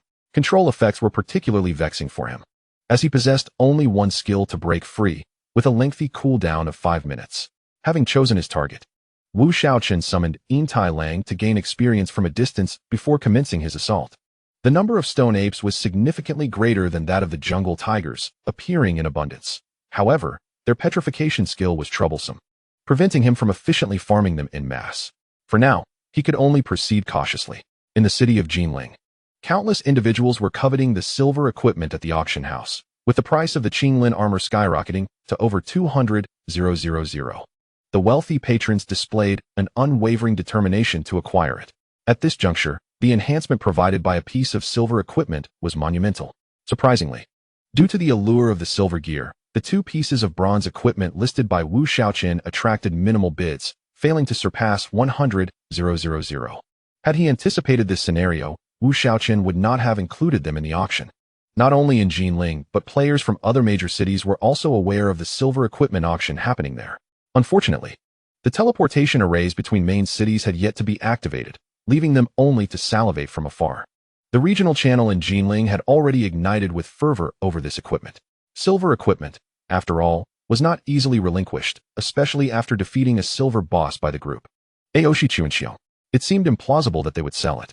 A player, unaware of the details, remarked in the regional channel, "The news up there is outdated. This boss wasn't slain by Aoshi Chuanxiong, but by the Master Chenfeng. Naturally, if he has no use for it, he would sell it." "Wow, is that so? Master Chenfeng is impressive," another player exclaimed. The attributes of the silver equipment were extraordinary, and after comparing it to his own basic gear, he felt an overwhelming desire to discard his current items. Ultimately, the Qinglin armor was sold for 260,000, while the 2 bronze pieces fetched only 120,000 each. The black iron equipment, priced at 20,000 each, was also sold out. Wu Shaochen, who had been hunting the stone apes, halted upon receiving the auction notification and checked his transaction record. Seeing the earnings of over 520,000, a smile spread across his face. This money had come effortlessly. Wu Shaochen continued hunting until midnight, having defeated 268 stone apes over the course of 2 hours. Had it not been for the stone ape's annoying petrification skills, which sometimes incapacitated him due to being targeted by multiple apes, he could have easily doubled that number, even with the silver-tailed wolf sharing the experience. Wu Shaochen's level had risen to LV 18, 6631-010-0000, while the silver-tailed wolf approached level 17. Even at higher levels, Wu Shaochen's pace of advancement remained swift, primarily due to his penchant for hunting monsters at higher levels and his impressive efficiency. Thus, gaining a level in 2 hours was still quite manageable. After reviewing his talents and the immortal body, he noted that his talent had reached the limit of 540 points. With an additional 268 points to his health from the immortal body, alongside the 40 points from leveling up and the title bonus, his total health had increased to 6,868 points. During this time, he had looted 2 pieces of black iron equipment, which he auctioned at 20,000 each. Currently, the price of black iron equipment had stabilized around 120,000, though most were only worth over 10,000. Nevertheless, the properties of the black iron gear dropped from the 22 monsters still surpassed other market offerings, hence many were eager to purchase. Given the massive player base across main cities, as the clock struck midnight, Wu Shaochen mused that it was time to return to the battle god's secret realm. He then used a return scroll, finally returning to Jinling without any mishaps. Upon his return to Jinling, he made a beeline for the battle god's hall. Just past midnight, the hall was bustling with activity. To avoid unnecessary attention, Wu Shaochen retreated to a corner to change into a different outfit and donned a new mask before leisurely entering. After confirming his entrance to the battle god's secret realm, he stepped into the silver level domain. Before him manifested the ethereal figure of a battle god clad in a robe, causing Wu Shaochen's brow to furrow. He had a particular disdain for mage-type bosses, prompting him to swiftly cast an insight spell. Battle God Phantom, silver level, 18 health, 450. 000 magical attack, 1200 physical defense, 560 magical defense, 620 movement speed, 140 skill 1. Fireball, launches a fireball that inflicts 120 magical damage on the target, with a cooldown of 3 seconds. Skill 2, Blink, teleports a short distance in a specified direction, cooldown of 2 minutes. Skill 3, Rain of Fire, unleashes a rain of fire at a target location, dealing 80 magical damage per second to all targets within a 33-meter radius for 5 seconds, with a cooldown of 2 minutes. Skill 4, Fire Sea, releases a vast area of fire in a specified region, dealing 20 magical damage per second to all targets within a 1010 radius for 30 seconds, with a cooldown of 5 minutes. Damage calculation for skills with less than 100 damage is based on attack minus target defense multiplied by a percentage. This space was merely 100 square meters, and a single fire sea could cover the entire area, making it nearly impossible to withstand. Fortunately, Wu Shaochen had brought potions. In truth, given his current strength, facing the silver boss was not overly taxing. With 5 pieces of silver equipment enhancing his already formidable health and defense, he found ordinary silver bosses inconsequential. However, encountering a mage boss in such a confined space was particularly vexing, as it left him little room to evade attacks. Despite the formidable appearance of the Battle God Phantom skills, they posed limited threat against his substantial 631 points of magical defense, and with over 800 health points. The danger level was not high. Moreover, with his lifesteal attributes and the aid of potions, he felt well equipped to handle the encounter. Wu Shaochen activated his speed boost and charged forward, delivering a heavy blow that silenced the phantom for 3 seconds, a skill that was undoubtedly a bane for mages. The silenced Battle God Phantom attempted to flee, but Wu Shaochen's speed was unmatched, and he quickly delivered a series of blows. Soon, the phantom was afflicted with 4 layers of poison, which, at his current rate of 540 poison damage per second, would soon inflict nearly 130,000 damage over a minute. As soon as the silence wore off, the phantom blinked away. However, in such a limited space, it could not escape far before being pursued again. It then unleashed a fire sea that engulfed the area and followed up with a rain of fire directed at Wu Shaochen, culminating in a barrage of fireballs that significantly drained his health. Wu Shaochen swiftly maneuvered out of the rain of fire's range, aiming to continue his assault on the phantom, only to find it retreating into the firestorm. How clever, Wu Shaochen thought, momentarily taken aback. Fortunately, the rain of fire lasted only 5 seconds, though he could withstand it. It was unnecessarily costly in potion use. Once the rain ceased, Wu Shaochen charged at the phantom, delivering rapid strikes. With his attack speed of 2 strikes per second, he dealt over 300 damage each second, while simultaneously recovering over 130 health points. Coupled with potion use, there was no cause for concern regarding his health.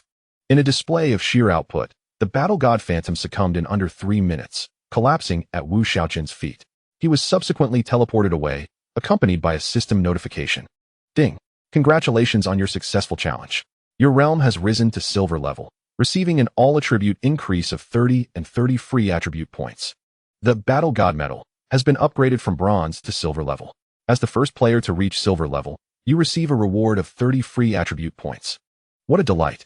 Wu Shaochen exclaimed, pondering whether the second and third players to elevate their status would also receive attribute point rewards. He suspected they would not, as the system seemed to only recognize the first achiever in such matters. If that were indeed the case, then only he would be aware of the rewards associated with being the first to level up, as there was no server-wide announcement. He would simply need to secure the rewards for all future level achievements, quietly amassing wealth, with the attribute points from the level-up rewards totaling 60, equating to an increase of 6 levels, and adding the 60 points from defeating the boss.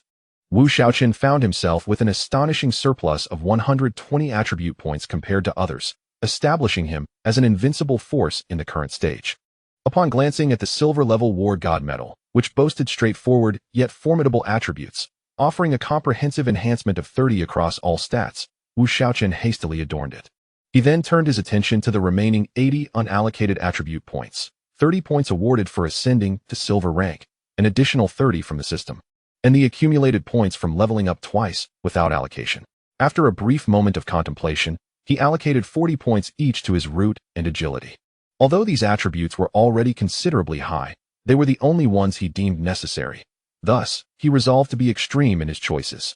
With the ascension to the silver realm and the adornment of the silver medal, Wu Shaochen's overall prowess surged once more. He inspected his attributes. Name: Shenfeng. Realm: silver level. Level: 18. Health: 681, 610, 7497. Mana: 1680. Physical attack: 1355. Spell attack: 168. Physical defense: 708107778. Spell defense: 6981077. Movement speed: 578. Attack speed: 133. Critical rate: 5. Lifesteal: 10. Damage reduction: 5. Ignore defense: 15. Cooldown reduction: 5. Health regeneration: 5. Anti-critical: 8. Luck: 15. Title 10. Equipment: 5. Experience: 663101000000. Strength: 188302444. Intelligence: 653084. Constitution: 2083070. Root: 391305008. Spirit: 9730126. Agility: 399300518. Talents included: toxic damage 540 points, stackable up to 4 layers. Undying body: increases maximum health by 996 points. Titles: Hero of Novice Village, Luck 10. Hero of Bandit Suppression, Health 10, Defense 10. Skills: Undying Body, Void, Stealth, Backstab, Heavy Strike, Weak Point Break. Equipped items were: Soul-Eating Dagger, Silver; Black Wind Helmet, Silver; Black Wind Leather Armor, Silver; Green Scales Leggings, Silver; Graphite Belt, Bronze; Graphite Boots, Bronze; Graphite Necklace, Bronze; Storm Bracelet, Silver; Graphite Bracelet, Bronze; Graphite Ring, Bronze; Silver Wolf King Ring, Bronze. Satisfied with his current attributes, Wu Shaochen promptly selected to log off. After removing his helmet, he contemplated setting an alarm for 8 hours. Acknowledging the considerable mental fatigue from prolonged gaming and his severe lack of sleep, he decided to indulge in a couple more hours of rest. Reasoning that no one would catch up to him during this time, he set the alarm and collapsed onto his bed, succumbing to genuine fatigue. Chapter 57. Individual quest in the city. Upon logging back in, Wu Shaochen found himself still within the War God Temple. As he stepped outside, contemplating where to hunt monsters, a soldier approached him and respectfully said, "Esteemed adventurer, the city lord requests your presence." "Oh, the city lord summons me. Could it be for a quest?" Wu Shaochen's eyes brightened, as he had yet to decide on his next destination. He hurriedly followed the soldier towards the city lord's mansion. Upon arrival, he noticed the city lord pacing anxiously. Upon spotting Wu Shaochen, the city lord quickly approached and exclaimed, "Shenfeng, you have finally arrived." "City lord, did you summon me for something?" Wu Shaochen inquired, puzzled. The city lord sighed deeply and began, "This matter traces back to the parchment scroll you brought from Lu family village. Initially, I was unaware that a portal to the demon realm was sealed deep within the Tiger Roar forest. The demon realm is an unfathomably terrifying place, and any issues with the portal seal must be avoided at all costs." The city lord's face exhibited a palpable fear as he spoke of the demon realm. Wu Shaochen remained silent, listening intently, sensing the gravity of the situation. The scanned information provided officially hinted at an expansive game lore. The city lord, regaining his composure, continued, "The Lu family has historically been the guardians of this seal. However, following the sacrifice of their patriarch and elders during a fierce battle against demon beasts 5 centuries ago, their strength has dwindled with each generation. Without their power to maintain the seal, it has begun to weaken. I previously dispatched seal masters to reinforce it. The journey to Lu family village went smoothly. But upon approaching the sealing site, they were ambushed by the Jungle Tiger King. I had specifically sent 2 level 20 golden rank defenders from the city lord's estate to confront the Jungle Tiger King, but the weakening seal allowed the magical energy to leak, causing the originally level 21 Jungle Tiger King to absorb this energy and rise to level 30. In the end, we suffered heavy losses and had to withdraw back to Lu family village." Upon hearing this, Wu Shaochen's understanding crystallized. No wonder the level 21 Jungle Tiger area harbored a boss with an undetectable level. It had mutated. He had first-hand experience with the Jungle Tiger King's power and realized he would have perished had he not fled swiftly. At that moment, the city lord looked at Wu Shaochen and said, "Shenfeng, to be frank, The more capable fighters in the city have been dispatched on special missions recently, leaving us without anyone strong enough to tackle the Jungle Tiger King. Among the adventurers, you are the only one I know. Can you devise a way to deal with this magically empowered Jungle Tiger King? If not, I will have to issue a citywide quest, summoning all adventurers to aid in slaying the beast. However, the cost of a citywide quest is exorbitant, and I would prefer to avoid it unless absolutely necessary. Wu Shaochen hesitated for a moment. Could this be an opportunity to reap rewards for clearing out the jungle tigers? He mused. Normally, the city lord would have immediately issued a citywide quest in such circumstances, yet he was first inquiring if Wu Shaochen had a solution. This implied that if he did, it could become a personal quest, offering better rewards than a citywide one. Wu Shaochen's face lit up with anticipation. However, contemplating the terror of the magically enhanced Jungle Tiger King, his expression darkened. He could not even ascertain its attributes. How could he dare to engage? The last encounter had nearly cost him his life, a memory still vivid in his mind. Yet now, his strength had increased significantly since that time. He resolved to wait until he reached level 20 to check its attributes and devise a plan. With this thought in mind, Wu Shaochen inquired, "What is the time limit for this quest?" The city lord pondered briefly and replied, "The sealing of the portal is urgent. I can grant you a maximum of 2 days." "Very well, let me contemplate a strategy. Please refrain from issuing a citywide quest for now." Given the current strength of the adventurers, they would be of little use against the magically enhanced Jungle Tiger King. Their involvement would merely result in a futile sacrifice, Wu Shaochen asserted. For him, reaching level 20 within 2 days was not a daunting task, and he feared that the city lord might lose patience and issue the citywide quest prematurely. "Understood. I shall await your good news," the city lord responded. After departing from the city lord's mansion, Wu Shaochen opened his map and studied it for a moment, setting his sights on a location known as the Abandoned Mine. This area was home to monsters around levels 20 to 30, and he had no intention of venturing into the rocky woodland, despite the abundance of creatures, as their skills were far too troublesome and would significantly hinder his grinding speed. Thus, he sought a different locale. The Abandoned Mine boasted monsters of a suitable level, albeit it was somewhat distant, approximately 20 kilometers away. The map displayed only a name, with the monster distribution being levels 20 to 30. The map illuminated only areas within 10 kilometers, allowing for a clear view of the terrain and monster information. Within 20 kilometers, the map remained dark, merely indicating approximate monster levels without any specifics. Beyond that was entirely black, leaving players to navigate by intuition. The silver lining was that areas previously traversed by players would be automatically illuminated on the map. For instance, Wu Shaochen's prior visit to Lu Family Village had transformed that area from a pitch-black void to a lit section. Wu Shaochen inspected the status of his potions and found nothing needed replenishing. He then proceeded directly to the Abandoned Mine, located to the north. Exiting through the northern gate, he encountered no obstacles along the way. Those who typically sought trouble were likely preoccupied with leveling up, as most of their guild members had experienced a drop in rank, falling below the average level in Jinling City. Wu Shaochen hurried to the Abandoned Mine, covering a distance of 20 kilometers. Despite his movement speed of 573, it took him over half an hour to arrive. Before him lay a vast entrance, leading into the mine. As he stepped inside, a chilling wind surged toward him, instilling a sense of foreboding. The creatures here were likely not of the benign variety. The mine was shrouded in darkness, revealing a winding passage that seemed to lead to unknown depths. Not a single monster was in sight, which unsettled Wu Shaochen. He summoned Yin Tai Lang to bolster his courage, letting it lead the way as he cautiously followed behind. After a few minutes, a noise echoed from beneath his feet, prompting him to hastily retreat, just in time to see a skeletal hand emerge from the ground. "What on earth?" Wu Shaochen gasped, startled, and stumbled backward.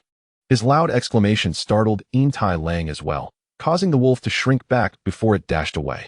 After running a considerable distance, Wu Shaochen turned to see a skeleton slowly crawling from the earth, pursuing him. "This is the monster of this place," Wu Shaochen thought, his heart racing. It was not that he was cowardly. The game's realism had momentarily made him forget he was playing. To have a skeletal hand suddenly appear was alarming for anyone. What have I gotten myself into? Wu Shaochen knocked his head in frustration. However, regaining his composure, he resolved not to let fear overtake him. After all, he was a grown man. What was a mere skeleton? He tossed an insight spell to examine the skeleton's attributes, discovering it was merely a level 20 creature, which piqued his disinterest. He approached and casually dispatched it with 2 daggers, leaving it to await its demise as he and Yin Tai Lang pressed onward. Chapter 58. What merit do I have to compare with that pervert? As he continued deeper, more skeletons emerged, yet Wu Shaochen paid them little mind. He dispatched those that obstructed his path with a couple of dagger strikes, ignoring those that did not impede his progress. After walking for more than 10 minutes, he finally exited the passage, arriving at what appeared to be the true mining area, a vast expanse strewn with rubble, filled with countless skeletons densely packed together. The sight stirred Wu Shaochen's interest, despite his initial intent not to engage the skeletons.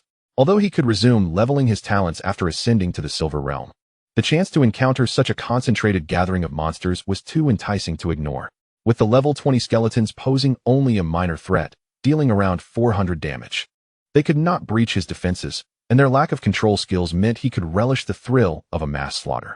Resolving to seize the opportunity, Wu Shaochen recalled Yin Tai Lang to his pet space, eager to maximize his experience gain. While the A-grade talent of Yin Tai Lang made it a formidable ally for other players, to Wu Shaochen, it was merely a tool for experience farming. In this instance, while it could easily overpower the level 20 skeletons, it would only hinder his efficiency in a mass kill scenario. With Yin Tai Lang dismissed, Wu Shaochen charged into the throng of skeletons, swiftly dispatching each one with 2 strikes before moving on to the next, relishing the exhilarating experience. However, he soon encountered an awkward predicament. As an assassin, he was ill-suited for battling such densely packed foes. Surrounded and unable to move, he found himself in a rather embarrassing situation. Damn it, I got carried away and rushed in too recklessly, Wu Shaochen lamented. With no way to escape, he had to methodically clear out the skeletons surrounding him. As their skulls bobbed around him, he felt nausea creeping in. Yet there was no option to fly or utilize any mobility skills. Even activating his void ability would prove futile in this circumstance. I must learn a mobility skill in the future. This situation is too embarrassing, Wu Shaochen silently resolved, wielding his daggers with renewed vigor against the encroaching skeletons. While Wu Shaochen diligently battled the skeletons, other players were also striving to level up and acquire gear. In the realm of Xinyu, the collective strength of the players had significantly surged, with most donning at least 1 or 2 pieces of black iron gear, and some even equipped with several pieces of bronze. Many guilds found themselves successfully tackling bronze bosses, and with larger guild numbers, discovering bosses became increasingly manageable. In a cavern, Ao Shirtian Xia collected all the dropped equipment from a defeated boss, donning a usable piece of bronze gear while distributing the remainder among the guild members. After a white-silver boss was seized from them, Ao Shirtian Xia, fueled by indignation, sent everyone out to search for bosses. This marked their 3rd encounter with a bronze boss, and now Ao Shirtian Xia boasted 1 piece of white-silver gear and 5 pieces of bronze, with the rest being black iron. Their overall strength had significantly improved, and other core members of the guild had invested heavily in acquiring black iron equipment, all spurred by a desire for retribution against Qinfeng. On a plain, Su Muxiue and her members from the Su clan were engaged in a battle against a level 16 bronze boss. With the advantage of substantial equipment purchased from Wu Shaochen early on, Su Muxiue had a head start, currently standing at level 17. Each cast of her fireball spell dealt 700 to 800 damage to the boss, significantly outpacing the 200 to 300 damage inflicted by others. As the boss's health dwindled, a group of players happened upon the scene, drawn by the sight of the beleaguered boss. Few could resist the temptation of a nearly defeated foe, and this group was no exception. However, they quickly realized the terrifying prowess of the first mage. With a fireball cast every 15 seconds, inflicting over 1,000 damage, the player's defenses paled in comparison to the boss's. Additionally, her ice spell, cast every 5 seconds, eliminated targets with alarming efficiency. Su Muxiue's talent became evident. It reduced skill cooldowns by 50, which was precisely why she had chosen the mage class. Protected by the shield bearers of the Su clan, she functioned as a mobile artillery platform, systematically dispatching players attempting to seize the boss, resulting in only a few stubborn souls escaping in defeat. Miss is truly formidable, remarked a member of the Su clan. Indeed, Our Lady is the foremost mage in Xinyu. How dare they challenge us for the boss? Another chimed in. Truly, they overestimate themselves. I believe Our Lady's strength rivals even that of Qinfeng. Others echoed in agreement. All right, let's continue the assault on the boss, Su Muxiue commanded, her expression turning icy. Internally, she mused. What merit do I possess to compare with that pervert? Meanwhile, players from various guilds were also on the lookout for bosses while leveling up. In regions occupied by monsters of level 10 or higher, black iron bosses were relatively common. And while bronze bosses were plentiful, those of silver rank and above were exceedingly rare. Wu Shaochen spent nearly an hour meticulously clearing the entire mine of skeletons. Along the way, he vanquished a total of 514 skeletons, resulting in his level rising to LV19. 1387502000000. His immortal body gained 514 points of life. Combined with the 40 points from leveling up, his total life reached an impressive 8,106 points, surpassing the 8,000 mark. He decided to hold on to his 10 attribute points for now. Rubbing his somewhat sore right hand, Wu Shaochen silently vowed never to engage in such a manner again. Mass farming was certainly more suited for mages. The haunting images of skulls still lingered in his mind. A truly terrifying experience that left him wondering how he persevered through it. Nevertheless, it was indeed his first time defeating so many monsters at once. And the speed of his level up was remarkable. He picked up 3 pieces of black iron equipment that had dropped on the ground and listed them on the auction house. Initially intending to price them at 20,000, he was taken aback to discover a plethora of black iron equipment already listed, with prices ranging from a few thousand to 10,000. Sighing, he reflected on how the value of black iron equipment had diminished after just 8 hours of sleep. After some contemplation, he settled on a price of 10,000 per item and continued deeper into the mine. Upon entering the next passage, he found no skeletons emerging, and this corridor was considerably shorter than the previous one. Within minutes, he emerged into another expansive mining area, significantly larger than the last, teeming with a multitude of skeletons. Although there were just as many as before, the larger space made them appear less dense. These skeletons differed slightly from the prior batch, wielding skeletal axes. Wu Shaochen cast an insight spell and discovered that the skeleton warriors were level 21, boasting an attack power of 540 and 46,000 health. Their ranged axe-throwing skill dealt 170 damage, sufficient to inflict over 100 points of damage on him. Given this, mass farming was not an option. If 100 of them threw axes simultaneously, he would have to return to town. Realizing mass farming was not feasible, he decided to lure them out instead. He was no longer troubled by the idea of mass farming, as he had developed an aversion to it. A gradual approach seemed wiser. In the novice village, a fresh-faced young woman was once again slain by a rabbit, returning to town with a mix of stubbornness and grievance on her face. Hey, isn't that the pure and innocent girl from our novice village? What happened? Killed by a rabbit again? A few young men mocked upon seeing her. The girl paid them no mind, instead pondering her recent battle. Being her first gaming experience, she was unaware of the game's pitfalls. As a level 0 player, she could not hope to take on a rabbit alone. At that moment, she merely thought she was too inexperienced. Why act so high and mighty? Just call me brother, and I'll gladly help you level up, one young man continued, unrelenting. No thanks, she replied politely before turning to walk away. At that moment, a private message chimed in. Wei, Zine, why are you still at level 0? Are you too scared to fight monsters? The girl was none other than Wu Shaochen's sister. Wu Zine. Upon entering the game, she had focused on experiencing the game's realism and admiring the scenery rather than fighting monsters. Captivated by the game's atmosphere, she had spent considerable time before remembering to level up, resulting in numerous defeats at the hands of rabbits. Reading her friend's message, Wu Zine felt a twinge of shame. At first, I was too scared, but I can face them now. However, I'm just too weak to defeat the rabbits. You're not trying to take on rabbits alone, are you? Wei replied, sending a terrified emoji. Isn't it possible to take them on solo? Wu Zine inquired, puzzled. Wei, oh my, you really are something. Getting beaten by a few weaklings like that at level 0, and still daring to challenge a rabbit alone. Let me tell you, at the start, players simply cannot take on wild monsters solo. You need to find a team to fight together. Oh, I see.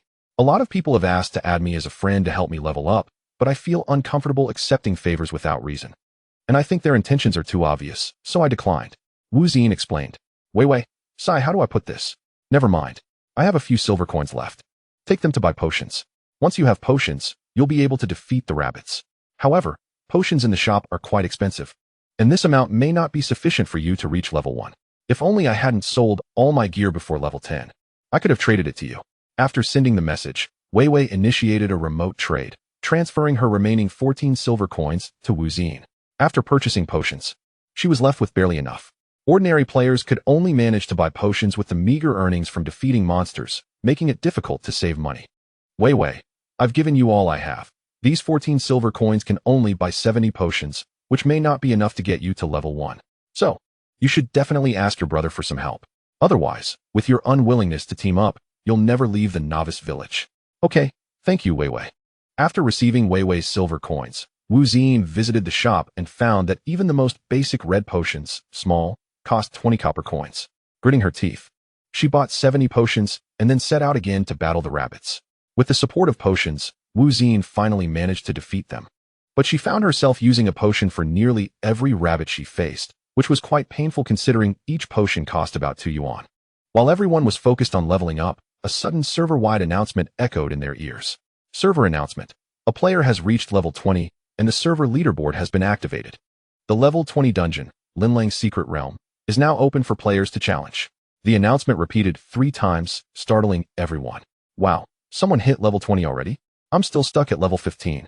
Which expert leveled up so quickly? Are you foolish? Just check the leaderboard. Right. Everyone promptly opened the leaderboard. Level leaderboard. First, Chenfeng. Level 20, Assassin.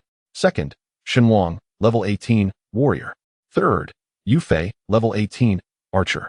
Fourth, Schwerer. Level 17, Mage. Fifth, Yuanxi. Level 17, Mage. Sixth, Junlin. Level 17, Archer. Seventh, Fengyue Wuqing. Level 17, Mage. 8th, Fengye, level 17, Warrior. 9th, Shenju, level 17, Warrior. 10th, Diyu Shizhe, level 17, Assassin. Reputation Leaderboard. 1st, Chenfeng, 6100. 2nd, Yufei, 3600. 3rd, Minghuan Qingwu, 3400. 4th, Shenwang, 3000. 5th, Junlin, 2800. 6th, Schwerer, 2700. 7th, Aishishiangxia, 2600. 8th, Diyu Shizhe, 2400. 9th, Yuanxi, 2200. 10th, Fengyue Wuqing, 2000. Equipment Leaderboard. 1st, Shihun Dagger, Silver Grade. 2nd, Haifeng Leather Armor, Silver Grade. 3rd, Inue Bao, Silver Grade. 4th, Quangfeng Bracelet, Silver Grade. 5th, Haifeng Helmet, Silver Grade. 6th, Inue Ring, Silver Grade. 7th, Qinggang Leather Armor, Silver Grade. 8th, Qinglin Armor, Silver Grade. 9th, Qinggang Necklace, Silver Grade. 10th, Qinglin Leggings, Silver Grade. Wealth Leaderboard.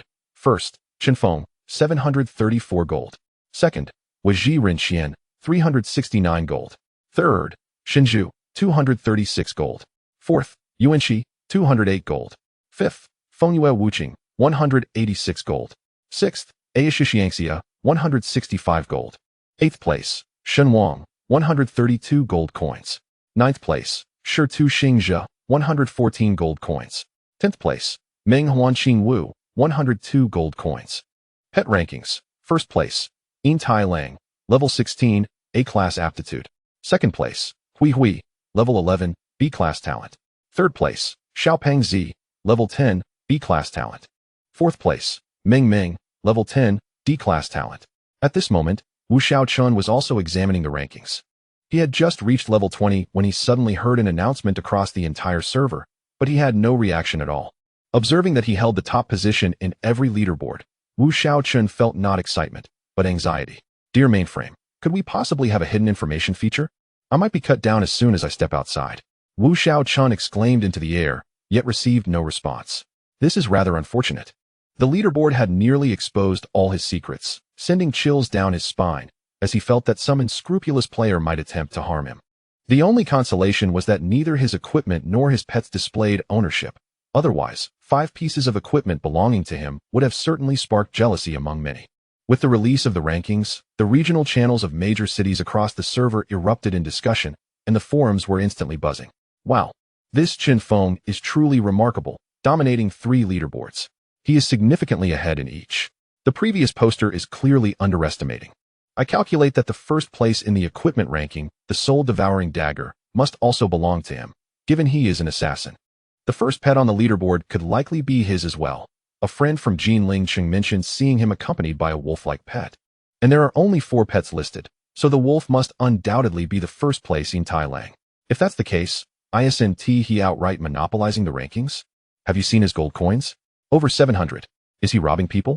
You bring up a good point. I hadn't noticed how much he has. Our guild leader only collects a few dozen coins daily. Alas, my lack of education leaves me speechless. Chenfeng is incredible. Chapter 60, My Brother is Chenfeng. As Ao Shi Tianxia gazed at the name at the top of the leaderboard, a cold smirk crossed his lips. It won't be long before you become a mere joke, and I shall send you back to the novice village with your name turned upside down. Meanwhile, On the other side, the Helm Messenger licked his lips and remarked, "Now this is interesting." Various major guilds held differing views on Qin Feng. Yet most adopted a mindset of if we cannot have it, let us destroy it. The emergence of the leaderboard thrust Wu Shaochen, already in the spotlight, into even greater prominence. In Shunwang Pavilion, Shunwang gazed at the leaderboard and murmured, "Feng Yi has arrived." It is only natural for him to enter the rankings with his strength. But who is this Yufei? I've never heard of this ID before. Could it be another dark horse? The appearance of the rankings also stimulated everyone, causing countless players to fervently level up. Aside from the desire for fame on the leaderboard, another reason was that the first dungeon of the Divine Oracle had opened, which required players to be level 20 to enter. The dungeon can be seen as a boon for players. Although the monsters inside would be considerably stronger, the drop rates would be several times higher than outside. With the dungeons opening, black iron and bronze gear would soon become commonplace, and silver would no longer be rare. Moreover, successfully completing the dungeon challenge would often yield special rewards. Now that I am level 20, I should be able to check the attributes of that tiger. However, going there now feels uncertain. Should I level up a few more times? Wu Shaochen mused. He had just slain 146 skeleton warriors to reach level 20, 70300000, and there were still plenty of skeleton warriors to hunt. However, glancing at the skeletons wielding axes, ready to hurl them his way, Wu Shaochen shivered. Forget it. I'll return and see what the dungeon is like. I do not wish to grind skeletons any longer today. Wu Shaochen utilized a return scroll to arrive back in Jinlingcheng and then headed towards the dungeon location. Following the server announcement, the map displayed the dungeon's position. While Wu Shaochen was en route to the dungeon, his phone rang, and he reluctantly logged off. This helmet was rather bothersome, as it could not connect to his phone while he was inside. He needed to purchase a gaming pod soon. Upon logging off, he noticed it was a call from Wu Ziyin and quickly picked up. "What's up, Ziyin? Aren't you playing the game today since it's the weekend?" Wu Shaochen inquired, as she had bought a gaming helmet yesterday, so logically, she should be playing today. "I am playing," Wu Ziyin replied. "Then how do you have time to call me? Don't you enjoy playing?" Wu Shaochen asked. "It's not that I don't like it. It's just that I'm really terrible. I'm still at level 0, Wu Ziyin admitted shyly. "What?" Wu Shaochen was taken aback. "Even if you're not good, you should have leveled up a few times in a day, but then again." Considering Wu Ziyin might not have friends to help her, the game's early monsters can be quite overwhelming alone. "Are you playing by yourself?" Wu Shaochen asked.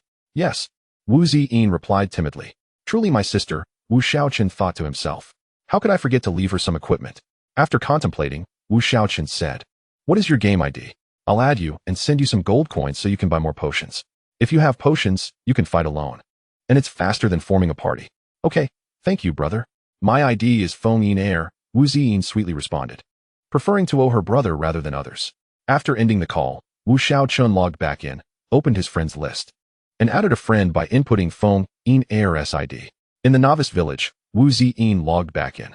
She had already used up the 70 potions she bought earlier, as she consumed 1 potion per monster, leaving her with an experience level of LV0, 70,100. Just 30 points away from leveling up. Surely, her brother could spare 6 silver coins, which would allow her to level up and allocate some attribute points, possibly enabling her to defeat rabbits without needing potions. Certainly, he must be able to do that, she thought, believing her brother would easily earn money in the game and that 6 silver coins would be a trivial matter for him. While Wu Ziyin was lost in her thoughts, a system notification chimed in her ear. "Ding. Player Qin Feng requests to add you as a friend. Do you accept?" Qin Feng. Wu Ziyin was startled. This ID was known by every player in the Divine Oracle. She had heard her friend Wei Wei mention it often before she even began playing. Now that she was in the game, she was acutely aware of what Qin Feng represented. A glance at the leaderboard made it clear how significant this ID was. Why is Qin Feng suddenly adding me as a friend? Wu Ziyin felt a mix of excitement and confusion. Suddenly, she seemed to realize something, her eyes widening in disbelief as she murmured, "Could it be that my brother is Qin Feng?" With a flutter of trepidation, she clicked accept. Glancing at her friends list to see her second friend, Qin Feng, assassin LV20. She finally confirmed that this Qin Feng was indeed the one at the top of the leaderboard, an almost divine presence within the Divine Oracle. Trembling slightly as she opened the chat window and sent a message, "Brother? Qin Feng, what is up, little girl? You don't recognize your brother anymore?" "Ah." Wu Ziyin gasped, quickly covering her mouth and asking in the chat window, "Are you really my brother? You are Qin Feng?" In Jinlingcheng, Wu Shaochen shook his head at Wu Ziyin's response. "Is it such a big deal that I am Qin Feng?" He replied, "Yes, I am your brother." And I am also Chen Feng. Ah, brother, you truly are Chen Feng. Chen Feng, the one and only. If Wei Wei finds out, she will be so envious of me. Wu Ziyin could hardly contain her excitement. All right, calm down. You cannot tell anyone that I am Chen Feng, understand? Wu Shaochen said sternly. Yes, I understand, brother. I will definitely not tell anyone. Wu Ziyin understood the weight of the situation. She was acutely aware of what her current identity represented. If others were to uncover the truth about her existence, they would likely be deprived of any semblance of a peaceful life. Upon receiving Wu Ziyin's message, Wu Shaochen nodded thoughtfully and promptly initiated a remote transaction, sending her 10 gold coins. It was not that he was unwilling to provide more, but rather, it was unnecessary. 10 gold coins were ample for her to spend lavishly in the novice village. Wu Ziyin was momentarily taken aback by the generosity, exclaiming, "Is this truly so extravagant? Brother, I can hardly use that much. Take it. I am not short on gold. Do not hold back. Consume potions as if they were water. Just withstand the monsters, and you will swiftly reach level 10, Wu Shaochen encouraged. Brother, such statements are best kept to yourself. They invite trouble, Wu Ziyin cautioned. Fear not. No one in the game has ever bested me, came the confident reply from Chen Feng. By the way, Ziyin, what is your talent? Wu Ziyin promptly shared the details of her talent. Talent, magic conversion. When using skills, each additional point of magic consumed enhances the skill's effect by 0.05. The effect can be either damage or healing. Upon reading this talent, Wu Shaoqing's lips twitched. It appeared to be quite demanding on mana. Who could sustain such a burden? It seemed the magic pearl would need to find a new owner. How do you find my talent, brother? Wu Ziyin, being a novice in the game, could not grasp the true implications of her talent and remained uncertain of its value. It is indeed good, but you must learn to calculate damage and manage your mana wisely, Wu Shaoqing advised. Oh, it is challenging for a gaming novice to discern whether this talent is a boon or a bane. Wu Ziyin, somewhat confused, inquired, what profession suits me best, brother? Either mage or priest would be fitting, depending on your preference. You will need to invest in intelligence and spirit as you progress, Chen Feng replied. Okay, thank you, brother. I'm off to hunt rabbits and level up, Wu Ziyin declared excitedly. Chapter 61. The Linling Dungeon. By the time Wu Shaoqing arrived at the dungeon, a considerable number of players had gathered. Although entry was barred, many were there simply to observe. Wu Shaoqing approached the entrance of the secret realm, deciding to venture inside. Just then, a system prompt chimed. Ding. Do you wish to challenge the Linling Dungeon? Yes. Ding. The Linling Dungeon requires a party to enter. A party? That is easily resolved. Wu Shaoqing created a party for himself alone, the system defaulting to the name Chen Feng's party. He triggered the challenge once more. Ding. Do you wish to challenge the Linling Dungeon? Yes. Ding. Your party size is insufficient. The dungeon's difficulty is high. Each player may challenge it only once a day. It is advised to form a full party of 10 before proceeding. I shall not heed your advice. Wu Shaoqing thought defiantly, confirming the challenge, and in an instant, he vanished from the spot. Wait, did that person just enter? Exclaimed a bystander, astonished. I saw it too. Isn't this dungeon meant for level 20 players? How did he manage to enter? Another person questioned. Are you daft? There are players in Jinling City who meet the requirements. By heavens, Chen Feng. Wu Shaoqing felt a whirlwind as he found himself in a vast cavern, with 3 paths diverging before him. He chose the leftmost route. Before long, 5 humanoid beasts with tiger heads brandishing large cleavers appeared, blocking his way. Wu Shaoqing cast an insight spell. Tiger head beast elite monster. Level, 20 health, 100. 000 physical attack, 680 physical defense, for 20 magical defense, 350 movement speed, 86 skill 1, vertical slash, a direct strike with the cleaver causing 175 physical damage, cooldown 20 seconds. Skill 2, horizontal slash, a sweeping attack with the cleaver inflicting 160 physical damage to all targets within a 2-meter range, cooldown 30 seconds. Elite monsters? This was a first for him. Were they exclusive to dungeons? Wu Shaoqing mused, noting that the 5 tiger-headed beasts seemed to share a common enmity, which made him feel a bit pressured. It was no wonder that a party was recommended. After calculating the damage in his mind, Wu Shaoqing charged towards the 5 beasts, confident that their basic attacks could not breach his defense. He could withstand a couple of skills without issue, thanks to his high constitution. He felt fortunate, as this allowed him to engage without hesitation. To expedite the battle, Wu Shaoqing charged in and bore the brunt of the 5 beasts' assaults while applying 4 layers of poison to each. However, the terrain restricted his ability to kite them, and soon he found himself retreating to the entry point. where he discovered he could not proceed down the other two paths until he cleared the monsters from his chosen route. Attempting to activate stealth, he was met with a warning that if he did so, the monsters would regain their full health and all negative effects would be cleansed. Oh, so this is how it is, Wu Shaochen muttered, bemused. Do they truly believe I fear these beasts? I merely wish to conserve my potions. In no time, the 5 tiger-headed beasts caught up with him. Wu Shaochen ceased his retreat and faced them head-on. Their basic attacks posed no threat, and while their skills could inflict damage, the cooldowns rendered them manageable. Wu Shaocheng's poison damage remained at 540. It could be enhanced further upon reaching the silver tier, though he had yet to face skeletons that exceeded his level by 5, thus not elevating his talent. Nevertheless, even with 540 poison damage and 4 layers stacked, he could easily vanquish the 5 beasts within a minute. Soon enough, all 5 beasts lay defeated, granting him 500 experience points, 500 for each monster. While this was considerably more than typical level 20 monsters outside, the challenge posed by these dungeon denizens was significantly higher, making the experience moderate at best. However, Wu Shaochen was astonished by the drop rate. The 5 beasts yielded a piece of bronze equipment. One need not defeat a boss to acquire bronze gear. It seems that upon exiting this dungeon, player capabilities will skyrocket, Wu Shaochen mused. He picked up the equipment, discovering it was a ring, and one he could equip. Tiger Head Ring, bronze tier, health 400, physical attack 160, additional attributes, constitution 23, strength 25, requirement, physical class. It was straightforward and robust, enhancing health and attack, exactly to his liking. He hastily donned the ring, exchanging it for the Silver Wolf King ring, which had served him well. After the swap, his health surged by 515 points, totaling 842, while his attack increased by 163 points to 518. Even without investing in strength, this power was formidable. His attack speed decreased by 5, now at 128, but the impact was negligible. How splendid! The very first batch of monsters has rewarded me with new equipment. Wu Shaochen exclaimed to himself. He contemplated auctioning the Silver Wolf King ring, only to be reminded that the auction house was inaccessible within the dungeon, necessitating a wait until he exited. Continuing forward, he encountered another group of tiger-headed beasts, this time numbering 6. Wu Shaochen fearlessly charged in, dispatching them with relative ease. And they dropped 2 white items, which he dismissed without a glance. As he pressed onward, he faced yet another group, this time comprising 7 beasts. Wu Shaochen furrowed his brow. This escalating pattern could lead to complications ahead, and he remained uncertain of how many more waves awaited him. After some contemplation, Wu Shaochen summoned the Silver Great Wolf to share the burden of damage and conserve his potions. After all, it was only fair that the wolf contribute to the experience as well. The Silver Great Wolf was currently at level 16, with commendable attributes, capable of enduring the assaults of 2 beasts without issue.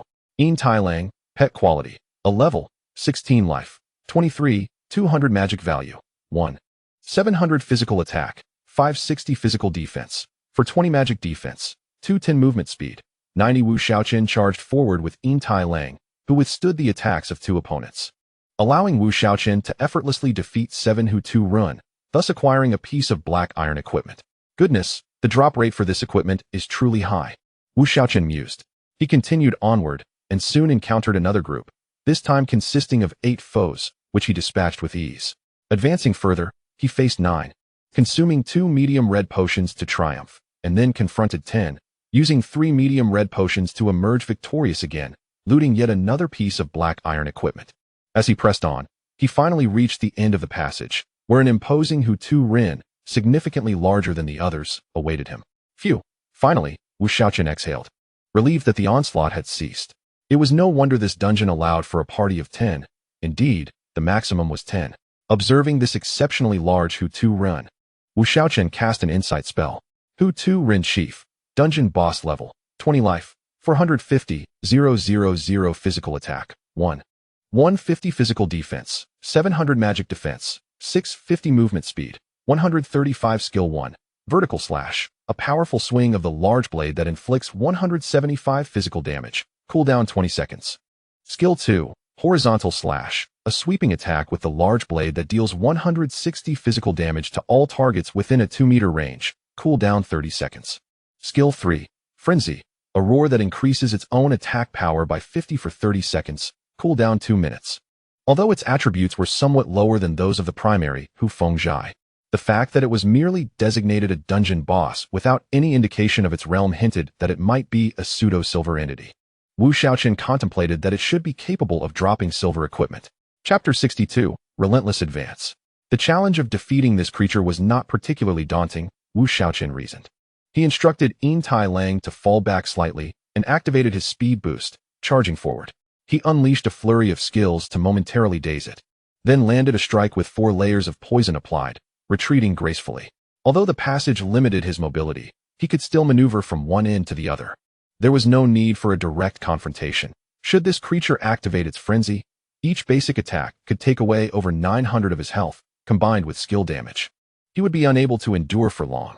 The 4 layers of poison would inflict nearly 130,000 damage over a minute. And with the Hu Tu Rin Sheaf possessing only 450,000 health, it would succumb in 4 minutes, yielding 32,000 experience points for Wu Shaochen and 8,000 for Yin Tai Lang, who promptly leveled up to 17.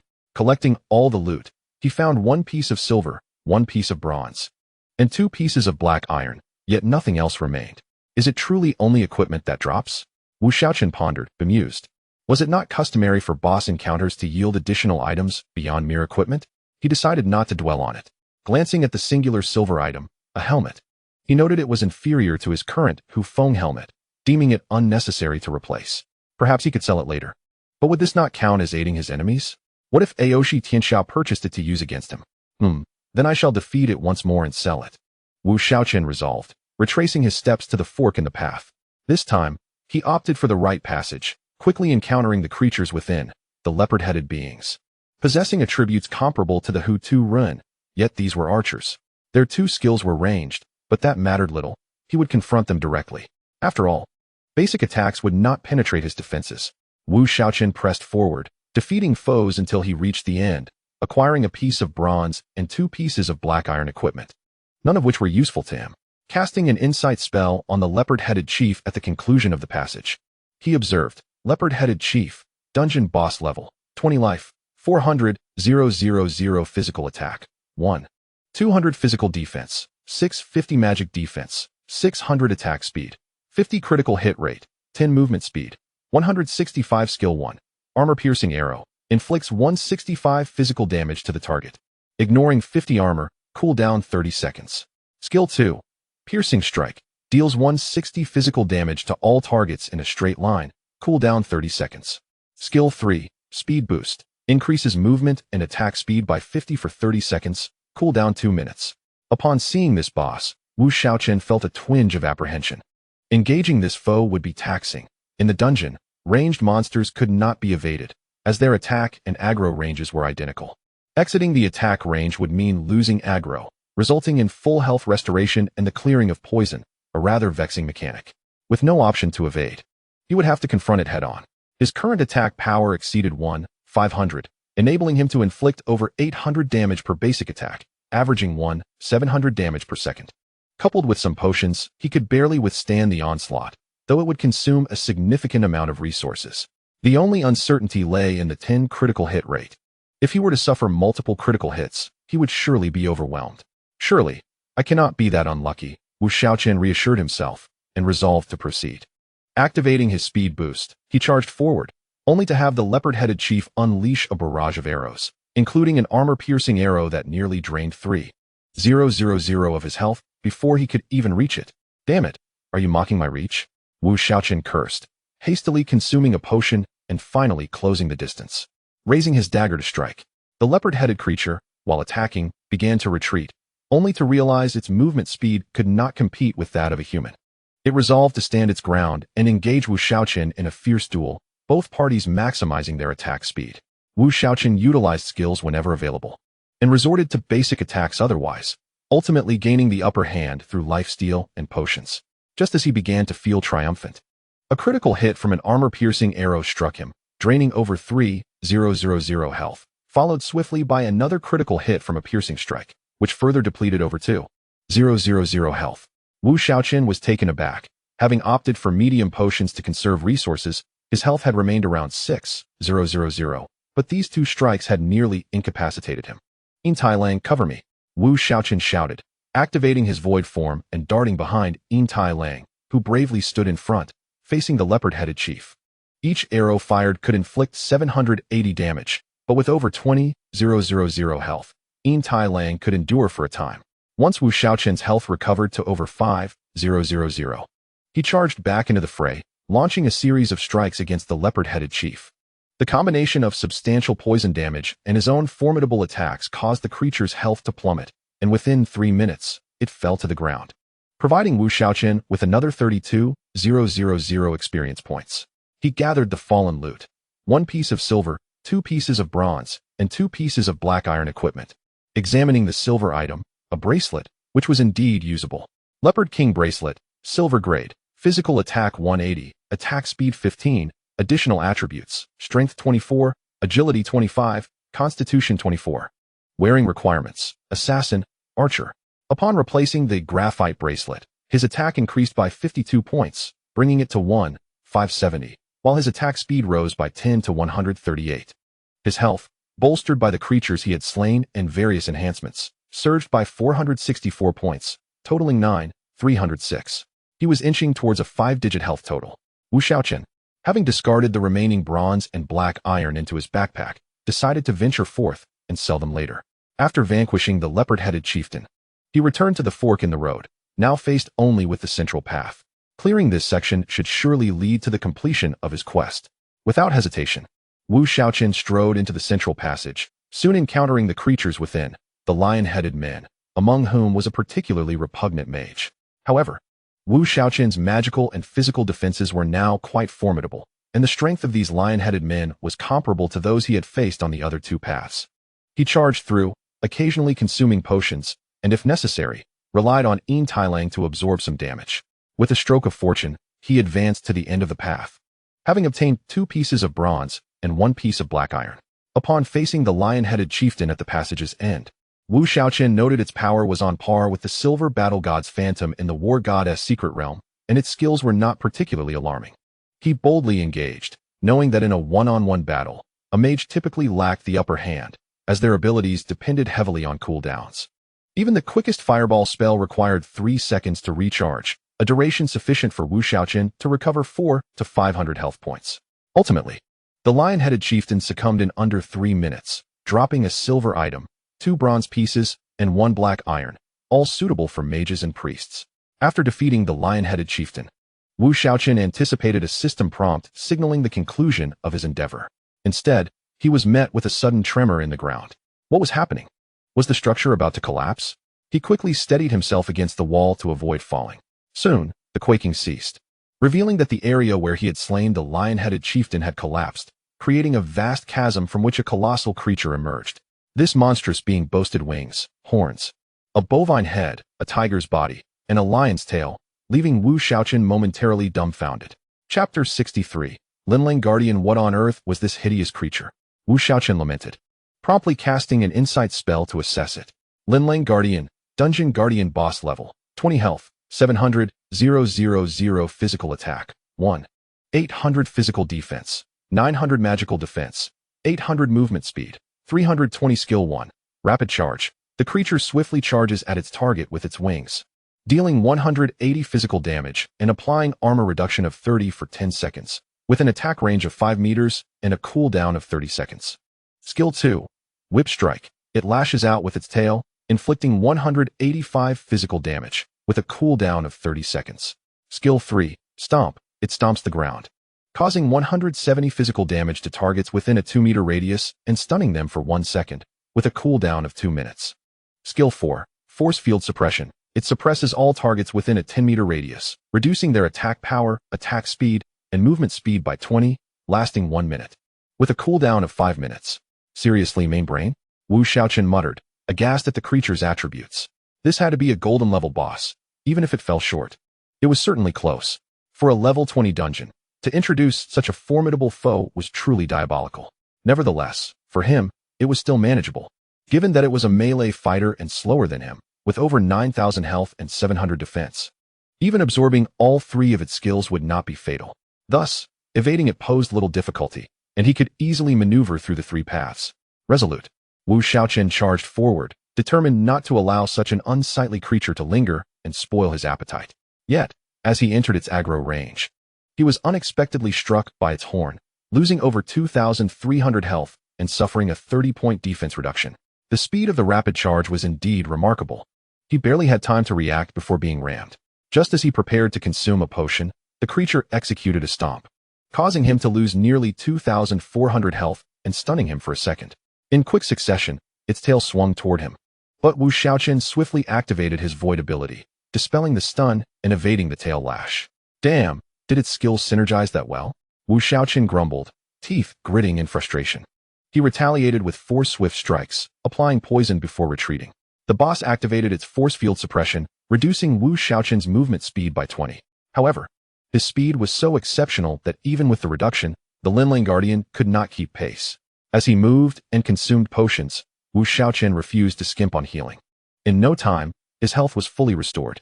He led the boss back to the end of the right passage, then retraced his steps. As he passed the creature, he delivered a heavy strike and a weak point attack, dealing over 3,000 damage, primarily because the heavy strike silenced it. Otherwise, enduring another combination of skills would be troublesome.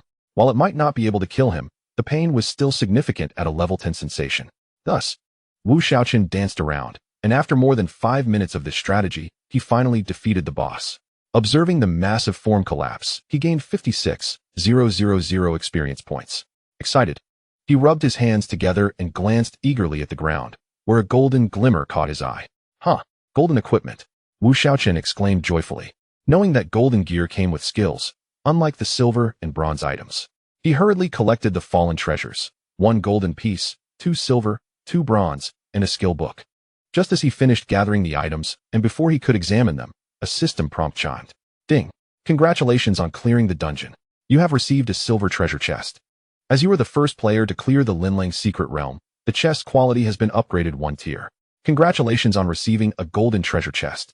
A golden chest materialized in his backpack, and upon inspecting it, he found the following description. Golden treasure chest may contain golden equipment for your class or items of equivalent value such as skill books, special scrolls, pet eggs, materials, etc. There is a minuscule chance of obtaining dark gold level equipment or items. What a splendid find. Wu Shaochen's eyes gleamed with delight as he prepared to open the chest, only to be abruptly ejected from the dungeon, reappearing at its entrance, where countless eyes were fixed upon him. Wow, they just kick you out without a word? Wu Shaochen fumed, feeling unprepared for the abrupt transition. Qinfeng, did you clear it? Was it difficult? Someone approached to inquire. Of course, with Qinfeng on the job. Success was inevitable, another chimed in, eager to flatter. Wu Shaochen felt bemused. These individuals had yet to reach level 20 and could not enter the dungeon. Why were they here, idly gossiping instead of grinding for experience? Everyone look! The stone tablet by the dungeon glows. Suddenly, someone exclaimed. Others followed his gaze and indeed observed that the stone tablet standing at the dungeon's entrance had illuminated, revealing a line of text. First team to clear the dungeon, Qinfeng's team. Member, Qinfeng. Time taken, 36 minutes. Wow, Qinfeng is incredible, clearing it solo. Someone exclaimed in awe. The players realized that Qinfeng was the only level 20 player in the entire realm. Indeed, it was impressive. It was clear that a dungeon designed for a 10-person team would be exceedingly challenging, and for one person to succeed was remarkable. Meanwhile, Wu Shaochen read the inscription on the tablet, feeling his lips twitch in exasperation. I really didn't want to be famous again. He had hoped that the absence of a system announcement would allow this to pass unnoticed, only to have a monument erected on the spot. What a cruel twist. Qinfeng, what was it like inside? Those around him quickly surrounded Wu Shaochen, bombarding him with questions. You should hurry and level up. Asking now is pointless since you can't re-enter, he advised, exasperated. After leaving a brief remark, Wu Shaochen squeezed through the crowd and vanished from sight. He still had a piece of golden equipment in his backpack yet to be examined, along with a golden treasure chest that remained unopened. He was quite eager and had no time to indulge in idle chatter with others. After finally returning to Jinling City, Wu Shaochen promptly directed his attention to the spoils in his backpack, focusing first on the golden equipment, which he was seeing for the first time. Linling boots, golden grade, movement speed 125, physical defense 60, magic defense 60, additional attributes, agility 25, constitution 25, vitality 25. Additional skill, evasion, upon use. Evade the next attack's damage and control for 1 second, after which it becomes ineffective, with a cooldown of 3 minutes. Wear requirement. All professions. What a splendid item. It is usable, and he particularly liked the skill, despite it requiring a bit of finesse. Nevertheless, he was confident in his operational skills. Wu Shaochen joyfully equipped it, replacing the Shimo boots. Next, he examined 2 pieces of silver equipment, a piece of clothing, and a ring. He already possessed the black wind leather armor and had no use for the clothing, but the ring was indeed useful. Tiger Head King Ring, silver grade, health 700. Physical attack 200, additional attributes, vitality 24, strength 24, agility 22. Wear requirement, physical class profession. The Tiger Head King series equipment drops from the Tiger Head Chief, while the other piece of clothing is Leopard Head King leather armor, which normally drops from the Leopard Head Chief. Guardians should be able to drop equipment from the 3 major dungeon bosses, and it itself can drop the Linlang series of golden equipment. Without further ado, he quickly equipped the Tiger Head King ring, as he was particularly fond of its straightforward attributes. He dismissed the remaining bronze items, as they were merely fodder for the auction house. The next part was the main event. Chapter 64, Blood Bowl Belt. Filled with excitement, Wu Shaochen rubbed his hands together, invoking a fervent wish for the divine to bless him with a dark gold treasure chest upon opening. Ding! Congratulations, you have obtained the Blood Bowl Belt, dark gold grade. What? Did I truly receive a dark gold item? When did my luck become this favorable? Could it be that the 15 points of luck finally paid off? Wu Shaochen was somewhat incredulous and hastily checked his backpack. Blood Bowl Belt, dark gold grade. Health 2000, physical defense 50, magic defense 50, additional attributes. Constitution 25, Constitution 25, vitality 25, strength 25. Additional skill, recovery, instantly restore 50 health upon use, cooldown time of 5 minutes. Wear requirement, all professions. This attribute is truly remarkable, especially with 2 constitution bonuses. However, I absolutely adore this skill. Wu Shaochen exclaimed in delight, for this piece of equipment was a delightful surprise. With it, he might indeed dare to confront that tiger head. He quickly donned it, and as he did so, the equipment leaderboard was instantly topped, igniting a flurry of discussion among countless players. What? Am I seeing things? Dark gold equipment? Is this a joke? While I was struggling with bronze equipment, a dark gold item appeared? I haven't even completed my black iron set yet. This is utterly disheartening. Wu Shaochen remained blissfully unaware that this piece of equipment had set the entire divination area channel and forums ablaze. At this moment, he received 3 private messages from 3 different women. Shuer, is that dark gold equipment yours? Lin Yue, is that dark gold equipment yours? Feng Yiner, brother, is that dark gold equipment yours? How did they know about the dark gold equipment?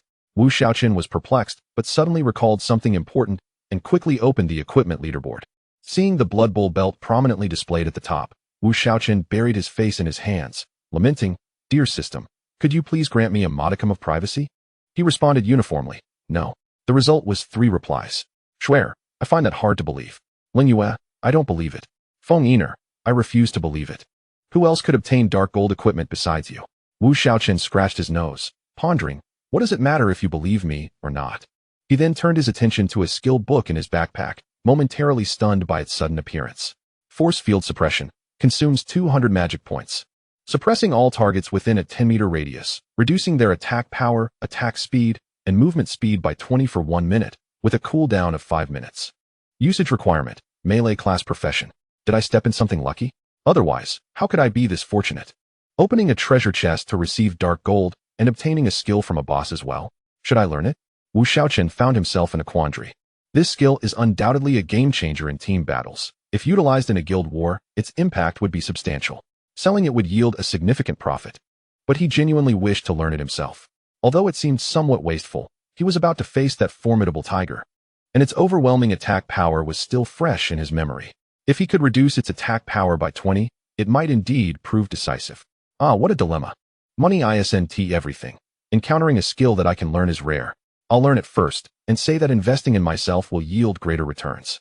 Wu Shaochen swiftly clicked to learn the skill, and soon enough, it appeared in his skill list. After learning the skill, Wu Shaochen checked his attributes post-equipment change.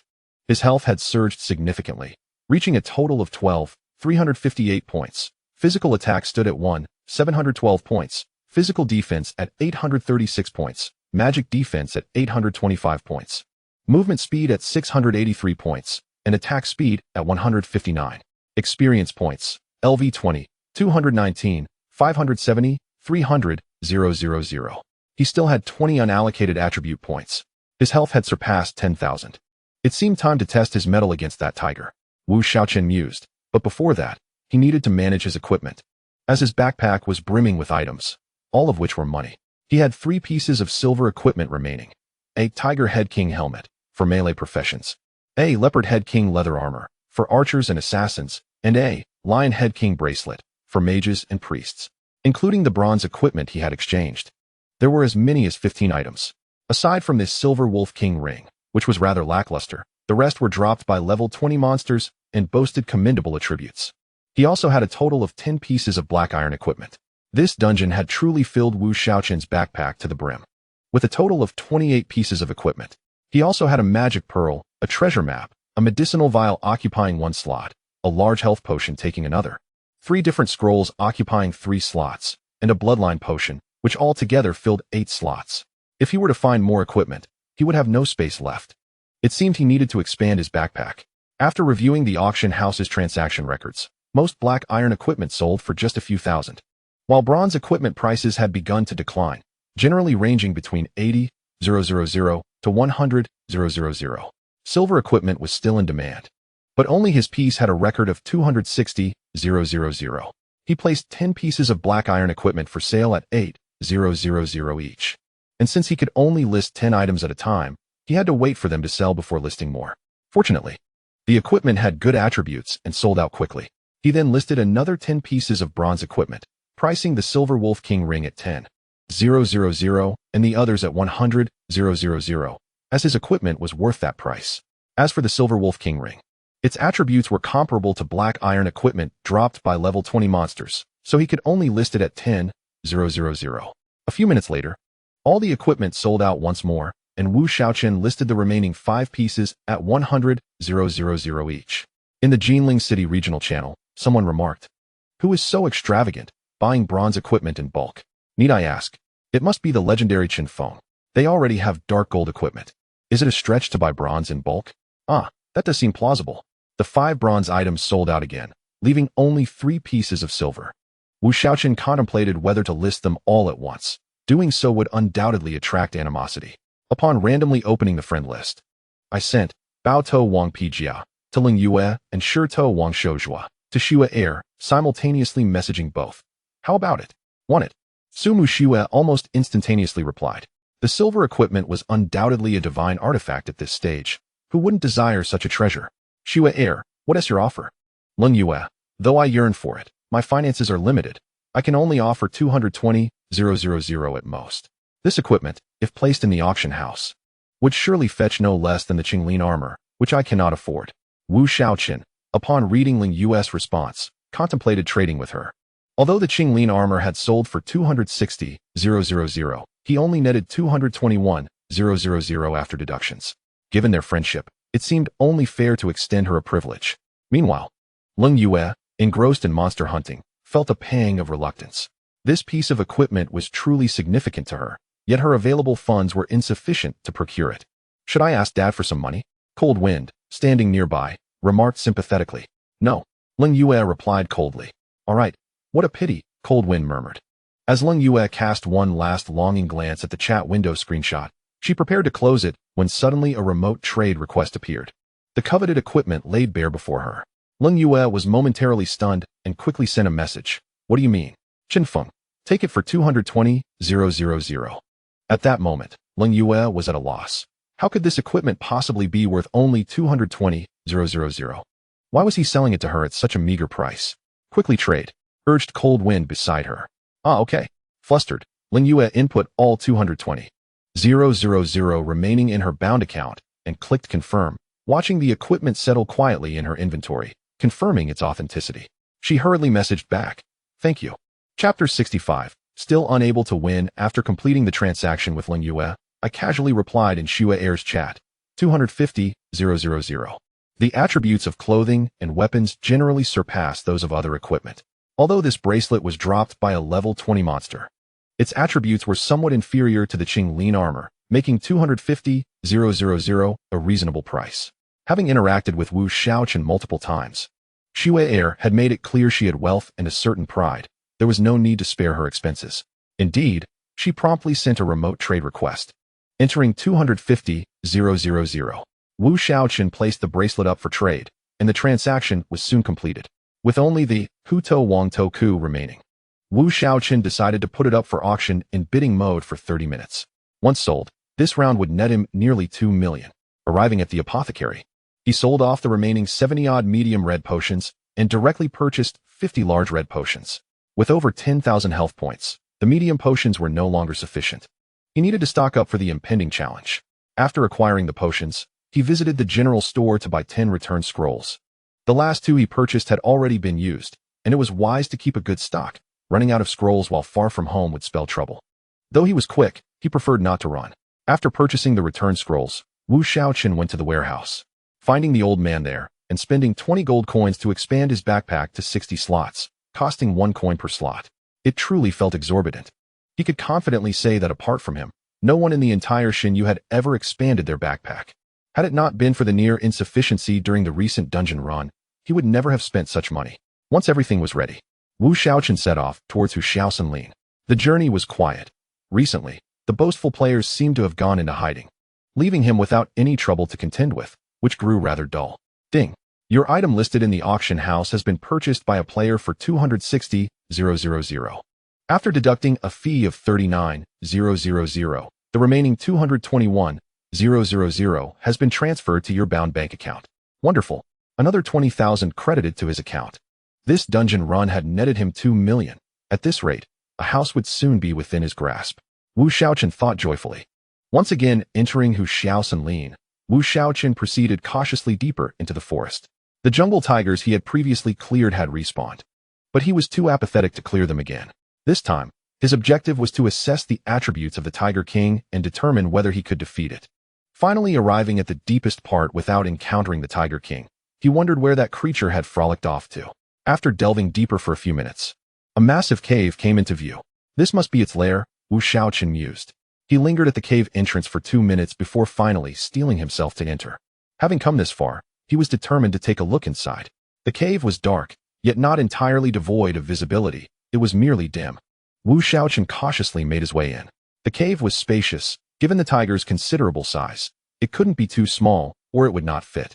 After 2 to 3 minutes of navigating, he finally reached the innermost chamber, where a gigantic tiger lay sleeping, and behind it was a vast seal formation.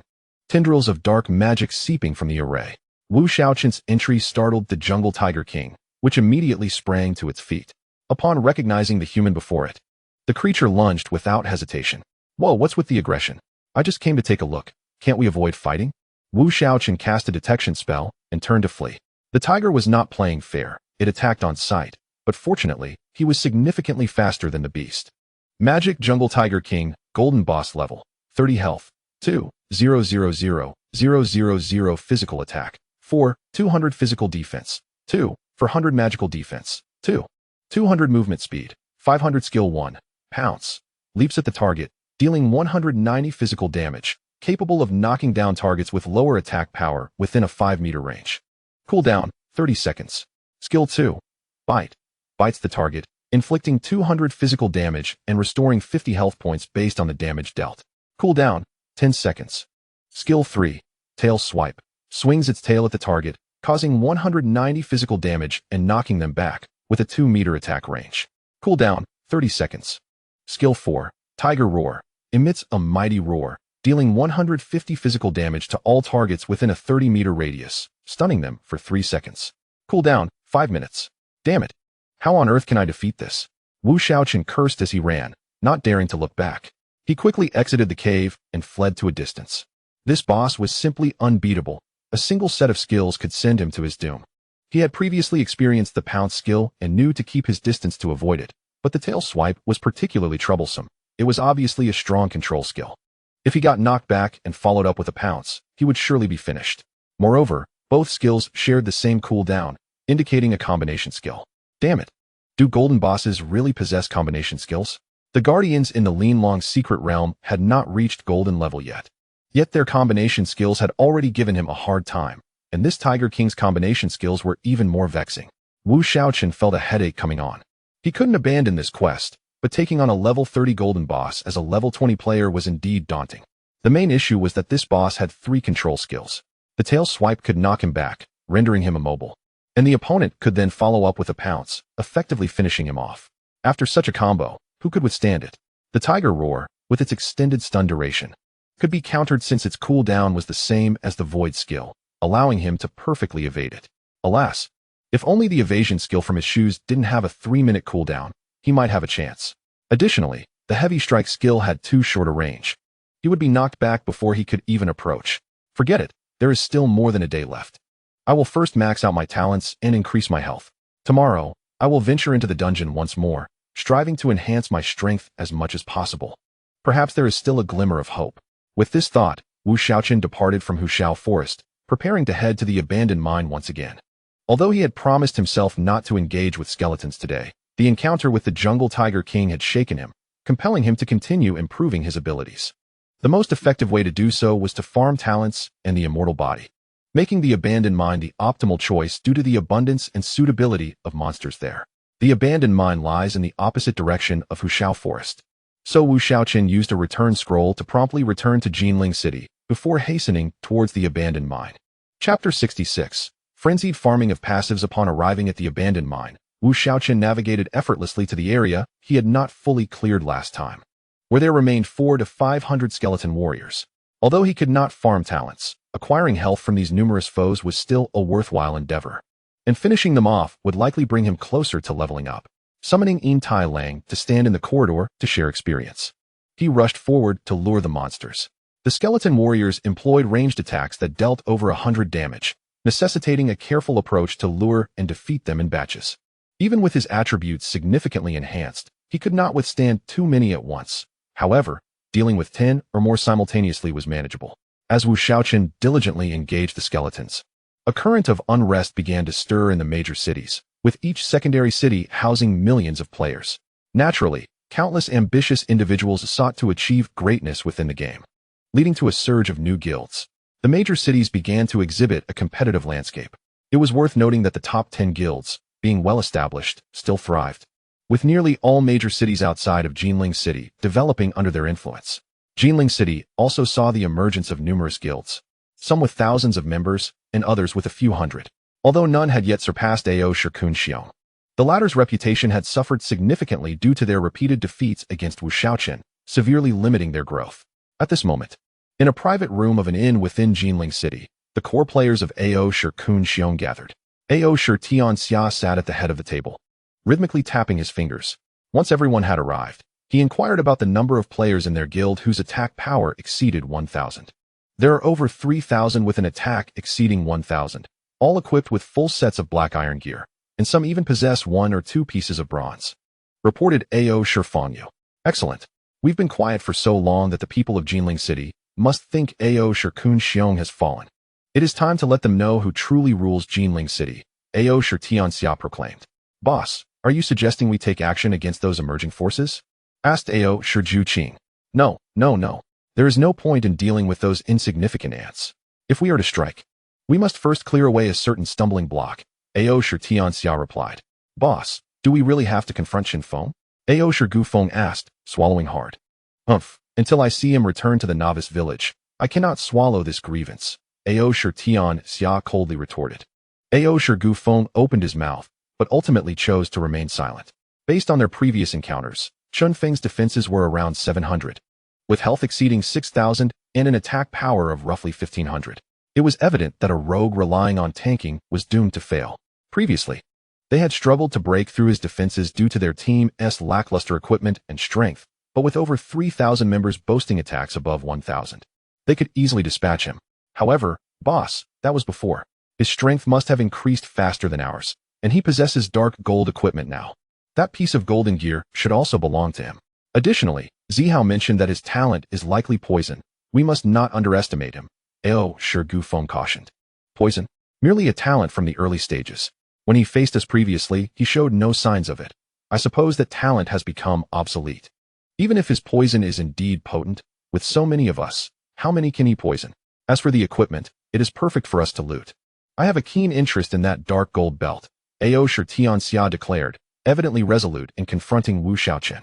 The others dared not speak further, and quickly dispatched subordinates to track Chen Feng's location.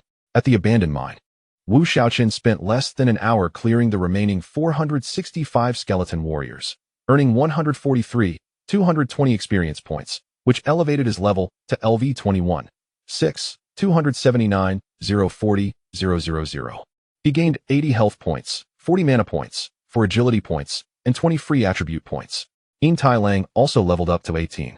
After reaching level 20, each level gained 20 free attribute points. Combined with the points he had previously not allocated, he had a total of 40 points, all of which were assigned to his constitution. His primary focus now was to confront that tiger. His speed was adequate, but his defense still required improvement. As the tiger's attack reached a staggering 200. After allocating his points, Wu Shaochen's physical defense, bolstered by medals and titles, reached 893, while his magical defense stood at 882.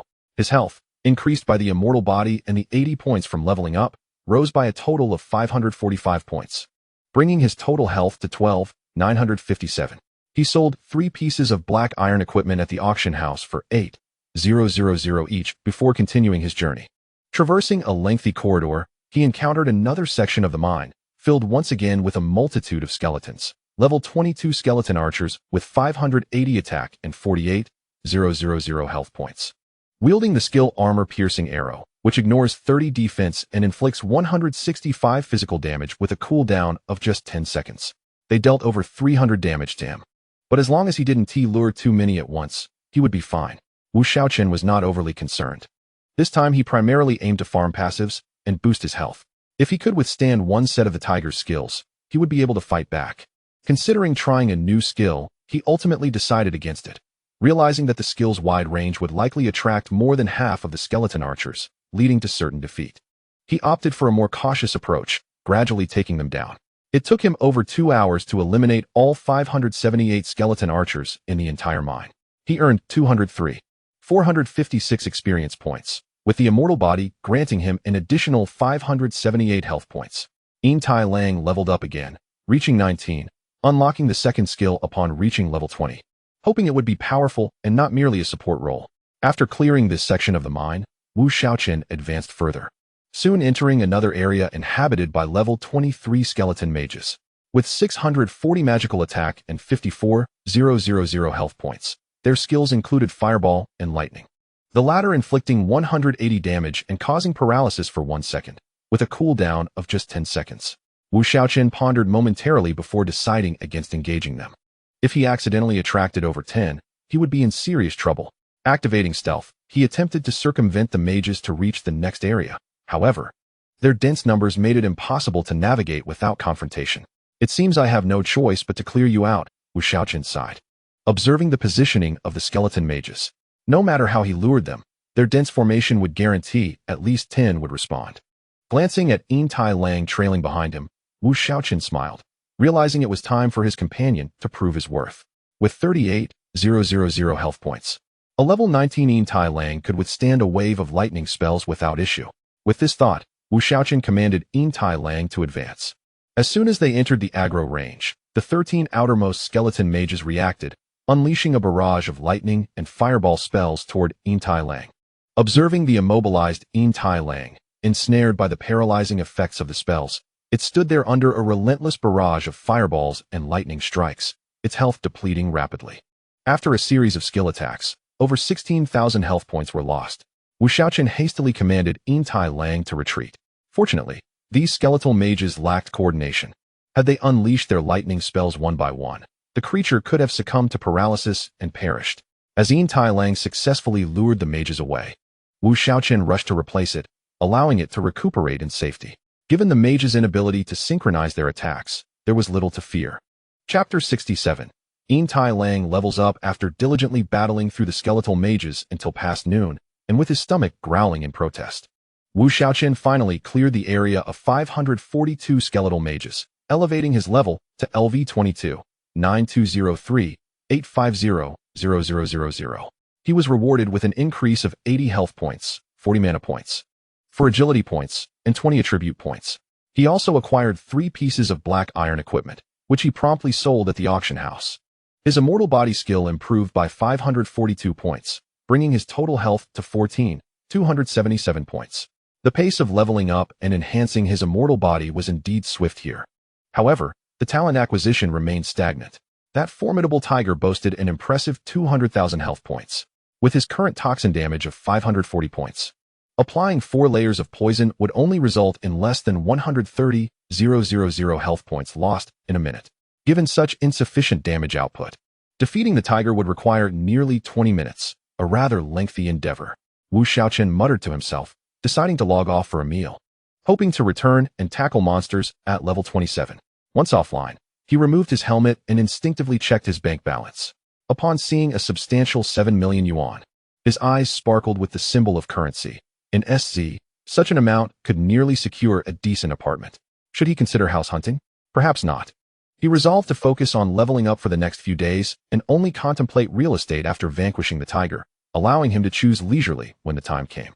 Upon returning to the restaurant, he noted a stark reduction in patrons, the atmosphere eerily quiet. He ordered an extravagant array of dishes, relishing the meal, and took the leftovers home, thus avoiding further outings. Afterwards, he visited a supermarket to procure snacks and instant noodles, ensuring he would not have to log off in search of sustenance during the night. Back at home, he donned his helmet once more and resumed his efforts. Reappearing in the abandoned mine, checking the leaderboard, he noted that, at level 22, he remained significantly ahead, while others were closely vying for position. Apart from the second-ranked Divine King at level 19, the remainder were all level 18. The pet leaderboard had seen the addition of 2 new companions. Yet his loyal Yin Tai Lang still held the top spot.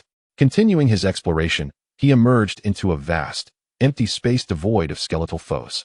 2 pathways flanked him, with a staircase leading downward at the center, presumably to the next level. Wu Shaochen pondered briefly before decisively descending the stairs, anticipating that the monsters on the lower level would present stronger challenges, ideal for talent cultivation. The second level was enveloped in dim light, and Wu Shaochen tread cautiously. Not long into his journey, a piercing scream startled him, compelling him to glance in the direction of the sound. He beheld a ghostly figure hovering in the air, its eyes rolling back and its tongue elongated, shrieking at him. Goodness, must it be so terrifying? One might very well die from fright, he exclaimed, patting his chest. Had he not grown somewhat immune from the earlier encounters with skeletal mages, he might have been genuinely terrified. Such graphic imagery should not be permissible in a game. It could cause serious distress to players with fragile hearts. As the ghost approached, Wu Shaochen cast an insight spell. Ghost, level, 28 health, 85. 000 physical attack, 900 physical defense, none magical defense, 610 movement speed, 180 passive, ignores physical attack skills, soul absorption. The ghost hovers before the target, inflicting a mental attack of 150 damage that bypasses defense, with a range of 3 meters and a cooldown of 30 seconds. Indeed, as expected, the higher the level, the more formidable the monsters become. This ghost's skill completely disregards defenses. I could manage 2 or 3, but anything more would be overwhelming. Moreover, it seems to disregard physical attacks entirely.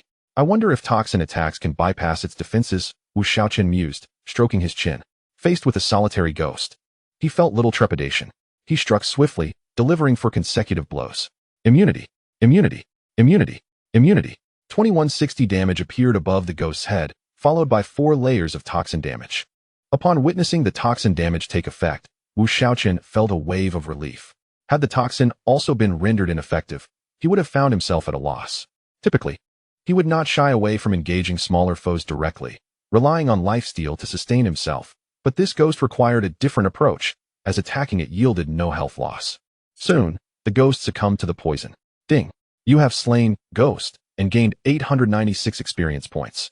Toxin damage has increased by 1 point, and your immortal body has improved by 1 point. At last, he could enhance his talent again, Wu Shaochen reflected with satisfaction. Indeed, defeating monsters 6 levels higher yielded substantial experience. Glancing at Yin Tai Lang, he noted its experience had reached 96. Nearing level 20. He eagerly anticipated any transformations that might occur upon reaching that milestone. Continuing his search for ghosts, the dim lighting obscured Wu Shaochen's understanding of the second level's true expanse. The passageway widened as he ventured forth, occasionally hearing the anguished cries of ghosts. He followed the sounds, confident that the number of ghosts in this subterranean level was plentiful, albeit not overwhelmingly so. Otherwise, navigating in such darkness could inadvertently lead him into a horde of ghosts, potentially endangering his very soul. As he traversed and eliminated foes, he finally dispatched the 9th ghost, prompting Yin Tai Lang to howl in triumph as it reached level 20. The wolf's form grew noticeably taller, now matching Wu Shaochen's thigh. He affectionately patted Yin Tai Lang, and an idea struck him. He swiftly mounted the creature. Surprisingly, the plush fur was quite comfortable. He no longer needed to traverse the terrain on foot. While Yin Tai Lang's speed was not as swift as his own, the convenience of not having to walk outweighed all else. He examined Yin Tai Lang's current attributes. Yin Tai Lang, pet quality, a level, 20 health, 42,000 mana, 2. 100 physical attack, 760 physical defense, 620 magical defense, 310 movement speed, 120 skill 1, swift strike, increases attack and movement speed by 50 for 30 seconds, with a cooldown of 2 minutes.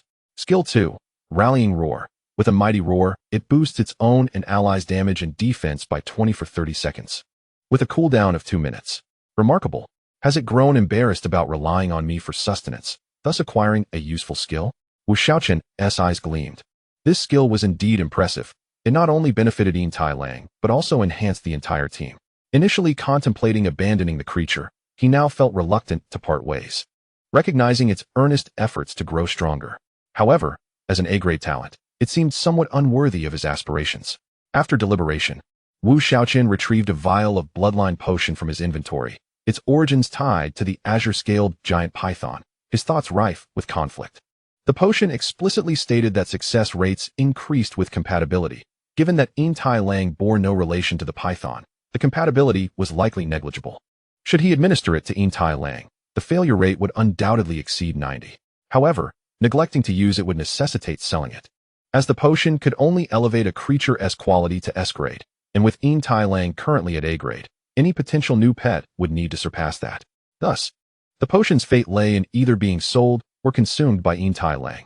Sighing at the precarious success rate, Wu Shaochen dismissed the notion of risking the potion on his faithful companion. Even if he were to replace Yin Tai Lang in the future, he would prefer to set it free rather than subject it to such a gamble. Suddenly, Wu Shaochen was about to stow the potion back into his backpack when, unexpectedly, the obedient Yin-tail wolf suddenly devoured the bloodline potion from Wu Shaochen's hand. This unforeseen action caught Wu Shaochen off guard. The Yin-tail wolf had always complied with his commands without hesitation, and he had never encountered such a situation before. Could it be that it had developed self-awareness after leveling up? Wu Shaochen pondered, concluding that this was the only plausible explanation. He quickly turned his gaze to the Yin-tail wolf, which seemed to enter a unique state after consuming the bloodline potion, surrounded by a swirling aura of light. Could it be? Has it succeeded? Wu Shaochen's face lit up with joy, but at that moment, he could do nothing but patiently wait on the sidelines. Soon, the Yin-tail wolf was enveloped by countless specks of light, obscuring his view of the situation within. However, he could hear the muffled howls of the wolf, as if it were enduring immense pain. Clenching his fists, Wu Shaochen silently encouraged it. The howling persisted for a full half-hour, yet instead of receiving a successful system notification, he was met with a bewildering alert. Ding. Your pet, Yin-tail wolf, has undergone an unknown mutation, and the pet contract has been automatically dissolved. What the hell? Wu Shaochen was at a loss for words. Was this even possible? He hurriedly opened the pet space, only to find it completely empty. Normally, after a pet battles, a shadow of the pet would remain in the space, ready to be recalled or summoned, but now it was barren. He checked the pet leaderboard and discovered that the Yin-tail wolf, which had once occupied the top spot, had vanished, leaving the second-place gray wolf at the forefront. Many players also noticed the disappearance of the top pet from the leaderboard, sparking discussions in the regional chat. Hey, has anyone noticed that the top pet is gone? Indeed. I heard this belonged to a prominent player. How could it suddenly disappear? Did it die? If it died, it would only lose a level and not vanish entirely. There are only two possibilities for disappearance. Either the player released it, or the pet has betrayed. So what happened to that prominent player? Did they release it? Could it be they found a better pet? Who knows? But if they had a better pet, it should be on the leaderboard. Wu Shaochen stood bewildered, gazing at the area surrounded by countless specks of light, still trying to comprehend the situation. He decided to wait a little longer to see what would unfold. After another half-hour, he noticed the light began to diminish, and gradually, a majestic little wolf emerged before him. Yes, it was a little wolf, about the size of Yin-tail wolf when it was first born. As for why he felt it was majestic, Wu Shaochen couldn't quite articulate it. It was simply a feeling. This little wolf exuded an aura of a proud king, its silvery fur even softer than before, especially around the head and neck, which gleamed with a radiant sheen. At that moment, the little wolf still had its eyes closed, seemingly in a state of sensory perception. Curiously, Shaochen cast an insight spell. Awakening of the Howling Moon Wolf. Stimulated by the bloodline potion, it has endured the pain of ancestral return and awakened, returning all statuses to initial values. Level, health, attack. Bloodline awakening prohibits status viewing. What? Is this even possible? Shaochen's eyes widened. The Howling Moon Wolf seemed incredibly formidable. The prestige had indeed risen. But what was the situation now? Should he treat it as a boss to defeat or keep his distance to avoid being slain? The creature before him was no longer merely his pet. As Shaochen contemplated, the little wolf suddenly opened its eyes, gazing into the air with a disdainful expression, a mixture of loneliness and solitude reflected in its eyes. Moments later, the light faded from those eyes as it turned to look at Shaochen, making him feel a surge of tension. Was it about to turn on him? Shaochen tightened his grip on his dagger, reluctant to confront the little wolf, which had once been his companion. Just then, he heard a system notification. Ding. The Howling Moon Wolf requests to become your pet. Do you agree? Huh. Taken aback by the system prompt, Shaochen's face lit up with excitement as he gazed at the little wolf and hastily clicked agree. The feeling of regaining it was truly delightful. Ding. Congratulations. You have obtained the pet Howling Moon Wolf. Please name your pet Tail Wolf. Let us keep calling it that. I've gotten used to it. Ding. Naming successful. As the Howling Moon Wolf is still in its awakening phase, it requires a significant amount of energy. Do you agree to share 40 of the experience gained with your pet? After full awakening, the experience will revert to 20. Absolutely. Shaochen enthusiastically agreed. For leveling up was not difficult for him. Enhancing his immortal body and talents was the key. After confirming, he quickly examined the attributes of his pet. The Howling Moon Wolf should indeed be impressive. Tail Wolf. Qualification. Awakening level. 0 health. 400 magic points. 200 physical attack. 50 physical defense. 30 magical defense. 20 speed. 20 exclusive talent of the Howling Moon Wolf. Attack damage increased by 30. Life steal increased by 30. Skill 1. Swift Strike. Increases attack and movement speed by 50 for 30 seconds. Cooldown time. 2 minutes. Skill 2. Inspire. With a howl. Increases damage and defense for itself and allies by 20 for 30 seconds. Cooldown time. 2 minutes. Is this the attribute of a level 0 creature? This must be a joke.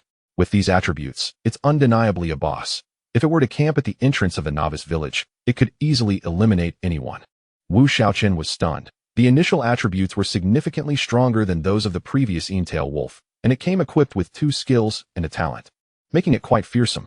Observing the now docile Howling Moon Wolf, he felt a stark contrast to its earlier demeanor. Shaochen hesitated to approach for a hug, as the wolf's previous gaze made it hard for him to regard it as a mere cub. Patting Tail Wolf on the head, Shaochen confidently declared, "Let us go. I'll take you to level up." He then continued his search for the spirits with the awakened Tail Wolf. Due to the dim lighting, although there were many ghosts, the expansive map meant they had to search one by one, making it far less efficient than hunting skeletons. After a full 4 hours, having defeated a total of 341 spirits, Shaochen paused. When he had slain the 341st spirit, his talent was still on the rise. It had been at 540 points when he arrived, and after defeating 341 spirits, it had now reached 881 points. This seemed off. He was currently at level 22 in the Silver Realm, which should mean his talent was multiplied by 40, implying the maximum Toxin should be 880 points. Yet, here he was with 881 points. Could it be that leveling up to Silver not only increased the talent by tenfold? Shaochen mused. To validate his suspicion, he continued his search for spirits. After another 3 hours and defeating 220 more ghosts, his talent finally peaked at 1,100 points. 50-fold. Shaochen's eyes sparkled with excitement. If he was not mistaken, leveling up to Silver had provided a 20-fold increase in talent, indicating that each realm's talent enhancement was not a static value. With this realization, Shaochen felt an exhilarating thrill. Who wouldn't want their talent to be more extraordinary? Chapter 69. The most resilient assassin. Due to Tail Wolf sharing 40 of the experience, the 561 spirits only granted Shaochen 370, 944 points of experience. And he remained at level 22 with 462, 982, 500, 000 experience.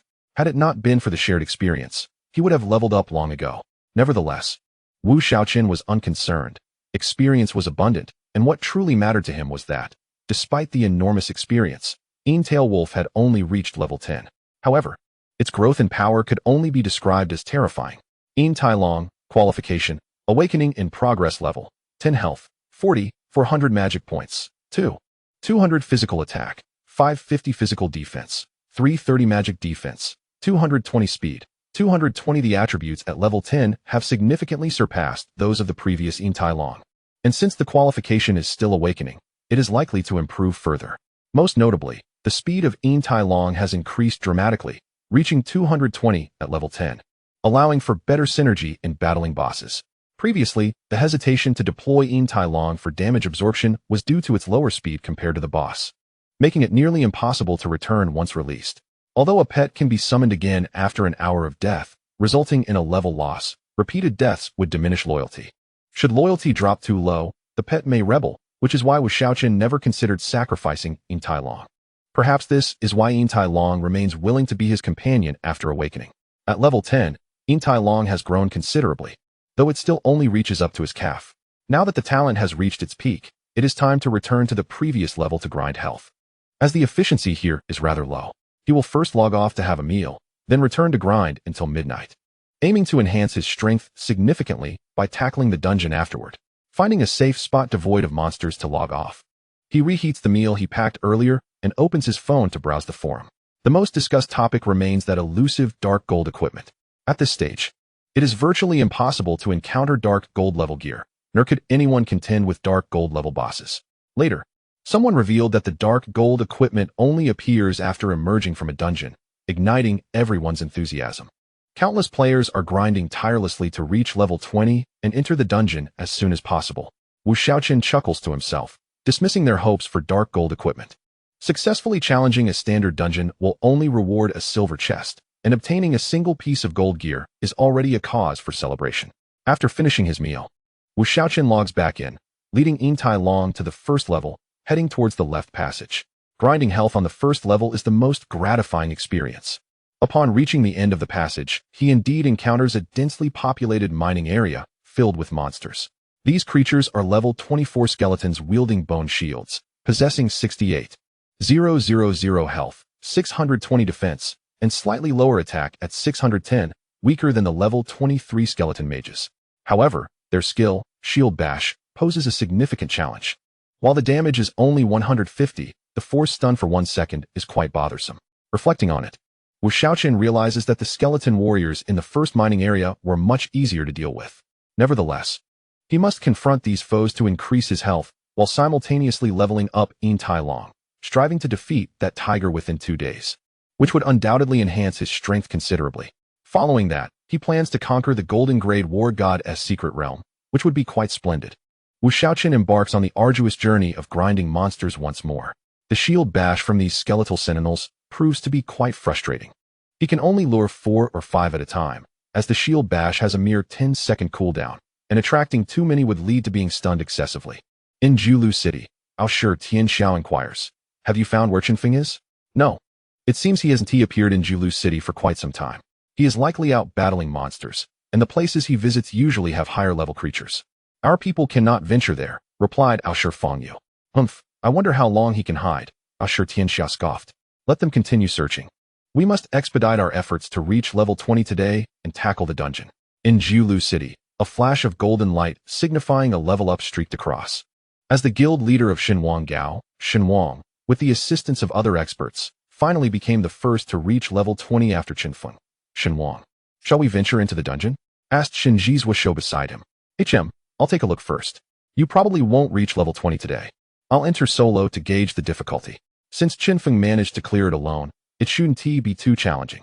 We can't waste our daily opportunity." Xinhuang nodded. The group made their way to the Linlong dungeon in Julu City. Xinhuang glanced at the stone tablet displaying the first team to clear the dungeon, Chinfeng's team, and smiled, pondering the chance to indirectly cross paths. He then clicked to challenge. "Do you think Xinhuang can succeed in the challenge?" The accompanying experts from Xinhuang Gao began to discuss. "Absolutely, he is Xinhuang. How could this Chinfeng, who seemingly appeared from nowhere, compare?" Shinji's Washo stated confidently. "True, Chinfeng only had an early game talent advantage. His true strength is quite lacking," Shinji Yosho remarked. As they conversed, suddenly a figure was teleported out, and they saw Shenwang emerge from the dungeon entrance with a grave expression. What happened, Shenwang? They quickly inquired. This dungeon is quite difficult. We can only wait for all of you to reach level 20 before we challenge it together, Shenwang replied, casting one last deep glance at the stone tablet before turning to leave. The others exchanged glances, hastily following, wary of saying anything. As it was clear Shenwang had failed, it was best not to add salt to the wound at this moment. With the appearance of the first level 20 player, other experts on the leaderboard gradually reached level 20 as well. The first thing each of these newly leveled players did was rush to the dungeon, only to be met with brutal defeats. Fortunately, dying in the dungeon does not result in losing levels or equipment. One merely gets teleported out. Otherwise, these players would be filled with regret. Oblivious to the outside world, Shaochen was deeply engrossed in grinding when his private chat channel chimed. Xue Air, Chenfeng, do you have any strategies for the dungeon? Chenfeng, what strategies? Just 3 paths. Clear them one by one. Xue Air, but the number of monsters keeps increasing. It's impossible to fight them all. Chenfeng, can't you form a party? Just gather 10 people and it'll be manageable. Chenfeng, you didn't go into the dungeon alone, did you? Xue Air, yes. Chenfeng, how inexperienced. You dared to challenge the dungeon alone. At that moment, standing at the dungeon's entrance, Sumu Xue felt a surge of anger at Shaochen's reply, wanting to retort that he was also alone. Ultimately, she refrained, recognizing that he was not human. After replying to Sumu Xue, Shaochen opened the level leaderboard and discovered that, apart from himself, everyone else had already reached level 20. They are leveling up quite rapidly, Shaochen mused, resolving not to slack off and continuing his grind. After more than 3 hours, he finally cleared the area of skeletal sentinels, having defeated a total of 604. Shaochen reached level 23, 165, 390, 600, 000. The experience required for leveling past 20 increases by 100,000 per level, making progression considerably more challenging. However, for Shaochen, this posed no issue. He can still grind health without leveling. His goal remains to be a tanky assassin. The immortal body, combined with the previous 561 points, raised his health by 165. Adding the 80 points gained from leveling and the 10 from titles, he increased his maximum health by a total of 369 points, bringing it to 15,646. He had not yet allocated his remaining 40 free attribute points from the previous level, and he distributed them all to Constitution, focusing on defeating that tiger. His physical and magical defenses rose by 57, with physical defense reaching 950 and magical defense nearing 939, approaching 1,000. This level of defense and health undoubtedly makes him the most resilient assassin in the server. The over 600 skeletal sentinels also allowed Yin Tai Long to reach level 14. However, Shaochen frowned at the realization that the experience required for Yin Tai Long to level up after awakening is significantly higher than before. Currently, it requires 40 experience points and battling monsters over level 20, having fought over 1,000 just to reach level 14. Had it been before, it would have likely surpassed level 20 by now. Chapter 70. Once again perished after finishing this area, Shaochen discovered that there were no more passages available. He returned to the central location and proceeded to the right, quickly entering another mining zone. He was met with a vast expanse of skeletons scattered throughout the area. Utilizing his insight skill, he identified the foes, level 25 skeleton assassins with an astonishing attack power of 720, 65, 000 health points, and 560 defense. Their exclusive skill, Backstab, was evidently superior to Shaochen's version, ignoring 55 points of defense and dealing 160 damage with a cooldown of 25 seconds. Is this an upgraded version? Shaochen pondered, noting the identical names and skills, albeit with enhanced attributes.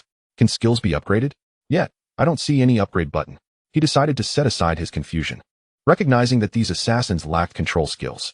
Although a single backstab could deplete over 700 of his health points, he could withstand the onslaught of 10 or more, especially with Yin Tai Lang occasionally providing encouragement to boost his attack and defense. Thus, farming was not particularly arduous. He continued this endeavor until past midnight, finally clearing away 612 skeleton assassins. His experience reached LV 23, 407, 742, 600, and his immortal body enhanced his health by 612 points. His health now stood at 16, 319, while Yin Tai Lang reached level 17, boasting 96, 400 health, 750 physical defense, 500 magical defense, an attack power of 250, and an astonishing speed of 500. This attribute set, aside from health, was already on par with a silver boss. Alright, time to return to the dungeon.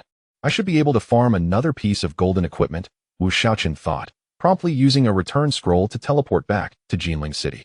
And he hurried towards the dungeon. Boss, Chen Feng has returned and is heading towards the dungeon, someone reported. Wu Shaochen made his way to the Linlang dungeon, which was now less crowded, likely due to players losing curiosity upon learning they needed to level up. He directly created a solo party at the dungeon entrance and was soon transported inside. Meanwhile, in Jinling City, a throng of players gathered as many from the Ao Shikun Xiong Guild returned to the city, congregating at the city gate. Ao Shikun Xiong must be up to something big again. Haha, it's been too quiet in Jinling City these past few days. I'm not used to it. Indeed, but why are they making such a grand show? Are they preparing for war against a particular guild? Who knows? Do you think they might go after the legendary Chen Feng again? Don't say that. It's quite possible. Let us follow along. It looks like there's a good show to watch. Before long, the Ao Shikun Xiong Guild, with over 3,000 members, marched towards the Linlang secret realm, quickly surrounding it. Ao Shirtian Xia, clad in gleaming silver armor, stood amidst the crowd, gazing towards the Linlang secret realm with eyes gleaming with hatred. Chen Feng, today is your day of reckoning. After 2 days of rest and preparation, the overall strength of Ao Shikun Xiong had significantly increased. This elite team, fully equipped with black iron gear or better, included over a dozen core members donned in bronze armor, representing a remarkable improvement compared to before. Wu Shaochen was well acquainted with the Linlang secret realm, and this time his strength had substantially improved. Additionally, Yin Tailang's formidable power meant that, were it not for his troublesome poison, the fight might not have gone in his favor. At that moment, Yin Tailang exhibited his talents with 30 attack damage and 30 life steal, moving swiftly among the monsters and wreaking havoc. Thanks to the doubled toxin damage and Yin Tailang's assistance, Wu Shaochen cleared the dungeon in merely 16 minutes, setting a new personal record. After defeating the Guardian, he obtained yet another piece of golden equipment, and upon completing the dungeon, he received a silver treasure chest. However, before he could open it, he was abruptly teleported out, a scenario he had foreseen. What he had not anticipated was being besieged upon his arrival. As Wu Shaochen emerged from the teleportation, still recovering from the sudden transition, he was immediately bombarded with damage, his health rapidly depleting. Without hesitation, he activated his void skill to evade the remaining attacks. Glancing forward to see a sea of players, among the crowd, he recognized several familiar figures, realizing who they were. Fortunately, his pet was automatically recalled to its space during the dungeon teleportation. Otherwise, Yin Tailang might have lost a level. On the side of Ao Shikun Xiong, their archers and mages finally registered that their attacks against Chen Feng were no longer dealing just 1 damage, but rather soaring into the hundreds, igniting their excitement. The shield warriors and fighters charged towards Wu Shaochen. Thank goodness this isn't a city gate area that could accommodate tens of thousands. Otherwise, I would be doomed, he thought. Previously, at the city gate, Ao Shikun Xiong had over 10,000 members able to line up and attack him simultaneously, but here, in the Linlang secret realm, while it could hold thousands, the players couldn't spread out, limiting the number able to attack him to merely hundreds. Luckily, Wu Shaochen's sudden appearance caught most of Ao Shikun Xiong off guard, preventing a simultaneous assault. Otherwise, even 200 or 300 players could easily overwhelm him. Given his previous experience with a protective scroll, he understood that personal strength has its limits. Numbers ultimately dictate outcomes. Soon, Wu Shaochen's void skill dissipated, and the shield warriors and fighters from Ao Shikun Xiong closed in, blocking his escape route. Just as the next wave of ranged attacks was about to land on him, Wu Shaochen's figure suddenly vanished, leaving the others momentarily stunned. Then they heard Ao Shirtian Xia shout, "He is here." At that moment, Wu Shaochen appeared directly behind Ao Shirtian Xia, executing a heavy strike followed by a weak hit, swiftly taking him down. Although Wu Shaochen had not enhanced his strength, his attack reached over 700. And with those 2 skills, he dealt over 700 damage, far exceeding Ao Shirtian Xia's health as a warrior. As Ao Shirtian Xia fell, 2 pieces of equipment dropped, which Wu Shaochen quickly claimed. By this time, the rest of Ao Shikun Xiong finally reacted, unleashing their skills at him. However, Wu Shaochen produced a scroll, crushed it, and vanished, leaving a bewildered crowd of Ao Shikun Xiong in his wake. Ao Shiju Qing swallowed hard. At a loss for words, they had surrounded a single individual with thousands, only for him to effortlessly take down their leader and depart with elegance. What now? Ao Shi Gu Feng inquired, having always disagreed with the decision to ambush Chen Feng, believing him far too formidable to defeat, yet the leader had insisted otherwise. I informed the leader of the situation. He told us to retreat. Ao Shifang, you replied. Meanwhile, at the resurrection point in Jinling City, Ao Shi Tianxia's face was dark enough to drip with frustration. He had suspected correctly. Bringing thousands to attack could indeed break through defenses. After all, 1 point of strength added 2 points of attack, while 1 point of root only added 1 point of defense, meaning their attack would inevitably exceed their defense. Yet, he had underestimated Chen Feng's hidden capabilities. Having been publicly defeated by Chen Feng once more, his resentment towards him was now uncontainable. Chapter 71. Fully equipped in silver and above on the other side, Wu Shaochen found himself in an unfamiliar location, scratching his head. After using a random teleportation scroll, he had been transported here, with no idea where here was. Opening his map revealed a pitch-black expanse. Only after significantly reducing the map scale could he spot Jinling City, estimating that he was now several hundred kilometers away. Such a formidable scroll. It has sent me hundreds of kilometers away. Wu Shaochen mused. Thank goodness I bought plenty of return scrolls, or I might have had to run for my life. In that moment, he had no choice but to resort to the teleportation scroll, as the attacks from those adversaries had surpassed 1,000, rendering his defenses ineffective. It seemed he needed to seek out more survival skills. Fortunately, he had managed to acquire a splendid item. Wu Shaochen gazed at the resplendent necklace adorning his neck and smiled. Linlang necklace, golden grade, physical attack 200, critical rate 15, luck 8, additional attributes, strength 25, agility 25, constitution 25, additional skill, blink, teleport to a designated location, maximum distance 20 meters, cooldown time 5 minutes. Requirements, physical class profession. Had it not been for this necklace, he would have struggled to defeat the fool from Ao Shi Tianxia. Glancing at the 2 pieces of equipment dropped from Ao Shi Tianxia, Wu Shaochen's lips twitched slightly. It appeared that my ominous predictions sometimes do bear fruit. He had unexpectedly obtained 2 pieces of silver equipment from Ao Shi Tianxia, one of which was the tiger head helmet he had previously placed in the auction house, remarking that if Ao Shi Tianxia won the bid, he would resell it. To his astonishment, it had indeed materialized. Oh, Lord of Wealth, Wu Shaochen exclaimed. Then his gaze fell upon the other silver item, which caught his eye, a silver ring. He only had a bronze tiger head ring, while the rest were silver or above. Ao Shi Tianxia truly had a good heart. Qingwen ring, silver grade, health 600, physical attack 160, cooldown reduction 5, additional attributes, strength 17, constitution 18, agility 17, requirements, physical class profession. He donned the ring, replacing the soul bronze ring, tiger head ring.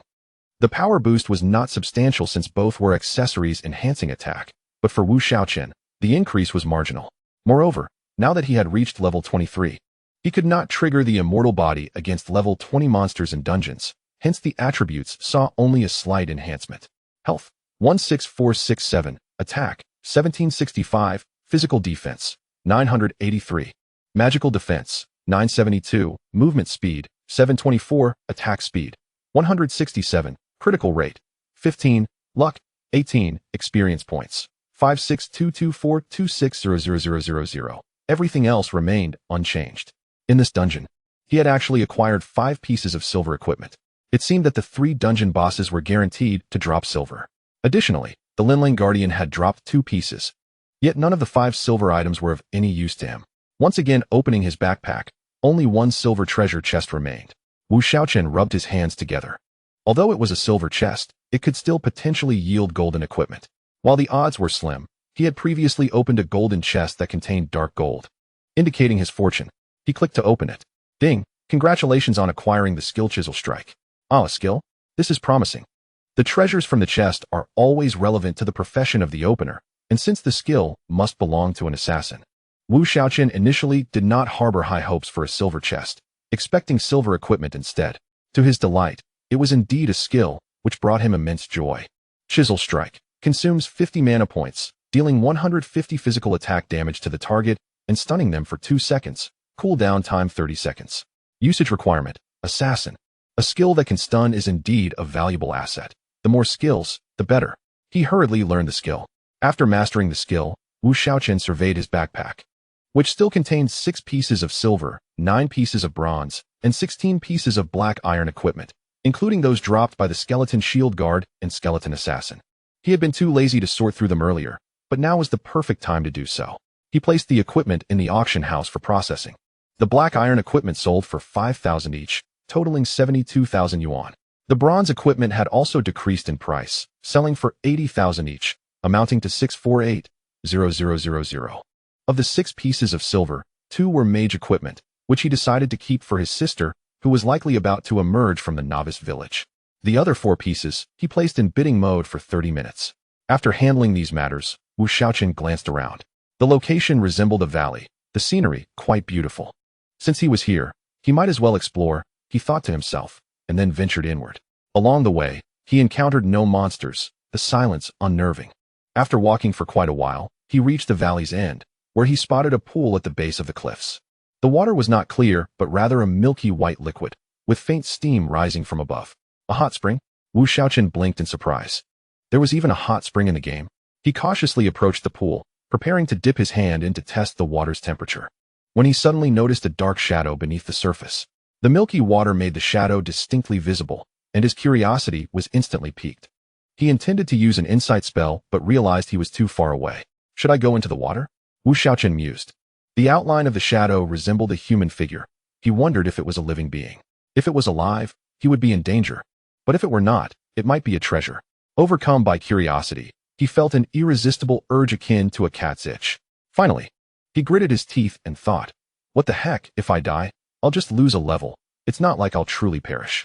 He then gently stepped into the pool, slowly swimming downward. Ding! Absorbing the diluted life spring water, health 1. Ding! Absorbing the diluted life spring water, health 1. Ding! Absorbing the diluted life spring water, health 1. As Wu Shaochen descended, he was taken aback. Simply soaking in the water granted him health? What kind of miraculous life spring water was this? At that moment, as Wu Shaochen submerged, the dark shadow at the bottom of the pool suddenly opened its eyes and gazed upward. Soaking in the pool, Wu Shaochen was engulfed by the continuous system prompts, gaining 1 health point per second. It felt incredibly exhilarating, and he seemed to have forgotten his initial purpose for entering the water. Just as he was enjoying the experience, he suddenly sensed something approaching from below. He quickly glanced down to see a figure rushing toward him at remarkable speed. Wu Shaochen narrowed his eyes and immediately used Blink to teleport out of the pool. Regardless of the circumstances, he needed to escape the water. He couldn't fight there. However, to his astonishment, as soon as he blinked out, the figure followed closely behind him, and before he could react, he was kicked to the ground. How did you find this place? A cold voice reached Wu Shaochen's ears. At that moment, Wu Shaochen stood bewildered, having just lost over 10,000 health from a single kick. How absurd. He quickly turned to face the figure, a stunning woman clad in black, her eyes glinting with icy malice. It seemed that any unsatisfactory response from him would lead to his demise. He discreetly cast an insight spell. ZU Demon Clan level. Health. Attack. A demon? Wu Shaochen's eyes widened in shock. Had not the demon clan already retreated to their realm? Why was he encountering a demon here? Answer or die? ZU's chilling voice echoed once more. Would you believe me if I said I stumbled here by accident? Wu Shaochen replied. Upon hearing this, ZU's gaze turned even colder, clearly disbelieving his words. She extended her hand, a wisp of black demonic energy emanating from her palm as she coldly declared, since you refuse to speak the truth, there is no need to spare your life. Wait, killing me is pointless. I'm an adventurer and will respawn, Wu Shaochen quickly countered. This woman was able to chase him even after using Blink. Escaping from her grasp seemed utterly impossible. Losing a level was not a concern, but he feared the loss of his precious gear. He was currently equipped with exceptional items, and losing even one would be heart-wrenching. Adventurer? A hint of intrigue flashed across ZU's face. Suddenly, as if a thought struck her, she looked at Wu Shaochen with an oddly curious expression. Then, her icy demeanor vanished, replaced by an enchanting smile as she addressed him. Since you are an adventurer, I shall spare your life. And I might even offer you a quest, complete with rewards. The swift change of expression was more rapid than turning a page. Wu Shaochen sighed, and then inquired. What task? What reward? If the reward is enticing, I will certainly accept it. What does it matter whether it involves the demon race or not? I am merely a player. The conflicts among NPCs within the game hold no relevance for me. The task is quite simple. I merely need you to find an item for me. As for the reward, how does a drop of life spring water sound? ZU enchantingly proposed. Life spring water? What is its purpose? Wu Shaochen questioned. For adventurers like yourselves, consuming a drop of life spring water can permanently enhance your maximum health by 10,000 points. ZU explained. Is that true? Wu Shaochen's eyes widened in astonishment. Ziyu waved her hand, and a droplet of liquid floated before Wu Shaochen, exuding a potent aura of vitality. He hastily examined it. Life spring water. Consuming it permanently increases maximum health by 10,000 points. With a maximum of 3 drops per person. Wu Shaochen's breath quickened. The effects were indeed remarkable. No wonder the life spring water that had been diluted in the pond could still restore 1 point of health per second. What do you need me to find? Wu Shaochen asked, realizing that such a generous reward was not something one could refuse unless they were foolish. The Yuming Lingua, Ziyu replied. What is the Yuming Lingua? I've never even heard of it. How can I assist you in finding it? Wu Shaochen retorted. There is an old man named Sun in Jinling City, a master alchemist who just happens to possess a Yuming Lingua. If you can retrieve it for me, this drop of life spring water will be yours, Ziyu stated. Ding. Ziyu has issued you a quest. Quest details. Go to Jinling City, find old man Sun, obtain the Yuming Lingua from him, and deliver it to Ziyu. Quest reward, 1 drop of life spring water. Will you accept? Note. This quest involves faction issues. If the people of Jinling City become aware, you will be hunted down throughout the city. Please choose wisely. Wow, that's serious. Now I truly hesitate to accept such a task. Being hunted down throughout the city? What kind of life is that? Can I refuse? Wu Shaochen meekly asked. What do you think? Ziyu's gaze turned icy once more. What is the purpose of the Yuming Lingua? Wu Shaochen inquired again. This item is effective only for our demon race. It holds no value for you. Ziyu assumed Wu Shaochen intended to keep it for himself. What if I ask him for it, and he questions my intent? What should I say? Wu Shaochen exclaimed in frustration. That is for you to contemplate, Ziyu replied. If it weren't for the fact that he couldn't defeat her, Wu Shaochen would have considered poisoning her. He realized that refusing the task meant he couldn't leave. It was merely a level 1 quest, so he thought it inconsequential. However, he was still reluctant to part with the drop of life spring water, an invaluable treasure. After some contemplation, he resolved to agree, thinking that if the situation proved too troublesome later, he could always find a way out.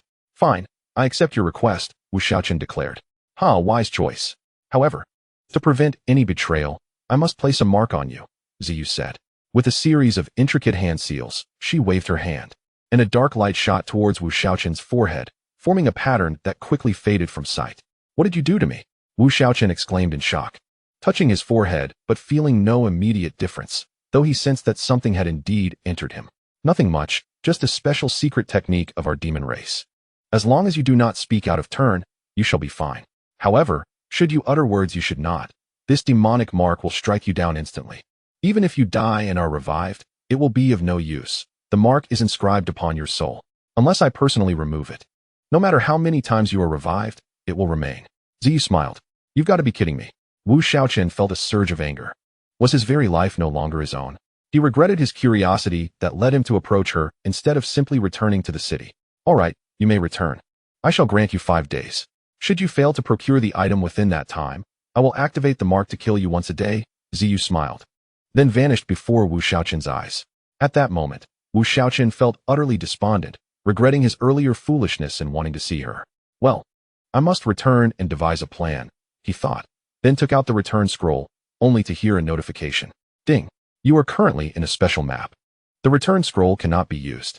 Wu Shaochen cursed under his breath, reluctantly making his way towards the valley's edge. Damn it. I can't even use the return scroll in this place. How did that random scroll manage to transport me here? If it hadn't, I wouldn't be in this predicament. After an arduous 10 minutes of navigating the winding paths, he finally emerged from the valley, greeted by a vast primordial forest. Wu Shaochen pondered for a moment before using a teleportation scroll to record the coordinates, ensuring he could return directly next time. After all, should he indeed acquire the item, he would not want to endure a long trek back. Several hundred kilometers was no trivial matter. Alas, I've wasted a teleportation scroll on this trip. What a loss. Wu Shaochen grumbled. Ding. An item you listed at the auction house has been purchased by a player for 250,000.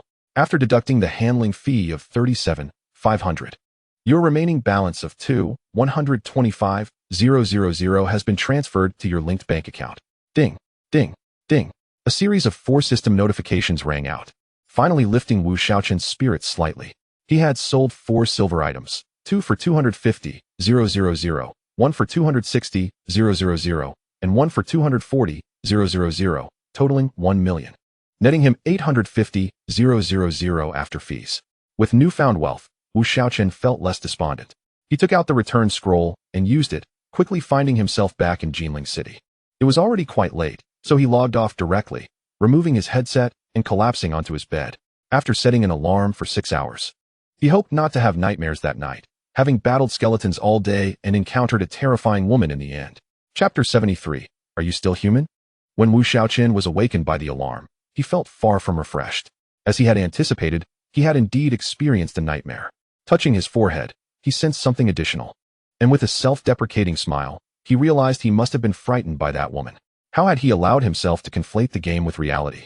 He would simply retrieve the item for her and ensure she lifted the mark. Even if she refused, there would surely be other means. If she were truly that formidable, she wouldn't be hiding in that pond. Glancing at the dark sky, Wu Shaochen turned off the alarm and returned to sleep, acknowledging that he needed rest to have the strength to defeat monsters. He was awakened once more, this time by a phone call. Wu Shaochen groggily answered. Hello. Who is this? Brother, it's me. Oh, Ziyin, what is up? Brother, I've reached level 10. Which main city are you in? I'll come find you. Oh, level 10 already? That is quite fast. Wu Shaochen finally began to awaken fully. Brother, it's already 10 o'clock. Aren't you worried someone will surpass you? Huh, it's 10 o'clock? Wu Shaochen quickly sat up. Today he was supposed to hunt that tiger. I'm in Jinling City. Come over, he told Wu Ziyin before hanging up. He hurriedly washed up, grabbed some snacks he had bought previously, and logged back in. His character appeared in Jinling City, and Wu Shaochen headed directly to the Lord's mansion. He now had a plan to deal with the tiger, so it was essential to inform the Lord, as this was a super quest, and the rewards would likely be substantial. Upon arriving at the Lord's mansion, the guards recognized him, and he made his way smoothly to the main hall, where he found the Lord still troubled by the matter of the tiger. Seeing Wu Shaochen approach, the Lord quickly said, Chen Feng, have you come up with a solution? Indeed, I have devised a method to confront the demonized jungle tiger king, Wu Shaochen replied directly. Excellent. Please head to Lu Family Village and bring the Seal Master with you to seal off the Demon Realm passage deep within the Tiger Howl Forest. The Lord exclaimed with excitement. Ding. The Lord of Jinling City has assigned you a task. Proceed to Lajiakin with a Sealing Master to seal the demonic realm passage deep within the Hushao Forest. The Sealing Master requires 10 minutes to complete the seal, and you must do your utmost to fend off the demonic jungle tiger king for that duration, thus providing the Sealing Master with ample time. The reward for this task remains uncertain. Oh, it turns out the Lord merely expects me to hold off the Tiger King for 10 minutes, rather than slay it. Perhaps he inherently doubts my ability to defeat such a beast, Wu Shaochen mused. However, for him, eliminating that tiger would be far easier than merely restraining it for 10 minutes.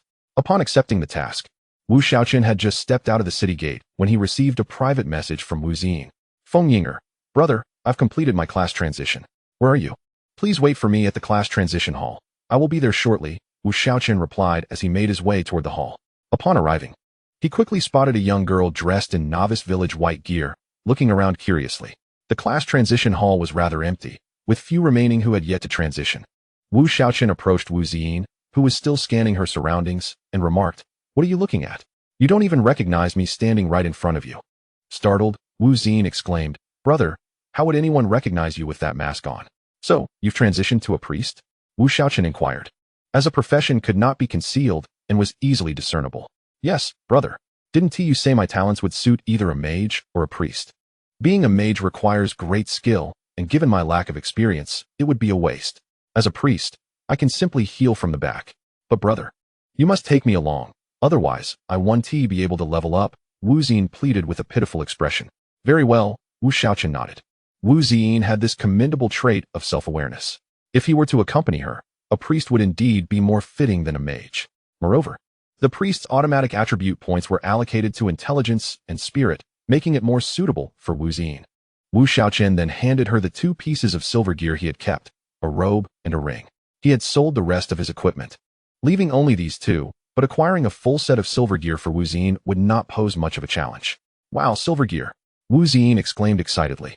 Though she had only played the game for 2 days, she understood that silver gear was currently the pinnacle of equipment.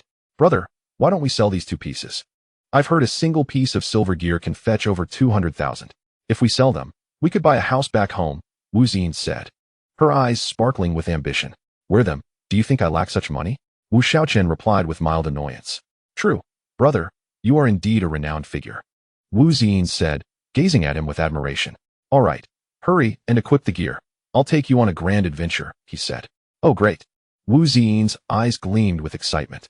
She was eager to join her brother in battling a boss, uncertain whether it would be bronze or silver. By the way, keep this in your backpack and don't drop it, Wu Shaochen added, handing her a magical orb from his bag. This item was perfectly suited for her. Wu Ziyin accepted the magical orb, glanced at it, and placed it in her backpack, evidently unaware of its tremendous potential. Observing Wu Ziyin's reaction, Wu Shaochen shook his head, just as he had anticipated. He then spoke with gravity. Ziyin, you must carry this orb with you and keep it hidden from others, understood? Oh, okay, brother. Is this orb even better than silver gear? Wu Ziyin asked. Wu Shaochen's lips twitched as he replied earnestly. To you, this orb is a divine artifact. Oh, Wu Ziyin replied, somewhat perplexed but resolved to heed her brother's words. Wu Shaochen then took Wu Ziyin to a clothing shop, where they purchased several outfits and a veil for her to wear. They then proceeded toward Shaochen. It was rather unsightly to don the silver gear directly, and even if the effects were hidden, those with discerning eyes could easily recognize it, so it was better to wear fashionable attire. As for the veil, it was prudent to wear one since he would inevitably gain notoriety. Wu Ziyin accepted this suggestion with enthusiasm. Along the way, Wu Shaochen attempted to slow his pace. Yet Wu Ziyin had not invested any points into agility, and her current footwear was likely only level 2, resulting in a speed that would not exceed 2 points. She was excruciatingly slow. After walking a while, Wu Shaochen could no longer bear it. Seeing that there was no one around, he summoned Yin Tai Lang. Wow, brother. Is this your pet? The former number 1 on the leaderboard, Yin Tai Lang? So adorable. Wu Ziyin exclaimed, her heart overflowing with affection, and she attempted to hug Yin Tai Lang. Unfortunately, the proud creature evaded her embrace, remaining aloof. Former? Wu Shaochen was taken aback and checked the leaderboard, finding no trace of Yin Tai Lang. Could it be that it was not displayed due to its qualifications being in the awakening phase? He pondered. Nonetheless, it was a relief to have one leaderboard that did not concern him. After finishing the dungeon yesterday, Yin Tai Lang had already reached level 18. Yet its height barely reached Wu Shaochen's knee. Wu Shaochen observed Wu Ziyin's height of 168 centimeters and compared it to Yin Tai Lang's diminutive stature. Though he felt a pang of conscience, he still knelt down and said, Little wolf, would you allow my sister to ride you? Both Yin Tai Lang and Wu Ziyin stared at Wu Shaochen in astonishment. Brother, are you joking? How can I ride such a small creature? I can walk just fine. It doesn't tire me at all, Wu Ziyin protested. Yin Tai Lang, too, fixed Wu Shaochen with a look of disbelief, as if to say, Are you even human? Wu Shaochen thought inwardly, then asserted firmly, If I say you can ride, then you shall ride. Thus, an odd duo emerged. Wu Shaochen walked ahead while a diminutive wolf trailed behind, and in a bewildering twist, a young girl rode atop the tiny creature. This peculiar combination naturally attracted the attention of countless onlookers along the way. Goodness, how can one ride such a small wolf? How heartless. Indeed, that girl seems overly delicate. Can't she walk? It's just a tiny wolf cub. How could anyone bear to do that? Alas, the world has changed. Hearing the multitude of comments, Wu Ziyin buried her face in Yin Tai Lang's neck, feeling utterly embarrassed, even with her veil. Brother, perhaps I should just walk, Wu Ziyin suggested timidly. No, just a bit further. We'll arrive soon, Wu Shaochen insisted. With Yin Tai Lang's speed, at 18 levels being 540, it was far superior to Wu Ziyin's meager points in movement speed. Before long, they arrived at Shaochen, where a group of people appeared to be waiting for them at the village entrance. Upon seeing Wu Shaochen approach, they hurried to greet him. However, as they drew nearer, disappointment etched across their faces. Are you the ones sent by the Lord to assist us in sealing the demonic realm passage? One elder inquired. Indeed, Wu Shaochen affirmed. Then, aside from the two of you, has the Lord dispatched any other experts to meet us ahead? The elder's expression brightened with hope. No, just the two of us, Wu Shaochen replied straightforwardly. Upon hearing this, nearly everyone revealed their disappointment. Understanding this, Wu Shaochen realized these individuals held him in low regard. Let us go. My presence is sufficient, Wu Shaochen declared. Humph, you're a mere 23-level Silver Realm brat. What confidence do you possess to contend with a 30-level Golden Realm Jungle Tiger King? Don't be the cause of our doom. An elder in the crowd retorted without mercy. Whether I have confidence is my concern. You may choose to follow or not. I am here regardless. If you have an issue, take it up with your lord, Wu Shaochen replied before turning to leave with Wu Ziyin, leaving the crowd in stunned silence. Humph. Not much skill, but a big temper. I wonder why the Lord would send someone like this, the elder continued. Enough said. Since the city lord has sent him here, there must be a reason. We should follow along. lest we incur the city lord's wrath for failing our mission," the elder leading the group remarked. Wu Shaochen disregarded the people behind him. His sole objective was to slay the demonic jungle tiger king. Once he succeeded, they would surely know what to do next. Observing that those individuals obediently trailed behind, Wu Shaochen smirked, thinking they had grown accustomed to such treatment. As they entered the tiger war forest, Wu Shaochen furrowed his brow upon noticing a group already hunting jungle tigers. The commotion from his impending battle with the boss would undoubtedly attract their attention, and he wished to avoid being observed during the encounter. These individuals must be foolish. There are so few tigers in Tiger Roar Forest that it takes ages to find one. How could they expect to efficiently hunt monsters here? Wu Shaochen scoffed. At that moment, the group spotted the peculiar duo of Wu Shaochen and his sister, and their faces lit up with greed. It was a common occurrence to find valuable equipment in the wild. The leader of the group approached, flanked by 4 companions. "Brother, your wolf cub is quite strong to be able to ride a person at such a young age," the man teased.